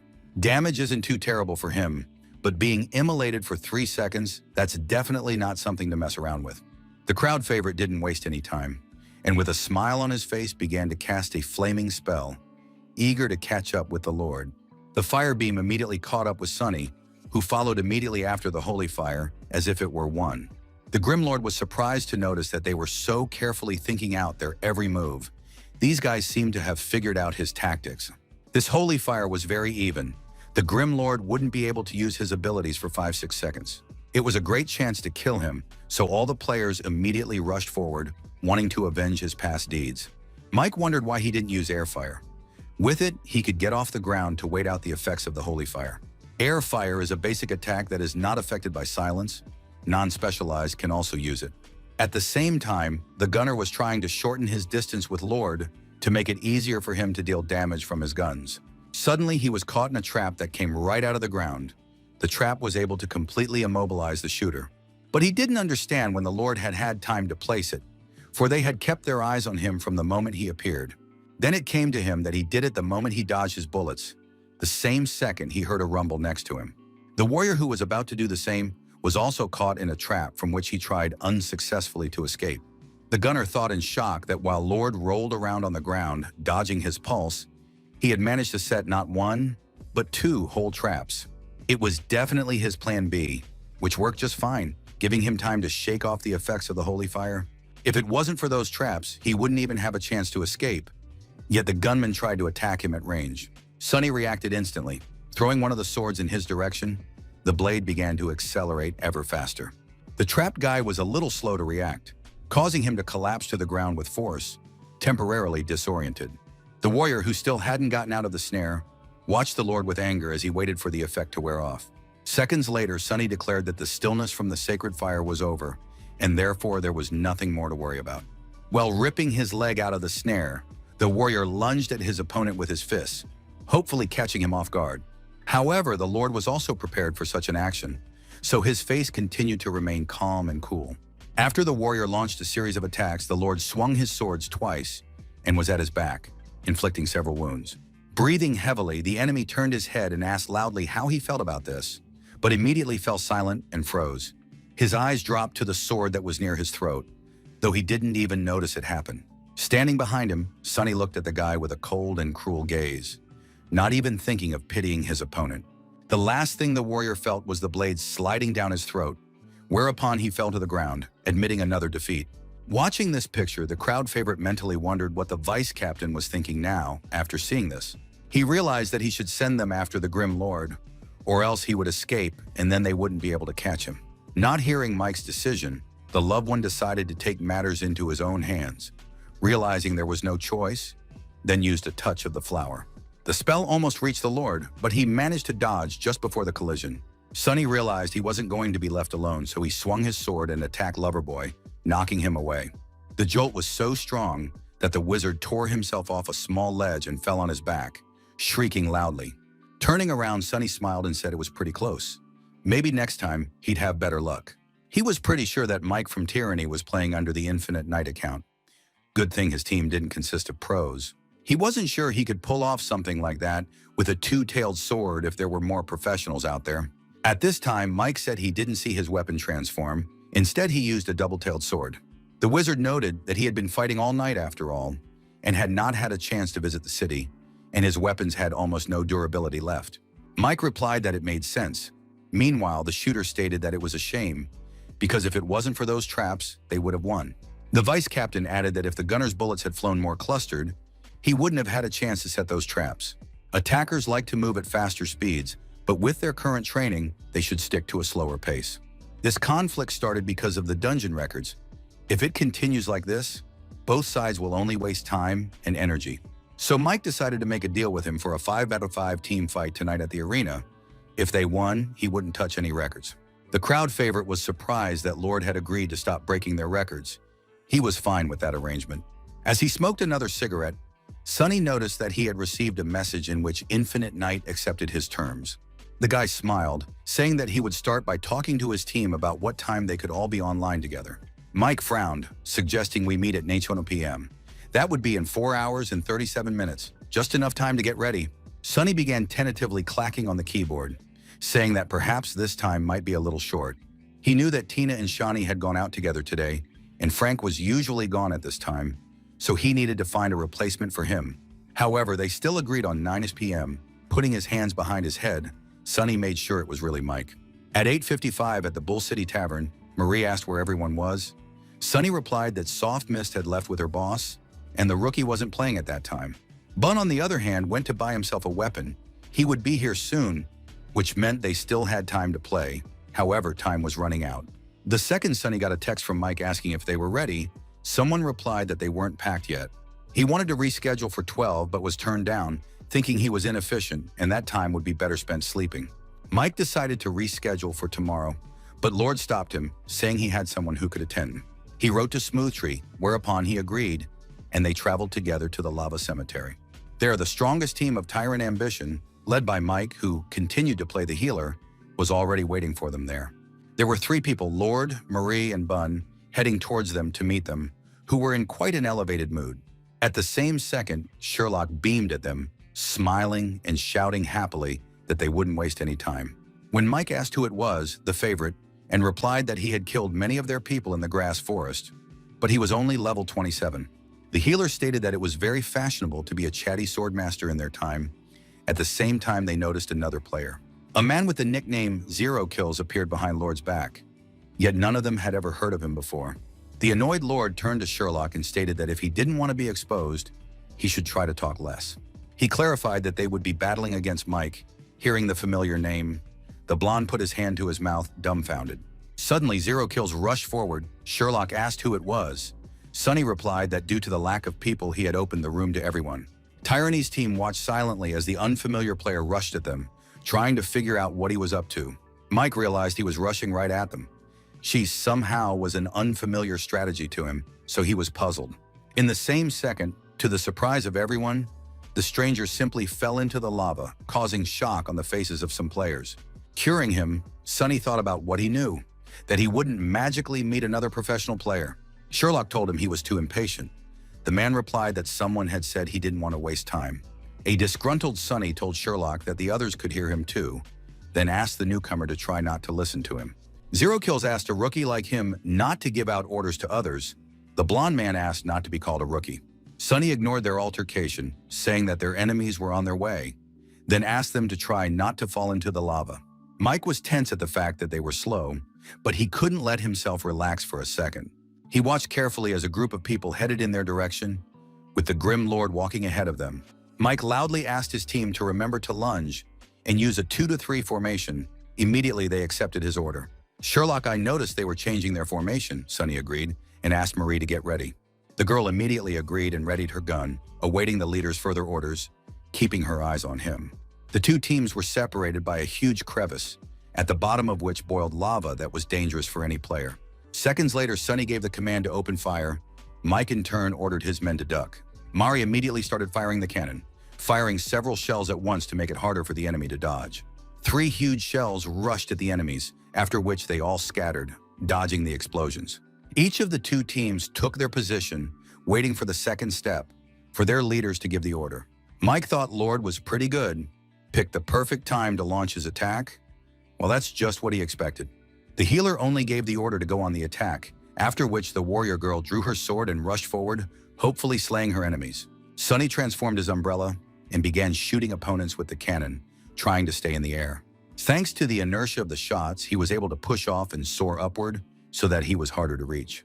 The warrior thought menacingly that the Lord had abruptly changed direction, causing him to miss the eagle seal, but it could have been worse. Due to a second, he stopped at the very abyss, looking at the lava bubbling at the bottom. Suddenly, someone approached him. Turning his head, he found a chatty swordmaster who had his sword drawn above his head, pointing it at the warrior. With a slight swing of his weapon, he sent his opponent straight into the lava. Bun appreciated this devious move. The second Mike started conjuring, and Bun, I noticed he was trying to create holy fire, so I wanted to stop him. Sherlock asked him to ignore him because he wouldn't have enough range, so he would only provoke him.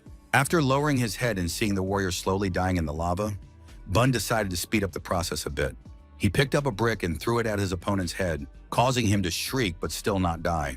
This infuriated the warrior, who used a jump to get back to the ground. Sherlock got scared and told Bun to run. Turning his head, the blonde noticed the warrior girl, who was not in the best of moods, already rushing towards him. He made a sly and sharp lunge, sending the warrior back into the lava while he himself tried to quickly return his attention to the girl. He turned very quickly but managed to bring his sword up at the very last moment, thus exposing the block. The warrior who had fallen into the lava was cursing loudly, for no one could heal or save him now, making him look useless. Mike thought that in theory his plan was to have the striker bounce back, but it takes 3 people working together. And even then, 100% success is not guaranteed, but this interval of time was enough for him to attack. If he really thought this through, it means only one thing: he has divine skills, nothing less. The healer realized that there was no way he could save the gunman. Now the plan was to attack them with the lightsaber. As if reading his thoughts, the warrior girl rushed into battle. However, it was too soon. Mike tried to stop her. By doing so, he distracted the girl, who missed with her attack, causing Sherlock to bounce to a safe distance. Holding the sword firmly with both hands, the blonde smiled, then swung the weapon, shaking the ground beneath him. The girl, who was already flying into the lava, was surprised that he was able to use the falling light blade before even jumping. The warrior, who was still in the lava, was surprised to see a girl flying towards him, whom the healer was trying to heal. Frowning and casting a spell, Mike realized that things weren't going well, and things weren't going any better for the mage and the gunslinger.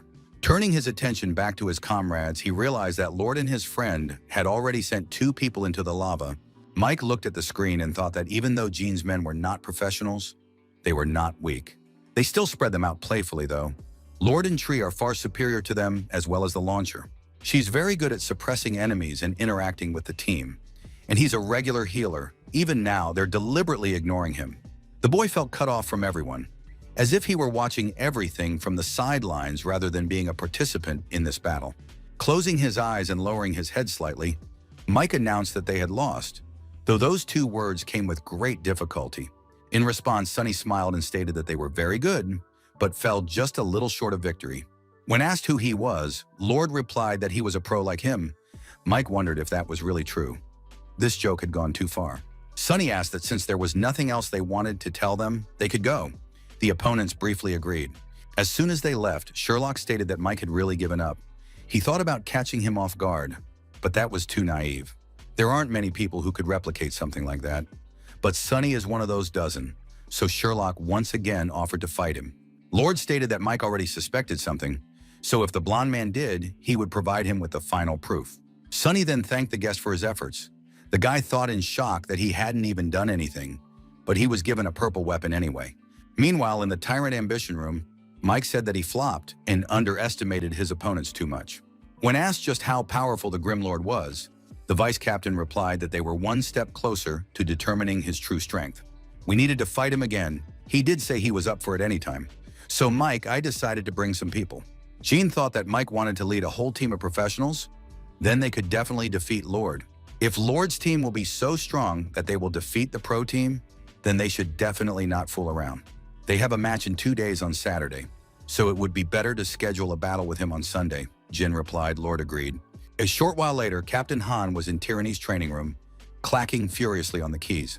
He was practicing on the soaring cliffs now, trying to jump from one to the other while dodging arrows. Mike walked in thinking it was too late. The captain had always had a problem with footwork, and now it was going to show. Trying to land on one of the rocks, the guy didn't calculate the trajectory and tripped over the edge of a rock ledge. With no way to get back up, he began to fall back down, realizing that he had reached his peak and therefore lost. He pounded his fist loudly on the table in anger, and Mike thought he would never be able to break his old records again. Seeing the vice captain's reflection on the monitor screen, Han turned his head and asked how it had gone. Mike bluntly answered that they lost. The opponents were stronger than he expected, as they were at the level of pro players. The captain frowned and said it was a good joke, then asked if it was really like that, why they were still just playing. Mike asked in response if he wasn't just playing too, but Han didn't say anything to that, just asked to let him see the tape. They began to watch the replay, during which the captain commented that Smooth Tree had good mechanical abilities. Mike agreed, saying that although he didn't say anything during the match, someone who fought him before said he was very talkative. Han didn't understand what the vice captain was getting at, after which he noticed that the Grim Lord's weapon was something with something. Mike agreed, saying that such a weapon should never have appeared in the hands of a regular player, much less on a new server. He thinks they need to keep interacting with them to learn more. Hanai figured he had already come to some conclusions. This weapon was created specifically for the unspecialized class. Of all people, only Vernon would be suitable for such a weapon. He's very good, though his speed is lacking for this kind of character, but he's definitely enough to fully support his team. But people in the guild said he sits online a lot, and it doesn't seem like there's more than one person playing as that character. However, Mike decided it was Sunny after all. Han asked why he was attracting stares again if he had retired. Not getting an answer to this question, he began to ask what they did then. He was told that they asked the Lord for a rematch. The captain wants to bring in people from the team, and when asked if he had spare accounts, he said he had one. Han frowned even more, then stated that he too could join them to see everything in person. His gaze turned back to the monitor on which the figure of the Grim Lord paused, smiling victoriously. Meanwhile, in Sunny's Straight Gorge, I noticed that Tyrant's ambition got the boss after all, so he decided to ask them what items they got. When asked where they would go now, the Lord replied that they would go to mop up the dungeon. Leveling up was their best defense against guilds.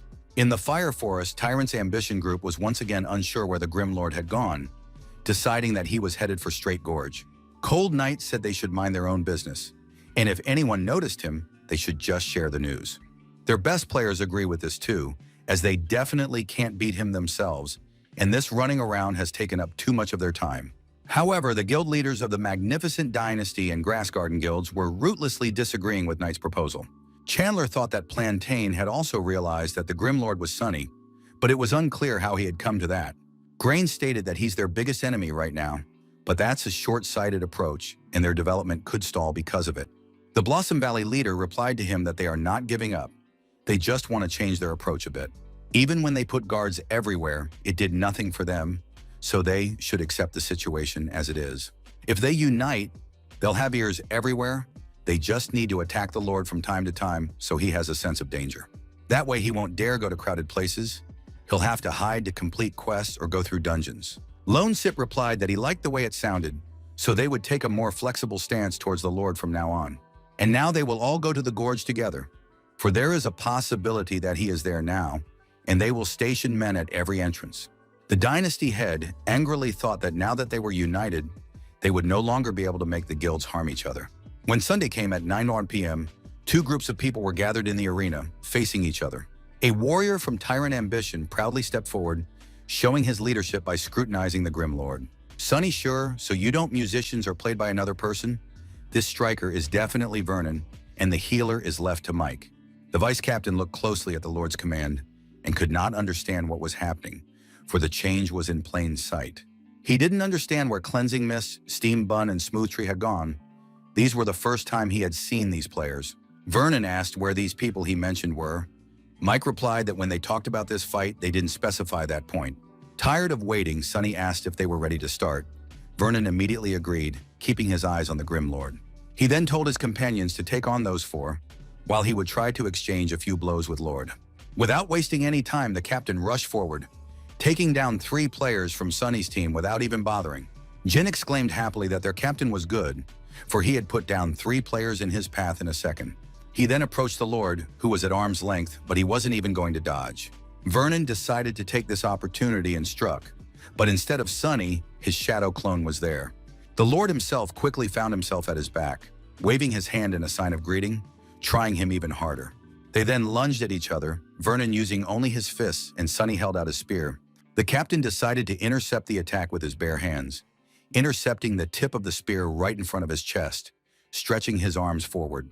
But as soon as his brasses collapsed, he noticed that the tip of the weapon had begun to dissolve in the Lord's hands. At first he thought he had simply missed, but in the next second he noticed that the weapon had taken the shape of a cannon. Shots and explosions rang out, but Vernon wasn't going to give up even under the hail of bullets, so he tried to get close to Sunny. As quickly as possible, he shortened the distance, causing the Lord to bounce back, thus losing the opportunity to dodge. Vernon began to charge, trying to attack him with his arms and legs. However, Sunny opened his umbrella, making a shield out of it. The captain then decided to use a slap. Swinging his arm wide, Lord reacted instantly, then crouched down. That was his mistake, though. His eyes went wide when he saw a knee flying towards his face. However, he still managed to block the next blow by taking out his baton, which he immediately put a block on. Wasting no time, he decided to retake the initiative by bringing his opponent to the ground, pinning him with his knee. Sunny then stated with some smiles on his face that he wanted to give him a little show to hurt his pride. Being pressed by the Lord and hearing his statement, Vernon declared that it was indeed him, recognizing who was hiding behind his guise. Hearing the captain's phrase, Jean immediately became very curious about who this man was that Vernon personally knew. As they fought, Sunny asked if he had to be so intense since it was just an arena fight. His opponent ordered him to shut up and then swung his fist, scowling angrily as he didn't want to be distracted. His blows hit exactly on target. He began pounding the Grim Lord, shattering the ground beneath him and preventing him from escaping. Then he paused for a second, looking questioningly at the caller, who didn't even attempt to do anything. Sunny was lying on the ground with his arms spread out. Jean noticed he wasn't moving. He thought he had died here, though he should still have plenty of health. Suddenly, Lord jumped up and got to his feet, apologizing and saying he was just distracted for a second, but not dead. However, this was of little concern to Vernon, who lunged at him again, preparing another attack, gathering all his strength into a fist. Sunny didn't defend himself. Jean noticed that this definitely shouldn't happen. It felt like he was trying to lose on purpose. Suddenly, Lord said he gives Vernon a standing ovation. It's only one match, but he knows how much he enjoys it. The warrior stopped his attacks, then said that since he was resigned to his defeat, it was better for him to leave the match. Before leaving the arena, Sunny stated that he was leaving this powerful due to accepting defeat. As soon as the Lord disappeared, a system alert appeared stating that Tyrant's ambition had won. Cold Knight remarked that he had lost. Sunny replied that as agreed, he wouldn't touch their records again. At this time in Tyranny's workroom, Mike and Vernon headed for the exit, while Jean decided to ask who the Lord really was. Without hesitation, the team captain replied that it was Sunny. The answer dumbfounded the head, who remained standing in the same pose. He thought about the fact that if they were losing to him, it wasn't such a shame. However, he urgently needed to talk to Cold Knight. Mike asked why Sunny wanted to lose, and why he took 4 completely useless people with him. Vernon replied that he doesn't do anything for nothing, which means he has more to gain from losing than winning. He also suggested that it would buy him time, because maybe a year from now, they'll fight him in a match again. Meanwhile, Sunny asked Simon if he wanted to set a record in the Straight Gorge, but he was reluctant to ask for his help. However, he only wanted to convey a strategy for setting new records, which stunned Azure Stream. He demanded payment for strategy. Transferring his knowledge was a better option for him to get out of his predicament. And when he shared his knowledge, all the major guilds would stop having enmity towards him. It was simply genius. However, they still can't agree on a strategy, so Sunny will have to change her goal a bit. Misty Castle was one of the big guilds. He wondered how good of a record they could set. Afterward, he began discussing the beginner's guide to Straight Gorge with Hidden Light, and Sunny texted him an updated version. At the gorge at 2:30 a.m., the crowd favorite noticed that it had been over half an hour since they set their record, but it hadn't been broken yet. Suddenly, they noticed an alert in which Misty Castle broke the record, which surprised the players of Ambition Tyrant. It was a stab in the heart. After all, they had just solved their problem with the Lord, and now Misty Castle was starting to do the same. At this time, Sunny was chatting with Misty Blink, not discussing future strategy for the Fire Forest, asking him to prepare materials. He was asked if they could get priority treatment in the next strategy. Sunny agreed, allowing them to make their first bid. When 6:30 a.m. came, Sunny finished preparing the practice schedule for his team. Meanwhile, in the Bull City Tavern, the favorite seemed to ask what Misty Castle bought strategy from the Grim Lord. Knight replied that he could sell them a similar strategy as well and see if they could perhaps get a record to sing. That's when they realized Lord had decided to take on a new business, and buying his strategy would be key to setting the record straight. He probably planned it in advance, so he called random people to the battle last night to lose. Knight asked if they would buy strategy from him in exchange for materials. Loveday angrily agreed. Even after everything that's happened, they'll still have to rely on the Grim Lord to set new records. When it was December 24th, Shani stated that the Christmas event was about to start, so she asked Sunny to plug in soon. She offered him a seat next to her, since the other seats were already taken. He immediately accepted her offer. The main goal of this year's Christmas event is to hunt down the Christmas thieves who have stolen Santa's gifts. For this, Santa will reward players with a gift box according to the gifts they bring back. The number of thieves caught will be converted into points, and will be displayed in the hunter rating. It will be divided into several parts by levels. After completion, players will receive a gift depending on their place in the table. The best players will receive the best reward. Thieves also have levels. The higher their level, the more points are awarded. There are also elite thieves and bosses. After reading the necessary information, the group of 3 began hunting for the thieves, and Shani had already found one. However, that doesn't mean she'll always be leading, even though the one-hit rule applies here, because no one will steal it now. Sunny, who writes through the woods, has been corresponding with Marie, who has decided to hunt thieves in Sin City, where there should be few people. It was a city of 37-39 levels of pumping, where Lord had decided to visit to help his friend with a thief hunt. Along with that, this way he could raise his level a bit, killing monsters that were already an order of magnitude stronger. Sunny knew that the people of Sin City had a very long provocation range, and they also had high aggressiveness. Besides, this map has limited visibility. There's also a lot of background noise. He didn't know if Tina would be able to adapt here. Shani was surprised that they went to Sin City, since they were still very low level, then went back to catching thieves. However, the girl shifted her gaze back to the sled monitor, hot on the fact that they had moved off to the other side, asking him to move forward. She stated that at this rate you could have just rushed forward and killed them all. Mind you, the guy is strong after all. However, Sunny continued to sit and wait, trying not to provoke any extra monsters by waiting out the thieves. As soon as one of them stepped out from around the corner, he was immediately shot in the head with neither from the cannon the Lord had gotten. The thief immediately started advancing on Sunny. However, the other monsters didn't even bat an ear to attack the guy. Shani noticed that he decided to avoid the range of aggression at all costs. There was very little time, but he still made it. She didn't know if she could pull something like that off, but better not to compare him to herself, she decided to go see what Tina was doing. Shani noticed the epic happening on her monitor, but noticed that her friend wasn't quite in control.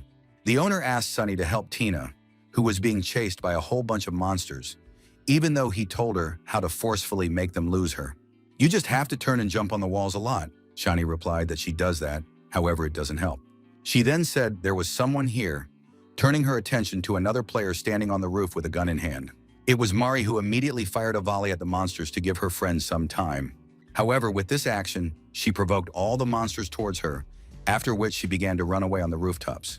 A little while later, the girl was back, and she seemed to have gotten rid of all the monsters that had been chasing her. Shani noticed that it only took her a couple of moments to do it. Getting rid of monsters like that was only a couple of trifles to her. Tina thanked Marie and Shani asked if she knew her. The girl replied that she was Sunny's friend, and they went through the dungeons with her. The owner decided to compare her to herself, but Sunny said she was better than her in terms of playing many times over. This upset the girl a bit, who only hummed and told the guy to continue on with his thief hunting. After an hour, Shani said a lot of players never caught anyone, and she caught 3, Sunny caught 14, and Tina caught 9. She picked up her mouse and decided to look at the rankings. Grimlord was at 261 and Soft Mist was at 784. For the sake of interest, she decided to take a look at Cleansing Mist, who was also doing well. She's at 319th place. Tina thought that the gap between her and Sunny was too big, so she should try even harder. Not wanting to waste any time, she continued to hunt thieves in Sin City, making sure not to let anyone get in her way. Suddenly, she spotted a fleeing monster that purely by chance came into her field of vision, much to her delight. She was about to run after him when she suddenly noticed another player who jumped off the roof and started chasing the thief. Tina flinched as she realized he was running faster than her to him, but there was no way that could be allowed to happen. Without a moment's thought, Tina abruptly sprinted in pursuit, hoping to outrun the player who had staked out her target. Then she noticed that they chased him at the same time, so she just needed to get to him sooner. But as luck would have it, it was the girl who was attacked by a monster that came literally out of nowhere. But he could interfere with her movement. Tina decided to stab him with her spear, thus pushing him as far away from her as possible to continue running. But suddenly another idea popped into her head, whereupon she used the touch of the falling flower and sent the monster towards the thief. In this way, she was able to provoke the thief, who began to run towards her because she was the first to be able to strike. Another player, who was also busy chasing, recognized Soft Mist, who was in Gloomlord's group. Tina noticed that the stranger had just run away, and it seemed that he had just decided to leave this thief to her. The girl decided to continue the battle, attacking the thief and fighting off the monster that happened to be next to her. With her side vision, she noticed the Swordmaster again, leading the crowd of monsters behind him. She wondered what he wanted to do. She noticed the sly smile on his face. and so she was worried about what he was going to do with those monsters. The player ran straight at her, so the girl decided to defend herself by knocking him away from her with her spear. The guy smiled and noticed that she really liked that punch. This behavior was very strange for someone who had just been attacked. After making this statement, the player spread his arms out, crashing into the crowd of monsters that chased after him. However, his smile didn't disappear anywhere. Then Tina was dumbfounded to notice that all the monsters were provoked at her. She realized that he had made her do it. In the next instant, she started running away from the monsters, trying to catch up to the stranger to get revenge. Tina made a lunge, however the guy came back, not even trying to counterattack, but silently watching the girl's actions. She tried to attack him in various ways, besides me using various spells that he dodged. Tina couldn't understand why he couldn't hit. After all, he doesn't make any mistakes in movement, but he anticipates the next hit every time. It seems she had experienced something like this once before, after which she tried to attack him with a normal attack that worked. At first, the girl thought it was a coincidence, after which she threw another punch that hit right on target, taking away the guy's health. Then she realized that this was what Sunny had told her about, that you had to use your abilities wisely. That's exactly what he does. She used a bunch of skills to deal with those monsters, and now most of them are reloading. Seeing her level, he concluded that Heaven Strike was the only skill she had left, which was why he was able to dodge. While Tina was trying to attack the player with normal strikes, she didn't notice the monster sneaking up on her, striking her. She couldn't lose her health like this anymore. She needs to think not only about him, but also about the monsters that haunt her. Sunny had once told her that during a battle of attrition, it was important to watch her stewardship of resources. The girl realized that this was going to be an uphill battle, but it was still easier than beating Sunny, so she could handle it. The Swordmaster was surprised to notice that the girl had drunk the potion and was once again lunging to attack directly at him. However, she skipped past and started fighting monsters. He wondered if she had been chasing him for 40 minutes and still wouldn't give up. If he knew it would end with this, he wouldn't worry. He asked her to hurry up and die. However, his smile faded a bit when he noticed that the girl wasn't even going to give up. It looked too cool for her. While the Swordmaster was thinking about it, Tina ran straight at him. He noticed that she was very persistent. The guy decided to subdue her by swinging his sword, but the girl jumped up, thus dodging the blade. This was a point the player didn't like, noting that she was very strong mechanically, even noticeably better than him. At the same second, Tina lunged, hitting him in the chest. The guy didn't realize how she managed to hit him. It was as if her speed had increased. He realized it was just a dragon tooth, but it shouldn't have done that much damage, yet the girl continued to attack.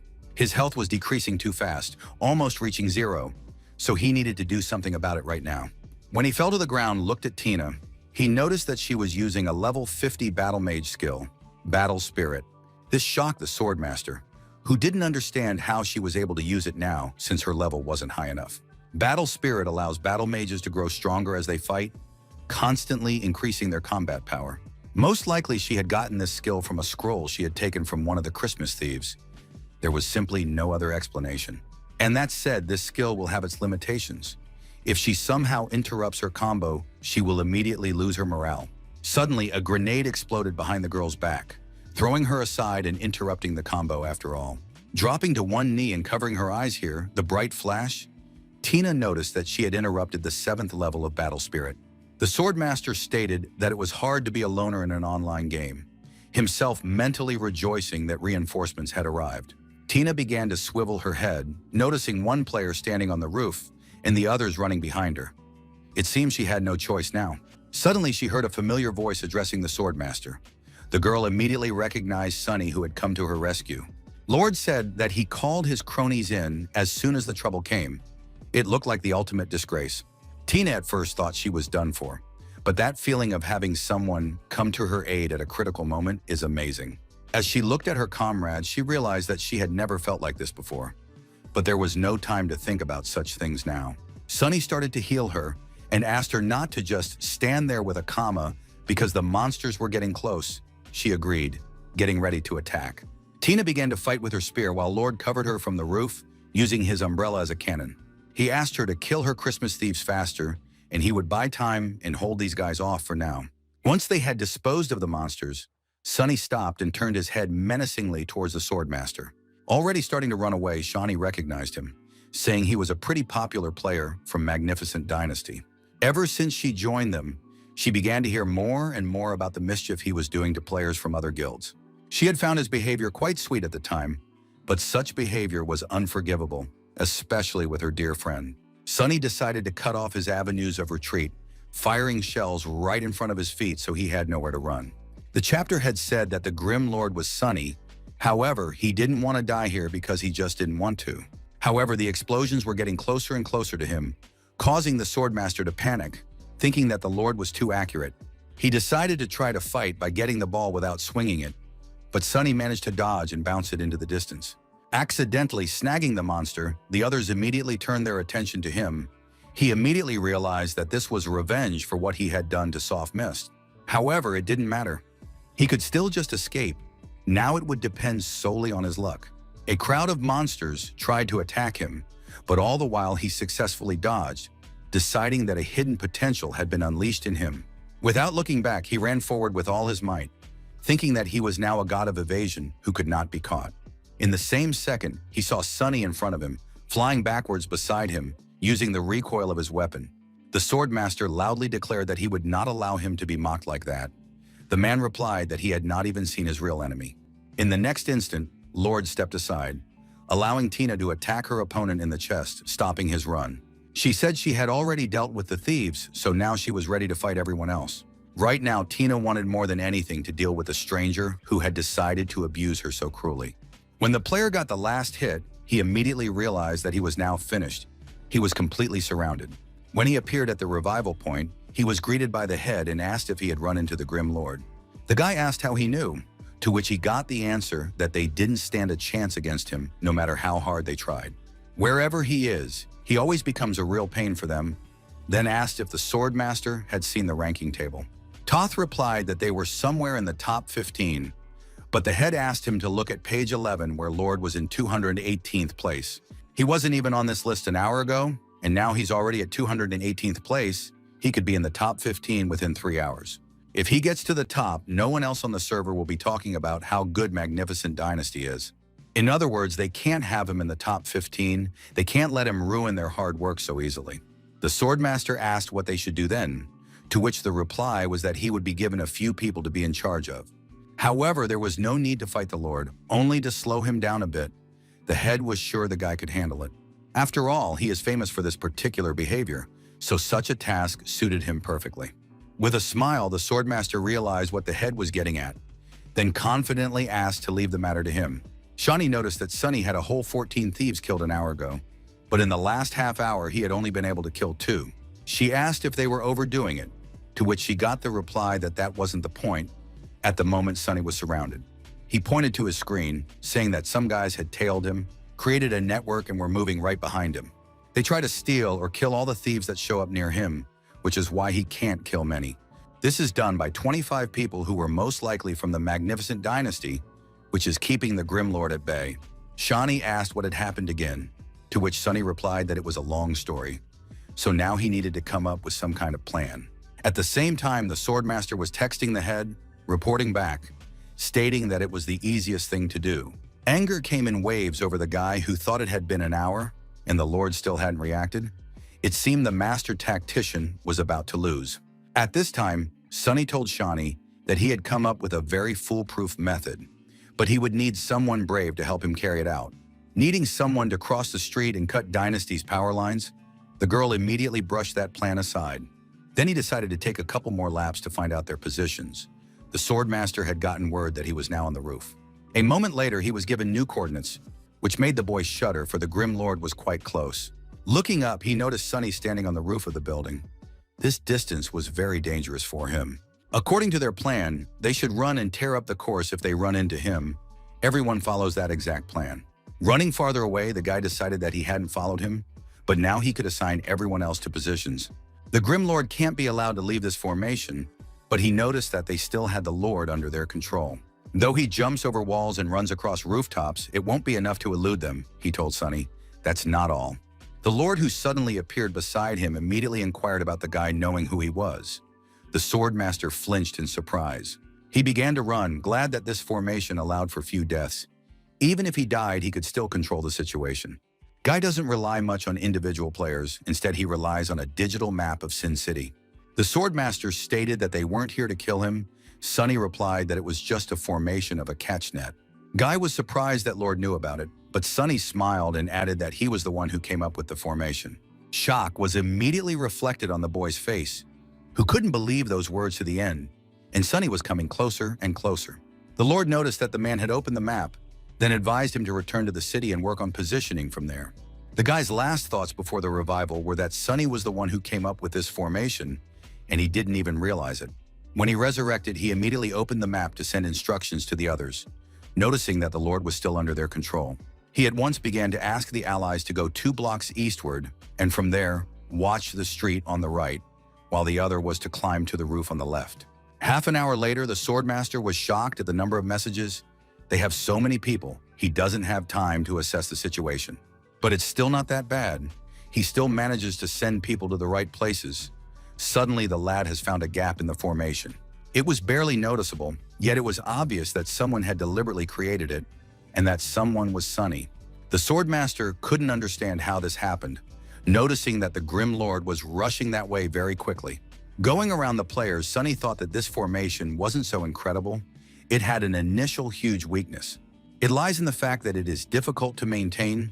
Too many little things are important here, and it is difficult to rearrange the formation. To move it, you have to move almost every member of it. When events unfold quickly, the commander starts to fall behind. Sunny realized that the gap wasn't big enough yet, so he needed to keep it up to disarm the commander. The sweating Swordmaster saw the gaps getting bigger and bigger, though there shouldn't be any gaps in this formation. He tried to figure out how this could be, and when exactly things had gone wrong, starting to remember recent events. The guy concluded that the problem started with him. When he died, he immediately created a breach, but he did fix it when he was resurrected, didn't he? And despite that, he still managed to create a loophole. Such a thing definitely couldn't be a coincidence. The Lord had planned it from the beginning. Now everything was going according to his plan, and he had switched roles. Now he was the victim, and the Grim Lord was the hunter. Before his eyes, the gap was getting bigger and bigger, but there was nothing he could do about it, making him more and more nervous. His fingers were running incredibly fast on the keyboard, but he still couldn't send orders fast enough. The Swordmaster watched in panic as Sunny kept near the gap, keeping the other players away. The guy's nerves failed. He closed his eyes and roared loudly, realizing that the Grim Lord had finally broken the formation, after which he knelt down, trying to come to terms with his defeat, which he didn't think should have happened.